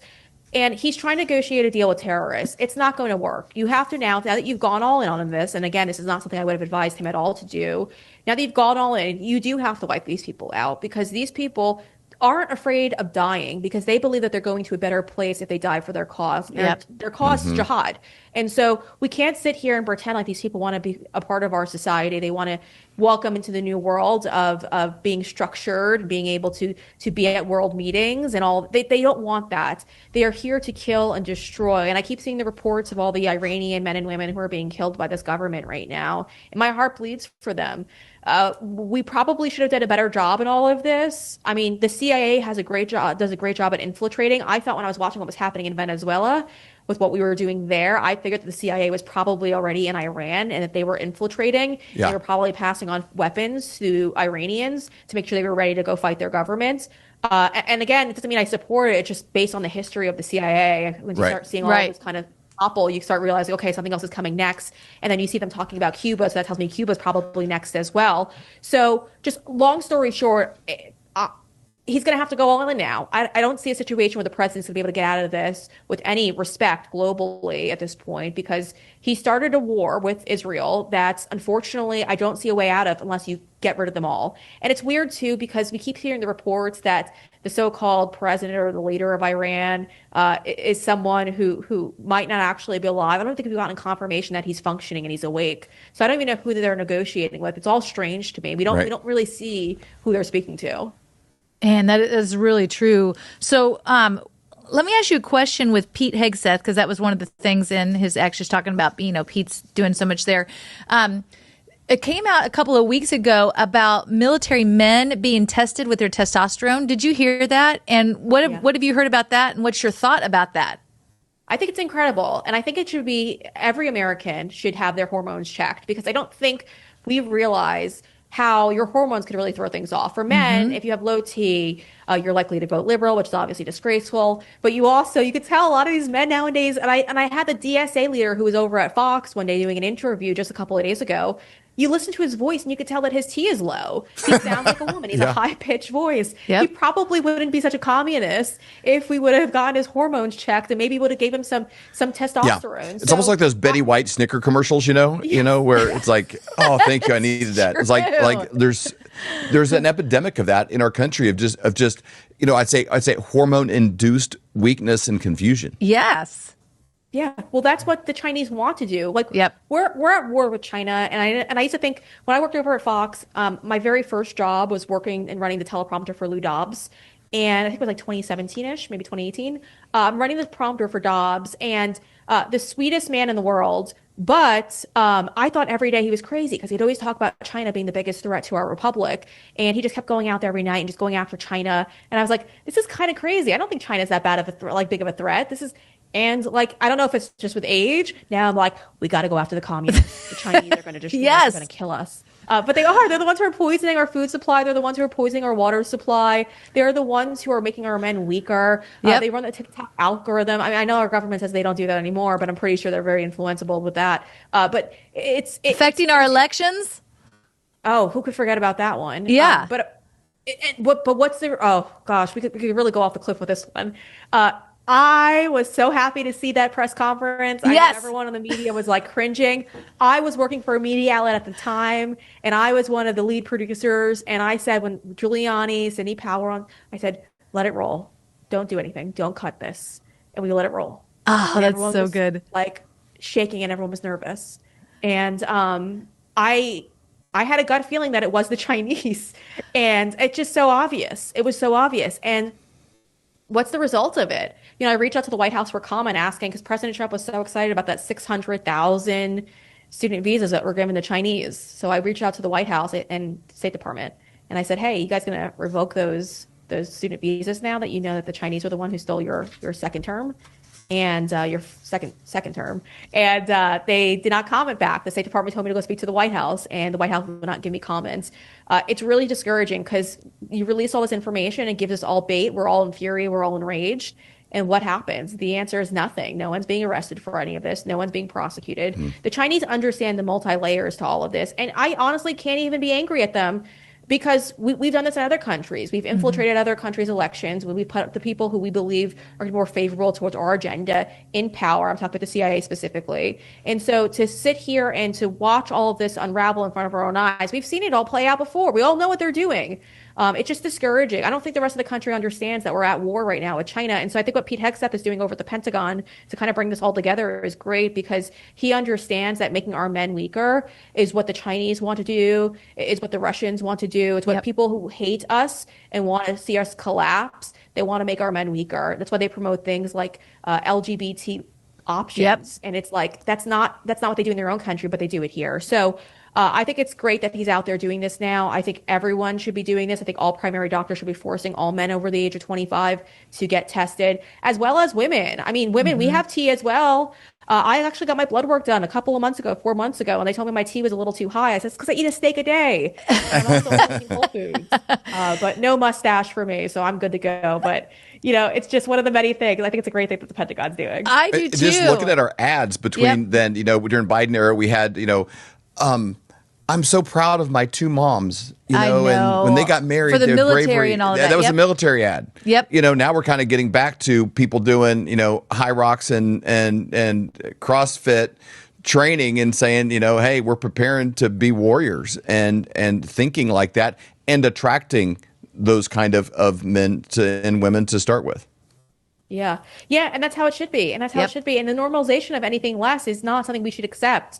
I mean, our war fighters need to be prepared to fight because that's their only job. I mean, it's to protect the mainland. And so we're asking for the bare minimum here. And that is for everyone who wants to join the military to be healthy, be fit, and be ready to serve. Man, that is so true. Our military at least needs the same meritocracy as they have in, you know, the NFL. And I remember, I think it was 2020, 2021, 2022, somewhere in there, but they were showing the differences between our, you know, military when the videos that were coming out to try to recruit and what they had in Russia, what they had in China. And it was like the recruitment videos, we're talking way different. And so I am excited to see what the Russians were like a bunch of Jason Stathams, you know, they were like ready to go out and kick butt. Yeah. And ours are like, oh, I'm so proud of my, you know, alphabet soup family. That's exactly right. So the propaganda is real too, by the way. I don't know if you guys saw this on the New York Post today. The New York Post published an article about Guy Benson, who's a gay man who's married to another man. And they're promoting the fact that he had a daughter, and they're promoting the photo. And it's like, yeah, cool and all, but where's the mother? Yeah. And they promote these things as if it's a normal lifestyle to rent the womb of a woman and then just dismiss the woman as if she doesn't play a role in these kids' lives at all. We're raising a group of, first off, the Chinese would never allow this to happen. The Russians would never allow this to happen. Any Islamic country would never allow this to happen. But we do because it makes us a weaker country. And anyone who speaks out on it is what they deem as evil. And I think it's evil to sit there and pry these children away and to sit there and destroy their lives. This is what we're doing. We're normalizing all of this. It's okay to sit there and say that's not acceptable. And Guy Benson is an absolute disgrace for sitting there and renting the womb of a woman. Man. Okay, you mentioned earlier about Israel. I wanted to talk to you about that. You had a tweet about it. President Trump says Benjamin Netanyahu will not be arrested in any way, shape, or form while in the United States of America. He adds he is fighting against the Islamic Republic of Iran. Talk to us about that. Yeah, so they put out a warrant for him. The IC put out this warrant for him, and they're trying to get him arrested for being a war criminal is what's going on. And Zohran Madani came out and said, because he's supposed to come in and fly in to speak at the UN. And so it's discouraging, but Zohran Madani came in and said, oh, well, I'm going to look at all the legal tools I have to see if I could arrest him when he comes in. And it's like, listen, you could disagree with Benjamin Netanyahu all you want, but it's not up for us to arrest him. That's for his own country too. I kind of felt the same way when President Trump was kind of intercepting during his criminal trial as well, with putting out all these very biased posts and very biased tweets and stuff on Truth Social and was trying to step in about his criminal trial. It's not up to us, the people. It's up to the country that he belongs to. It's up to the people he was supposed to be serving, and whether or not he's a criminal or not. I'm not here to make that case. But the reality of it is, it's an absolute disgrace that Zohran Madani, who, by the way, is a foreign communist who we allowed to rise to power in New York City, which we didn't have to do. We let him rise to power, get elected, and then now he's over here. He's just completely dismissing white people in New York City, as you saw with the map that he put out, the immigration map, where he just got rid of Little Italy. He doesn't really care about the Ukrainians. What'd your dad think about that one? Oh, my gosh.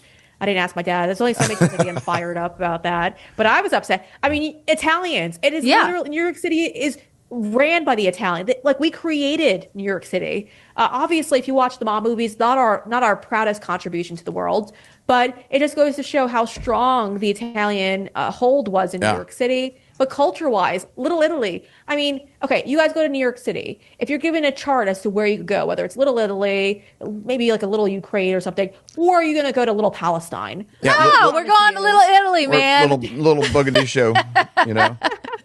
Yeah, he's like all these random countries. And it's like, yeah, no, thank you. But this is what they do. And Zohran Madani should have never been elected in the first place. He is a foreign communist who Steven Crowder got a video of one of his directors, his campaign directors undercover, who ultimately said before Zohran Madani became a U.S. citizen, which I believe is 2014, that they had it already planned out that he was going to run for New York City mayor before he was an American citizen. So we knew he was a communist. We knew he was going to be running on a socialist agenda. And you cannot become a U.S. citizen if you withhold information regarding your ties to communism. His father, a communist. His mother is a communist. He is a communist. And so what the Trump administration should have done is they should have went out there and they should have just said, actually, you know what? You're not even a U.S. citizen. We're going to go through this whole process because you didn't tell us about your ties to the communist movement. And so we could have gotten all that pulled. DSA is a communist group, and they have ties to communism. I know the administration knows it because just yesterday, the State Department put out a document online saying that they have ties to Cuba and how they'd have Cuban communists kind of running through the American communists here through DSA. It was one of the many agencies that are now being accused of being communists. And so it's just so frustrating to sit back and see. And unfortunately for us, the American people, we're watching as foreign communists are popping up all over the place in Seattle, in New York City, Georgia. They shouldn't be here in the first place. But the Republican Party, instead of running on actual policy, instead of saying, listen, we brought down the cost of living over the last 2 years we've been in control, instead of saying that, because they haven't done that, instead of saying that and pointing to those wins for the people, they're now saying, and this drives me insane because they just held a press conference today, they now say, listen, you either vote for us or you vote for communism, because the Democratic Party has been completely taken over by communists. Pick. And that's not something that I want to see rise in our country, because eventually they will rise to power and we will be under communism control if this keeps up. Yeah, like what do you think of what's happened in Texas? We obviously see it in Michigan. You see it in New York. Do you think it'll continue to spread across our country, or do you think people are going to actually say no, we're not going to allow this to happen? And the weird marriage between, you know, the Islamic goal of taking over the world married with communism. I'm not sure which one is the host and which one's the carrier. You know, but they seem to be working in concert in a way that is very effective. Yeah, and there's no pushback on this. You know, James O'Keefe did a great story again on Act Blue. Remember when he sat there and said, look at all these Act Blue donations that have been pushed through, knocking on people's doors saying, hey, did you donate this money through Act Blue? And a lot of them said, no, we didn't. Right. And they had no idea where these donations came from. I bet you if you track that money definitely came from a communist country, possibly China. And that money was funneled to communist, pro-communist, whatever you want to call them, liberal, if you want to use that term, socialist, if you want to create that illusion as well, even though they're all communists. And it was pushed forward to help those candidates work out, to get them where they are today. And so when you're sitting there, you're putting it all together. Okay, Act Blue was likely a money funneling scheme towards the Democratic Party. Right. No one's been arrested. There's really no criminal court cases on this matter. Nobody really cares. We have congressional investigation, but that's going to go nowhere. And you watch that, then you watch how they stole the 2020 election as well. You're watching all of this pile up and you're wondering what the heck is going on here and why are we allowing this to happen in the first place? I don't really have an answer to that. It's so frustrating because I'm watching as people just don't seem to really care. I mean, it's like we just watched communists infiltrate every layer of our elections. And unfortunately, it is expanding. It's expanding rapidly. But also, folks at home, keep in mind, we have a Republican-controlled legislature. Obviously, we have President Trump as well. But then we also have a conservative majority in the Supreme Court. And for some reason, we're not doing anything to get rid of these communists and to stop it from growing in this country. And I think it's an absolute disgrace because Democrats, I think they've just been conquered, and Republicans just say, this gives us something to run on. And so they're just allowing it to happen. Yeah. Man, that is crazy. Brandon Morello for the Supreme Court. Yes. Giuliani to endorse her. Yeah, he would. For sure. For sure. Okay, the final one. You had a U.S. federal judge in California just granted a temporarily restraining order that blocks the big merger between Paramount and Warner Brothers. So talk about that. Yeah, California Democrats, the AG over in California, decided to launch this lawsuit, and a couple of other states as well. They're going after the merger here. And I get it, right? Because you don't want these companies to become too big, and then they're the ones who control the content. And I understand that. But when you do some deep digging, too, you realize that a lot of these individuals are receiving, politicians-wise, are receiving campaign donations from the Netflix co-founder's wife, I believe it was, when I was looking into it just a couple of weeks ago. And so that's probably why they launched this lawsuit. Now, it's a temporary just kind of hold in all of this while the courts kind of sift through this case, because this case was just recently filed. But it's one of the big things. Now, listen, mergers, I'm not a fan of mergers, obviously. I don't want to see these corporations just kind of consume everything, and then we have to go to one source for all of our content. Monopoly. Mm-hmm. Yeah, but I mean, that's kind of where we are these days. And so it's not that I agree with allowing this merger to go through. I think it's more just a personal thing where I just don't think Democrats, based on their donations, should be the ones to go after and sue. And again, it happens on both sides. I'm not going to sit here and pretend like Republicans aren't guilty of that as well. But there's a lot of money being pushed around under this big, I guess, back and forth on the merger. And it goes all ways. I mean, there's been several other mergers that have been pushed around. From them to be doing production and be producing content when they left the White House. What role do they have in all of this? Yeah, I'm looking now, actually, because I'm not sure if they're still with them. Let's see, Higher Ground Production from Barack Obama. It looks like there's still a page. Netflix is proud to partner. So they're still partnered up, it looks like.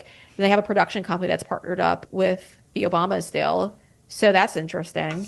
I mean, like, it's all, to me, and this is my opinion, I'll assert that, it all just seems like a big money funneling scheme. Like I always say with book deals that are like insane, because people don't really make a lot of money off of books. I always say follow the money. I've never understood the correlation between Michelle Obama and Netflix content that you'd want to see. Right. And it's all just so strange to me. It's like, why not just disappear? Like, enjoy your money, enjoy your wealth, and just disappear. But they can't. They have to also now try to control the content that young people are seeing. And it's really unfortunate. But yeah, it looks like Netflix is proud partnered with Barack and Michelle Obama. Higher Ground Production is the company's name. And it's not okay. Speaking of money laundering and book deals, I saw a commercial the other day, and it tells you a lot about the ad because mostly conservative content creators pushed it out and retweeted it and so forth. But it was Joe Biden's ad for his new book coming out. You can now pre-order it, and it seemed like an SNL spoof. Like they hired an actor to talk poorly, can't pronounce your words, mumble around, but it was really Joe Biden, to the best of, whatever Joe Biden there was, during the Autopin era. And it was a very funny commercial of him pushing his book, because it's like, literally, who would ever want this? Who would ever buy this? But it's kind of interesting to see the book deals and how that goes for books that are never bought by anyone. Nobody puts it on their coffee table or the shelf behind them to make you look smarter than you actually are. Yeah, well, I just have a feeling, honestly, and this is, again, an opinion, that they're probably making deals in the White House, and then they say, okay, well, like, let's give it a year so nobody can connect it to our time in the White House that we did this favor for you. And that's probably why these book deals take place. I mean, that's just my speculation again. And until we have a real investigation launched into this, I don't think we'll know the truth to that, but it just, like you said, David, it never makes any sense. No one's buying these books. No. Joe Biden's not sitting down, pen to paper, writing a book for us. Do you think he sat and wrote down, these are the tough decisions I had to make and why I made them, and it's like. He couldn't remember them. You didn't even know about the Louisiana gas deals when Speaker Johnson asked you about them. You didn't even know about the decisions you were making when you were supposedly making them. Well, and if you saw yesterday too, pulling this up as well, the appeals court yesterday is rejecting Biden's bid to block the release of that recording. Remember that recording of him going through with prosecutor Herrell, the special prosecutor, and kind of going through a bunch of the claims that were against him. He apparently was such an elderly man where they couldn't prosecute him, is what kind of Herrell said. Well, he's been fighting to keep that under wraps.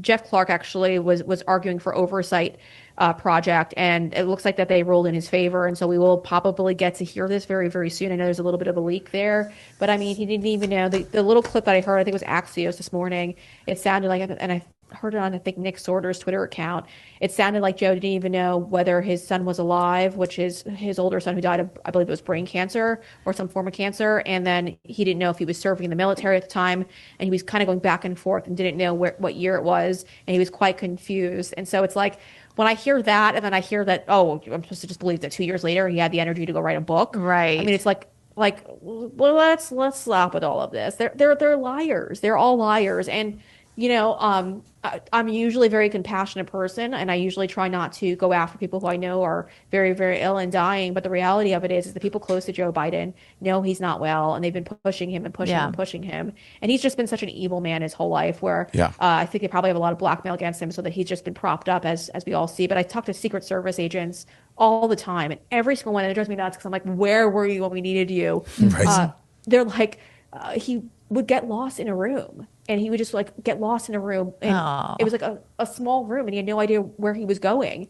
There was one incident where one Secret Service agent told me that he used the bathroom in his pants, and they had to bring him into the back to go change. And so it's like, for a very long time now, that they knew this man was not well, and so everyone involved should be criminally indicted for what they've done, because obviously the AutoPen scandal is a big scandal, but we're not going to get anywhere on that. I mean, I have not seen any movement, and I see even Comey, over the chairman over in the House, has been very upset about this. James Comey, or Comer, sorry, that's not the right one. He's very upset about it in the House right now, because he's put forward all of these recommendations to charge individuals from AutoPen, and nothing's happening. Man, I do love, at least Trump has him up for his picture, the same thing. As an AutoPen. You know, people can love or hate Trump, but he gets it. You know, he's kind of, like one of us when it comes to, I would put a picture of an AutoPen up when you are, we were all subject to that for 4 years. Yeah. It's sad that we had to deal with it. I know. So it's like, how did we allow this to go by? In the media too. All the journalists, they had no idea. They had no idea at all. Yeah. Whatever. Yeah. Totally agree. Brianna, I have so enjoyed this conversation. We love having you on the Flyover Conservative Show. The audience absolutely loves you. Flyover family, make sure you're following Brianna on X. It's BreannaMorello. Brianna Murillo on X. You'll be glad that you did. She is such a great follow, always coming out with information that's so important. Make sure you also watch the video that she was talking about with Gregory. Just incredible information there as well. So Brianna, thank you so much for your time. We really appreciate it. Everyone is talking about this. The one thing that's very important part of my portfolio all these years is gold. As gold hit all-time highs already this year. And get a free info kit on gold today. It's called silver. Gold coin. And though we are thrilled that everyone is talking about investing in precious metals, a lot of these 1-800 numbers will make you feel like just another transaction. That's why it's crucial to work with a person, not a faceless institution, when it comes to your finances. You deserve to be treated like family, not just another number. Dr. Kirk Elliott, who we've known for over 25 years, he doesn't just sell gold and silver. He offers trust, care, and a personal touch that an impersonal institution could never match. So when it comes to securing your financial future, don't just call a company, call a person. Call Dr. Kirk Elliott at 720-605-3900 or visit flyovergold.com to learn more. I'm Linda Bamber Olson, the inventor of the Wave Watch, the world's first frequency therapy watch. It features over 1,100 targeted frequencies. These sounds are acoustical and they move through your body. You don't necessarily have to hear it. So that's why we have so many testimonies for ADD and ADHD, emotions, headaches, joints, and so many more.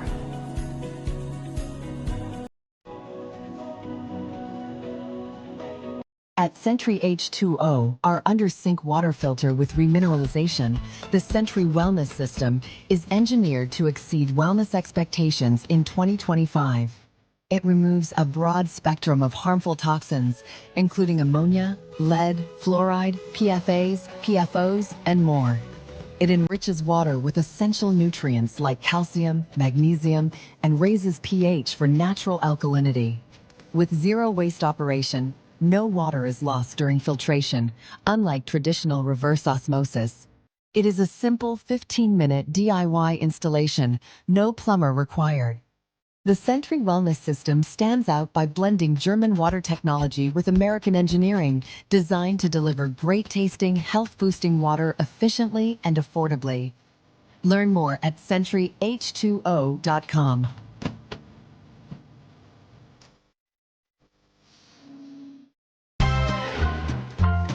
All right, Flavor family. My name is Avery Whited. I'm the daughter of David and Stacy.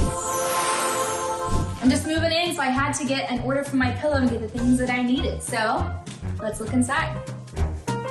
I got some My Pillow towels, kitchen towels.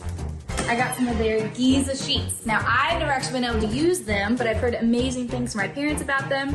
And last but not least, something for Charlie. Hey, dog bed. All right, Charlie, let's go put this in the dryer and flip it up for you. Come on, buddy.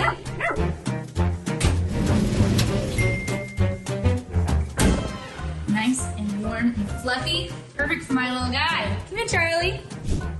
All right, if you want to get your own products, go to mypillow.com and use promo code FLYOVER to save up to 66% off.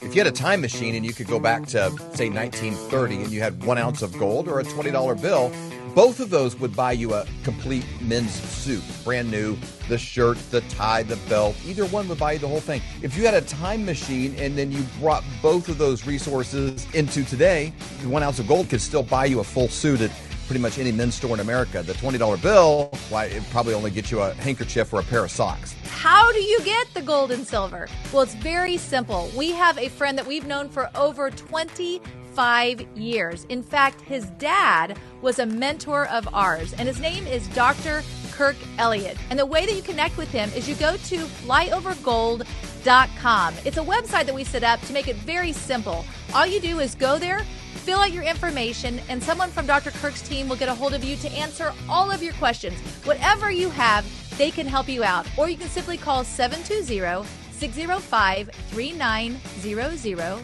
Again, 720-605-3900 to set up that free consultation. Do it today. You will be so glad that you did. Would you drink this? Looks disgusting, right? What if I told you this muddy mess could turn into crystal clear drinking water in seconds? This is Sentry H2O, the filter that makes dirty, dangerous water 100% safe to drink. Camping, hiking, survival, or just peace of mind? This little beast has your back.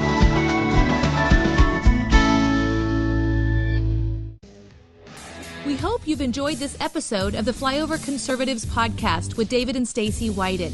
Please subscribe, hit the notification bell, and leave us a comment below. Lastly, if you enjoyed today's podcast, share with those who came to mind. Be blessed and make it a great day.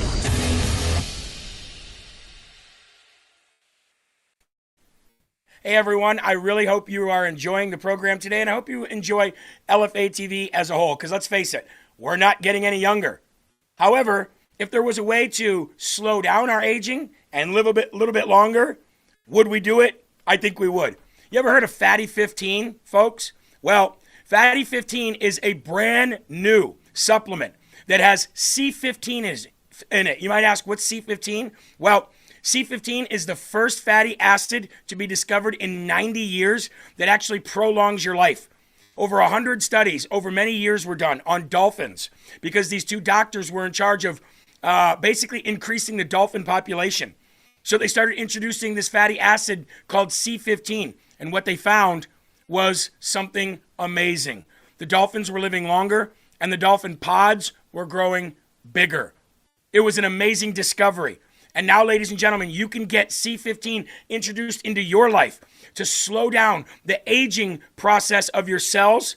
And it's not only going to make you feel and you look younger, but it's going to make your body think it is younger, which means you're going to start doing more things again. There's a thing called cellular fragility syndrome. And cellular fragility syndrome happens as we get older.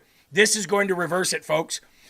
Fatty15.com/LFA, promo code LFA. That is fatty15.com/LFA, promo code LFA. Get your discount today, folks, and start this new journey to help you live longer. Fatty15.com/LFA, promo code LFA today. Now, back to the program. Thank you very much.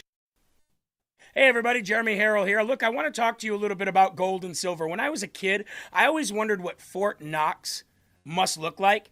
And when I was a kid, I always envisioned that when you would walk into Fort Knox, you would see just gold everywhere, literally raining gold, kind of like what you see behind me right now. Unfortunately, as a grown-up, I don't have that kind of imagination anymore, and I don't even have that much trust that Fort Knox has the 5,000 tons of gold that we're supposed to have there. Meaning that decades ago, we went off the gold standard in this country, which took the value of our dollar down to just mere pennies. And since our federal government doesn't want to go back to a gold standard currency, then it's time to us to take matters into our own hands. Have you ever thought about buying gold and silver?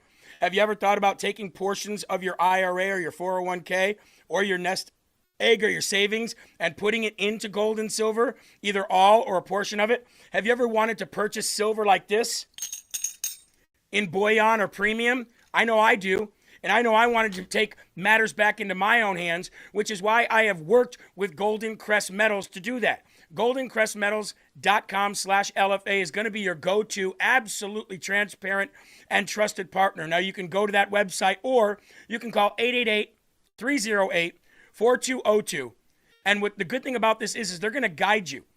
They're going to talk to you. They're going to guide you. They're going to give you all the answers to your questions. And there's going to be no hidden fees. It's completely transparent. No hidden fees, no pressure, no surprise markups whatsoever. Clients get to see everything before they purchase. They've even agreed to lower the minimum investment to the LFA audience in order to make sure that everybody has access to this. Free IRA storage, free insured shipping, and a full range of precious metals from gold, silver, palladium, and platinum. And if it's easier for you to just maybe click a QR code, well, guess what? We've got that available for you too. Right here, ladies and gentlemen. Click this QR code on your screen and it'll take you right there. GoldenCrestMetals.com/LFA. Again, GoldenCrestMetals.com/LFA, or call 888-308-4202 today to reach these guys. They're going to be a great partner for you, just as they have been for me, and we absolutely recommend here at LFA TV, GoldenCrestMetals.com/LFA.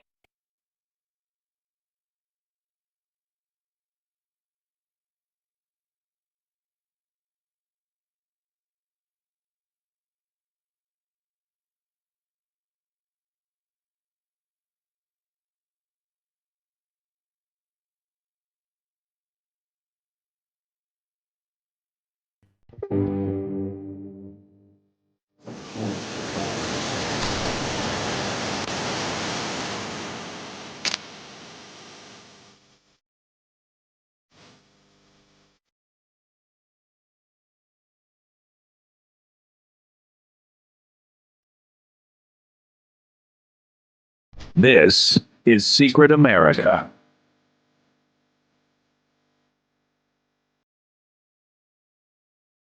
Welcome, everybody. I'm Jack Danger along with Jay Gatling, and we have a lot to get to today, Jay. First, real quick, actually, you know what? I wanted to show, did you see the vote that happened on the House floor? They voted to basically merge our military with Israel's. We're talking supply chains and a whole bunch of other shit. I mean, it's not a merge of the militaries. Let's dig into that. And it's not a complete merge. It's not a complete merge of our military personnel. Well, obviously, we're not going to be wearing Israeli uniforms. No. But I mean, when you merge supply chains, that's all you got. I mean, that's what you got. I'm not saying I want to dig into this more. I don't think it's probably a great thing, but I think people. I also want to be accurate on it. so people can make their own decision. We don't want to be what do you call it? Dependent on Israel for our supply chain. Well, we already are dependent on them for a lot of stuff that we do get militarily, as far as advanced technology and things like that. Yeah, but that already with these does things happen. merged, we have to go to them only. Well, we could dig into it. And here's the thing. I'm not saying it's a good thing at all. I would also like to say that people, Jack, are going, oh my God, we're merging our militaries. And it's kind of a statement that makes people say, oh my God, like what? Let's actually get people into need to say what, because this is ridiculous. Well, I want to get into nuts and bolts of it, is what I'm saying. That's all. Well, the American military should be standing on its own. We don't need to do supply chains with Israel. We don't need to have any with any country. We don't need to have any fucking partnerships where we depend on just that country, and it's ridiculous. But anyways, let me real quick.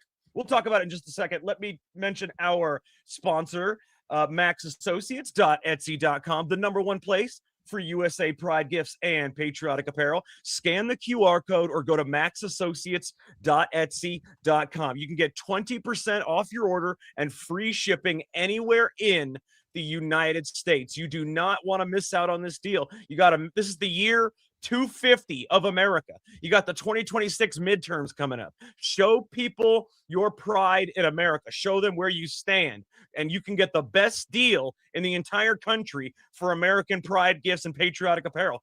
Go to maxassociates.etsy.com. Get 20% off your order and free shipping anywhere in the United States. Also, my book right now, I want to mention the book real quick, actually, it is live. You can see it back here, right here. You can go to secretamericalive.com. You can get a signed copy, or there's 2 buttons on Secret America. One that gets you a signed copy. The other one takes you straight to Amazon to order the book. And I can promise you one thing. This is a book that you will not be able to put down. I just ordered a bunch of signed copies because I got a bunch of orders in for signed copies, and they'll be here like within a week, and then I'm going to ship those out. As soon as they get here, I sign them. I'm going to write a personal message, and then I ship them out immediately. Jay's is the first one I'm going to be shipping out as soon as they get here. But yeah, you guys are not going to be able to put it down. If you've ever heard or believed any of the conspiracy theories surrounding the first black president, and the reason I say first black president again is because I can't use his name or likeness, so I say the first black president because that's really the only other moniker that people know this person by. So if you've ever heard or believed any of the conspiracy theories, I'm talking about children, I'm talking about the spouse, how he got where he is, the birth certificate, everything, it's all addressed in this cinematic novel that plays like a movie in your head. It is not a book that talks at you and says, here's what happened, and this is what happened. It's where you actually get to see characters, dialogue, and you watch the events as they unfold. So make sure you guys check it out. By Design, the first black president, available on Amazon or secretamericalive.com. All right, Jay. Since we've already started with that, why don't we just go ahead and mention, see what's going on with this. Give me 1 second because I want to pull this up. I want everybody to, we're going to see real quick. Here's what it says. Okay. Apparently there were 7 Republicans voted no and only 6 Democrats voted yes on the defense authorization bill, yada, yada, yada. Section 219 establishes a Pentagon executive agent for the U.S.-Israel Defense Technology Cooperation Initiative. It's expanding joint research and development, which I think is insane. Testing, industrial cooperation, and data fusion. Fusion, that means together. Data fusion in AI, cyber, autonomous systems, biotechnology, missile defense, and other advanced technologies. Jay, you're talking data fusion, American data fusion with Israel. You're talking joint research and development on military weaponry, Jay. But we already do that with them. No, this is expanding it, Jay. This is not some little. This is it's little stuff we already do. That goes, a mile down the road. We're talking. But it's stuff we already do, though, Jack. Let me look into data fusion. No, you don't expand stuff you already do because you already do it. You expand to larger, greater things. That's what expansion is. All right. So it's saying, like you said, one senior official to coordinate existing U.S.-Israeli defense cooperation programs, AI, cyber, biotech, promotes long-term integration of joint capabilities between the two militaries. No full merger. No, hold on. Wait. Well, listen to what you just said. Long-term integration of what? Joint capabilities. Joint capabilities. Integration means together. Joint capabilities means what your military is capable of. Integration of joint capabilities. My God. All right, and it's no full merger of forces, no shared command, no joint. This is not a. Here's the thing I want people to understand. This is, and you could debate the other things we're talking about. This is not a joining of the armies or the military personnel. No. That'd be. But oh my God. that's what people are saying because they're misinformed on this. And when they hear merger of military, it's kind of what people are jumping to. So that's what I kind of want to get out right away to people. This is not, U.S. soldiers and Israeli soldiers fighting in the same unit. No, that would be nuts. Are you kidding me? We're not that doing would be that. insane. But I don't like the fact that they are privy. I mean, they might have been privy to some things before, but it's expanding every single one of these things. Otherwise, there would be no point in doing it. So they are going to be privy to every little thing. We're talking data fusion and just what you said, integration of joint capabilities. That to me is the biggest thing. I mean, I don't care if it's Israel or any other country. This is insane. Well, let me go into the data fusion. And I'm putting this out there just so people can make up their own minds. I don't necessarily, I'm not going to pretend I know enough about this to say this is good, bad, great, totally awful, or neutral. I'm just going to read about it right now. Combining data from multiple sources, sensors, intelligence feeds, radar, satellites, drones, etc., from both U.S. and Israel into a single unified picture creates a shared operational view for faster decision-making, targeting, and battlefield awareness. It is listed under, quote, network integration, data fusion, and contested logistics as one area for expanded cooperation. Simple example would be U.S. radar data plus Israeli drone footage plus shared intelligence is supposed to equal one real-time map both sides can use. Critics say it could mean U.S. military data becomes accessible to Israel and vice versa. That's what it is. And vice versa, reducing separation between the two forces' information systems. Ridiculous. It says it is not automatic full sharing of all data. It refers to coordinated efforts to develop and use these capabilities together.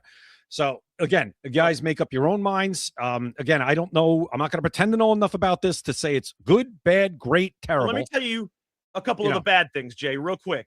Yeah. So listen to this, okay? Opponents say it cedes too much control by embedding Israeli origin tech and companies deeper into U.S. research, acquisition, and programs of record, described as an unprecedented escalation and merger of supply chains. This could reduce U.S. strategic autonomy, complicate policy shifts if relations change, and prioritize integration over purely American priorities. Israel's history, and this is straight from AI, Israel's history of alleged espionage against the U.S. rated critical threat level by the DIA. If anybody didn't know that, the Defense Intelligence Agency rates Israel's espionage against the U.S. at critical threat level, raises fears of backdoors, intellectual property risks, or influence operations. The provision bypasses some annual oversight, expands intelligence sharing, and could limit U.S. flexibility on arms exports or conflicts. That is, I mean, the ties here are way too deep. All right, I'll give you, Dave, those. I'll give you what people, supporters say. Here's what the supporters say about it. Stronger combined. People do. Obviously, look at it. Well, for one reason or another, they do. Well, we all know why Congress supports it, right? Can I get an amen? Well, we know why Congress supports anything. Anything Israel, especially. Well, that's. Oh, yeah. Oh, yeah. I would say 90% of Congress is funded by AIPAC. Not anymore. Even if they are, there's still people that go against it more than they used to. But here, anyway, let me talk about this. Charlie Kirk.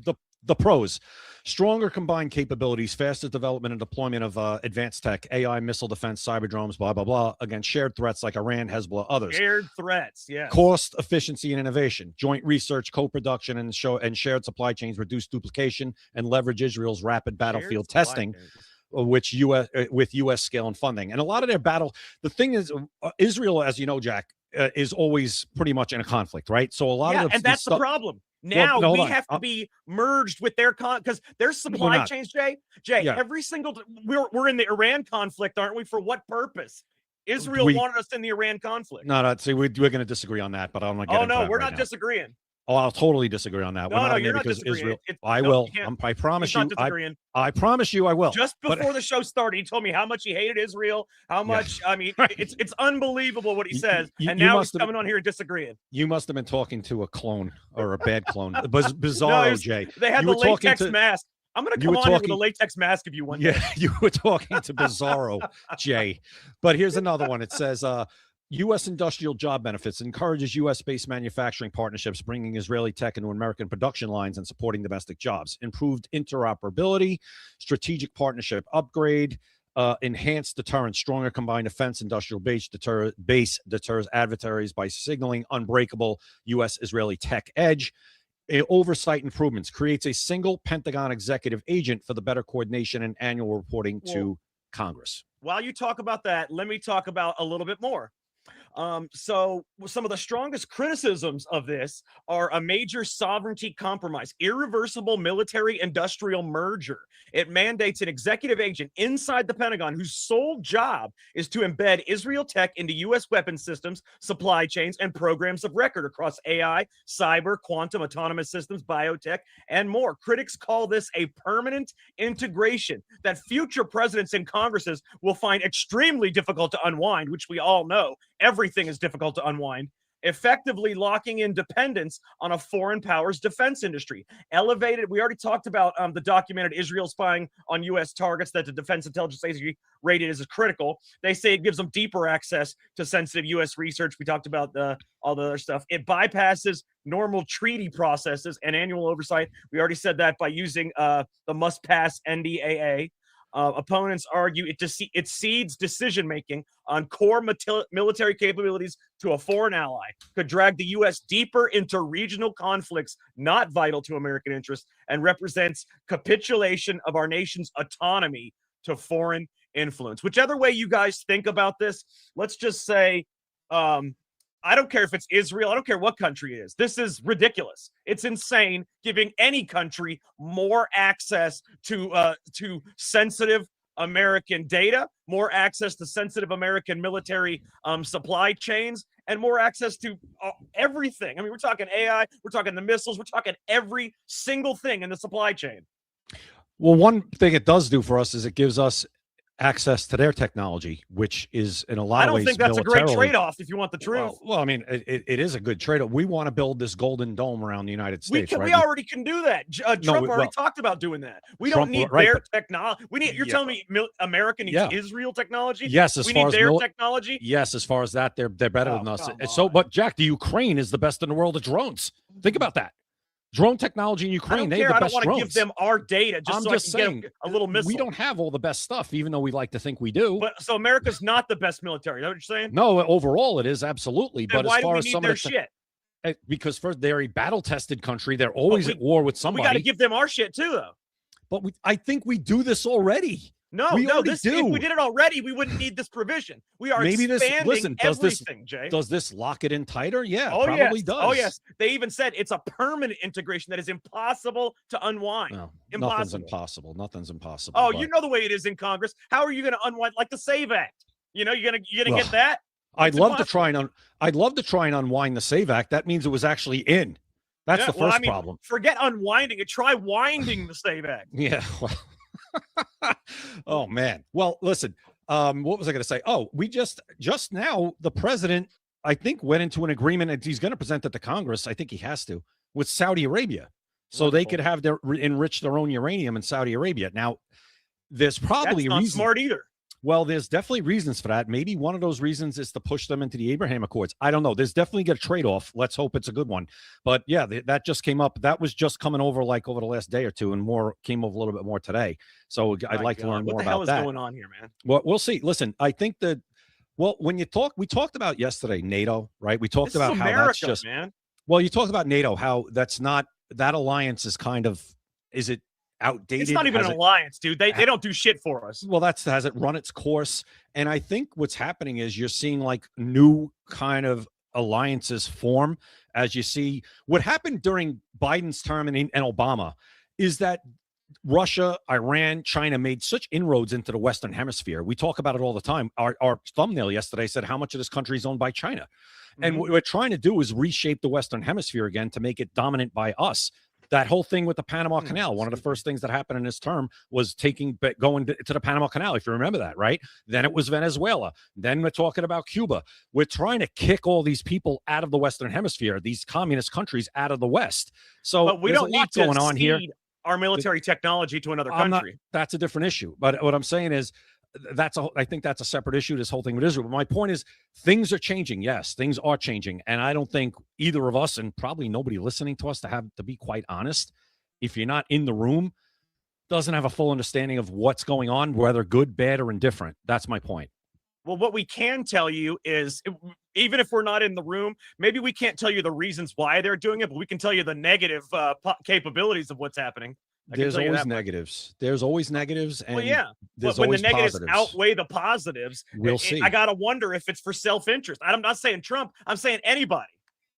No, I listen. Those are all valid questions, and those are things. But those are things that people should debate and talk about, and ask their elected officials about why where it they needs to be stand out in the open. You know, Hey, they no, need to 100%. debate the shit. It's out there. But the one thing I wanted to put a stop to, and nothing that you were saying, was the whole thing. Oh my God, there's going to be we're in the same military now. No, that's not the case. Let's just stop that right there. That is not happening. Let's say this: we're in everything in the same military except actual combat, actual people. That's the only difference.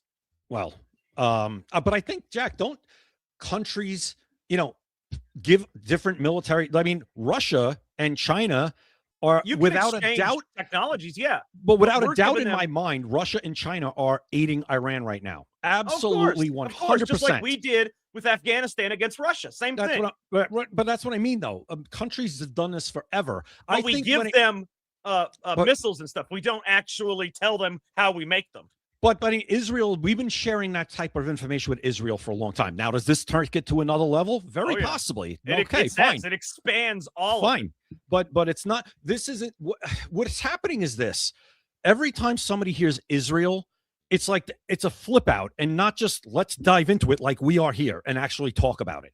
It's an instant, oh my God, we're doing. Guys, everybody just calm down, look at the facts.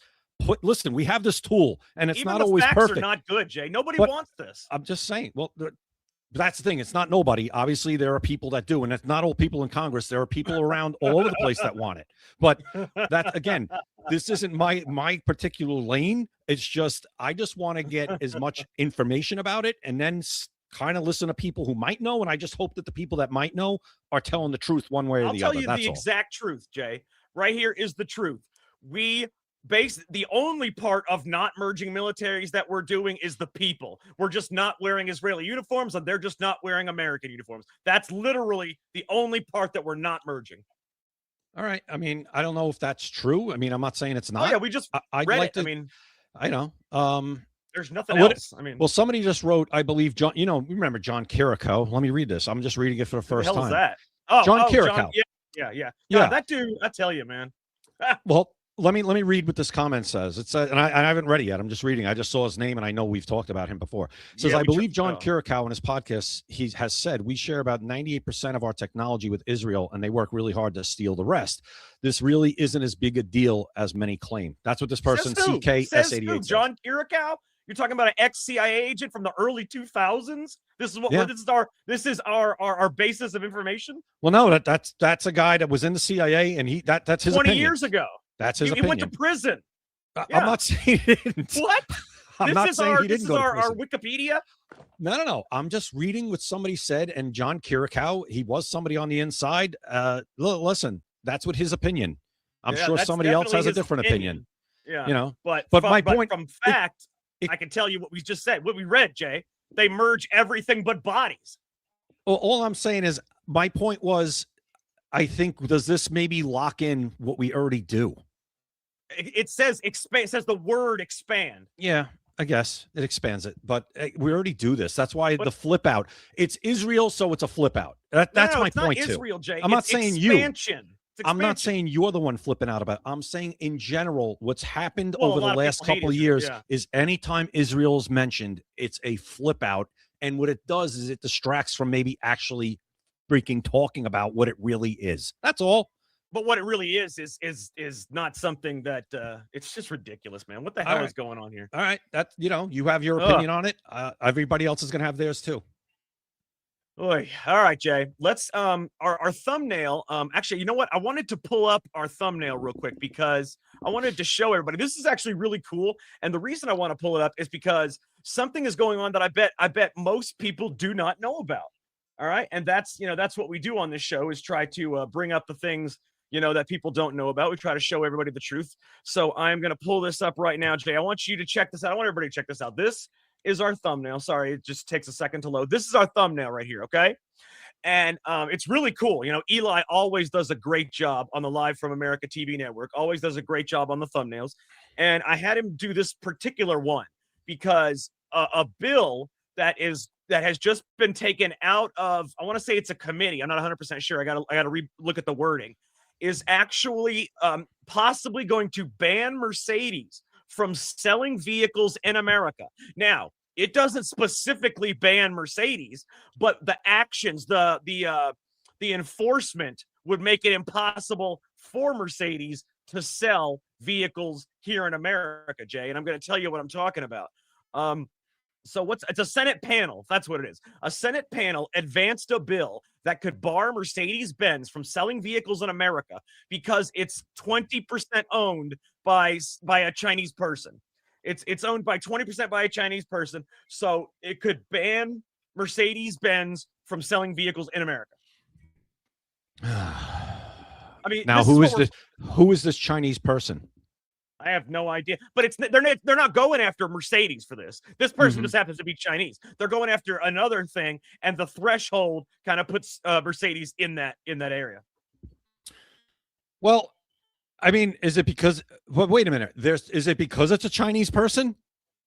Not. I mean, for the enforcement, yeah, for the enforcement of Mercedes, but I'm just saying they're not going after Mercedes. They're going after whatever the hell they're going after. But since there's a Chinese person that owns a certain amount of Mercedes, I guess over whatever the threshold is, they're not allowed to sell in America if this goes through. Okay, how do you feel about that?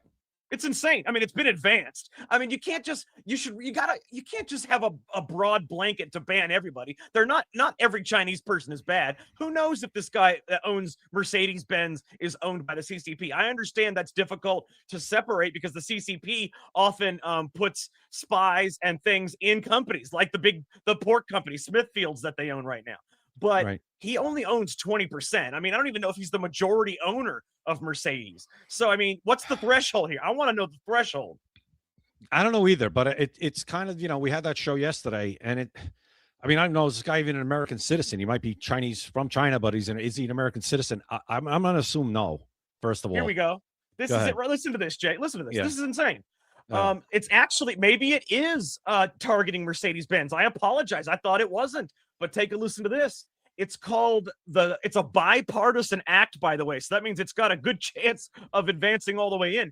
It's called the Connected Vehicle Security Act and of 2026. It imposes a 15% cap on Chinese ownership for automakers. That to me seems like it directly targets Mercedes. 15%. This guy just happens to own 20. To me, that seems like it directly targets them. Mercedes-Benz exceeds the threshold at almost 20% owned by a Chinese whoever. The development underscores escalating U.S.-China tensions over blah, blah, blah, blah, blah. Basically, it does seem like it's targeting Mercedes, but why? Well, I mean, you really think that China wants to put expensive technology in every single possible Mercedes-Benz and that nobody's going to find out about it? Everybody's just going to buy it, and they're going to what? They're going to see people eating McDonald's in their car? Is that the deal? I don't know. Maybe there's more than that. We always complain and not complain, but we bring to light the stuff that say Ford is doing. Well, they're doing insane shit, man. But that I'd rather, at least it's an American company. I mean, when you talk I don't know about the difference of an enemy is an enemy. But I mean, it's an American company. It's not China getting your data. That's kind of the whole flip out about TikTok. Remember? That was ridiculous. I mean, but I'm just saying, area in this country. But I'm just saying, I mean, we talked about yesterday that China is a problem, and the amount of land, even though it's only so much percent, they shouldn't own any land in this country. No, China's definitely a problem. It's a problem. We can't just start banning everything that a Chinese person owns. No, I think they're putting a threshold. Mercedes, Jay, come on, Mercedes. Listen, they're putting a threshold on it. I mean, 15% is a very low threshold. They did that specifically for Mercedes. Are there any other car companies affected that we know of yet? No, not a single one. Is anyone close? I mean, I don't know about close. Let me look and see. But I know not a single one is affected by this. All right, look and see if anybody's close to that threshold. Or maybe there is somebody over it. Who knows? Maybe Mercedes is just getting named because it's Mercedes. Well, I mean, that's a big one. Are there any other automakers connected to? Well, actually, I'm just gonna say, are there any other automakers affected by this at the moment? Let's see, because Mercedes is a big one. I mean, that's ridiculous. So let's see what happens here. It's saying the only other one is, let's see, Volvo. Apparently Volvo exceeds the 15% vehicles. It says this could bar its vehicles from the U.S. market unless ownership is restructured or waivers are granted. That makes me wonder. Maybe they would grant a waiver to Volvo, but not Mercedes. Seems like they're targeting Mercedes. Is there any reason why they would specifically target Mercedes and not give them a waiver? Or listen, I don't have a problem with turning the screws on China, to be honest with you. I really don't. People were mentioning private it before. Companies, Jay. Huh? Private companies. That's ridiculous. This is still America, guys. Yeah, I know, but my point is that the guy American. Like, this isn't American, Chinese Americans owning it. This is still America. Does matter to me. It matters to me. I don't need other countries. You're willing to cede freedoms for security. No. That's exactly the problem with this country. These aren't They're Americans. willing to cede freedom for security. If they're not Americans, then they don't get the same protections as I do. So yeah, they do. That's No, America. No, they don't. If you're in America, you get the same protections. No, well, I know people say that, and I know people interpret the Constitution that way, and there's battles over that. I disagree. If you're not an American citizen, you don't deserve the same protections I have. Or else, what the hell's the point of being a citizen? You don't deserve the same. But it doesn't matter if you're a citizen. Only if you're an illegal, you don't deserve the same. But if you're there and you've got a green card and you're not a citizen, yeah, you deserve the same protections that anybody else gets. You're still a human being that's there legally. Okay. But should they? But isn't it in the Constitution that you get to own a car company? No, it's got to do with companies and self. You are literally discriminating against the company because the man is Chinese. That is illegal in America. No, it's because. Oh yeah, it is. No, it's not. It is. No, yeah. to me, it's race is illegal. You cannot discriminate against somebody for race. Yeah, this will. He's not an American. He's not an American. Jay, it doesn't matter if it's an American law. You cannot bypass an American law. Well, and here's my question, Jack. There's somebody saying yes, it was a German company. Well, so is Volvo, wasn't it? I guess China owns everything. I have no idea. But what I can tell you is Mercedes you is German. bypass an American law just because you don't like somebody, dude. I'm not saying I don't like him. I don't like the country that's trying to take over mine. You don't mine. like his race, is what you're saying. No. I don't like the country that he's from that's trying to take over my country. How's that? Well, that's a race. I mean, his country is a specific race because you wouldn't know what country he's from unless you knew what race he was. Well, I don't want him. You assume he's from China. What if he's Chinese and he was born in England? Who knows? Well, what? You saw his race. You assume he's from China, and you want us to override American laws to ban him from banning Mercedes from coming to America. No, there's no guarantee in the Constitution that says we have to let anybody sell anything. Actually, the Civil Rights Act does guarantee that you are not discriminated on by race. As an American citizen. You do not have to be a citizen as long as you are not an illegal, Jay. Well, who is he?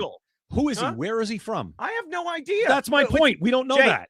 It's an American law. You can't say, okay, we're going to go by England's laws because he lives in England. You can't say that. This is America. My point is, I don't even know that he's a green card holder or has any citizen or any type of citizenship. Matter. He has all the licenses. He's not even the majority owner of Mercedes, yet they want to ban him because of his race, Jay. That is illegal in America. I don't care about China. I hate China, but I do care about the freedoms of America. And in America, too many people are willing to give up their freedom for security. That's not me. Well, we're saying Mercedes is being penalized because a Chinese man. Again, I don't know if he's Chinese national. Exactly. I don't know what. Thank you, Kate. But 100% right. Listen, I got to be honest. I don't have a problem with this one. Maybe I'm wrong on it, but I just don't. Well, you're not wrong. You have an opinion where you're willing to cede freedom for security. But no, that's why one day we're going to wake up and we're not going to have any freedoms. Everybody wants security. They don't care about the freedom. He's not. Is this guy an American citizen? Can we find that out first? Jay, listen. It matters. As long as you're not an illegal, you cannot override American laws. What is he even doing here if he's not a citizen or on a green card? Who said he's here? It's the company, where is he? Jay. The company. Where is he? Where is this guy? Okay, is he in China? This. No, hold on. Let's say this. Let's say he lives in Germany, right? Yeah. And he's not even the majority owner of the company. We want to penalize Mercedes for somebody that lives in another country because of their race. That is insane. Listen, China, get restructure. Mercedes, restructure your ownership. Get them out of there. It's nuts, Jay. That is right there is what you call mission creep. You No. start with China, then you move on to Russia. See, you think it's funny, Keep but going. people are willing to cede their freedoms for security. I don't Keep get going. it. I want Why more is that countries. a joke? I want more countries. Keep going. Yeah, I China, know you do. And Russia. eventually it's going to be America that's the country. Who else? Jay, they're more willing to take away our freedoms than they are other countries. I mean, Well, you're not in just this like case. 9/11. You're willing to give up everything no. for TSA to check your belt. Oh God, I was never in favor of TSA ever. They're the worst thing ever. But And yet you get now, 20 years later, you are in favor of the same thing. I hated TSA, but this isn't TSA. Jay, it's the same No, it's not. principle, Jay. No, it's not. No, it's not. So tell To me, it's not. let me ask you, Go why ahead. are you willing to give up a freedom for security when you know, Jay, hold on, you know you freedom? won't get that security. You know What that. Did you- freedom? What freedom What am I freedom? giving up? The Yeah. freedom to not be discriminated against, Jay. What freedom am I giving up as I just told you. as an If- American? If as we an American? discriminate against him, we're allowed Yeah. to discriminate against any race. Wait, That is a why? freedom, Jay. Why? Okay, so an American, the United that States up. government is going to Uh-huh. is not going to allow Mercedes to sell cars here if Americans own it. That has nothing, Jay. Yes, It's it an does. American law, Jay. That's what I'm saying. You can't override your own laws. What's the law that says? And I know Boy. you want to say the Constitution. What? No, Jay, you don't have The the Civil right Rights to sell Act a of product in this country. 1964 says you Yeah. cannot discriminate against someone based on their race, religion, sex, whatever. This person Mm-hmm. is Chinese. You don't even know if he ever has even been to China, but you're It willing is- to ban Mercedes from Yeah. selling vehicles here because he's Chinese. Is Mercedes? It's not an American-based company. Jay, who cares? It's an American law. We are America. We can't just override our laws. Yeah, there's more to this. This is not Boy. linear here. This is more to this. And Jay, why are they only? I like Kate's idea. Why are they only attacking? You know how many Chinese companies? Why aren't they attacking the pork company? Why aren't they attacking? If they're going to attack one Well, race-based company, why not yeah. attack them all, Jay? Let's make it a free for all. Well, because China is trying to take over the United States. That's why. So. Yeah, they're trying to take over. That's why. But what about the Chinese pork company where they own the most pork company in America? What about the Out. other Chinese companies where they own way more than 20%? I agree. Restructure it all or get out. So we should confiscate wealth and redistribute No, it. I didn't That's say to what you're confiscate saying. anything. You can have your just wealth. said confiscate and restructure. No, That is restructure redistributing, it. Jay. Restructure it, or You no, sound restructure your social- ownership, or get out of it. Sounds Get like out. a Go sell it socialist somewhere idea, else. man. Go sell it somewhere else. Restructure This your sounds like ownership. a or go. I'm not socialist taking. idea, I'm brother. not taking anything. I didn't say the company. You had just to said take it. restructure what they got. Well, yeah, you can have a certain amount taking it percentage from of them. Chinese ownership. I got no problem with it. So just because of their race, let's say they have nothing to do with China, just because he has slanted eyes, you're willing to take his company. I never said anything about slanted eyes. That's exactly what you No, said. I'm not. I just said You said Chinese. Yeah. Do they not have slanted eyes? Am I wrong? Yeah, but it has nothing to do with my argument. It has to do with the It country. does, because that's their race, Jay. That's their race. But other people that aren't Chinese also look like that. But or Jay, similar. that's not the point. You're not understanding the point. You want to take something away from somebody just because he's Chinese. That's your point. That is so. Yeah. Well, my point also has been the whole time: is the person that is the owner an American? Jay? If they're in America, you don't have to be a citizen as long as you're not an illegal. And actually, Do even they the have any type of title? Are they a green card holder? Are they on a visa? What are they? So Who is he? Jay? What Chinese person owns and operates a major company in here that isn't a citizen or at least a green card holder? I don't know. You're Do telling we me there's an illegal Chinese citizen didn't here say- that's operating major companies? Wait a minute. This guy, like you said, might not even live here. Exactly. Right. But these are American laws. We can't Jay, we're supposed to be the country of morals and reason. And we're going to discriminate on someone because he's Chinese. No. What I'm saying is China is the biggest threat we face in the world to America. Yeah. Do we agree? And for anybody real quick, Meg, I wasn't talking about slanted eyes. I was giving a description of somebody. I didn't say Jay said slanted eyes. Come on, people. Keep up here, guys. What I'm saying is that he wants to discriminate against somebody, redistribute their wealth because they're Chinese, because of a vague fear of another country that America is pushing upon you. You are willing to confiscate their shit, Jay. Vague That is fear. the epitome of socialism. Vague fear. And first of all, I didn't take away anything. The company, I didn't say the No, company you couldn't want exist. to, though. You're okay No, when I don't. you're happy about it. No, I That's don't. the same thing. They could very easily kick this guy out and get somebody else to be 20% owner. or take the ownership. That's it right there. You want to kick him out because of his race. I don't want to take it away. You just said you're happy about it. I'm not kicking him out because of his race. I'm kicking him out because of the country that he's from that wants to take over mine. Well, see, Jay, that's why I'm the kicking thing. him out. You don't even have any idea if he's from that country. You assume because he's Chinese. That's you just racist. told me he's Chinese. Read the law. Read the proposed law. What law? That's what we need to do. Read this bill or whatever they're trying to pass. What is Jay, this act? the law says Read it. Chinese ownership over 15%. That's what the law says. Define Chinese race-based. Define Chinese ownership. A person that is of Chinese descent, I would assume. That's what we need. That's what what else we you need gonna to get say? to. No, we need to get to the bottom of that.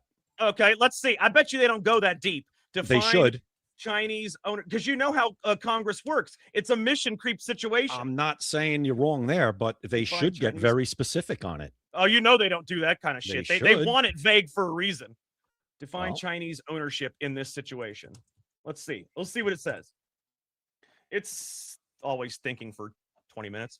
Okay, it says, yada, yada, yada. Chinese ownership, listen to this, is defined as more than 15% of ownership. Listen to this. Holy shit. This is unbelievable. Okay, so I know you're going to be in favor of this because you hate these countries, but it's still it's the most racist thing I've seen in a long time. Listen to this. 15%. Guess what the covered countries? It's not just China, Jay. It's Russia, North Korea, and Iran. And it's not just people. It's not the countries, Jay. It's anybody of that race, of that descent. Are you kidding me? Wait a minute. So you're saying if a person is a United States citizen from Russia, you're telling me that person can't be an owner of more than 15% of one of these companies? An American it's funny citizen. You mentioned that, Jay, Yes, because that's what I want to know. they purposely left that out for a reason. Jay, they could say, it excludes United States citizens, but they didn't. Are you sure? There's I'm no positive. specifics in there. I'm None. positive. None. I just told you all the specifics. Okay. Well, here's what I'm going to say. Here's where I stand. If you are not an American citizen or a green card holder or a visa holder, at the very least, and you're from China or one of these countries and you own a certain threshold percentage of one of these companies, I have no problem with us saying, no, you're not doing business here. But that's socialism. No, it's not. Yes, it is. It isn't. You want to ban this person. You don't even know if he's from China just because he's Chinese. I just said if he doesn't have citizenship or any ties to the country whatsoever. So now we got to do a background check on these people to make sure they can own the just country. like we do, but just like we should do with anybody who wants to come into this country. Jay, they're not even in this country. He just owns 20% of Mercedes in Germany. Go own it in Germany then. Bring all your business That's what there. he is, but they're still trying to ban it from coming here. That's insane, thank you. dude. Not to me, it's not. This is not to me. This is the epitome of 9/11. This is the epitome of trading freedom for security. No, it's not. And Jay, it's funny because everybody says no, it's not on each one of these, and each one of these we lose a little more freedom, and we're never any more secure ever. Jay, tell me, how's this going to make us more secure? It's going to probably stop maybe the theft of property, intellectual property, From cars? We talk about the technology in these cars all the time. Bill. What's that? This is a vehicle-specific bill. How would this? I don't know. Actually Chips, make us AI safer? chips, AI, a lot of stuff. In a car, that's going to make us less safe. Jay, it's a Mercedes Benz. It's not Kia. There's not AI chips. There's not chip technology in these cars. There's tons of it. I just don't. You just asked the Jay. question. I'm answering it. I know, but you are a very smart man. I am, and you can see what happens when you trade freedom for security. I just don't understand. Man. I don't see it that way. I don't think. But we're that is the way it freedom for is. Security here because these people they're not here in the first place. They're I not, know that. They're not Americans. And they they're can not be here. What if they're they not- are here, Jay? They're not green card holders. How They're do you not. know? What's that? How do you know? It doesn't say that they can't be green card holders. It doesn't. Well, I think say it should that say they that. can't. How's that? I'll meet you there. How it should say is that. fine, but Okay. Congress left it out for a reason. Okay, so do we agree then if we can prove, and then again you're saying the bill doesn't require it to be proven, that I think whatever it should be proven. If they have zero ties to the United States, how about this? I would say anybody that's even a dual citizenship of one of these countries. I'll tell you what I would agree with, Jay. I'll tell you what I would agree with. If if and only if you can prove that someone has a controlling interest in a company, not a minority share that can't do shit, a controlling interest in a company, and the person has actual proven ties to the CCP, not born from the fucking country, not just because they're Chinese. I'm talking proven ties to the actual government itself. Then I could see your point. Well, but hold on. So it doesn't Why matter. do you have to have a controlling stake in the company to have vital information or access to vital Jay, information? what vital information are you going to get from a Mercedes company? Like I said, there's chips, there's technology in these cars. I know, Tons. but they're making the chips. What information would they have more if they're making the chips? What more information could they get from that right there if they're making those chips? I mean, they can't get any more information. What company? Where are they getting the chips from? Are they getting the chips from American companies, from AMD, from NVIDIA? Where are they getting them? Always had these chips, so how are they going to get more information? Because the chips evolve. The chips evolve, and the technology evolves. So a 20% holder in Mercedes, you want to ban Mercedes from being able to sell cars in America because there's a 20% stakeholder that is of Chinese descent. I didn't say it's because of Chinese descent. I want to know that person's connection and ties to China specifically. Well, that's where we've gone a little further, because before you said, just if they're Chinese. Now we're moving a little along. I think maybe I didn't explain that correctly in the beginning. It wasn't just because they were Chinese. That's not what it is. I want to know the ties that they have. And if they have zero ties to the United States, like I said, not even a visa holder or a green card, none of it, then no, I don't want somebody that's of Chinese descent having that much of a stake in something in the United States. I mean, what freedoms are we losing if we stop them? We are losing the Civil Rights Act, Jay. That is a cornerstone of America. Yeah, but they're not. These for American citizens. I know, but nowhere in the Civil Rights Act does it say you have to be a citizen to be under American protection. Well, that's a mistake. It's a mistake, but that's what it is. And Jay, why is everybody in our chat talking about food and omelets and shit? I don't know, because they wanted us to talk about, if we talk about dinner, they think we'll start arguing about it, I think. No, look at this. They said dinner. Oops, not yet. Just snacking. Or somebody said, what are we having for dinner? Somebody said, what are we having for dinner? Hamburger, steak, and mashed potatoes. Yes. Pastita with butter. Look at this shit. I saw a UFO, an unidentified fried omelet. What the hell's going on here? I don't know. Listen, they're having fun. Let them go back and forth about that if they want to talk about food, so be it. I mean, I'll read you some of the stuff in the LFA well, let's just move chat. on. We've only got about 15 minutes left, and we've been talking about this for like 25 minutes now. He said, here's a good point, and we'll move on. This JJ says, there's no confiscation. It's banning sales, not manufacturing. They're free to manufacture. You just can't sell here. We're not, I don't know. No, that's not what I was talking about with that. Jay was talking about restructuring people that are in America. That is confiscation. Okay. I'm not talking about the guy that's in Germany selling Mercedes. I'm talking about when Jay said he was okay with them being restructured in America. That is confiscation. No, to me it's not, but we'll agree to disagree. Oh, we're not disagreeing. We are. That's not what you said before the show started, Jay. Again, see, you were talking to Bizarro Jay. I don't know who he was. All right, let's move on. I got to tell you something I really like.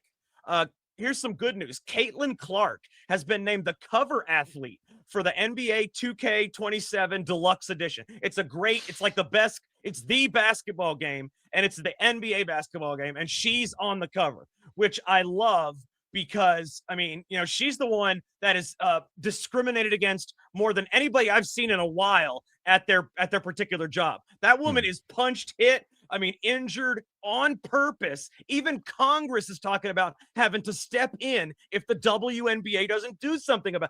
She is the reason, Jay, that they make money, that they make any money, and they hate her because she's great and she's white. I agree with that, but I'm having a hard time defending Caitlin Clark because it seems like she doesn't want my defense.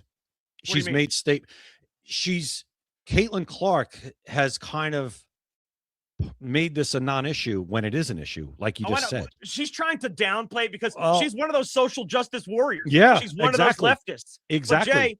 But Jay, I defend anybody that's white that's being racist upon anybody that's white, because white is the new 1930s black for some reason. Yeah, I get that. I get that's what's going on, and she is being discriminated against by a lot of, I think, jealous lesbians. That's absolutely true too. Black. Make sure you say black, black jealous lesbian. Yeah, and her and Sophie Cunningham too. I love Jay. Tell me you love Sophie Cunningham. I think she's great, but here's the other thing with these people, Jack. I'm waiting for them to say something stupid, where I'm just like, you guys just Sophie Cunningham. If you just stick to the pointing, you're going to be fine. Try not to say too much. Look what she said today, Jay. I think you'll enjoy this. I like what you said about the girls with the trans. I agree with that totally. Yeah, that's said, good. Yeah. That's I want to protect young girls in a locker room. Stay there. Stay young girls in sports who shouldn't have to go against biological men. I got to say, I love Sophie Cunningham. I love that. And stay in that lane. Don't try to go out of your lane and start talking about stuff. Leave that to morons like us to talk about the rest of the stuff, right? You just stay in that lane, played basketball, talk about girls in sports. You're a female professional athlete. You absolutely are an authority on that. And you have every right. Listen, you have every right to speak about whatever you want. But I'm just saying it's usually best to kind of stay in your lane, especially when you're in the entertainment business. You know what I mean? Shut up and dribble. Yeah, shut up and dribble. It's like a harsh thing to say, but in a way, it's like, hey, true. Like, hey, this is your business. And I said it repeatedly. Michael Jordan was once asked. Yeah. Michael Jordan was asked a long time ago, hey, how come you're not more active politically? He said, because Republicans buy sneakers too. Now, in that statement, I love Jordan. He was brilliant, dude. In that statement, was he actually telling you he's a Democrat? Yeah, but at the same time, he said, yeah, I'm a Democrat, but I'm not here to get into that. I'm here to entertain. I'm an entertainer. Dude. I'm an entertainer. I'm an athlete. And I'm also here to make money selling products to everybody. I'm not here to, that's the point. But when it comes to Caitlin Clark, I have a hard, it's kind of like when I got to defend somebody like Jeff Bezos when it comes to capitalism. Yeah, you don't want to defend them, but Jay, we have to for her. For it's not even about her. It's about the race. Yeah, I get it. It's about the race. It's about equal treatment that everybody complains about. But meanwhile, she's getting her ass kicked just because she's white. And we know she is. They choked her on the ground. They stepped on her and broke her ankle. Yeah. I mean, they punch her in the mouth in the middle of the game. Yeah, it's absurd. It and they're really way is. bigger than she is. Way bigger than she is. It is, and I just think, like I said, I don't disagree with anything you said. It's just like, my point is, like I said, it's hard for me to come out full-throated defense of these people when they don't do it when they're not doing it themselves. I know. I understand. There's just people that are like that for some reason. But Jay, it is. I don't know why some people are like that, but Michael Jordan was the best. I mean, this guy was not only the greatest athlete probably in history of the world, the man was the greatest basketball player. He was like the global brand. There is not a single person on earth, I guarantee you, not one person on earth who has not heard the name Michael Jordan. Now, I'm talking Africans in the little mud huts. Everybody has heard that name. And, absolutely. And it's always positive because he never got in. Everybody should emulate Michael Jordan. He never got into this bullshit. No matter how rough it got, he knew his lane. And because he knew his lane, he is now beloved by everybody, not just on the right, not just on the left, everybody. And one of my favorite people of all time, and a lot of people don't, whatever. Some people love this person. A lot of people love him. Elvis Presley. There's an interview that he did in Madison Square Garden when he played there in 1972. It was his first time and only time he ever played Madison Square Garden. And he did a press conference before his shows. And the media was the media. It was the same kind of crap then. They were trying to give him gotcha questions and giving him loaded questions. And one person asked him about women's liberation or war protesters at the time was the Vietnam War. And they were trying to get him to fall into the trap and answer a question. He said, hey, listen, I'm an entertainer. He's like, I'd rather not say. And I like to keep those type of things to myself because I'm just here to entertain people. And then they tried him again. And they said, well, do you think other entertainers should also, he said, first of all, he says, I think there's room for everybody in this business. I would never put down another performer. And the person said, well, do you think other entertainers should be quiet too? And he said, no, I can't even say that. They could say what they want, but I'm just going to be and give you my answer. Yeah. And if more people in these businesses, athletes, musicians would just follow that, hey, it would be so much better. And I get it that it sucks. You got to keep your mouth shut, but it's the right thing to do when you're an entertainer and you're just there for the masses to just. Hollywood needs to take note because this shit's ridiculous, man. Absolutely ridiculous, crazy. It's crazy. Yeah, no, it is. It's ridiculous, and they all definitely need to take note of that. Jay, for anybody that likes to play the lottery, I got bad news for you. Anybody that likes to play Powerball, I heard this. Did you see what happened? For anybody that likes to play the Powerball is now expanding internationally. So everybody in the United Kingdom will get to play in the same jackpot that Americans play in. So now there's another 50 or 100 million people that are going to be playing Powerball right along with you. It's not just the American Powerball anymore. It's international Powerball. So now the odds of you winning the Powerball have gone from impossible to never going to happen. And here's my thing. Why, Jack, why all of a sudden are we allowing foreign countries into our Powerball? Is this That's another? insane. Is this because USAID's been cut off and this is some way to take some money for that? Money laundering in the Powerball has always been a huge thing. It's easy to Jay, you know how much sales come in with these tickets, and yet they only give you a small portion of that? The $2 billion lottery, the one that went all the way up to $2 billion, they got like $7 or $8 billion in sales. Where does that money go? They say, oh, it goes to education, it goes to the road. Yeah, I can tell you right now, it doesn't go to either of those things. Yep. And here's the other thing. How do we know what usually it used to be when I was younger, when somebody would win the lottery? Mm-hmm. They would come out publicly, right? You would know who won. You know, the big check. Yeah. I'm looking right now. Okay. I said, my question was, how many Powerball winners have been made public over the past 5 years? Because if you could opt out, you could say, no, I don't want to be made public. I want to be kept anonymous, which is, I understand that in this day and age, especially. It says around 20 to 30 Powerball jackpot winners and individual tickets have had their identities made public or partially revealed over the past 5 years. Exact numbers vary. I always wonder, like, when you don't hear the person's name, when you don't get a winner, did anybody actually win? That's the thing. They can easily do that. They can easily say, oh, you know what? It was anonymous, whatever. Jay, they can even have somebody as an actor pretend they won. You know, lottery is a huge, huge scam. Jay, not only do they give you like 1/10 of what they actually get, what they actually bring in, but then the taxes takes out 2/3 of that. Yeah, I'll get right. The amount of money that they take in taxes when you take the lump sum, because if you don't take the lump, you got to be crazy not to take the lump sum, because God forbid, you get hit by a bus the next day and that money's gone. Right? It does transfer. It transfers. I don't know that it does. I don't think you can. Yeah, you can. You can will them to other people. Oh yeah. I've looked into this because I've always wanted to win the lottery back in the day. I've looked into the annuities and they can transfer. Okay, so but wait a minute. The annuity. So if you don't take the lump sum, say you win $5 billion and say you, I'm going to take it every year, and it comes out to, $50 million a year, right? Yep. Now that money, if you die, that money keeps going to somebody. Yes, you can will it because it's it's a 30-year contract is what it is. So it doesn't matter, it's still going to go for the whole 30 years if you have somebody. Otherwise, they'll either keep it or give it to charity. But if you have a spouse or a child, it continues on the 30-year track. Okay.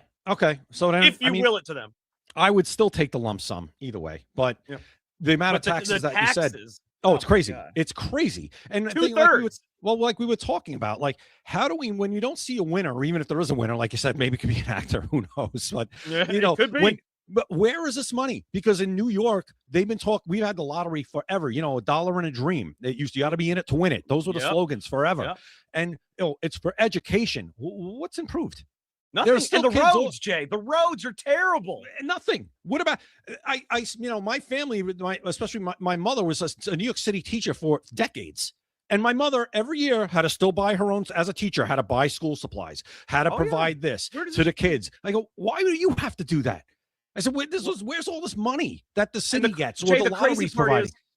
We talked about how people could be actors or whatever. Jeffrey Epstein's trust won the Powerball. Just the other day, an Arkansas mayor won the Powerball.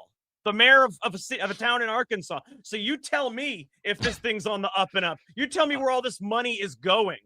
Yeah, I know. I've fallen victim to it. I mean, I always play with like a group of friends of mine from high school. I used to love to play it. Yeah. Well, yeah, but we get together when they upped it to $2, then $5. I'm like, what the?